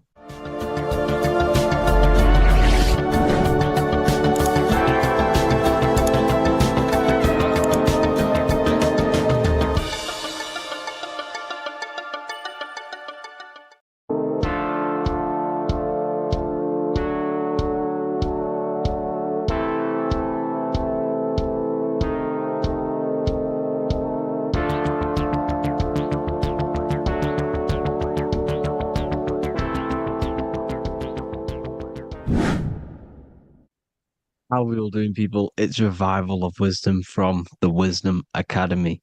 Today we're going to be breaking down God, consciousness, and the higher and the lower self, and how to overcome the lower self. Now, the first thing you need to understand is that you are the invisible intelligence within the brain, within the body. This invisible intelligence is known as the mind. But you are not the mind. You are the observer of the mind, which is the soul, the invisible entity. The mind is your intellect, your intelligence. Now, the mind is, it's hard to put this in words, but the mind is something that gives you the ability to explore the universe. And this inner self is the I am. It's the quiet, the inner self, the voice you see in you hear in your head. This is why within spells high twin, inside, internal. The I is also the number one, which is one line. Because the one and only, is the inner self, which is the I am. This is why you say, my name is Harry. You are not Harry, you are the I, the inner self, the intelligence. Okay, this is why Jesus in French is I am. You look with the two eyes and you see with the inner eye. I and I, the same thing. Okay, because the I inside is what gives you the perception of what you're looking at. So when someone's trying to explain something and then you catch on saying, I see now, it's because you're seeing with your inner eye, the one that gives you perception, gives you intelligence, gives you the ability to understand things. This is the internal I, the invisible self, which the physical body is nowhere near as complicated as this inner self. Is in infinite potential. God, God, generator, operator, destroyer, soul, mind, and body. Brahma, Vishnu, Shiva, the Father, the Holy Spirit, and the Son. They're all. The reason why you see God is always a triad is because it represents yourself. Your invisible intelligence is God. Me and you are the same invisible intelligence. We are the invisible intelligence experiencing the program being run by the central nervous system and the brain. I always say this in my videos, but I have to, in order for you to understand the things that I'm going to say later on in the video, you need to understand this concept, is that you are the consciousness experiencing the nervous system, the tree of knowledge of good and evil, which is you here. You would be in this invisible intelligence right here in the center of the brain. Now, this is why the ancient Christians show God is in the brain. This is the brain stem. This is the brain. This is also the brain stem and the brain. The brain stem and the brain. It's all depictions of the brain because the brain's the computer, the electromagnetic computer, which decodes the demands created by the invisible intelligence, the I, the inner self, you, your true self. The person moving, if you observe what someone moving, this is going to sound, but if you observe someone walking, it's not the body. The body is moving, but the thing telling it to move is the invisible intelligence. Before you kick a football, a decision is made within your invisible intelligence, your mind. And this consciousness, this invisible intelligence, is either stuck between the lower self and the higher self. Okay? When the invisible intelligence, meaning the true self, identifies itself with the physical body, it will trap its mind within physicality. This consciousness that we have is either operating in the lower self or the higher self. It's either feeding the material body or it's feeding the spirit. Okay? But because we are physical and spiritual, we need to be even. We don't want to be meditating all day long because we do have a physical body as well whilst we are here. We are playing a game in physical matter. Okay? Now, the reason that you incarnated here is to learn a lesson because the mind can manifest anything it wants within the astral planes, within the world of imagination. It can manifest anything it likes, but it incarnates into matter, into this game, so we can understand labor, because anything in matter, you have to labor to manifest. But in the astral, you can manifest at the click of a finger. You come here to learn the knowledge of good and evil. And your consciousness, I came out a bit off topic there, but your consciousness is experiencing the lower or higher self. The lower self is manifested in the lower parts of the body. Sex, food, and power, the lower three energy centers. These centers are like mini brains. You are literally thinking with these centers. And when your mind is stuck within these lower centers, you'll think, have you ever heard the term of thinking with your penis or thinking with your, you know what, as a man? Even females maybe, but mainly this is a boy saying, you're thinking with your penis. This is a truth, it's truth in plain sight. You think with these energy centers. When you're living off the lower three centers, all you care about is sex, food, and power.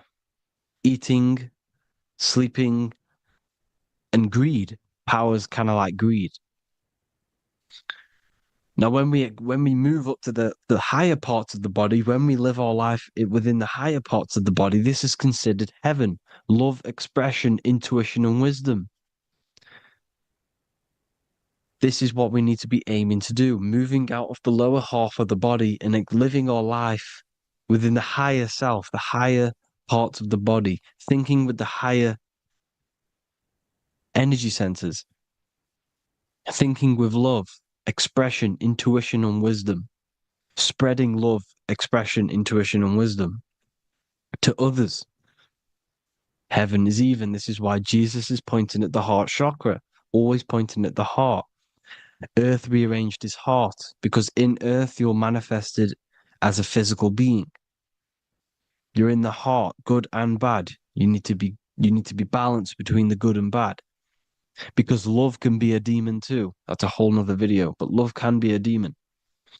Now, the seven chakras are known as the seven seals in the Bible. When the Lamb opened the seventh seal, there was silence in the heaven for about half an hour. This is a verse from the Bible. The Lamb is Aries, which is the higher brain, the cerebrum, Ram, Aries. Because when the Ram opens the seven seals, you enter the kingdom of heaven. Because these chakras seal your invisible intelligence. They seal your true self. You are behind these seven seals, your true invisible self, your true consciousness. Because behind these seven seals, you do not think about anything materialistic. Your intelligence is not material. It's not physical. It's not from the physical world. It does not desire the physical world. The body is the beast. The body's the animal, the lower self, which can corrupt our intelligence. It can corrupt the intelligence. Okay? Now, we need to balance these chakras so that we gain a deeper connection between this intelligence and the brain. Because when there's a strong connection between the brain and the intelligence, your body and the intelligence, you have a strong connection. Therefore, you can manifest what the intelligence is saying at all times. Meaning, when, for example, your higher self, this is intelligence, the higher intelligence is always speaking to you. It's always guiding you. It's always telling you the right thing to do. You can feel it when you're doing something wrong. You can feel that you're doing something wrong because this higher self, this intelligence knows what it needs to do here. And when there's no connection between the body and this our intelligence, our true self, when we strip away, when you close your eyes for long periods of time, you will figure out you are this invisible, infinite, creative being. There's no words that I can't describe what it is, but it's the voice inside of your head that you can feel when you close your eyes. You are this being inside of the heaven, because this is heaven, this intelligence.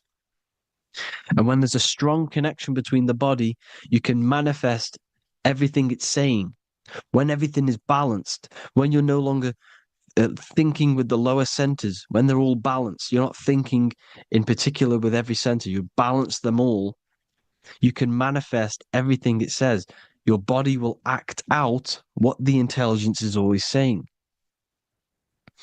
This is God in the brain, the intelligence, trying to touch Adam, representing the lower self. This is why they're not touching.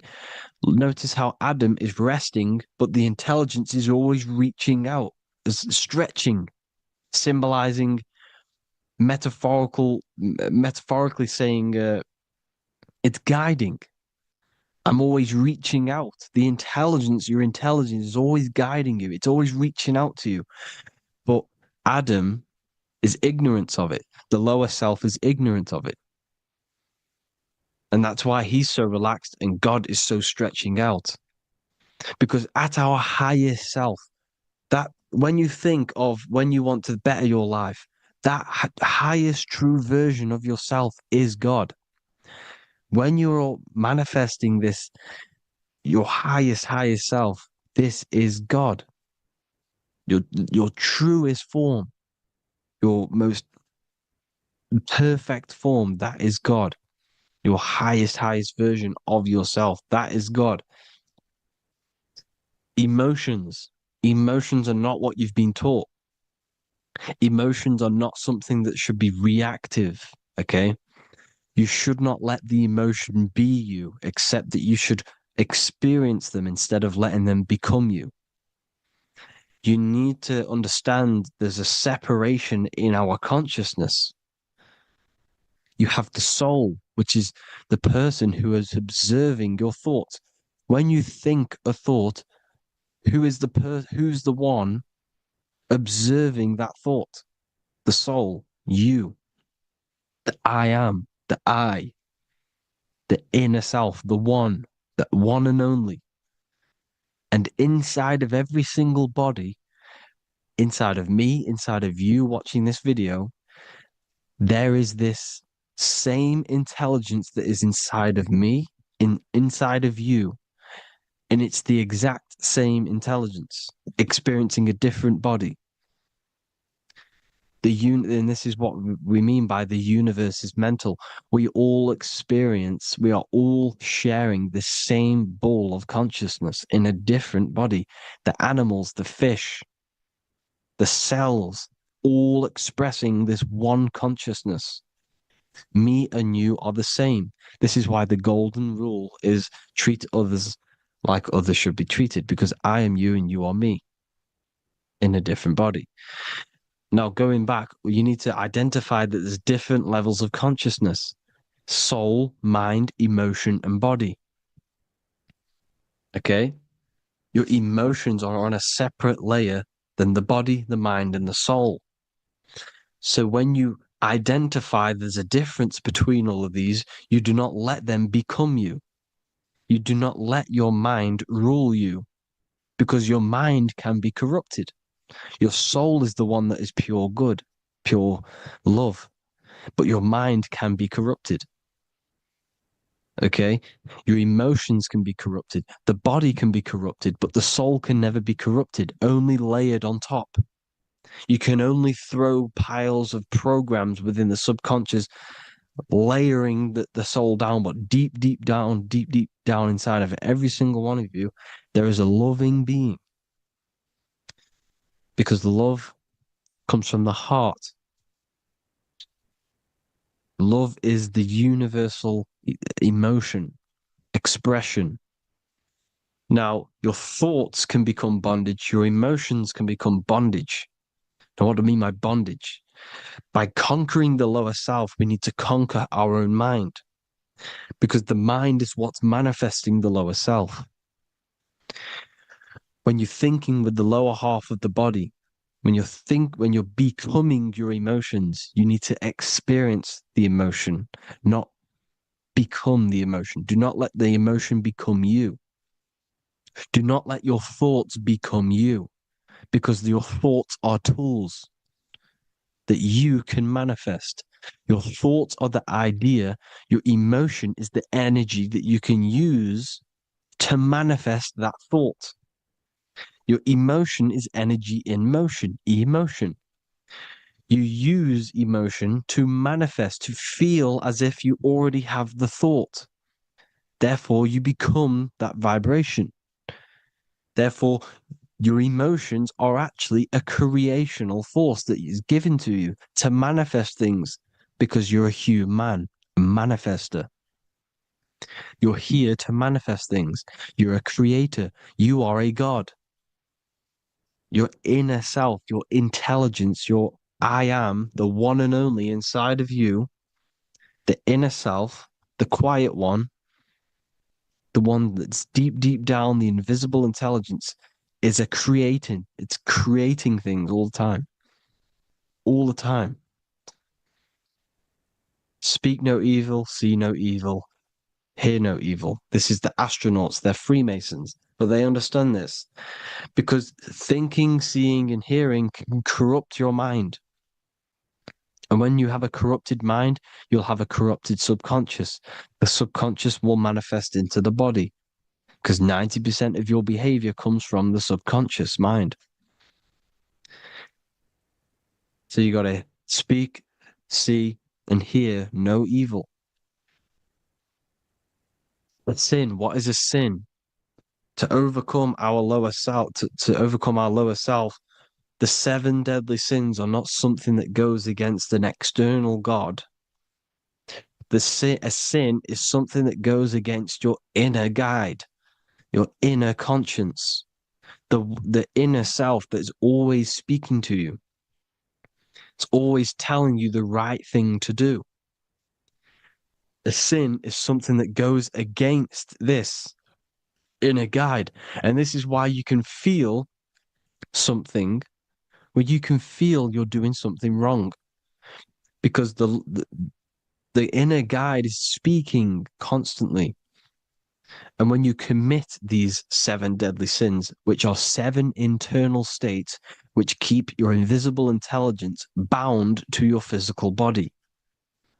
Because evil, right? Evil love bondage. This is why they stay in this realm and they control this realm, because they love the bondage of the body. They like matter. They want to stay in matter for eternal life. They don't want to ascend back into the heavenly realms where you do not have a physical body. You can explore the universe within the astral planes. They stay bounded to the body, bounded to the 3D construct of the physical world. They have greed, lust, envy, gluttony, wrath, sloth, pride. They want all of this. And if you want that, that's okay. But deep, deep down, you don't want that, because your soul is always telling you the right thing to do. Your soul knows what to do to get out of here. It needs to detach from the external world. Detach from all of these 7 internal states which bound you to your lower self, your lower centers. That's what a sin is. You know, you have a left and right brain. The left brain is always analytic. The right brain is metaphorical. So the right brain is producing a holistic view of reality. Now, what do I mean? And not view, perception. When you see, because your eyes are parts of the brain, so when you look at something and you look, that image is produced in the back of the brain in the visual cortex. And then the right brain produces a perception, a holistic, it breaks down what you're seeing into a holistic image, a holistic perception. So, for example, if you're in a woods, the right brain sees the whole woods as one big woods. The left brain is breaking that perception down into individual trees, branches, and leaves. So the left brain's to do with duality. The right brain's to do with wholeness, unified. The left brain's dualistic, analytic. This is necessary so that we can pick things up and manipulate them and break things down. We need the left brain. We need the right brain. I'm not saying any of them's bad, but the left brain, sinister in Latin, means left. Because when you're left-brained, you see everything in dualistic. You see everything is dual, when everything's actually one. We need to be focusing and strengthening our right hemisphere. I'm not saying sit in the right hemisphere all the time, but we need to be strengthening our right hemisphere. And this is why left is sin and right is right. Because when you focus on the right hemisphere, you see the holistic perception of creation. The right hemisphere sees humanity as one unified consciousness. The left hemisphere sees everyone as individual persons and egos. Because the left hemisphere is dualistic. And this is why the Bible says, cast the net onto the right side of the ship and ye shall find. John 21:6. What does that mean? Cast your energy, cast your perception into the right hemisphere of the brain, and ye shall find unified consciousness. You shall find your higher self, the one and only. If then you have been raised with Christ, seek the things that are above, where Christ is seated at the right hand of God. Wow. Powerful. What does this mean? Seek the things that are above, where the Christ is seated at the right hand of God. God is your consciousness, your invisible intelligence between the 2 hemispheres. The right hand of God is the right hemisphere. Seek the things that are above the heart. Love, intuition, expression, and wisdom. Seek the things that are above the heart, the higher self, the higher part of the body. Because when you seek the things of love, expression, intuition, and wisdom, you create a strong aura. You attract the same frequency. And this frequency is heaven, God. This is the Sumerian artwork showing the lamb.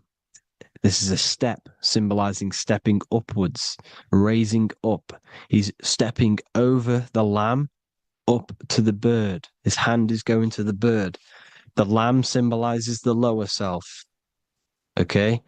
The bird with the wings is in the sky. It represents the higher self. This is why angels always have wings, because it represents the higher self in the sky. The lamb is a ground animal, symbolizing the lower self. He's stepping over the lamb to the bird, his higher self, his invisible intelligence. Horus and Set, Jesus and Satan. Look, Horus has an evil brother, Set, just like Jesus and Satan. Horus is a bird, higher self. Set is a ground animal, lower self, which is the devil and the angel on your shoulder. You see? The right and the left hemisphere, the two wings. So the devil and angels always speaking to you. The higher and the lower self. It's the battle between the higher and the lower self, between the invisible intelligence and the physical body, because the body's the one that wants the sugar, it wants the pleasure, it wants the sex, it wants the porn, it wants all of the materialistic things, it wants the 7 deadly things.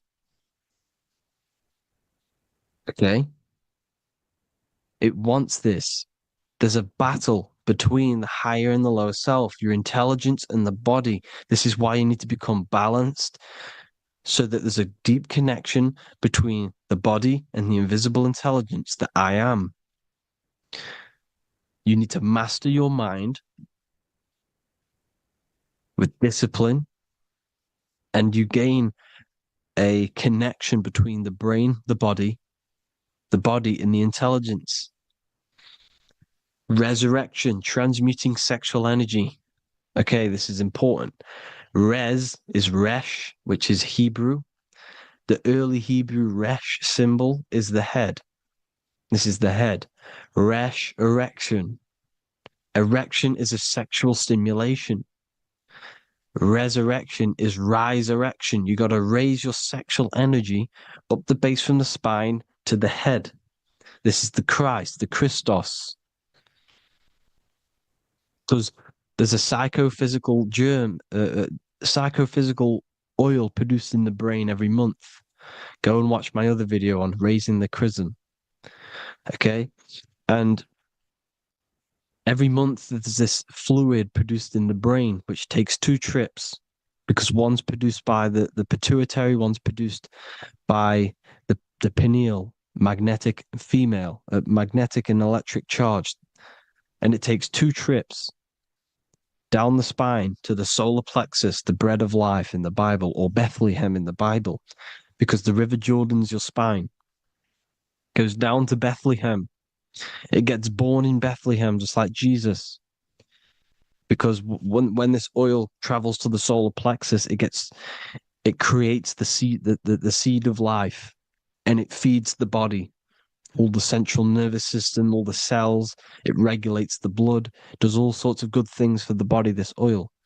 Now, when you save your sexual energy and you raise your resurrection, you awake the Christ, you raise it from the solar plexus or the sacrum bone up to the brain, you activate 100% of the brain, and this is the true resurrection of Christ.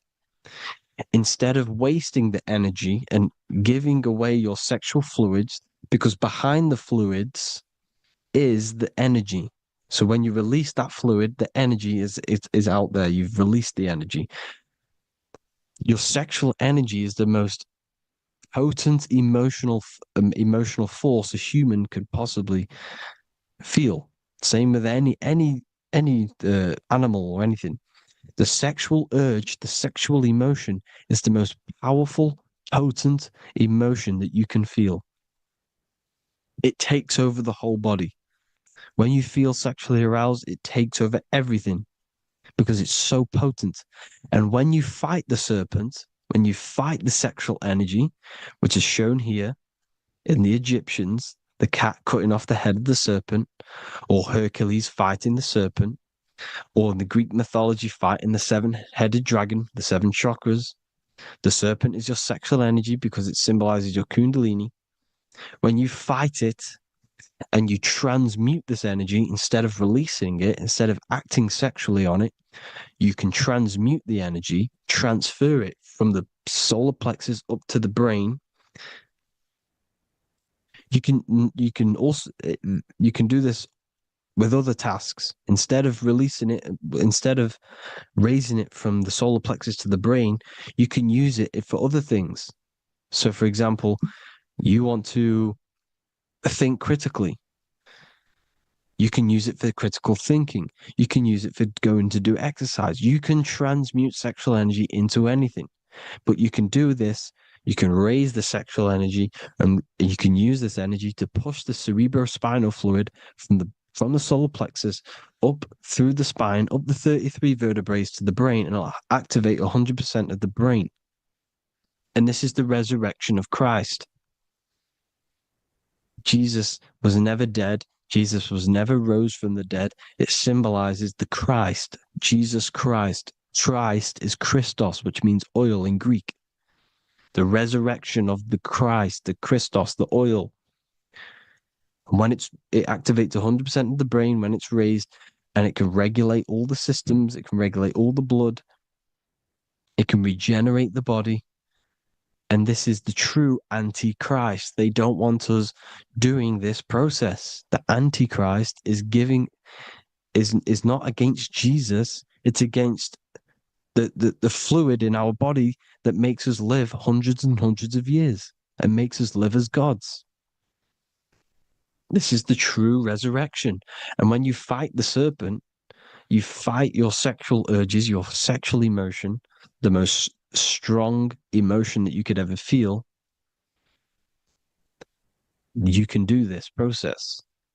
And this is the true secret of transmuting sexual energy. Because when you transmute the sexual energy, you can become a god. And this is why Hercules is fighting the serpent. Notice how the serpent is low. He's reaching down to it. It represents the lower self.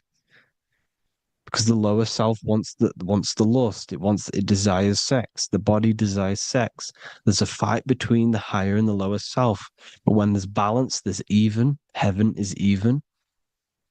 When there's evenness between these, this is the kingdom of heaven.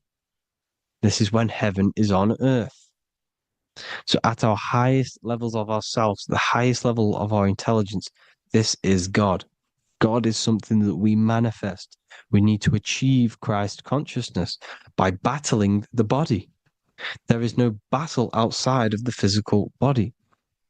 It's an internal battle. Jesus and Satan have been externalized. Nothing exists outside of you, because I explained in the beginning how you are the consciousness experiencing the central nervous system. Therefore, there is nothing outside of you. It's all internal. Jesus and Satan have been externalized. Why? Because it's business.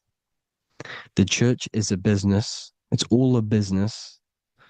They've created these figures to be historical when they're not historical. The Bible's not historical.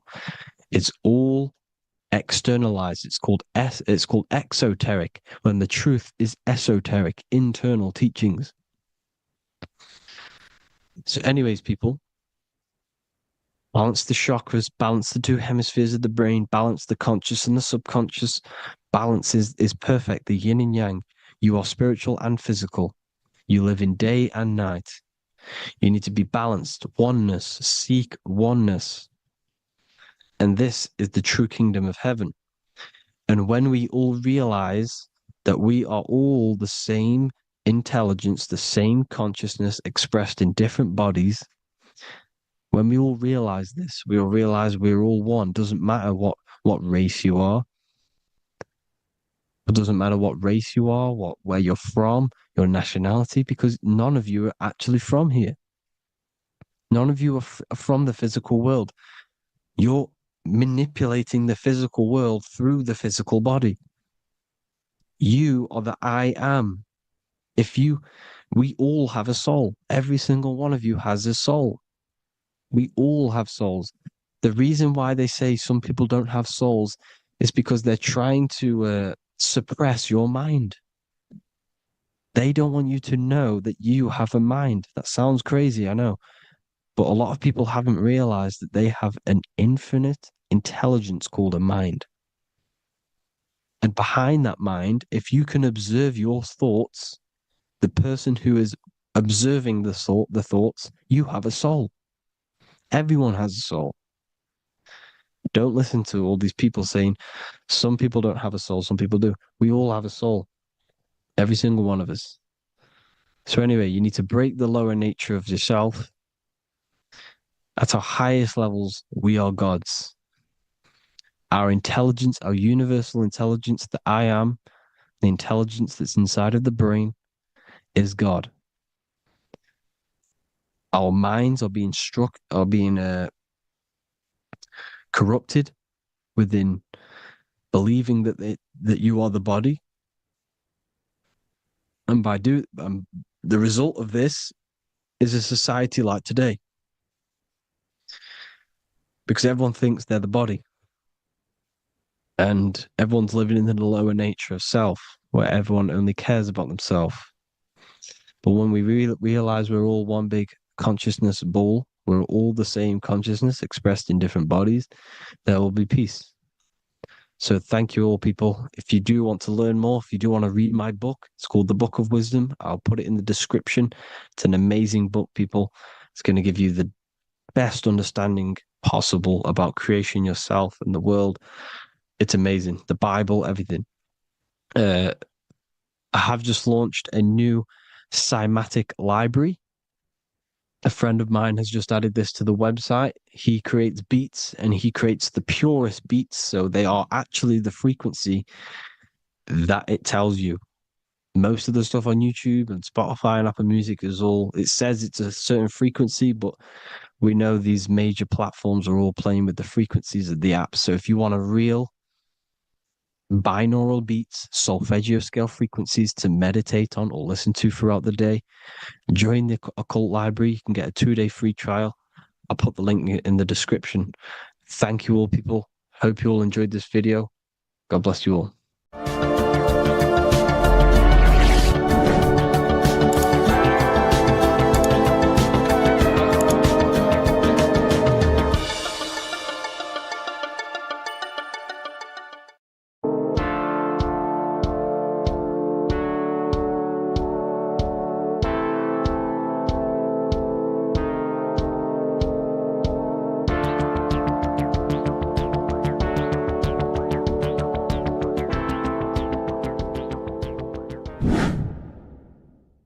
The earth has become a realm in order to trap souls within so that they can harness our electricity, our energy.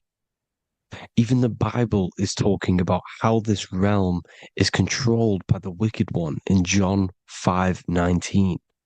We know that we are the children of God and that the whole world is under the control of the evil one. Ephesians 6:12. For our struggle is not against flesh and blood, but against the rulers, against the authorities, against the powers of this dark world, and against the spiritual forces of evil in the heavenly realms. So the Bible is telling us that this is not the only world. There are other worlds, there are other realms that we can go to, considered as heaven. Heaven being a higher realm where there is no evil, no darkness. This is a midpoint realm where there is good and evil. Now, we're going to explain how the soul trap is how it's working, and how your soul is being harnessed for its energy, and how you are tricked to come back to this realm after death. What you need to understand is first is that you are the invisible intelligence behind the physical body. You are the mind and soul. The soul is the true you, the good you. It is pure love, pure bliss, eternal, never dies. The mind can be corrupted though. The mind is the intelligence of the soul. It is invisible. It has no true form. The intelligence inhabits the brain. The brain is the computer to control the electrical machine called the nervous system, which is choice, program, and action. You are the invisible intelligence behind the body, and this will prove it even more. You do not even see into the external world.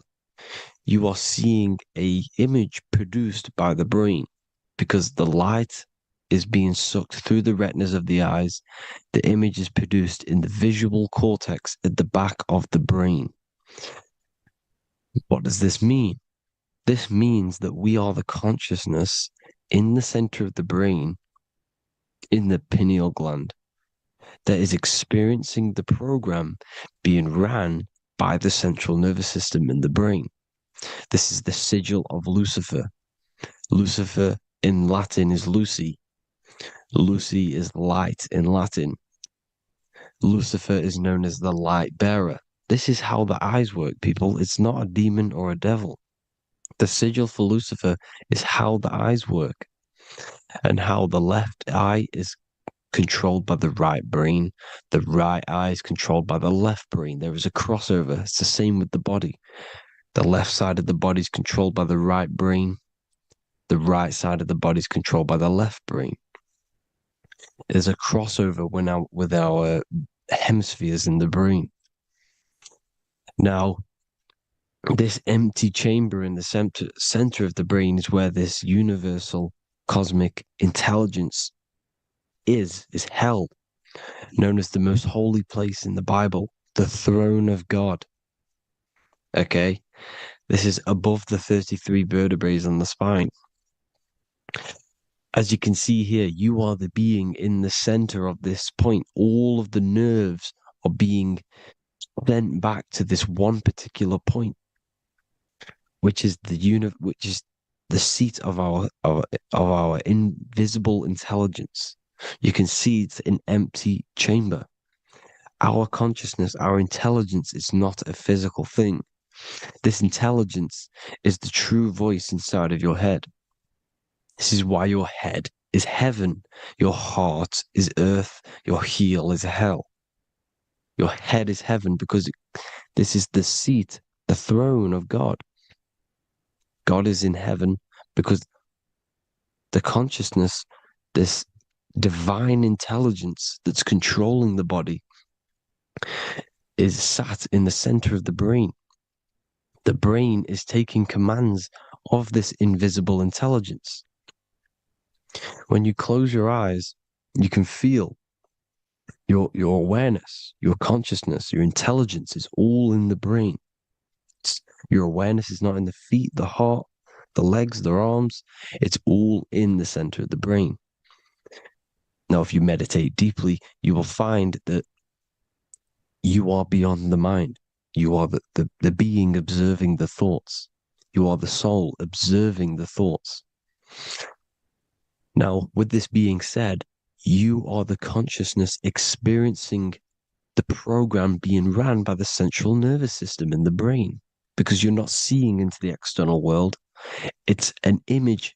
It's a simulated image produced by the brain and the central nervous system.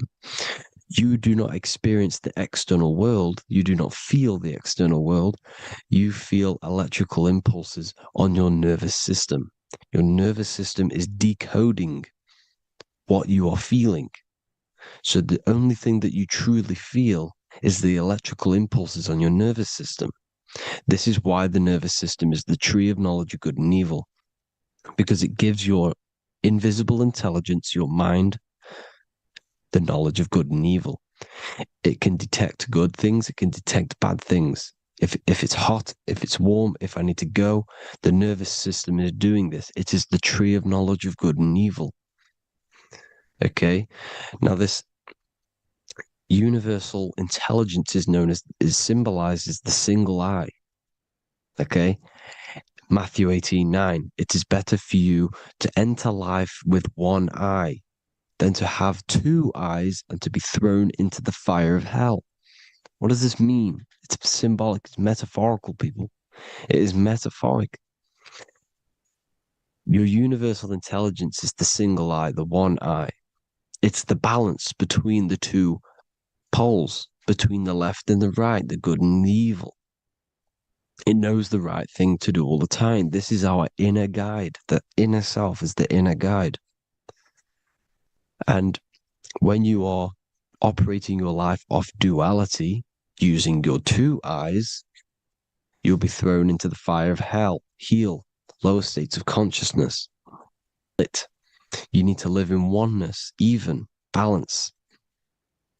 Matthew 6:22, the light of the body is the eye.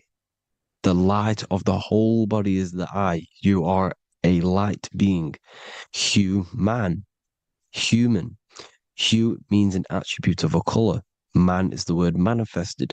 We are light manifested into physical form. Depending on your vibration is depending on what color that you are vibrating on, which is a hue, a human. If therefore thine eye be single, thy whole body should be full of light. Again, it's talking about the single eye, oneness, completeness. When you balance the hemispheres of the brain, we'll go over that later. But anyways, the body is the earth. This is what we need to understand, people. The body is running the simulation, the program that our consciousness is experiencing. So when we leave the body during death and astral projection, we leave the earth. This is how it works. The body is the vehicle for the earth, for this realm. Everything exists within our mind. You have the soul, mind, and body.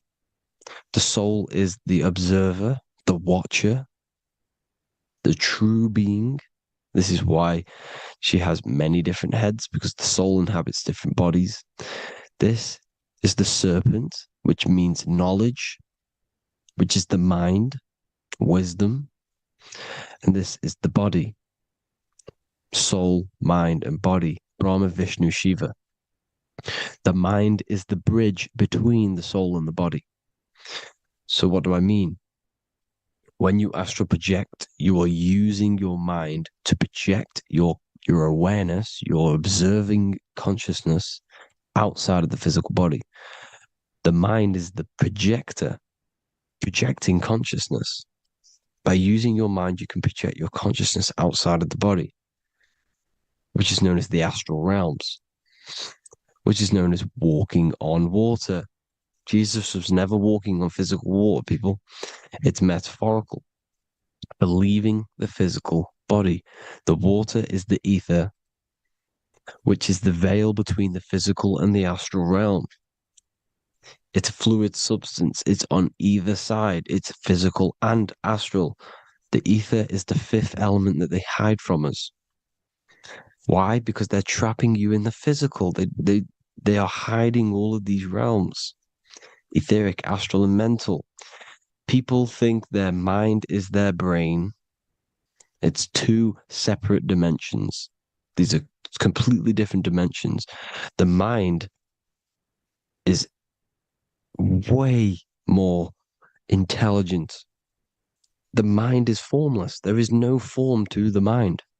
You can think anything you want. You can manifest anything you want within your mind. It is not a physical object. The physical realm is being controlled by the mind. Everything's being controlled by the mind. Everything exists within the mind. This is why the Egyptian says the universe is mental. So when we project our consciousness outside of the physical, we go to the astral. The ether is the water that Jesus is walking on. This is the veil between the physical and the astral world. The word together has ether within it because it joins the two worlds together, together, the astral and the physical. The word either is ether because the ether is on either side, physical and astral, physical and spiritual, physical and non-physical. In the astral realm, the mind can manifest anything we want. We incarnate to restrict our minds. This is why Saturn, if you go and watch my video on Saturn, how Saturn is this simulation, okay, our minds can manifest anything we want in the astral plane in the click of a finger. However, when we incarnate in matter, we now have to labor for our manifestations. This is why Saturn's known as the great teacher in astrology, because he teaches you a lesson. When your mind incarnates into matter, it's teaching your mind a lesson, the knowledge of good and evil. This is why the Bible says, you shall be gods and know the knowledge of good and evil. When you incarnate here, you have to know the knowledge, you need to know the knowledge of good and evil to become a god. Okay? Now, the square is the physical plane, the triangle's the ethereal plane, the circle's the eternal plane. The circle has no beginning, no end, it's eternal. The physical plane is the square, it's limited. The square is limited. The cube is the geometric shape which gives rise to matter. Now, the term think outside the box has truth in plain sight. You have to think outside the box to project your consciousness, use your mind to project your consciousness outside of the box, the physical plane, into the astrals. The astral realm is the realm of the stars. Above us is the stars. Through the stars is the astral plane. This is why astral has the word star within it. The devil is the de-veil. When you sell your soul to the devil, quote unquote, it's metaphorical. The devil exists in the physical plane. It's the lowest state of consciousness. The de-veil, you de-veil yourself into the physical when you are the devil. The de-veil. The ethereal plane. Now, we all know what the famous symbol of the all-seeing eye, right? The all-seeing eye with the eye in the triangle. Look at the Masonic artwork showing you the triangle above in the sky. This is symbolizing the ethereal planes. The eye in the triangle symbolizes your invisible intelligence, your mind, which has the ability to see on either side. Because the triangle's the ethereal plane. The eye is your consciousness, your intelligence. And this intelligence has the ability to see in the physical plane and to see in the ethereal planes, in the astral planes. This is why it's above the earth. It's above the ground. Because it can see here, it can see in the heavenly realms. Now, the stars are, well, this is known as heaven, the realms of the astral planes. This is some quotes from the Emerald Tablets of Thoth. Out of the darkness ye must rise upwards, one with the light and one with the stars. Man is in process of changing to forms that are not of this world. Grows he in time to the formless, a plane on the cycle above. So there's other worlds. The Bible's telling you there's other worlds, there's other realms. Know ye must become formless before ye are one with the light, the astral light above, which shining through the stars. Not of the earth are ye, earthy, but a child of the infinite cosmic light. You are the invisible intelligence controlling the physical body. The body's not you. It's the vehicle that your soul lands in when your mind projects your consciousness into that realm. Free from the body, I flashed through the night. Unlocked at last for me was the star space.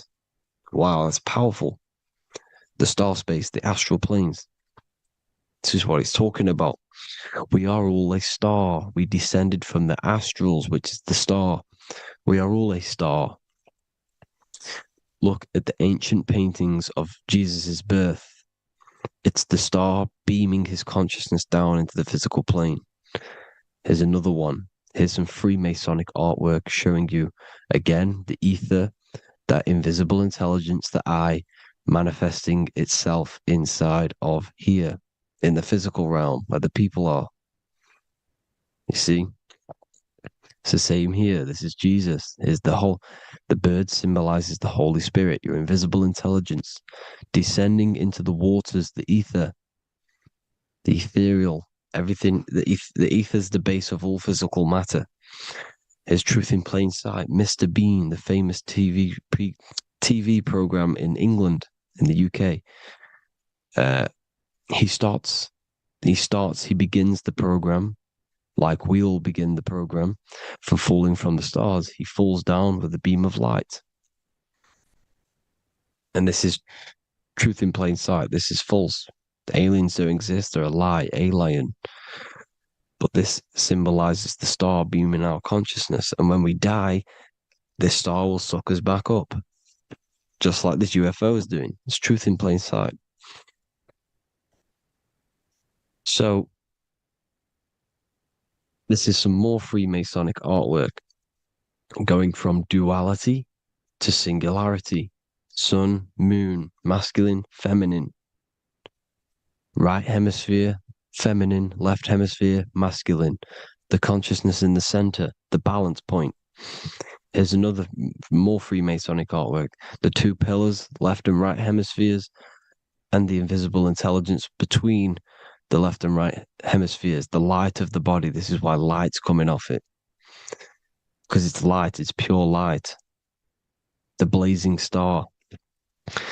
The stairs go from the checkered board, the duality, up to oneness, in between the sun and the moon, the masculine and the feminine. This is symbolizing going into oneness. What did the Emerald Tablet say? You've got to become one with the stars, one with the one with the self. Balancing the two hemispheres so that you can gain, because when the two hemispheres are balanced, you can gain a more deeper connection with your invisible intelligence.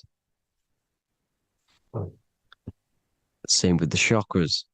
When the chakras, the 7 seals in the Bible, these are 7 seals because when you conquer the 7 chakras, when you balance the 7 chakras, you then gain a more deeper connection with your internal self. Because your mind is not filled, it's not being ran, it's not being dominated by these 7 deadly sins, the 7 seals, the 7 chakras. These are 7 energy centers which are concealing our true form. Balance makes us have a stronger connection with our true cosmic intelligence. Heaven is even. This is why Jesus is pointing at the heart. The even point is the heart. You got to balance the chakras and live from the heart because the heart is the earth. You're in good and evil. The body manifests the lower and the higher self. The higher self is in the higher parts of the body. Wisdom, intuition, expression. The lower self is in the lower parts of the body. Sex, food, and power. This is how they are trapping your soul, people. Like I said, the mind is the bridge between the soul and the body. So by tricking the mind, not giving it the right knowledge, and keeping the mind stuck in the lower 3 centers, thinking about power, food, and sex, this is low vibrating energy. It's going to keep your mind addicted to the physical realms. Okay? This is why you need to go even, balance, heaven. Okay? I will explain the soul trap in a second, how it fully works. But I'm telling you all the science behind it so you can understand. When you are doomed, you are domed. This is the dome, the firmament, the firmament, the mind. Ment is mind, firm is firm. A firmament is doomed under the firmament. You must have a loose mind, an open mind to expand your consciousness beyond the stars, beyond the ethereal barrier. You have to vibrate higher than this world. Your consciousness must be expanded more than the physical plane. You need to learn how to astral project. You need to learn how to leave the body, how to operate outside of the body, so that you, when you do leave the body, you will have recognition, you'll have knowledge, you'll have practice. But this is as above, so below. The woman's belly is the earth. It's as above, so below. It's a microcosm of the macrocosm. We are the children in the womb. We are the people in the earth being ready to be born into the heavenly realms. As above, so below.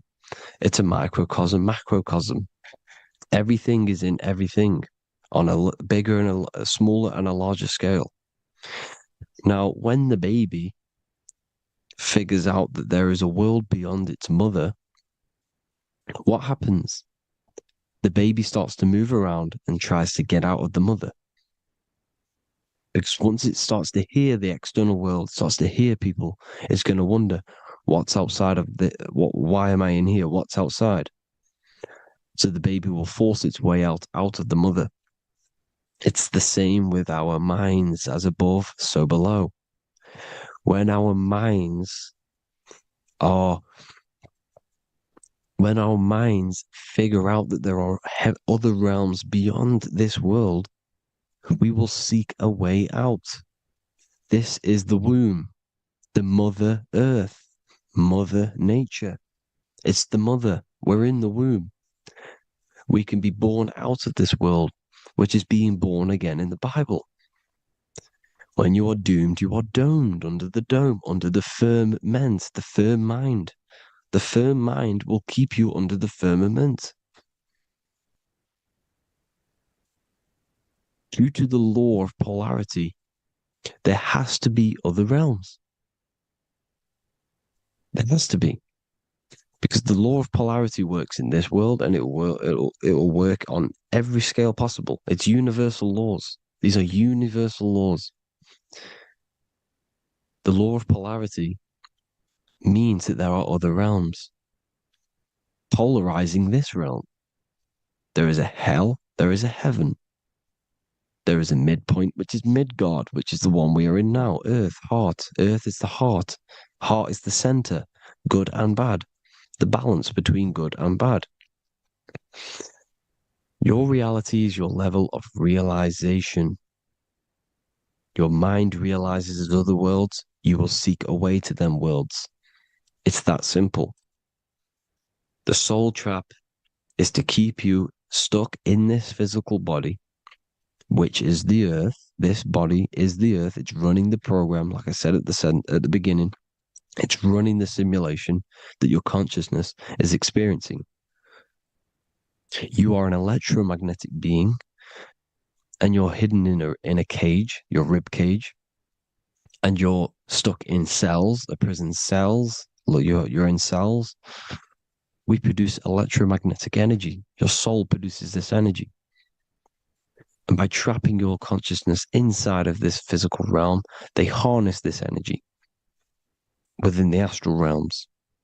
They're using you to manifest demons, because your mind creates demons through emotions and mental thought energy, which is a whole nother video. I can make a video on that. You're manifesting everything for them because they're trying to create a hive mind. This is why they want everyone to believe in one belief system, one government, one belief system, one religion, because they're creating a hive mind.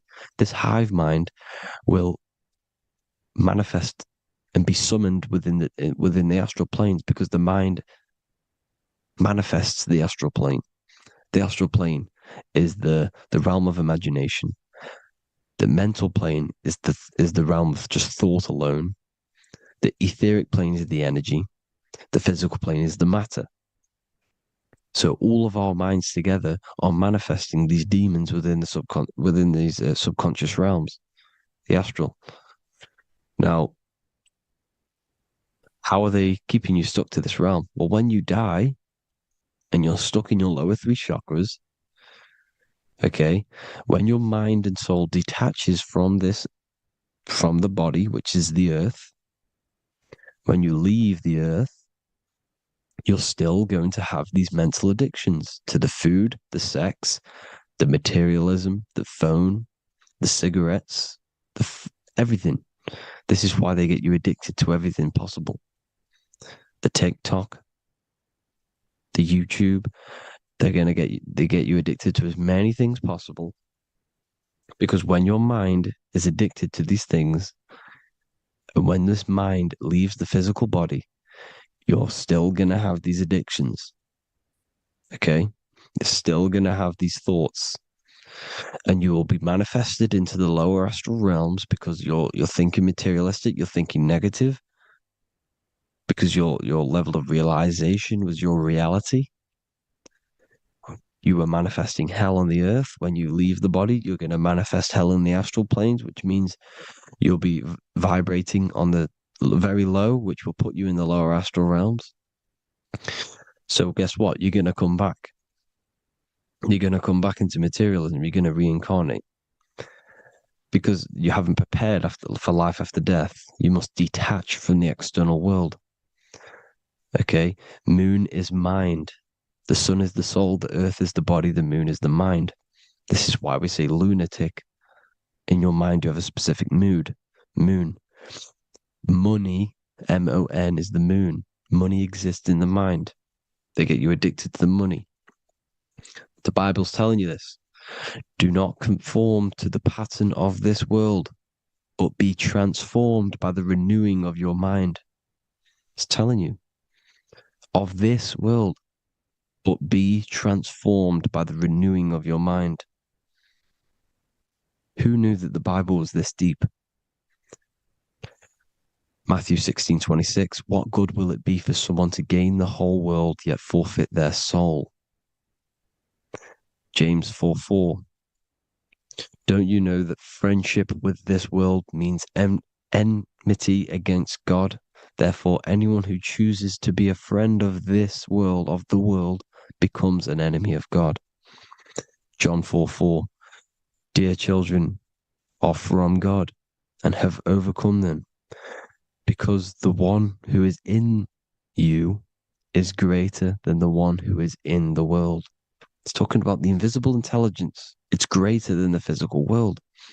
John 2:15, do not love this world, nor the things it offers you.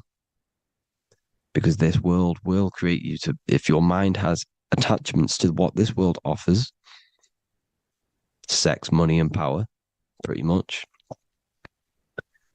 you will reincarnate here. You will come back here. Because when you leave the body, your mind will still have these addictions. Do not love the world, nor the things it has to offer you. All of this is in my newly published book. The paperback versions are now available. Finally, for all the people who have been waiting, the Book of Wisdom. All of this knowledge is inside of the Book of Wisdom. The paperbacks are available. There's worldwide shipping.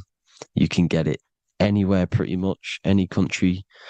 My new website, it's amazing. There's going to be some amazing products coming on the new website. But I thank you all for the support. Before I leave, I need to explain what is going on with the soul trap. Like I said at the beginning, the mind's the bridge between the soul and the body. The body's the realm. By tricking your mind with false knowledge, they are keeping your soul stuck to this realm. They get you addicted to all the physical things, and that is it. As soon as you're addicted and you die, you're going to come back. So by tricking your mind, which is the bridge between the realms, they keep your mind stuck within this body. They keep you in physicality. They deveil you, the devil, the deveil.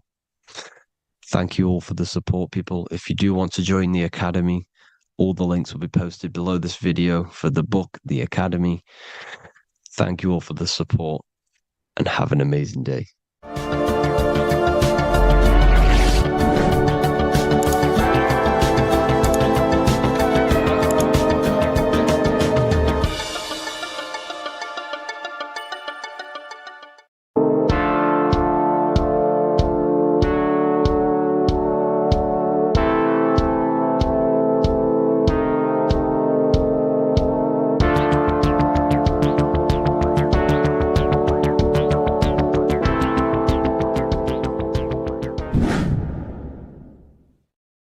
What is good, people? It's Revival of Wisdom. I hope you're all doing well. And this video is how to raise your holy oil or your kundalini. Let's get straight into this. So this is a monthly cycle. Every month, when the moon is in your zodiac sign, this oil is released. Now, the moon is in control of monthly cycles. For women, it's the menstrual cycle, and as well, this holy oil cycle. The moon changes sign every 2.5 days and passes through the zodiac signs in 27 days. So the moon tells the day, the sun tells the time, the stars tell the month. This reality is a massive clock, if you like to say. It's a cycle. Okay. The moon controls the night, emotions, water, fluids, and the mind. Okay. So this oil is produced in the claustrum. It's produced in the claustrum, which is here, right? This is where you get Santa Claus from.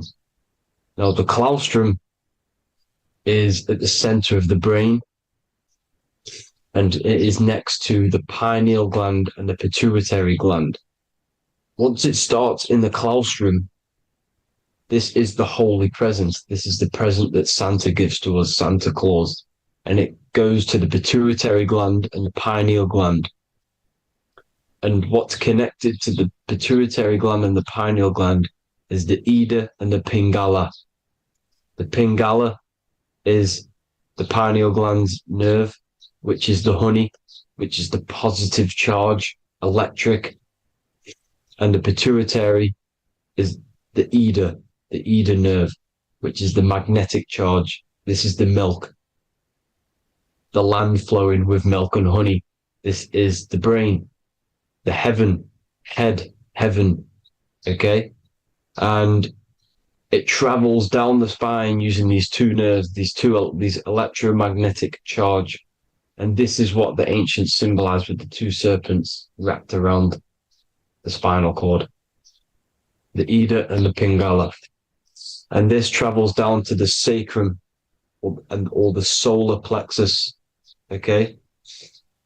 So once it's here, okay, the spine is an elongation of the brain. So the spine is pretty much the brain. It's an extension of it. And it's kind of a microcosm of how we descended from heaven to physical reality, to physical matter, which is our consciousness has done. Our consciousness has descended from heaven into physical matter. And this is a microcosm of it. Okay. So once we're in the sacrum bone, this holy oil, like I've just explained, this holy oil starts in the Santa Claustrum, goes down the chimney to the sacrum. This is the sacrum, the solar plexus, and drops the present off at the sacrum. Now, once we're at the sacrum, we need to raise our vibration to take this oil back up the spine. Okay. And the River Jordan symbolizes this in the Bible. King Herod wants to kill Jesus in Nazareth, which is here, this is the River Jordan, is Nazareth. He goes to be born in Bethlehem and then goes back up to Nazareth to Joseph and Mary. Joseph and Mary, the pineal gland and the pituitary gland. The Bible is huge symbolism. It's all metaphors for this sacred process which goes on inside of your body. You are the Temple of Solomon. You are the Holy Land. The Holy Land is your brain. Once this oil is at the sacrum, you need to raise your vibration in order to take it back up. Once this oil has gone back up to the pineal gland, it activates the crystals which are wrapped around your pineal gland. Your pineal gland is this tiny little beam here. This is the claustrum. This is the pineal gland. And it's wrapped in crystals. And when this oil travels back up the spine by raising your vibration, back to the upper room where Jesus met the 12 disciples, or the 12 cranial nerves in the brain. And it activates and it turns on this pineal gland. And once it's turned on, it illuminates all the cells and the nerves in your brain and turns them all on and activates the higher God man, the God consciousness, Christ consciousness. And it regenerates the whole body. This is the secret to regeneration. It regenerates all the cells in the body. And this is how the ancients lived for thousands and thousands of years, as talked about in ancient texts. They lived for hundreds and thousands of years because they knew this secret. And this fluid, this brain fluid, the secretion, or the Christos in Greek, which means gold, because this is the alchemical process from turning lead to gold. Your body is the alchemical furnace. Now, the ancients knew about this center of the brain because they symboled it. This is the Eye of Ra, and it's the brain, and this is what's wrapped around our consciousness. Our consciousness isn't wrapped around the brain. The brain is built around the consciousness. We are the consciousness. You don't have a soul. You are the soul. Okay. Now, the head, heaven, hell, heel at the bottom of your foot, that's hell. Head is heaven and hell. Simple.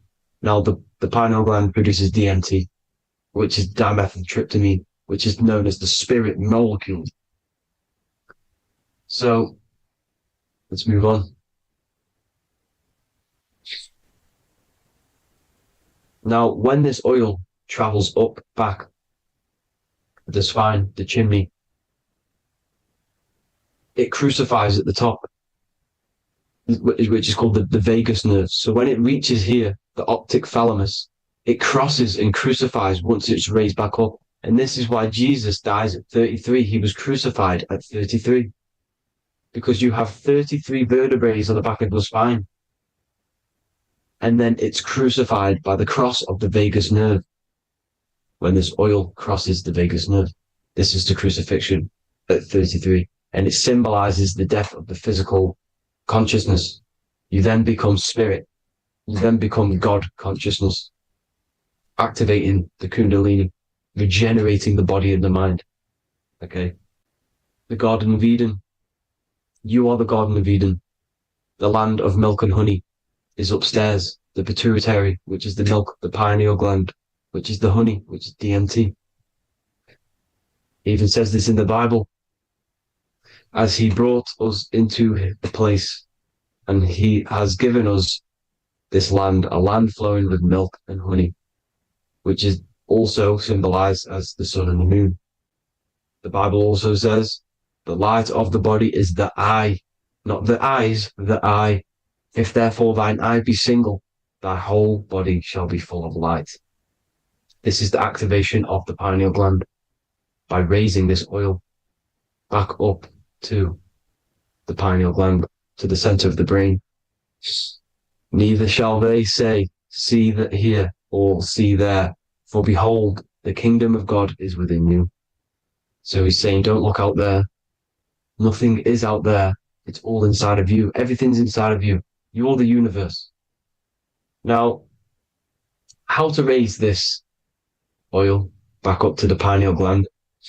Every month, like I said, the moon controls the cycle. The moon controls monthly cycles. When the moon is going into your zodiac sign every month, this oil goes down the spine and you must raise your frequency to get it back up. You must retain your seed. This is the most important.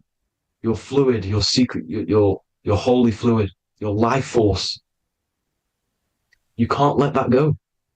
That life force is the reason you're alive. This holy oil is the reason you're alive because it feeds all of the systems in your body.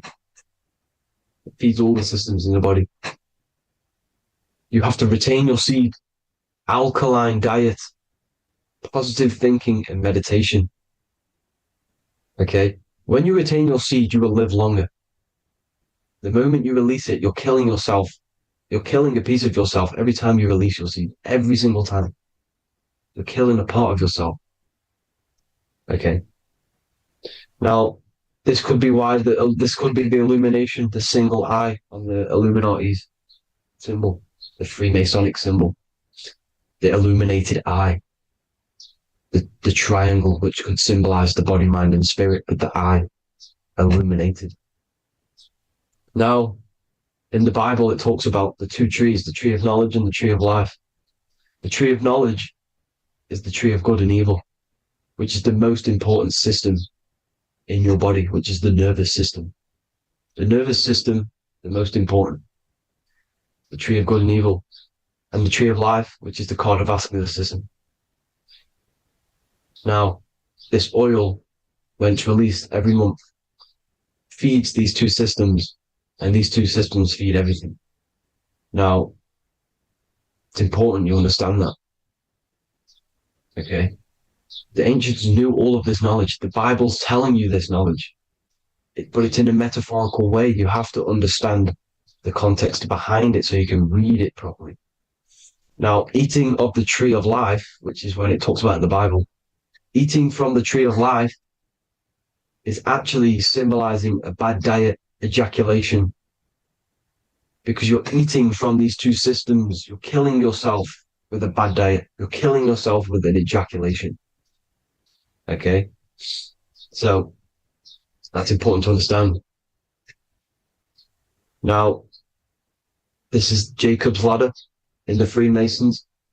Jacob's ladder, which is the spinal cord, it's the stairway to heaven. And this is Jack and the Beanstalk when he goes up the beanstalk and finds the golden egg in the grey clouds. The grey clouds symbolize the grey matter in your brain. Now, the Garden of Eden talks about the 4 different rivers in Garden of Eden. As we see here, the North Pole map, the ancient North Pole map, because the center of the earth is the center of the torus field. Everything's the torus field. Atoms are torus fields. Everything's torus fields. You are the universe. Everything is within you. The North Pole is your spinal cord. This is why they say Santa Claustrum comes from the North Pole. This is the North Pole. And the Santa Claustrum is the center of your brain. Now, these 4 rivers which come from the Garden of Eden is the blood, the Christ oil, which is the oil we're talking about, urine, and saliva. These are the 4 sacred oil, 4 sacred fluids in your body. And these are constantly abused in today's society. These secret societies are targeting these fluids. Okay? This is why porn is free. They sexualize society through Disney. Go and look at some of the Disney movies. There's so many subliminal messages which sexualize these children because they want you sexualized. So you release your seed, which is one of the holy fluids in your body, especially your semen, your sexual energy. So important you retain this. So important because it's your life force. It keeps you alive. Okay. Now, let's recap on this. If you want to raise your oil every month, you can't just retain your seed for the month. You have to retain your seed forever. Don't just do it for a couple of days. Have to do it. It's a lifestyle. You want to become God consciousness, you got to do what it takes. It's hard in this society because this society is made around, it's designed to kill you pretty much. It's designed to keep you in these lower states of consciousness with all the bad food, the chemicals in the food, the chemicals in the water, the sexualized TV programs, sexualized adverts, sexualized TikTok and apps, videos, subliminally stimulating you. Because that is your weakness, sex. It's your weakness. Now, you have to retain your seed, meditation, and an alkaline diet. Why alkaline? Because acidic is low vibrational. This is the color spectrum. And what's the highest vibrational color? Violet. It's the lowest, red. You have to have an alkaline body in order to raise this oil. When you drink, when you have a bad diet, when you drink alcohol, when you smoke, this destroys the oil. It destroys the oil in your sacrum. and it can't be raised again, can't be raised up. This is why it's so important. Without that oil, you don't live. That oil makes you live. It feeds everything in your body. It's crazy how we're not taught this. It's insane.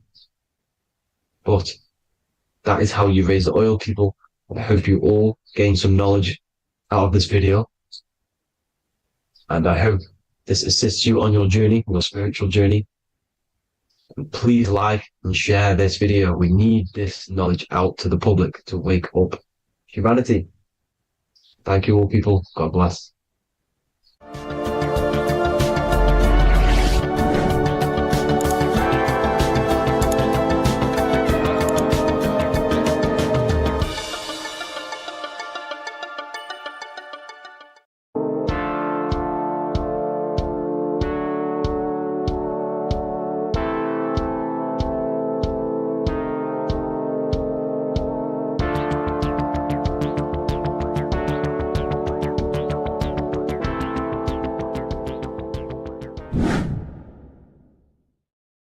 What are we all doing, people? Survival wisdom. Today we're going to be breaking down the Bible and its real, true metaphysical meaning.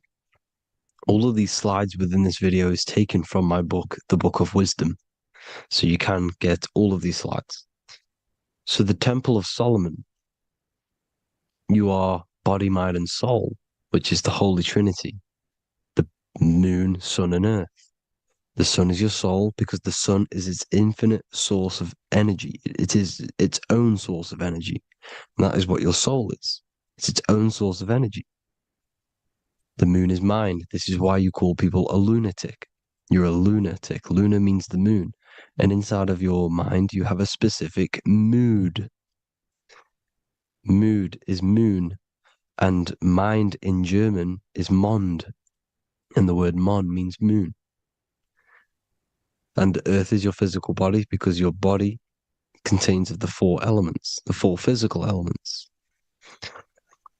Well, the Temple of Solomon is the temple of the soul and the mon, the soul and the mon, the soul and the mind.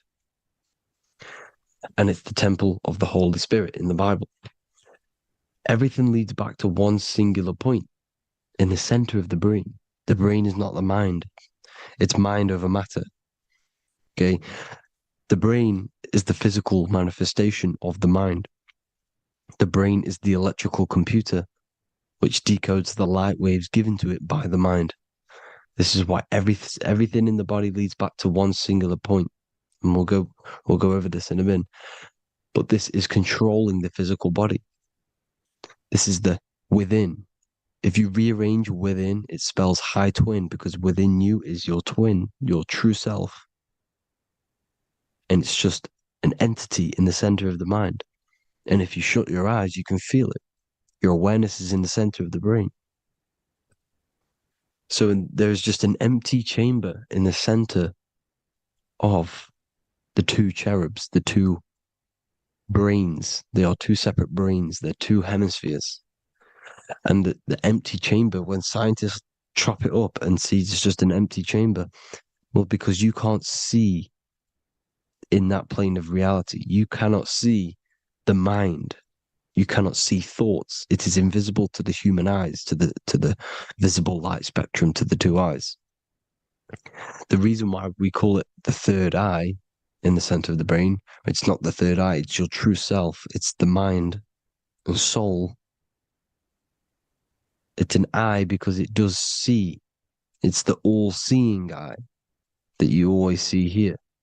There's some Masonic artwork showing the two pillars, the two cherubs, the two hemispheres of the brain, and the inner eye. This is the eye that sees all things. What do I mean by seeing all things? Not physically. It sees the mind. It's what, because your soul is watching the mind. You can observe the mind. You are not the mind. And if you meditate deeply enough, you can go beyond the mind. It's the all-seeing eye. It sees the mind. It sees what emotions you're feeling. It sees what you're thinking. It sees what you're seeing with the two eyes. It's the all-seeing eye. It sees all things. It's omnipresent. It's everywhere. Because the mind can be anywhere. The mind can switch itself into any place it wants. There is no limitations with the mind. So there is two hemispheres in the brain. And in the Bible, there is a quote saying, the most holy place between the two cherubs. The two cherubs is the two hemispheres of the brain, and the most holy place is between them, which is what the Masonic artwork is showing. This is the all-seeing eye, the soul and the mind, in the center of the brain. And you will not see this with the two eyes. So when scientists come to seeing the empty chamber in the center of the brain, they wonder because they do not understand the occult side of the world. They do not understand the layers of reality. How the two eyes, everything physical comes from the unseen. Everything seen comes from the unseen. Now, the two hemispheres of the brain play a major role in our lives. The right hemisphere is the artist. The left hemisphere is the scientist. The right hemisphere controls the left side of the body. The left hemisphere controls the right side. So there's a crossover.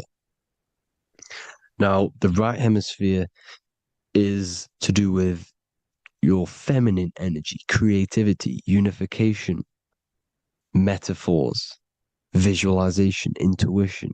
The left hemisphere is to do with sequencing, facts, materialistic details, language, and logic.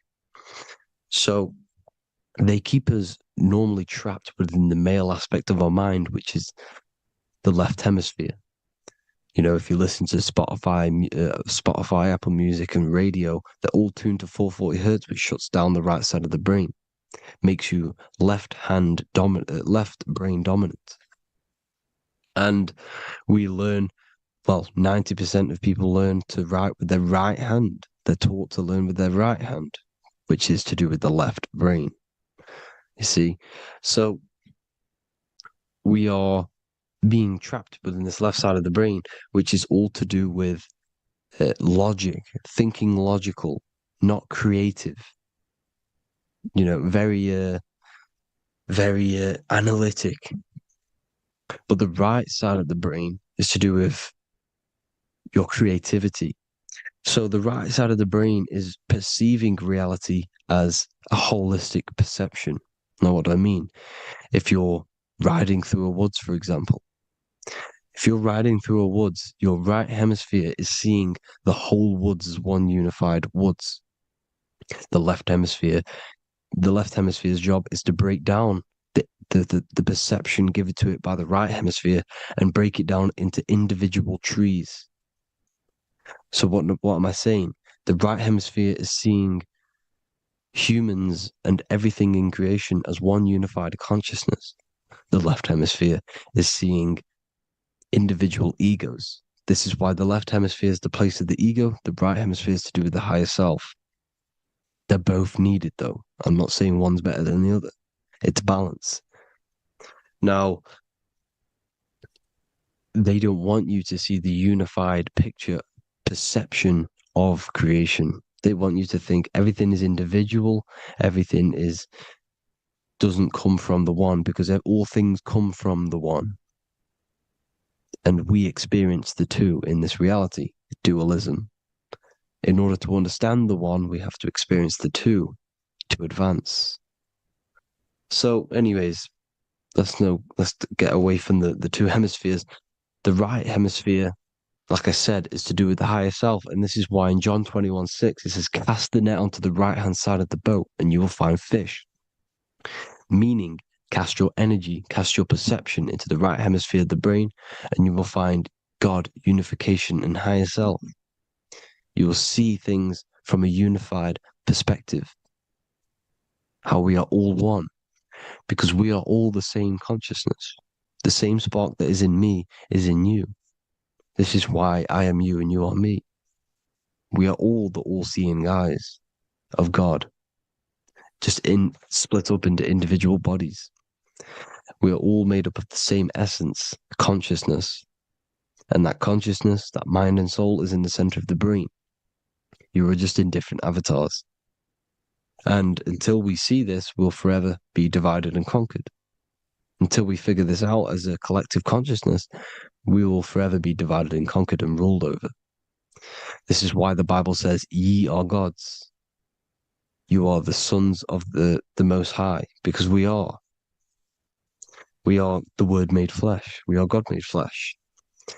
Mark 16:19. So then after the Lord had spoken unto them, he was received up into heaven. Head is heaven, H-E-A, and sat on the right hand of God. God is the consciousness in the center of the brain. Heaven is the head, and the right hand of God is the right hemisphere of the brain, meaning he sees things in unification, creativity, intuition, the higher mind, the higher brain. When Moses crosses the Red Sea is the corpus callosum, moving from the left to the right hemisphere of the brain to see unified perception of reality. Head, H-E-A, heaven, same root word. This is why the ancients always depict God in the center of the brain. Here you see ancient Christian artwork showing God in the center of the brain, the light. Here you see it here. Here you see Ganesh, an Indian god, which is the brain. Here you see the Father, the Son, and the Holy Spirit in the dome, the brain. This is the brain, because you are God made flesh. That's what consciousness is. The upper room where Jesus meets the 12 disciples. It's the upper brain on the upper room. The upper room is the chamber, the empty chamber in the center of the brain. That's the room. And the 12 disciples are the 12 cranial nerves in the brain, which pretty much rule the body, all the cranial nerves. The tree of life, the cardiovascular system. This is why in Genesis it says the tree of life was in the midst of the garden. Midst meaning middle, because the middle of the body is the cardiovascular system, which is controlling all of the systems in the body. The tree of knowledge of good and evil is the nervous system. It's the spine and brain. This is what's detecting good and evil. The brain is the electrical computer with the left and the right hemisphere, decoding the dualistic world, decoding the light waves given to it by the external world. It is an electromagnetic computer. It is artificial intelligence. It is very intelligent, the brain and the nervous system, the human body as a whole. But the tree of knowledge of good and evil is the nervous system, because it is the tree that detects good and evil, makes you learn good and evil in this dualistic reality. Here you see Adam and Eve around the tree of knowledge of good and evil. Adam and Eve, male and female energies, but the serpent in the tree, and the tree of knowledge of good and evil. Well, this is the spine, the brain, and the serpent is the kundalini of the spine. The serpent is the S. That's why S, serpent, S, the letter S is the serpent. Sex and serpents make an S noise. You know, the Bible cursed the serpent. So we don't figure out the true religion. The true religion is raising the kundalini and becoming God-man and reaching our higher states, our true God self. Because once the kundalini is saved and hits the pineal gland, it activates 100% of the brain, when we're only using around 20 to 10% as of right now, without the kundalini awakening. So when you use it, you're activating 100% of the brain. You're activating all the dormant brain cells. You're regenerating the body. And this is the serpent in the tree of knowledge of good and evil. This is the spine, brain.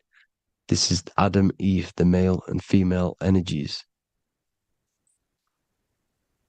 The light of the body is the eye. Therefore, if thine eye be single, thy whole body should be full of light. Matthew 6:22. This is the single eye in the center of the brain. It is not the pineal gland. It is what's inside the pineal gland. You have to go beyond the physical world, and there are no words to describe things that are not physical, metaphysics. And the whole body should be full of light. Well, this light is the same pyramid that you see. You are the pyramid with the all-seeing eye on top.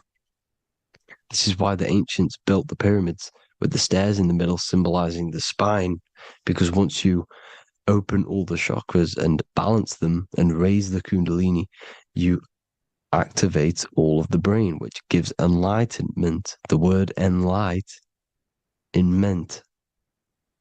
Ment means mind, light in the mind. Enlighten the mind. And this is enlightenment. We are the temple. And Jacob called the name of the place Peniel, for I have seen God face to face. Within spells high twin. Within you is the God self, which you need to manifest into the external world. And he's seen God in Peniel, the consciousness. He's seen his true self, consciousness, in the pineal gland. Genesis 28:10, Jacob's ladder. Jacob, he took a rock there and laid his head on it to sleep. Jacob had a dream. He dreamed there was a ladder that was on the ground and reached up into heaven. Head is heaven. The rock he fell asleep on is the sacrum bone, because he's symbolizing the oil that comes down the spine, hits the sacrum bone and rests there, falls asleep, and it looks up and it sees the ladder to heaven. Because when you raise this oil, you become God-man. You become God in heaven. You can leave the body at will. Do you not know that your body is the temple, that your body is the temple of the Holy Spirit? Corinthians 16:19-20. Or do you not know that your body is the temple of the Holy Spirit within you? Your body is the temple of the Holy Spirit, the soul and the mind within the center of the brain, the temple of Solomon, temple of the soul and the mind. Romans 8:10. Christ is in you. It's not external. When you give where attention goes, energy flows. When you give your energy to external things, your attention, your worship to external things, you're giving energy, meaning it's draining you, and you're feeding something within the astral plane, a mental thought within the astral plane. So with you realizing that the Christ is in you, that you don't have to worship anything outside of you, this means that you're internalizing your energy. You're not giving your energy, because where attention goes, energy flows, which means you become more present. You become healthier, because you're not giving off all of your special electromagnetic energy that's charging you. This is why the religions run by the Vatican is all external. They're exoteric. Exoteric means external teachings. The esoteric is the internal, the hidden teachings. In Psalms 82, I have said, ye are gods, and all of you are children of the Most High, because we are the Most High, split up into individual bodies. That's what consciousness is. Consciousness is the Most High. And we have to raise ourselves to the Most High. Brahma, Vishnu, Shiva, the Father, the Son, and the Holy Spirit. Why is it always a trio? It's a trio because it symbolizes us, the soul, mind, and body. The mind is the bridge for the soul to be in the body. What is the soul? It's the life force. It's the watcher. It's the all-seeing eye. The soul sees into different realities, and it gives life to the body of every reality it goes in. This is why you always see light around the all-seeing eye, because it is the energy, the life force, the light, life, L-I. Life is light, and it's the eye because it sees into the different realities. It sees into the dream world.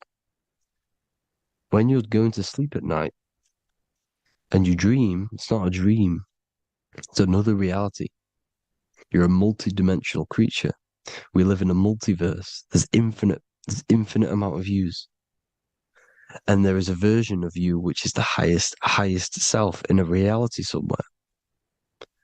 And this I has the ability to switch realities, which is exactly what astral travel is. Astral travel is the ability to switch reality beyond the 3D construct of this world. The Father, the Son, and the Holy Spirit, Brahma, Vishnu, Shiva. Brahma, the soul, inhabits different bodies. This is why they have different heads. Vishnu, the mind, symbolizing gnosis, meaning knowledge. This is the serpent. The serpent symbolized knowledge. Shiva, the body. The Father, the Son, and the Holy Spirit. The bird, the soul. Because the bird symbolizes the soul. This is why you have here the Egyptians showing you the soul leaving the body. Here you see here with the twin head, the same head. And it's a bird. This is the soul self. This is the ego self. The Egyptians knew this. They knew all of this. Of course they did. Now the whole story of Jesus is all metaphorical for the process which goes on within your body. Your neck and head is the Holy Grail which the sun and the moon creates. Sorry, the sun and the moon creates the fluid within the Holy Grail, the brain, the skull. And the moon creates the milk. Sorry, the moon makes the milk. The sun makes the honey, the land flowing with milk and honey in the Bible. The land flowing with milk and honey is the center of the brain in the Holy Grail. Here you see the Masonic artwork showing you the sun and the moon creating the fluid in the spine. Here's the serpent. Serpent symbolizing the two Kundalini channels, the Ida Pingala up the spine. Here's the furnace raising the Kundalini, raising the oil, heating it up and rising it to the crown. You see? So here you see more Masonic art, seeing the sun and the moon creating the holy fluid in the brain, in the cup, filling the cup. This is why it's a cup, because it's the Holy Grail. This is the holy oil in the center of the brain that gets released down the spine, which is Jesus coming down from heaven. It comes down the spine, down the River Jordan in the Bible. This is when Jesus goes from Nazareth to Jerusalem. He comes down the River Jordan, and Joseph and Mary are in Nazareth waiting for Jesus' return. Joseph and Mary symbolize the pineal and pituitary gland, which produce the two oils created by the sun and the moon. And he returns. When he returns, he gets crucified at 33, because there's 33 vertebrae at the back of the spine, and it crosses the vagus nerve. The crucifixion of the oil past 33 vertebrae creates God-man, and it creates your higher self, and it activates 100% of the brain. And you turn into spirit, you turn to your spirit self. This is why Jesus dies. He didn't physically die, it metaphorically dies, and becomes his higher self. The ego self is left behind. It's the same with the whole story of Jesus. Jesus comes down from heaven, which is the oil. He dies in a cave for 3 days, which is the oil hitting the cave. Here's the cave. And resurrects after 3 days. If you resurrect the oil, comes up and gets crucified at 33 in Golgotha. Golgotha translates to a place in the skull. The three wise men from the east. Well, if you look at the Masonic artwork, they'll always show you a ladder up to the east. Okay? Here you see north, south, west. This would be east. Here you see east here. East here. The ladder up to the east. The east is the top, up.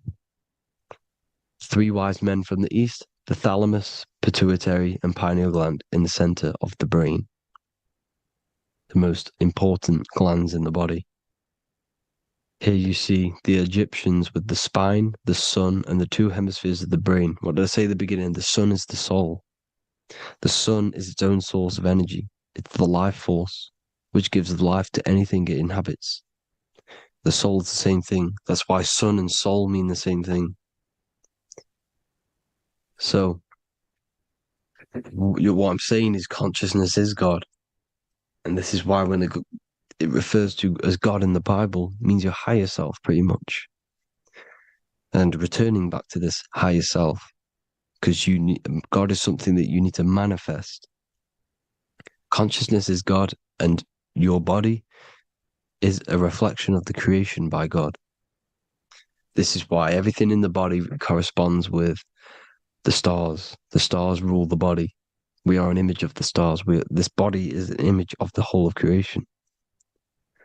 Aries rules the head. This is the cerebrum, the ram in the brain. Here's the ram, Aries. And we have something called the cerebrum, Aries, the ram. This is the Lamb of God moving to the higher mind. Taurus, which is the lower brain and neck, the cerebellum, the bull Taurus, the lower mind, and the cerebrum and the cerebellum, the ram and the bull, is what makes you ramble on. Ramble meaning walking. The higher mind and the lower mind working together makes the body ramble. Ramble is what makes you walk along.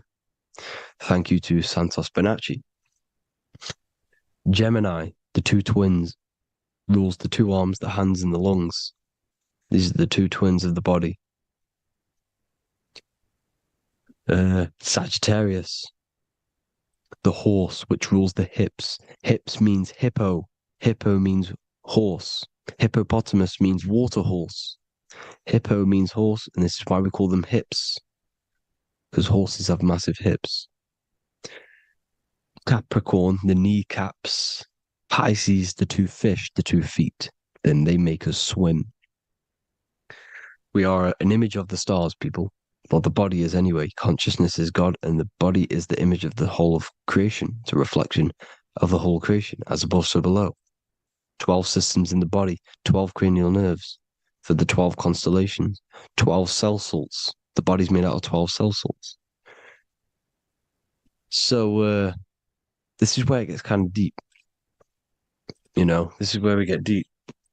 And he said, Jesus was known as the fisher of man. And fisher of man, meaning man does not mean man as in the male. Man means mind. He's the fisher of minds. So the Bible is not patriarchal. It's not patriarchal. Man just means mind, pretty much. So the fisher of mind, man, because he was fishing minds out of this reality into the higher realities. He was teaching people how to leave the body when he walks on water. Walking on water is the physical, etheric, astral, and mental. These are the different planes of reality. The ether is the either, because the ether is the substance that's on either side, astral and physical. It's the fifth element, is ether. And the fifth element is the water. The same water at the beginning of the Bible when it says, let the firmament divide from the waters above from below. The water symbolizes the ether. It's the base of all physical matter. And the ether is known as the water. So when you're walking on water, you're walking on the ether, meaning you're leaving the physical body. So when Jesus walks on water and he's teaching Paul to walk on water, Paul becomes scared and falls back into the water. Well, when you astral travel and you become scared when you're projecting, you'll fall back into your body. So he's pretty much saying walking on water is leaving the body, and walking on the ether, because the ether is the veil between the astral, and that's what devil means. Devil has the word veil in it, because the devil is trapping you between one veil, which is this world. They're trapping you in this world, this thin layer of reality. Your dreams are different veils. The ether, the astral, the mental are different veils. Devil is the veil. The veil. You need to escape being stuck in one reality and live in between realities. And this is when you truly become a multi-dimensional being, because your soul is just the eye. That's what you are. You're just an eye, and you see into different worlds. And it also, when Jesus means the fisher of man, the fisher of minds, he is. I truly believe, because of my research, that there is other worlds. It's not just this one. There's higher worlds. There's an infinite amount of you, and you've been in them dreams you call dreams. Them dreams are other realities that you are in. That's why when you're there, you don't feel like you're in a dream. You feel like it's 100% real, because it is real. So this is why the ancients always depicted the many different heads, because there's many different versions of you. And this I, the soul, the watcher, is switching itself into different bodies at all times. Well, when you sleep, when you astral project. And this is what the ancients were doing. They understood the multiverse, and they could switch bodies at will. And this is what the 7 seals are in the Bible, also known as the 7 chakras. These are literally portals within us to these different worlds. We're in the heart at the moment. Earth, rearranged, spells heart, meaning middle. This is where good and evil exist. It's the middle point, the midpoint of realities. So, I hope you all enjoyed the video. All of this knowledge that I've give you in this video is inside of my book, the Book of Wisdom. The Book of Wisdom gets updated every single month with new pages. It's a one-time payment for a lifetime worth of research and knowledge by me. So if you do want to get it, the link will be in the description. But I hope you will gain some amazing insight. Please like, comment, and share to help the algorithm, and drop a subscription. And for more lectures, every 2 days, I drop lectures and knowledge within the Patreon. If you want to support the channel, join the Patreon. Everything's in the description, because we are not monetized on YouTube. Thank you all. Have an amazing day.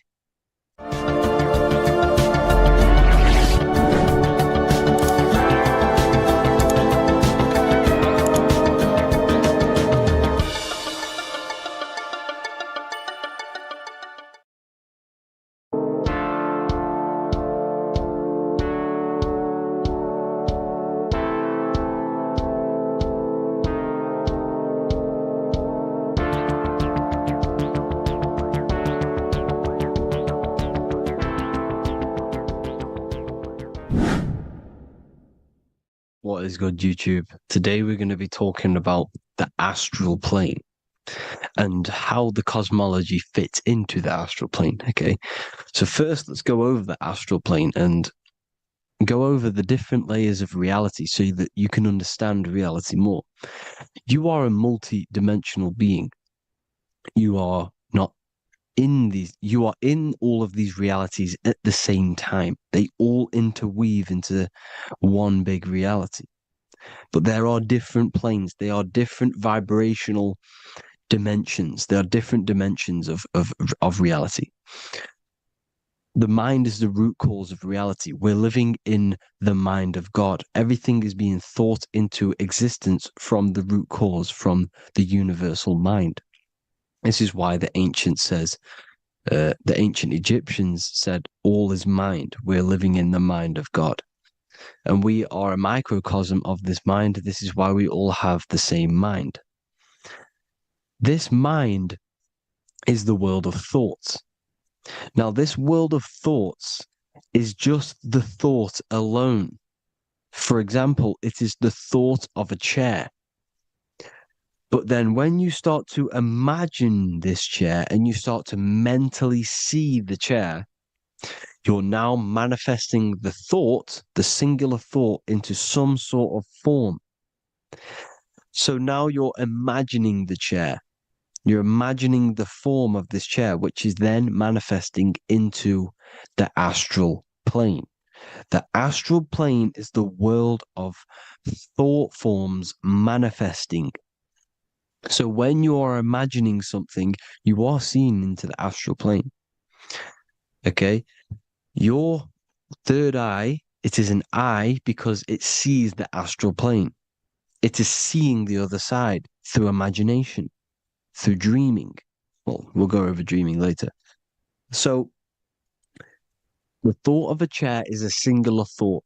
The imagination of the chair is the manifestation of the chair. And in the astral plane, it's basically the world of all the chairs that could ever exist.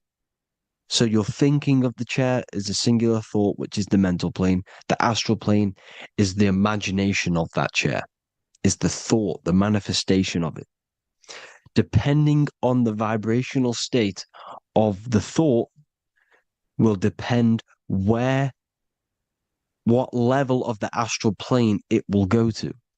For example, if you're thinking about a chair to torture someone on it, it's going to go on the lower astral plane. Or if you're thinking and imagining happy things, it's going to go to the higher astral plane. So wherever your mindset is, that we call it a mindset because your mind is setting frequencies to certain things. Thoughts are frequencies. And a mindset is setting your frequency, setting your mind to a certain frequency. So when you set your mind to a certain frequency and you imagine something in that frequency, you're going to match everything in the astral plane that are on that similar frequency, just like you would in the physical world. Because we're all in these worlds right now as we speak, but we can't see them with the two physical eyes. We can feel it though. When you're around someone and you've just met a new person, for example, you can feel their vibration, and if you're not on a similar vibrational match, you will not get along with that person, or you just won't not get along, but you won't connect with that person because you're on two opposing frequencies, not matching. And this is something that you can't see, you can only feel because it's the astral plane. It exists within the astral plane. Everything in the astral plane is made out of vibrations. So if you do astral project, and if you already know how to astral project, you will see beings and people and things that are on the same frequency as you. This is why before you astral project, you need to sort your vibration out before you astral project, because you are projecting your consciousness into this. It's the mind. The mind is the bridge. It can move between realities. You are a observer. You are a observing soul which observes different realities.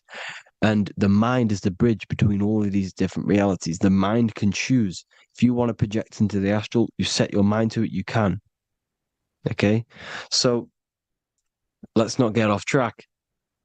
The lower astral plane is where demons are. The higher astral plane is where heavenly beings are. Heaven and hell are kind of a real thing.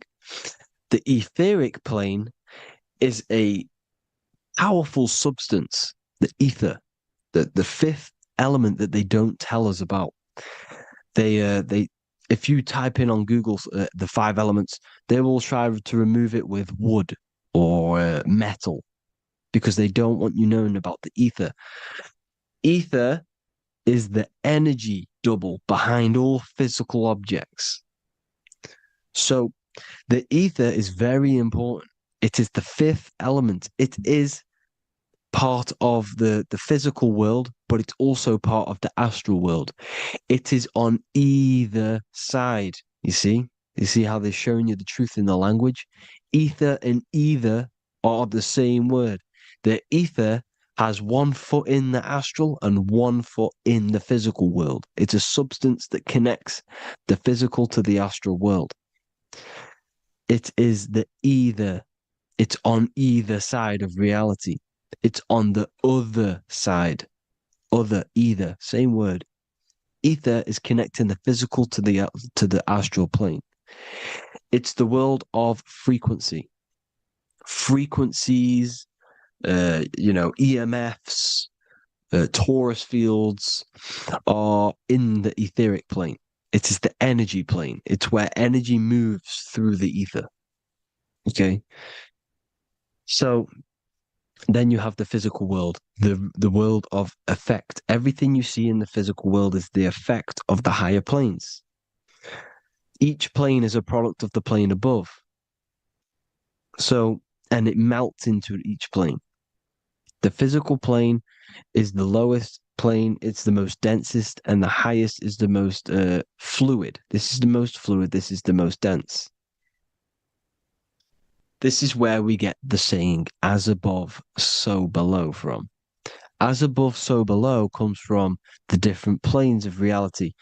And magicians understand this. This is why magicians always say as above, so below.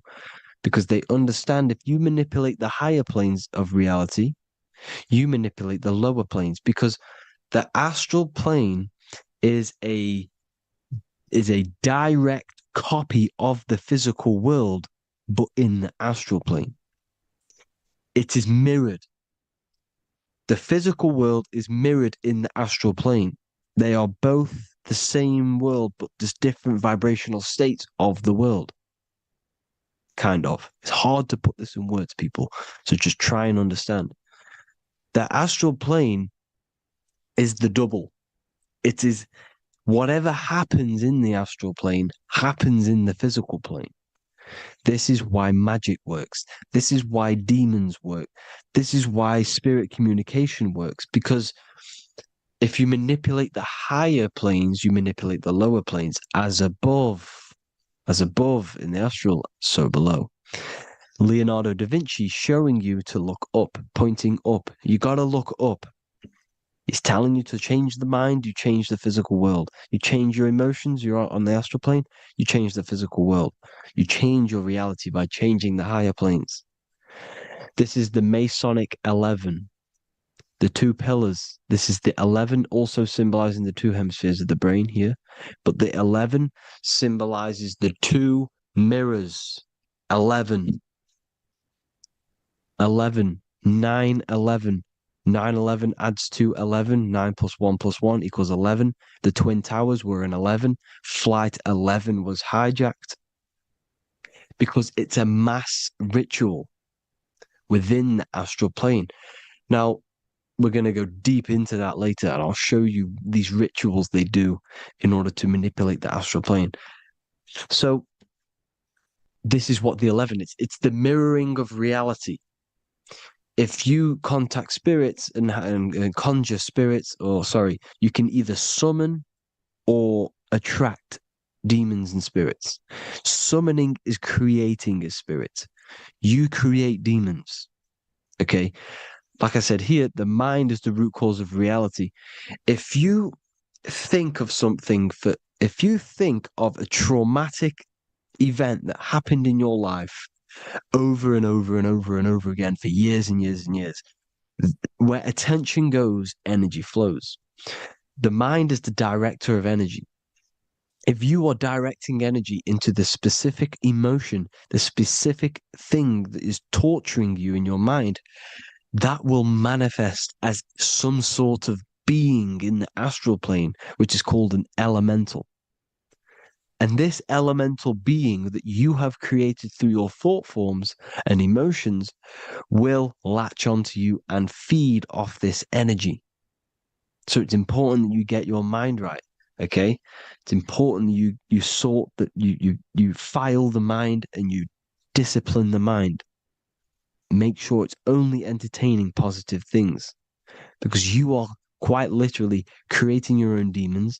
The word demon has the word mon in it, And if you've watched my videos, to know Mon means moon. The moon is your mind. The sun is your soul. The earth is your physical body. Demon. Demon is Mon means mind. Moon is mind. You create demons with your mind. Summoning. Now, this is where the rituals come in. 9/11 was a ritual because everyone was thinking about this big fearing, the death of 9/11. Everyone was thinking about it. And all of their minds thinking about this horrific thing will manifest and summon a negative energy spirit elemental within the astral plane. That's how all of this works. This is why it was a mass ritual. Okay, Chris Brown, new album name 11/11, release date on the 11/11. This will be my 11th album and contain 11 songs. All of these people know the occult. This is Hermes Trismegistus with the star of Saturn, the six-pointed star, as above, so below. The mirroring of reality, physical and astral, the two Masonic pillars. So as above, so below. What's above us? The stars. The stars are connected to the astral plane. This is why we call them stargates. When we dream, we are experiencing these different realities. And what are stars? They tell in the Bible, it says Genesis 1:14. And God said, "Let there be lights in the firmament of the heaven to divide the day from the night, and let them be for signs." Signs translates to things to come. Why things to come? The stars tell the future. Why? And why do we say as above, so below? As above us is the astral plane and the etheric plane. As above, so below. Whatever happens in the stars happens on Earth. The stars are connected to the astral plane. Above us is the astral plane. We are a star in a physical body. This is why we say Mr., sister, stir equals star. The E and the A are interchangeable. We are stars, and the stars are the start of our incarnation. We start in the stars, same root word, and we descend through the seven energies, which are our seven chakras. Then we enter the heart of the soul system. The heart rearranged spells earth. And this is the true cosmology. Here's the Masonic cosmology. This is Masonic now. Here's the firmament. Let there be a firmament in the midst of the waters to divide the waters from above, from the waters that below. Genesis 1:6. The firmament, firmament comes from the word firma, Latin, I'm pretty sure, which means firm. When something is firm, meaning it's stable, it does not move, it is firm. The firmament is firm. So, is the firmament Genesis 1:6? What does it say? Genesis 1:3, sorry. Let there be light.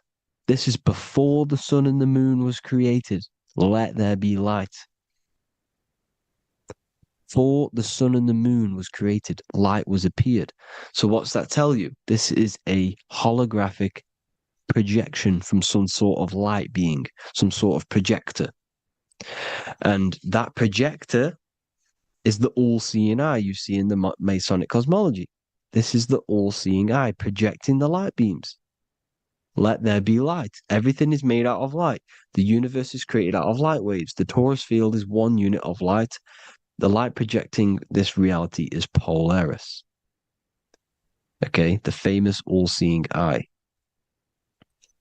Now, what else? Then we have after let there be light in Genesis 1:16, and God made the two great lights. This is the sun and the moon, electric, magnetic, male and female. Then we have the Masonic checkered board, the black and white symbolizing dualities within the dualistic reality we're in, spirit and matter, light and matter, rest and motion, positive and negative, good and evil. Everything's dualistic here. Okay? And it's a dance. The universe is a dance between flickering of white and white and black light, which is the torus field. We're not going to go over that, but this is all connected to the astral plane. This is the true cosmology. The astral plane cannot work on a spinning monkey ball in the middle of space. Does not work. Cannot work. It's impossible. Okay? Impossible. So, even in the Quran, it says, Allah has made the earth for you as a carpet, flat. Quran 15:19. And the earth we have spread out like a carpet, set there on mountains, firm and immovable. It is immovable. In the Quran, it also says 65:12, it is Allah who has created the 7 heavens of the earth. The 7 heavens, meaning the 7 layers of heaven, the 7 planets. And Psalms 104:5, he set the earth on its foundations and it can never be moved. Never.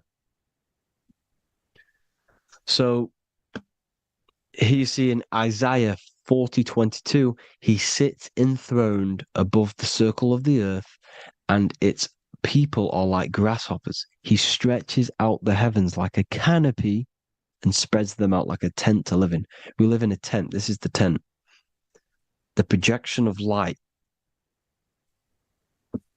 Here you see an ancient picture here. Here you see the ethereal barrier, meaning the firmament, the etheric barrier. And here you see his head popping out. Why is his head popping out? Because your head is heaven. Your heel is hell. Your head has access to the astral plane. This is why your head is heaven.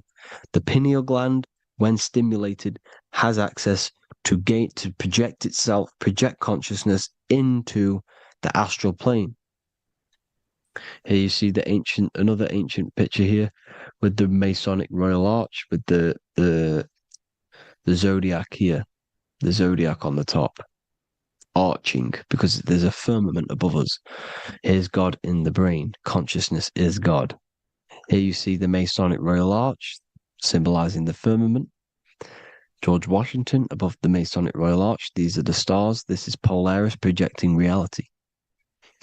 Here's ancient churches with the dome. Polaris projecting reality with Jesus. Disney World is under the dome. The 7 layers of heaven, ancient paintings, all depict if you go and look at the ancient paintings, they'll all depict the firmament, the arch above us. This is where we get interesting. The Masonic Royal Arch has the 6-9, which is Cancer.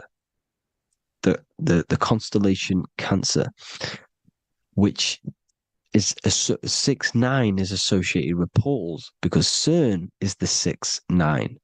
Okay, CERN is opening portals. They're trying to create a portal to the other side.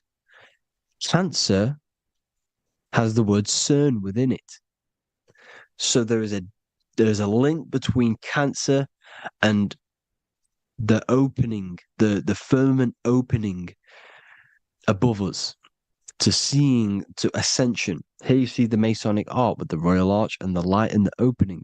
Here you see the light and the opening. This is the opening of the firmament. Here's the Hebrew cosmology with Sheol, the underworld, and the opening. So Cancer is definitely some sort of portal in and out of this reality. I'm just connecting dots here. Now, we're going to go change a bit now. These celebrities that you are seeing they have not sold their soul to Satan, okay? They have not sold their soul to Satan. Satan is a demonic, low vibrational energy that has been summoned over the thousands and thousands and thousands of years of evil occult arts. So since Babylon was summoning this demonic energy, and this demonic energy in the astral plane will grow and grow and grow. It has no form. It has no physical form. Okay? But you can see it in the rappers. If your third eye is open, you can see clearly that these people are demonic. You can sense the energy that they're manifesting. Selling your soul is not what you've been told. It is gaining, because your soul is pure love, okay? Your soul does not want to do anything bad. So when you sell your soul, you're gaining physical gain, you're gaining physical wealth, for example, like for these rappers, they will be given millions of pounds because the people in control of the music industry, which is the dark occultists trying to brainwash the masses, the people in charge, they're dark occultists. They understand Satan and the energy. They are satanic energy, which has been summoned in the astral plane. They see that they have influence over the masses, so they will go to them and say, "I will give you this amount of money forever if you manifest this satanic, demonic energy through the music and through social media to blind the masses, to brainwash the masses into this demonic energy." Because when you listen to music, music is frequency. Whatever you listen to, you become that frequency. So if you're listening to these people, they're throwing energy, this demonic, satanic energy that they sold out to. Sold, soul, same word. Because when you sold something, you've got your soul involved.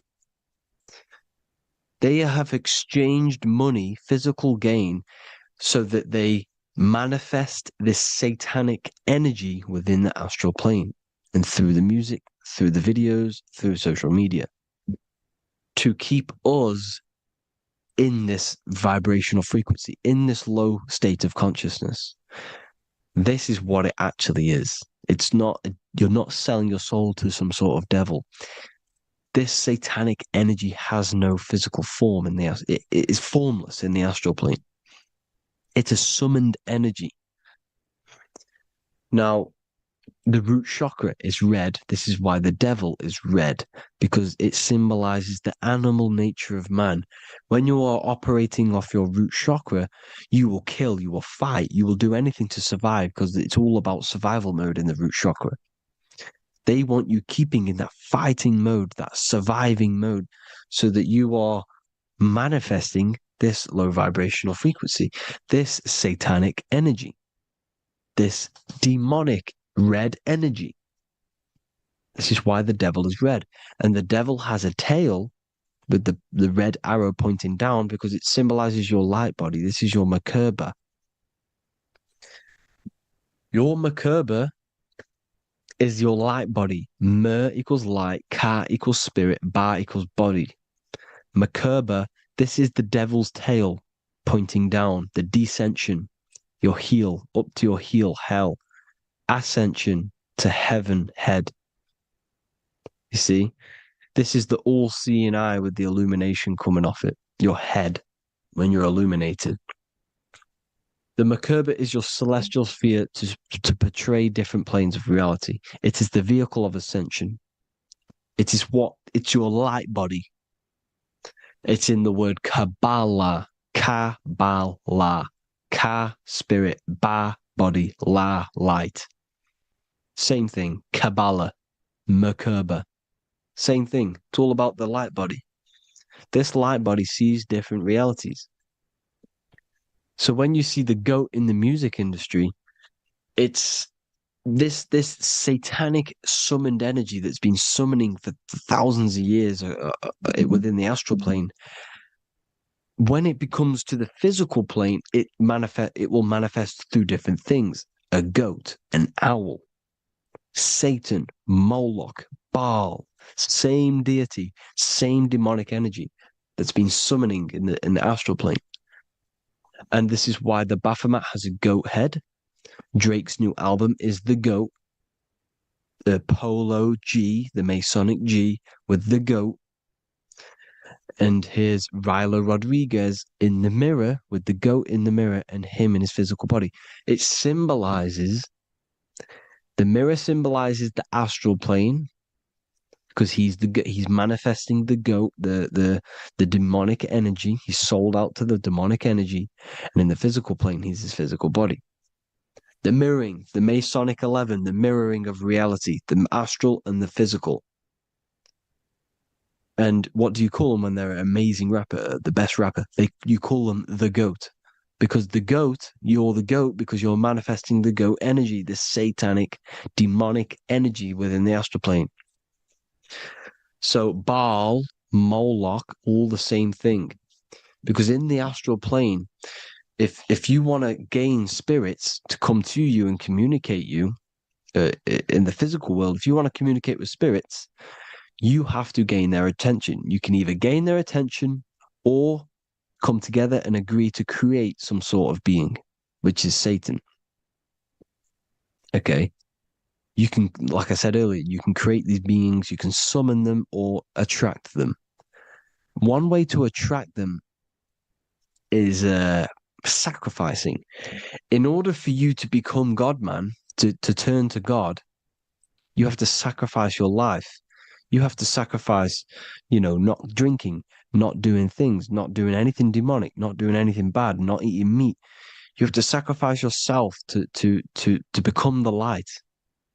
However, if you want quick, instant gains in the physical world, you can sacrifice something else to communicate with these spirits, because these demonic energies feed off demonic energy, your demonic energy.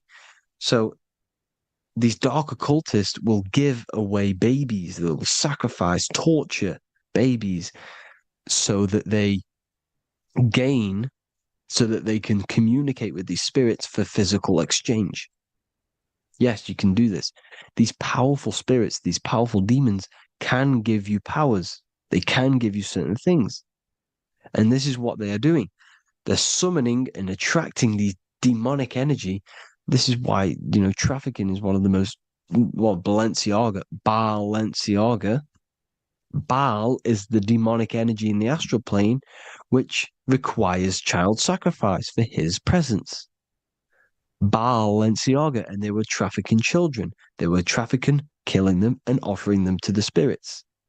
This is what they are doing. Balenciaga. It's in the name. Here you see, you can see here a stick man with two horns.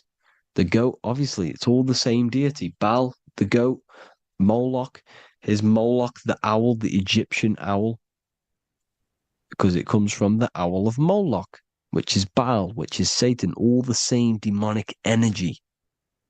And it's on the dollar bill, a tiny dollar bill, on the $1 bill. All the same thing. Bohemian Grove, they worship the big owl, Moloch. It's all the same thing. It's all one big demonic energy which has been summoning in the astral plane. And it's trying to take over Earth, the physical plane. That's what it's doing. So I hope you all gained a deeper understanding of the astral plane and what's actually going on in the world. Please leave a comment if you can to help the algorithm. Drop a like if you like this content. And hope you all learned something today. And God bless you all. Thank you all.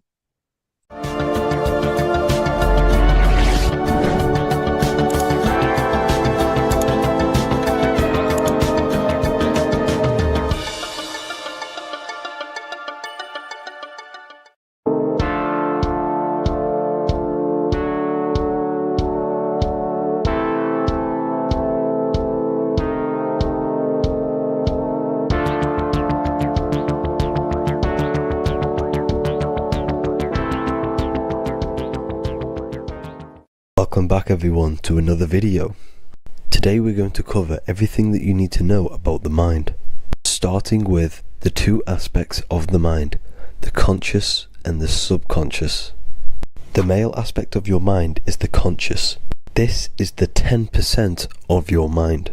The conscious part of your mind is only aware of everything around you, your vision, your sight, your smell, your taste, your hearing, and your current state of emotion and thought. Every thought that you consciously think about has an emotion directly attached to it.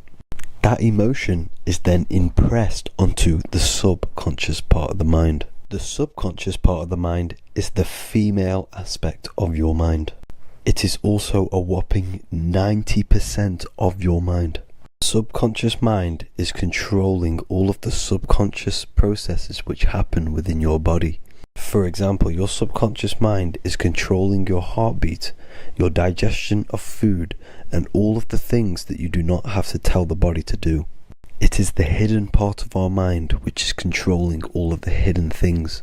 The subconscious mind is like a recording supercomputer. Everything that you have experienced in your life is all recorded and stored within the subconscious mind. One of the most important things about your subconscious mind is that it stores your mental programs. Everything in the subconscious mind manifests into behavior and actions within the body. Your daily basis routine and habits are all mental programs within your subconscious mind. These mental programs are created by mainly two ways. 1, repetition, and 2, emotional impact. The repetition is fairly simple to understand. The more you do something, the more it impresses onto your subconscious mind and becomes a program. That program will then manifest into your behavior. However, with the emotional programs, they work a bit different. The stronger that you feel an emotion, the stronger it is impressed onto the subconscious mind. And then that emotion becomes a program. For example, you had a very traumatic moment happen when you were a young child. The emotion that you felt was so strong in that moment that it impressed into your subconscious mind so hard that you can recall that moment like it was yesterday. That traumatic event that happened to you when you were young will still manifest into your daily basis behavior even to this day. However, it manifests subconsciously. For example, if you were in a car crash, you will be wary to enter cars with certain people. All because of that traumatic emotion that you felt and impressed onto your subconscious mind. Another example of the subconscious manifesting into our behavior is posting on Instagram. Most of the time, the reason why you post is because your subconscious mind is seeking gratification. So before you actually do something, question yourself and find out the root cause of why you are doing this. Another thing that you need to understand about the subconscious mind is that it takes everything you say in here literally. So for example, if you go and say, "You are an idiot" to someone, your subconscious mind will only pick up the word idiot. It only knows yourself. It doesn't know anyone else. You are casting a spell on yourself just by saying that to someone else. This is why the golden rule is to treat others like you'd like to be treated. Now, you can rewrite these programs which are already in your subconscious mind. However, it does take consistency. You have to change these programs which have been running for years. And by changing these programs, you change your behavior, because these programs manifest into your behavior. The best way to do this, personally, is to listen to affirmations first thing when you wake up in the morning, and do this for 10 minutes every single morning. Then at night time, you want to think and feel that you are becoming the reality that you desire. The more that you feel this reality, the more it will become a program and impress your subconscious mind. For example, you're trying to gain financial freedom. If you trick your subconscious mind into creating a program saying that you are financially free, this will manifest into your behavior. You will start doing more work. You will start looking for ways to make money. Your mind will be set on the frequency of money and financial freedom. Therefore, you will receive thoughts based around this program. If you take enough action, your life will dramatically change because of this program that you created in the mind. This is why we call it a mindset, because your mind is a frequency tuner which sets its frequency onto different thoughts, because thoughts are frequency. If you fill your mind with a specific frequency, you will gain thoughts and ideas based around that frequency. To create a stable mind, you need to master your emotions. You need to change your mindset. Everything that you experience is neutral. Based upon the mindset that you see it, you either give it a positive or negative charge. By understanding this deeply, you will then control your emotions. I hope you gained some wisdom and enjoyed this video. Please, if you can, leave a comment and a like, and subscribe to the channel if you like this content. Love and light to you all.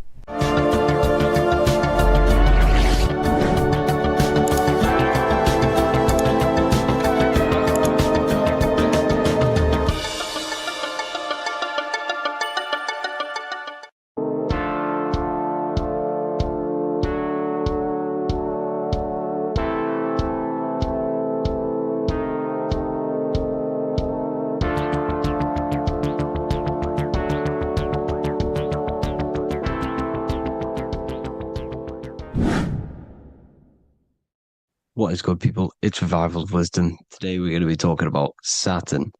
I've done this video in the past. However, this video is going to contain a lot more in-depth explanation of Saturn. So the 33rd degree Mason, Manly P. Hall, said, Saturn is the key to crystallization, physical matter. Light is matter, matter is light. They are interchangeable. Low vibrating light turns into matter, high vibrating matter turns into light.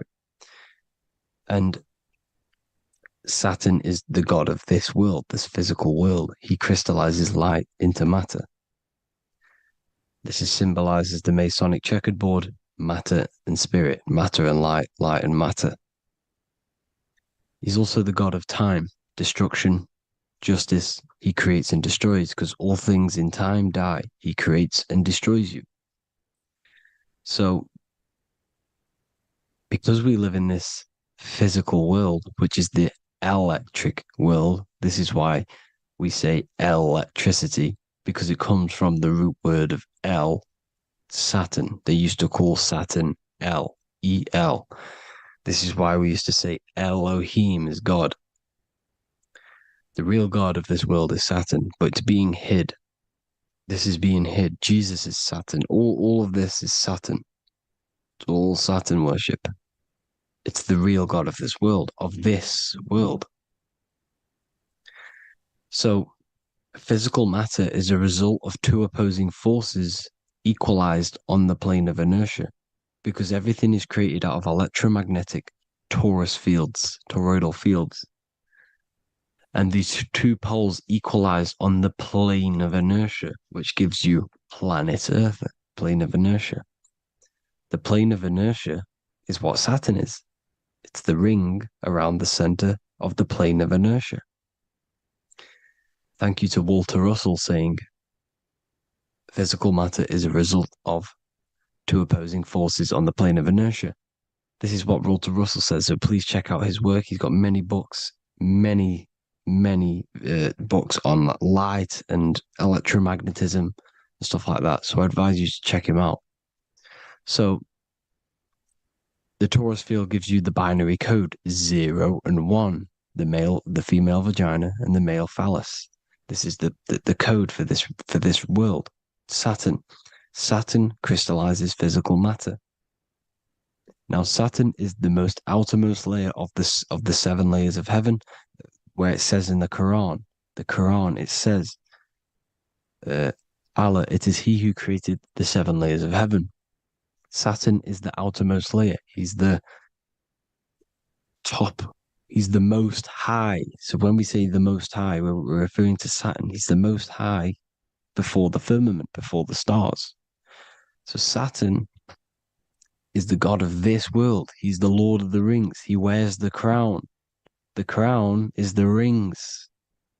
Crown, Chronos. So the planets are luminaries. They are lights. They are beings. They are energy, conscious energy. And we're in the heart of the solar system. Saturn is the outermost layer. He is the one of this world. He's the god of this world. Now, on the North Pole of Saturn, you have the hexagon. Add up all the sides. It creates the 6-pointed star. Or it can be created as a cube. The cube is very important. The 6-pointed star is very important. 6 points, 6 triangles, 6 side, 6, 6, 6. Black cube adds up to 6 in gematria. Now, what did I say in the beginning? Saturn crystallizes the physical world. He creates physical things out of light. You are a light being. This is why we say human. Hue means the light spectrum. Hue, man, we are light manifested into physical forms. Human. And we are incarnated through Saturn. Satan, same thing. The number of the beast is 666. And the 666 comes from the 6.6 triangles, 6 sides of Saturn, 666. We are all known as carbon-based life forms.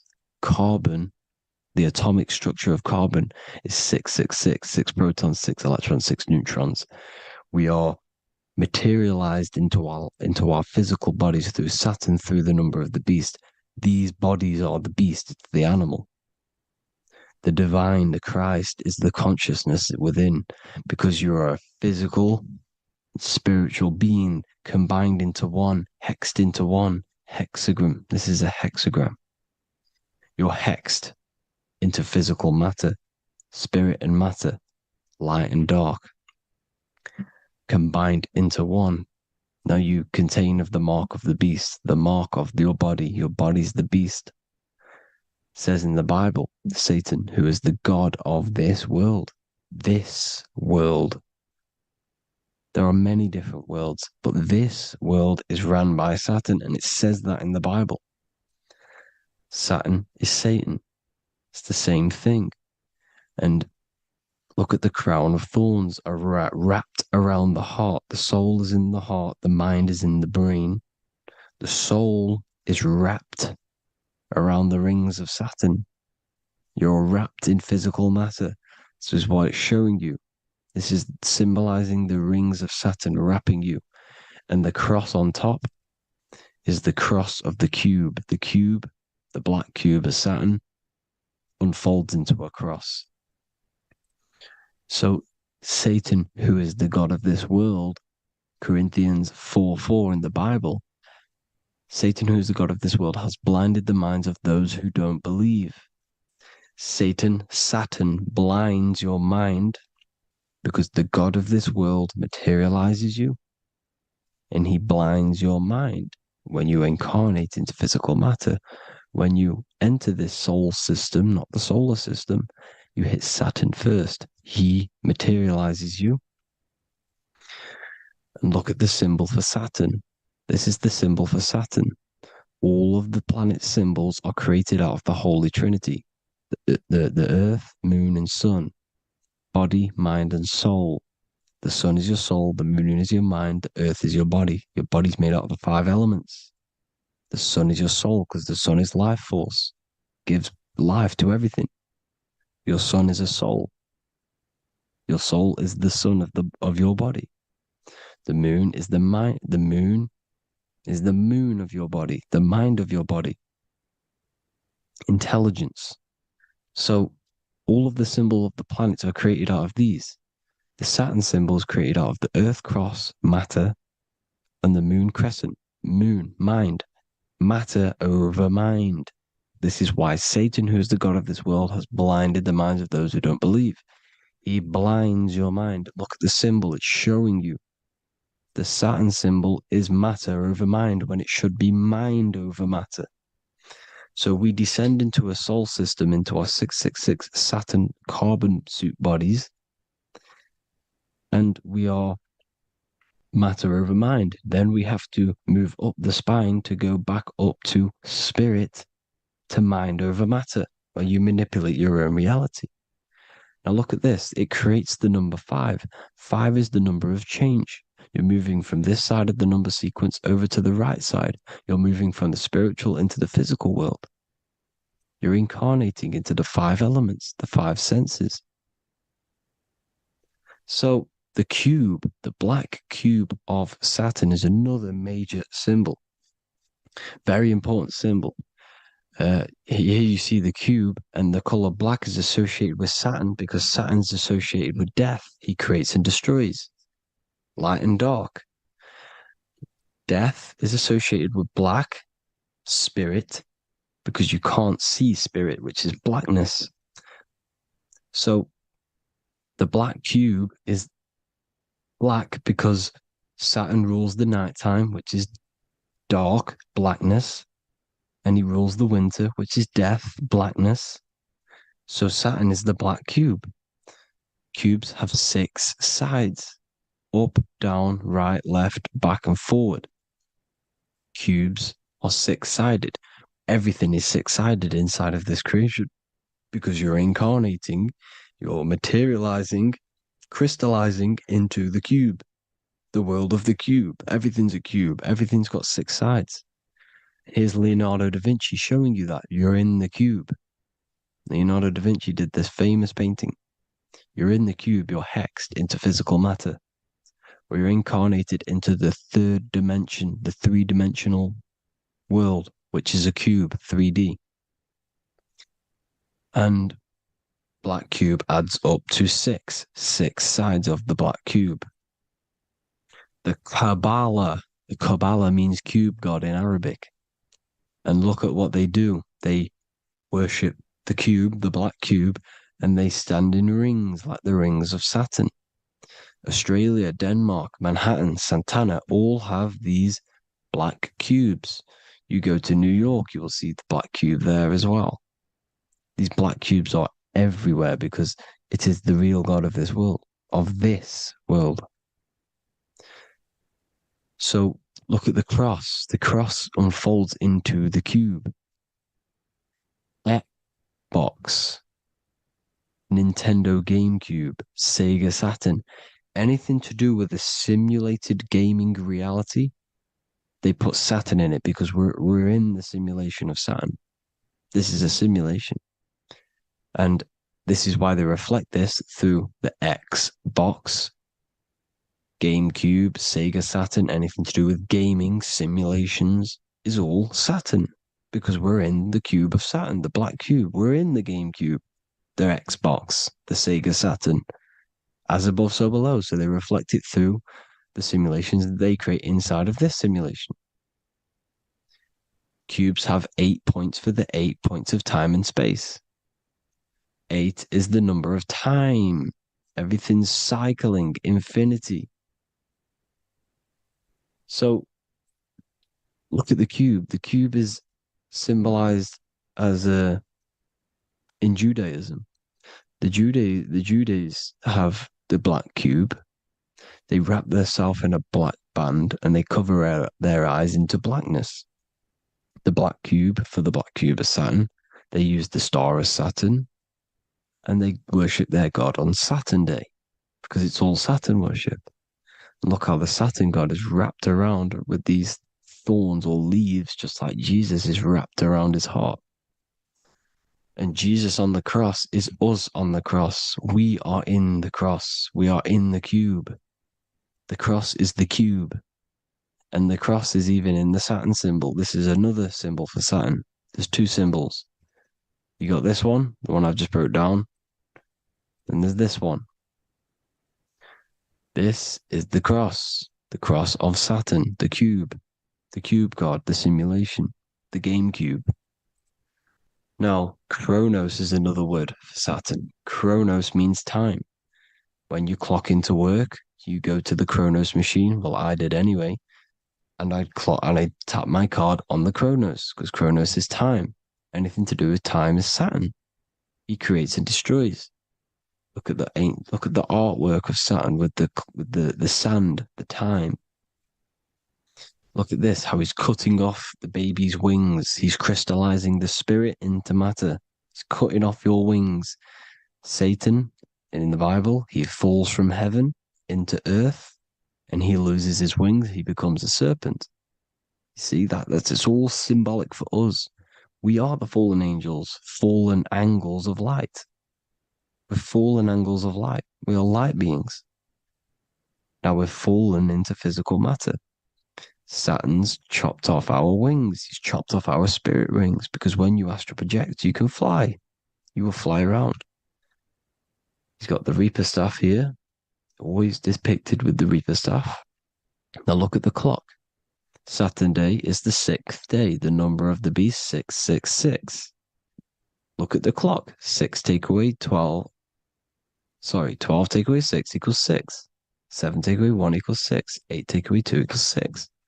60 seconds in a minute, 60 minutes in an hour, 24 hours in a day, 2 plus 4 equals 6. That's 666. Everything's 666 because it's time. Saturn. All goes to Saturn. He's the god of time. We're in time now. We're in time. We're in the time, which is God, the God of this world, the God of time. Now look at this. The Reaper is also depicted as the Reaper with the staff, the black cloak, black symbolizing death, spirit, Judges wear black because Saturn is the law. He's the god of this world. He's the law. This is why they wear black cloaks. When you graduate from university, you wear a black cloak and a black cube on your head. You've been hexed. Funerals, you wear black because it's all to do with Saturn, father time, father crystallization. Now, Saturn, here's another one of him cutting off the wings of a child. Because he cuts off the wings. He creates and destroys your body. We're in the electrical world. Everything that is electrical vibrates. All vibrations have to come back to a standstill point, which is death. This is why your body dies. Your atoms stop vibrating. Corona. Look at the crown. The crown is the corona. Corona means crown. And look at this is an alcohol brand for beer. You can see the staff of Saturn in the symbol with the moon crescent. Corona, which is the crown, Saturn, the crown on Saturn, the rings. And then you've got the staff. It's all Saturn worship.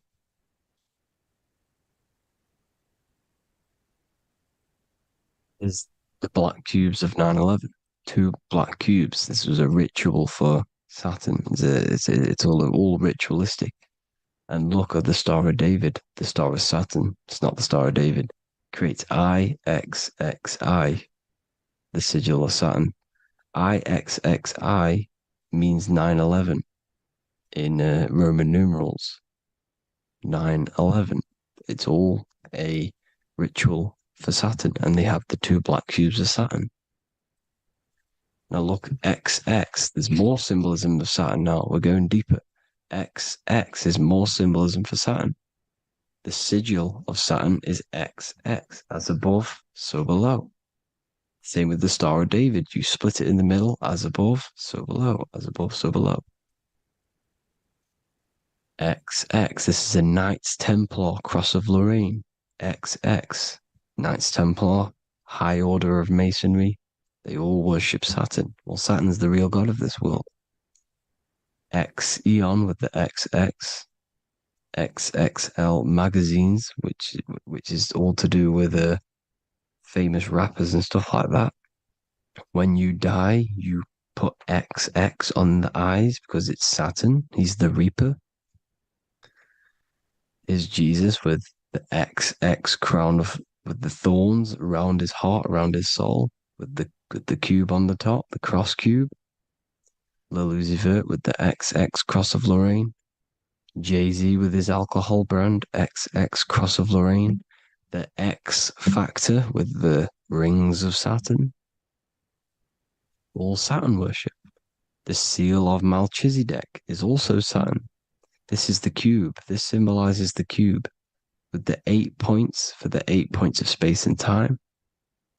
And this is the cube. It's another ancient symbol for Saturn. Here you see the star of Saturn with the Melchizedek symbol around it, which is all to do with Saturn. Here you see an altar, the Holy Grail, the Melchizedek symbol on it, and they're worshipping it. This is why we wear rings, wedding rings for the rings of Saturn. It all goes back to Saturn. Earrings. The 8-pointed star of the ancient Sumerians is all Saturn. It's all Saturn. So the ancients, the symbols of Saturn goes on forever. It's in all of the major corporations. You can see it everywhere, the rings of Saturn. Toyota is an obvious one. Internet, Nike, Target, Sega, Saturn. It's all Saturn worship. All Saturn worship. Because he is the real god of this world. Here's Kanye West's album with a Saturn here. Here's Michael Jackson's album saying X, escape. There's the X again. The X, escape. You have to escape this reality. Maybe that's what he's pointing at. Here you see it on the dollar bill, the star of Saturn. Here you see it again on the dollar bill. So that is it for today's people. I hope you all gain some insight on Saturn. Please like, comment, and share if you can. Subscribe if you like the channel. Please have an amazing day. God bless.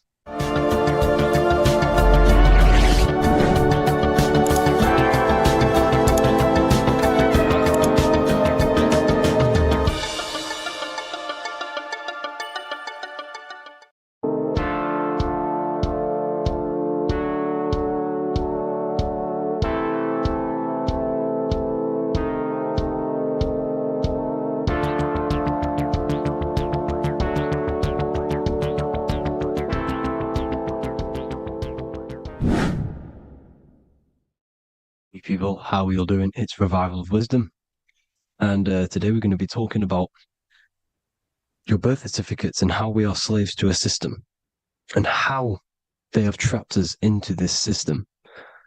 Okay, so the first thing you need to understand about this system is there are two types of laws. You have the law of water, which is admiralty law, and the law of the land. So the admiralty law is the law of water, and this is what money is. Money is water. This is why we say liquidity, currency, the current. A current is water, something moving through something. Cash flow.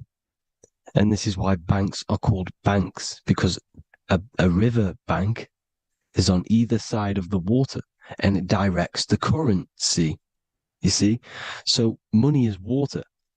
And as you can see here, Ripple, the cryptocurrency, Ripple, water Ripple, and they're building a bridge over water, overseas, international banking with cryptocurrency.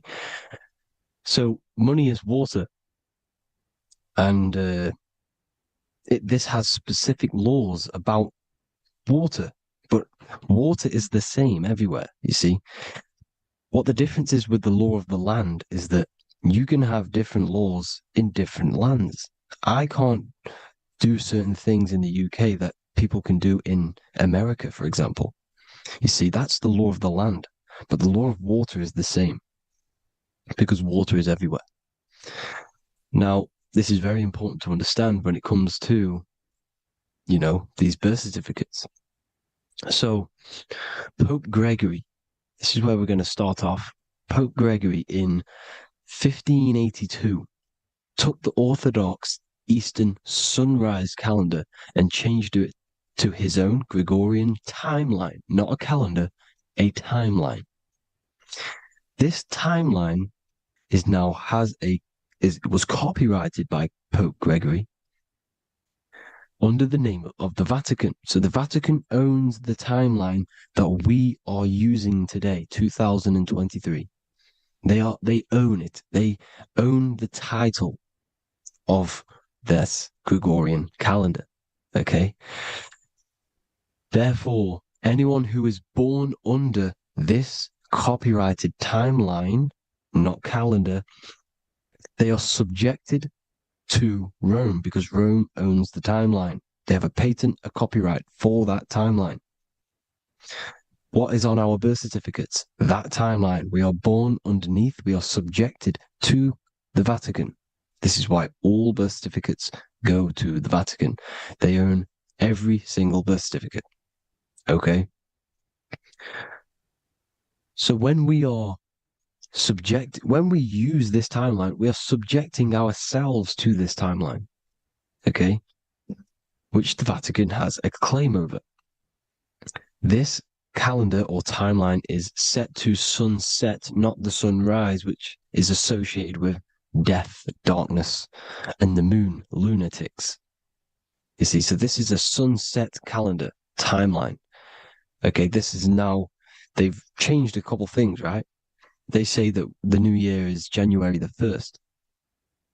Okay, when we know this is in winter. January is winter, which is associated with darkness, death, the death of nature. So this is a death cult, people. These people are evil. They're so evil. The Vatican. And this is why we use April Fool's Day, because April is in Aries, and Aries is always the start of the zodiac. This is why Aries rules the head region. 12 zodiacs, 12 systems of the body. Each zodiac is associated with each part of the body, and this is why Aries is the head, cerebrum. But we're not going to talk about it in this video. But yes, that is what April Fool's Day is. They're putting it in your face. April Fool's Day is the real start of the year, when the sun starts to rise again, when the risen Savior is resurrected, when it's born again. This is when the Jews celebrate the Passover. This is when the Christians celebrate the resurrection of Jesus, and they eat lamb. The Jews eat lamb because we're in Aries, the new year. The sun is now born again, our risen Savior, the light of the world. So yes, this is what April Fool's Day is. It's the first day of the year, which they changed. Pope Gregory changed. So you need to understand is that you are in the womb. You are inside of a ship, because every ship, literally a ship, every ship is female. This is why they say she delivers the product, because she does deliver the product, you, the baby. Same thing with a ship, they deliver products. They are a she. And when they pull up to the bay, like you can see on this picture, they're pulling up to the bay. This is now called the birth canal. The ship is now in birth on paper.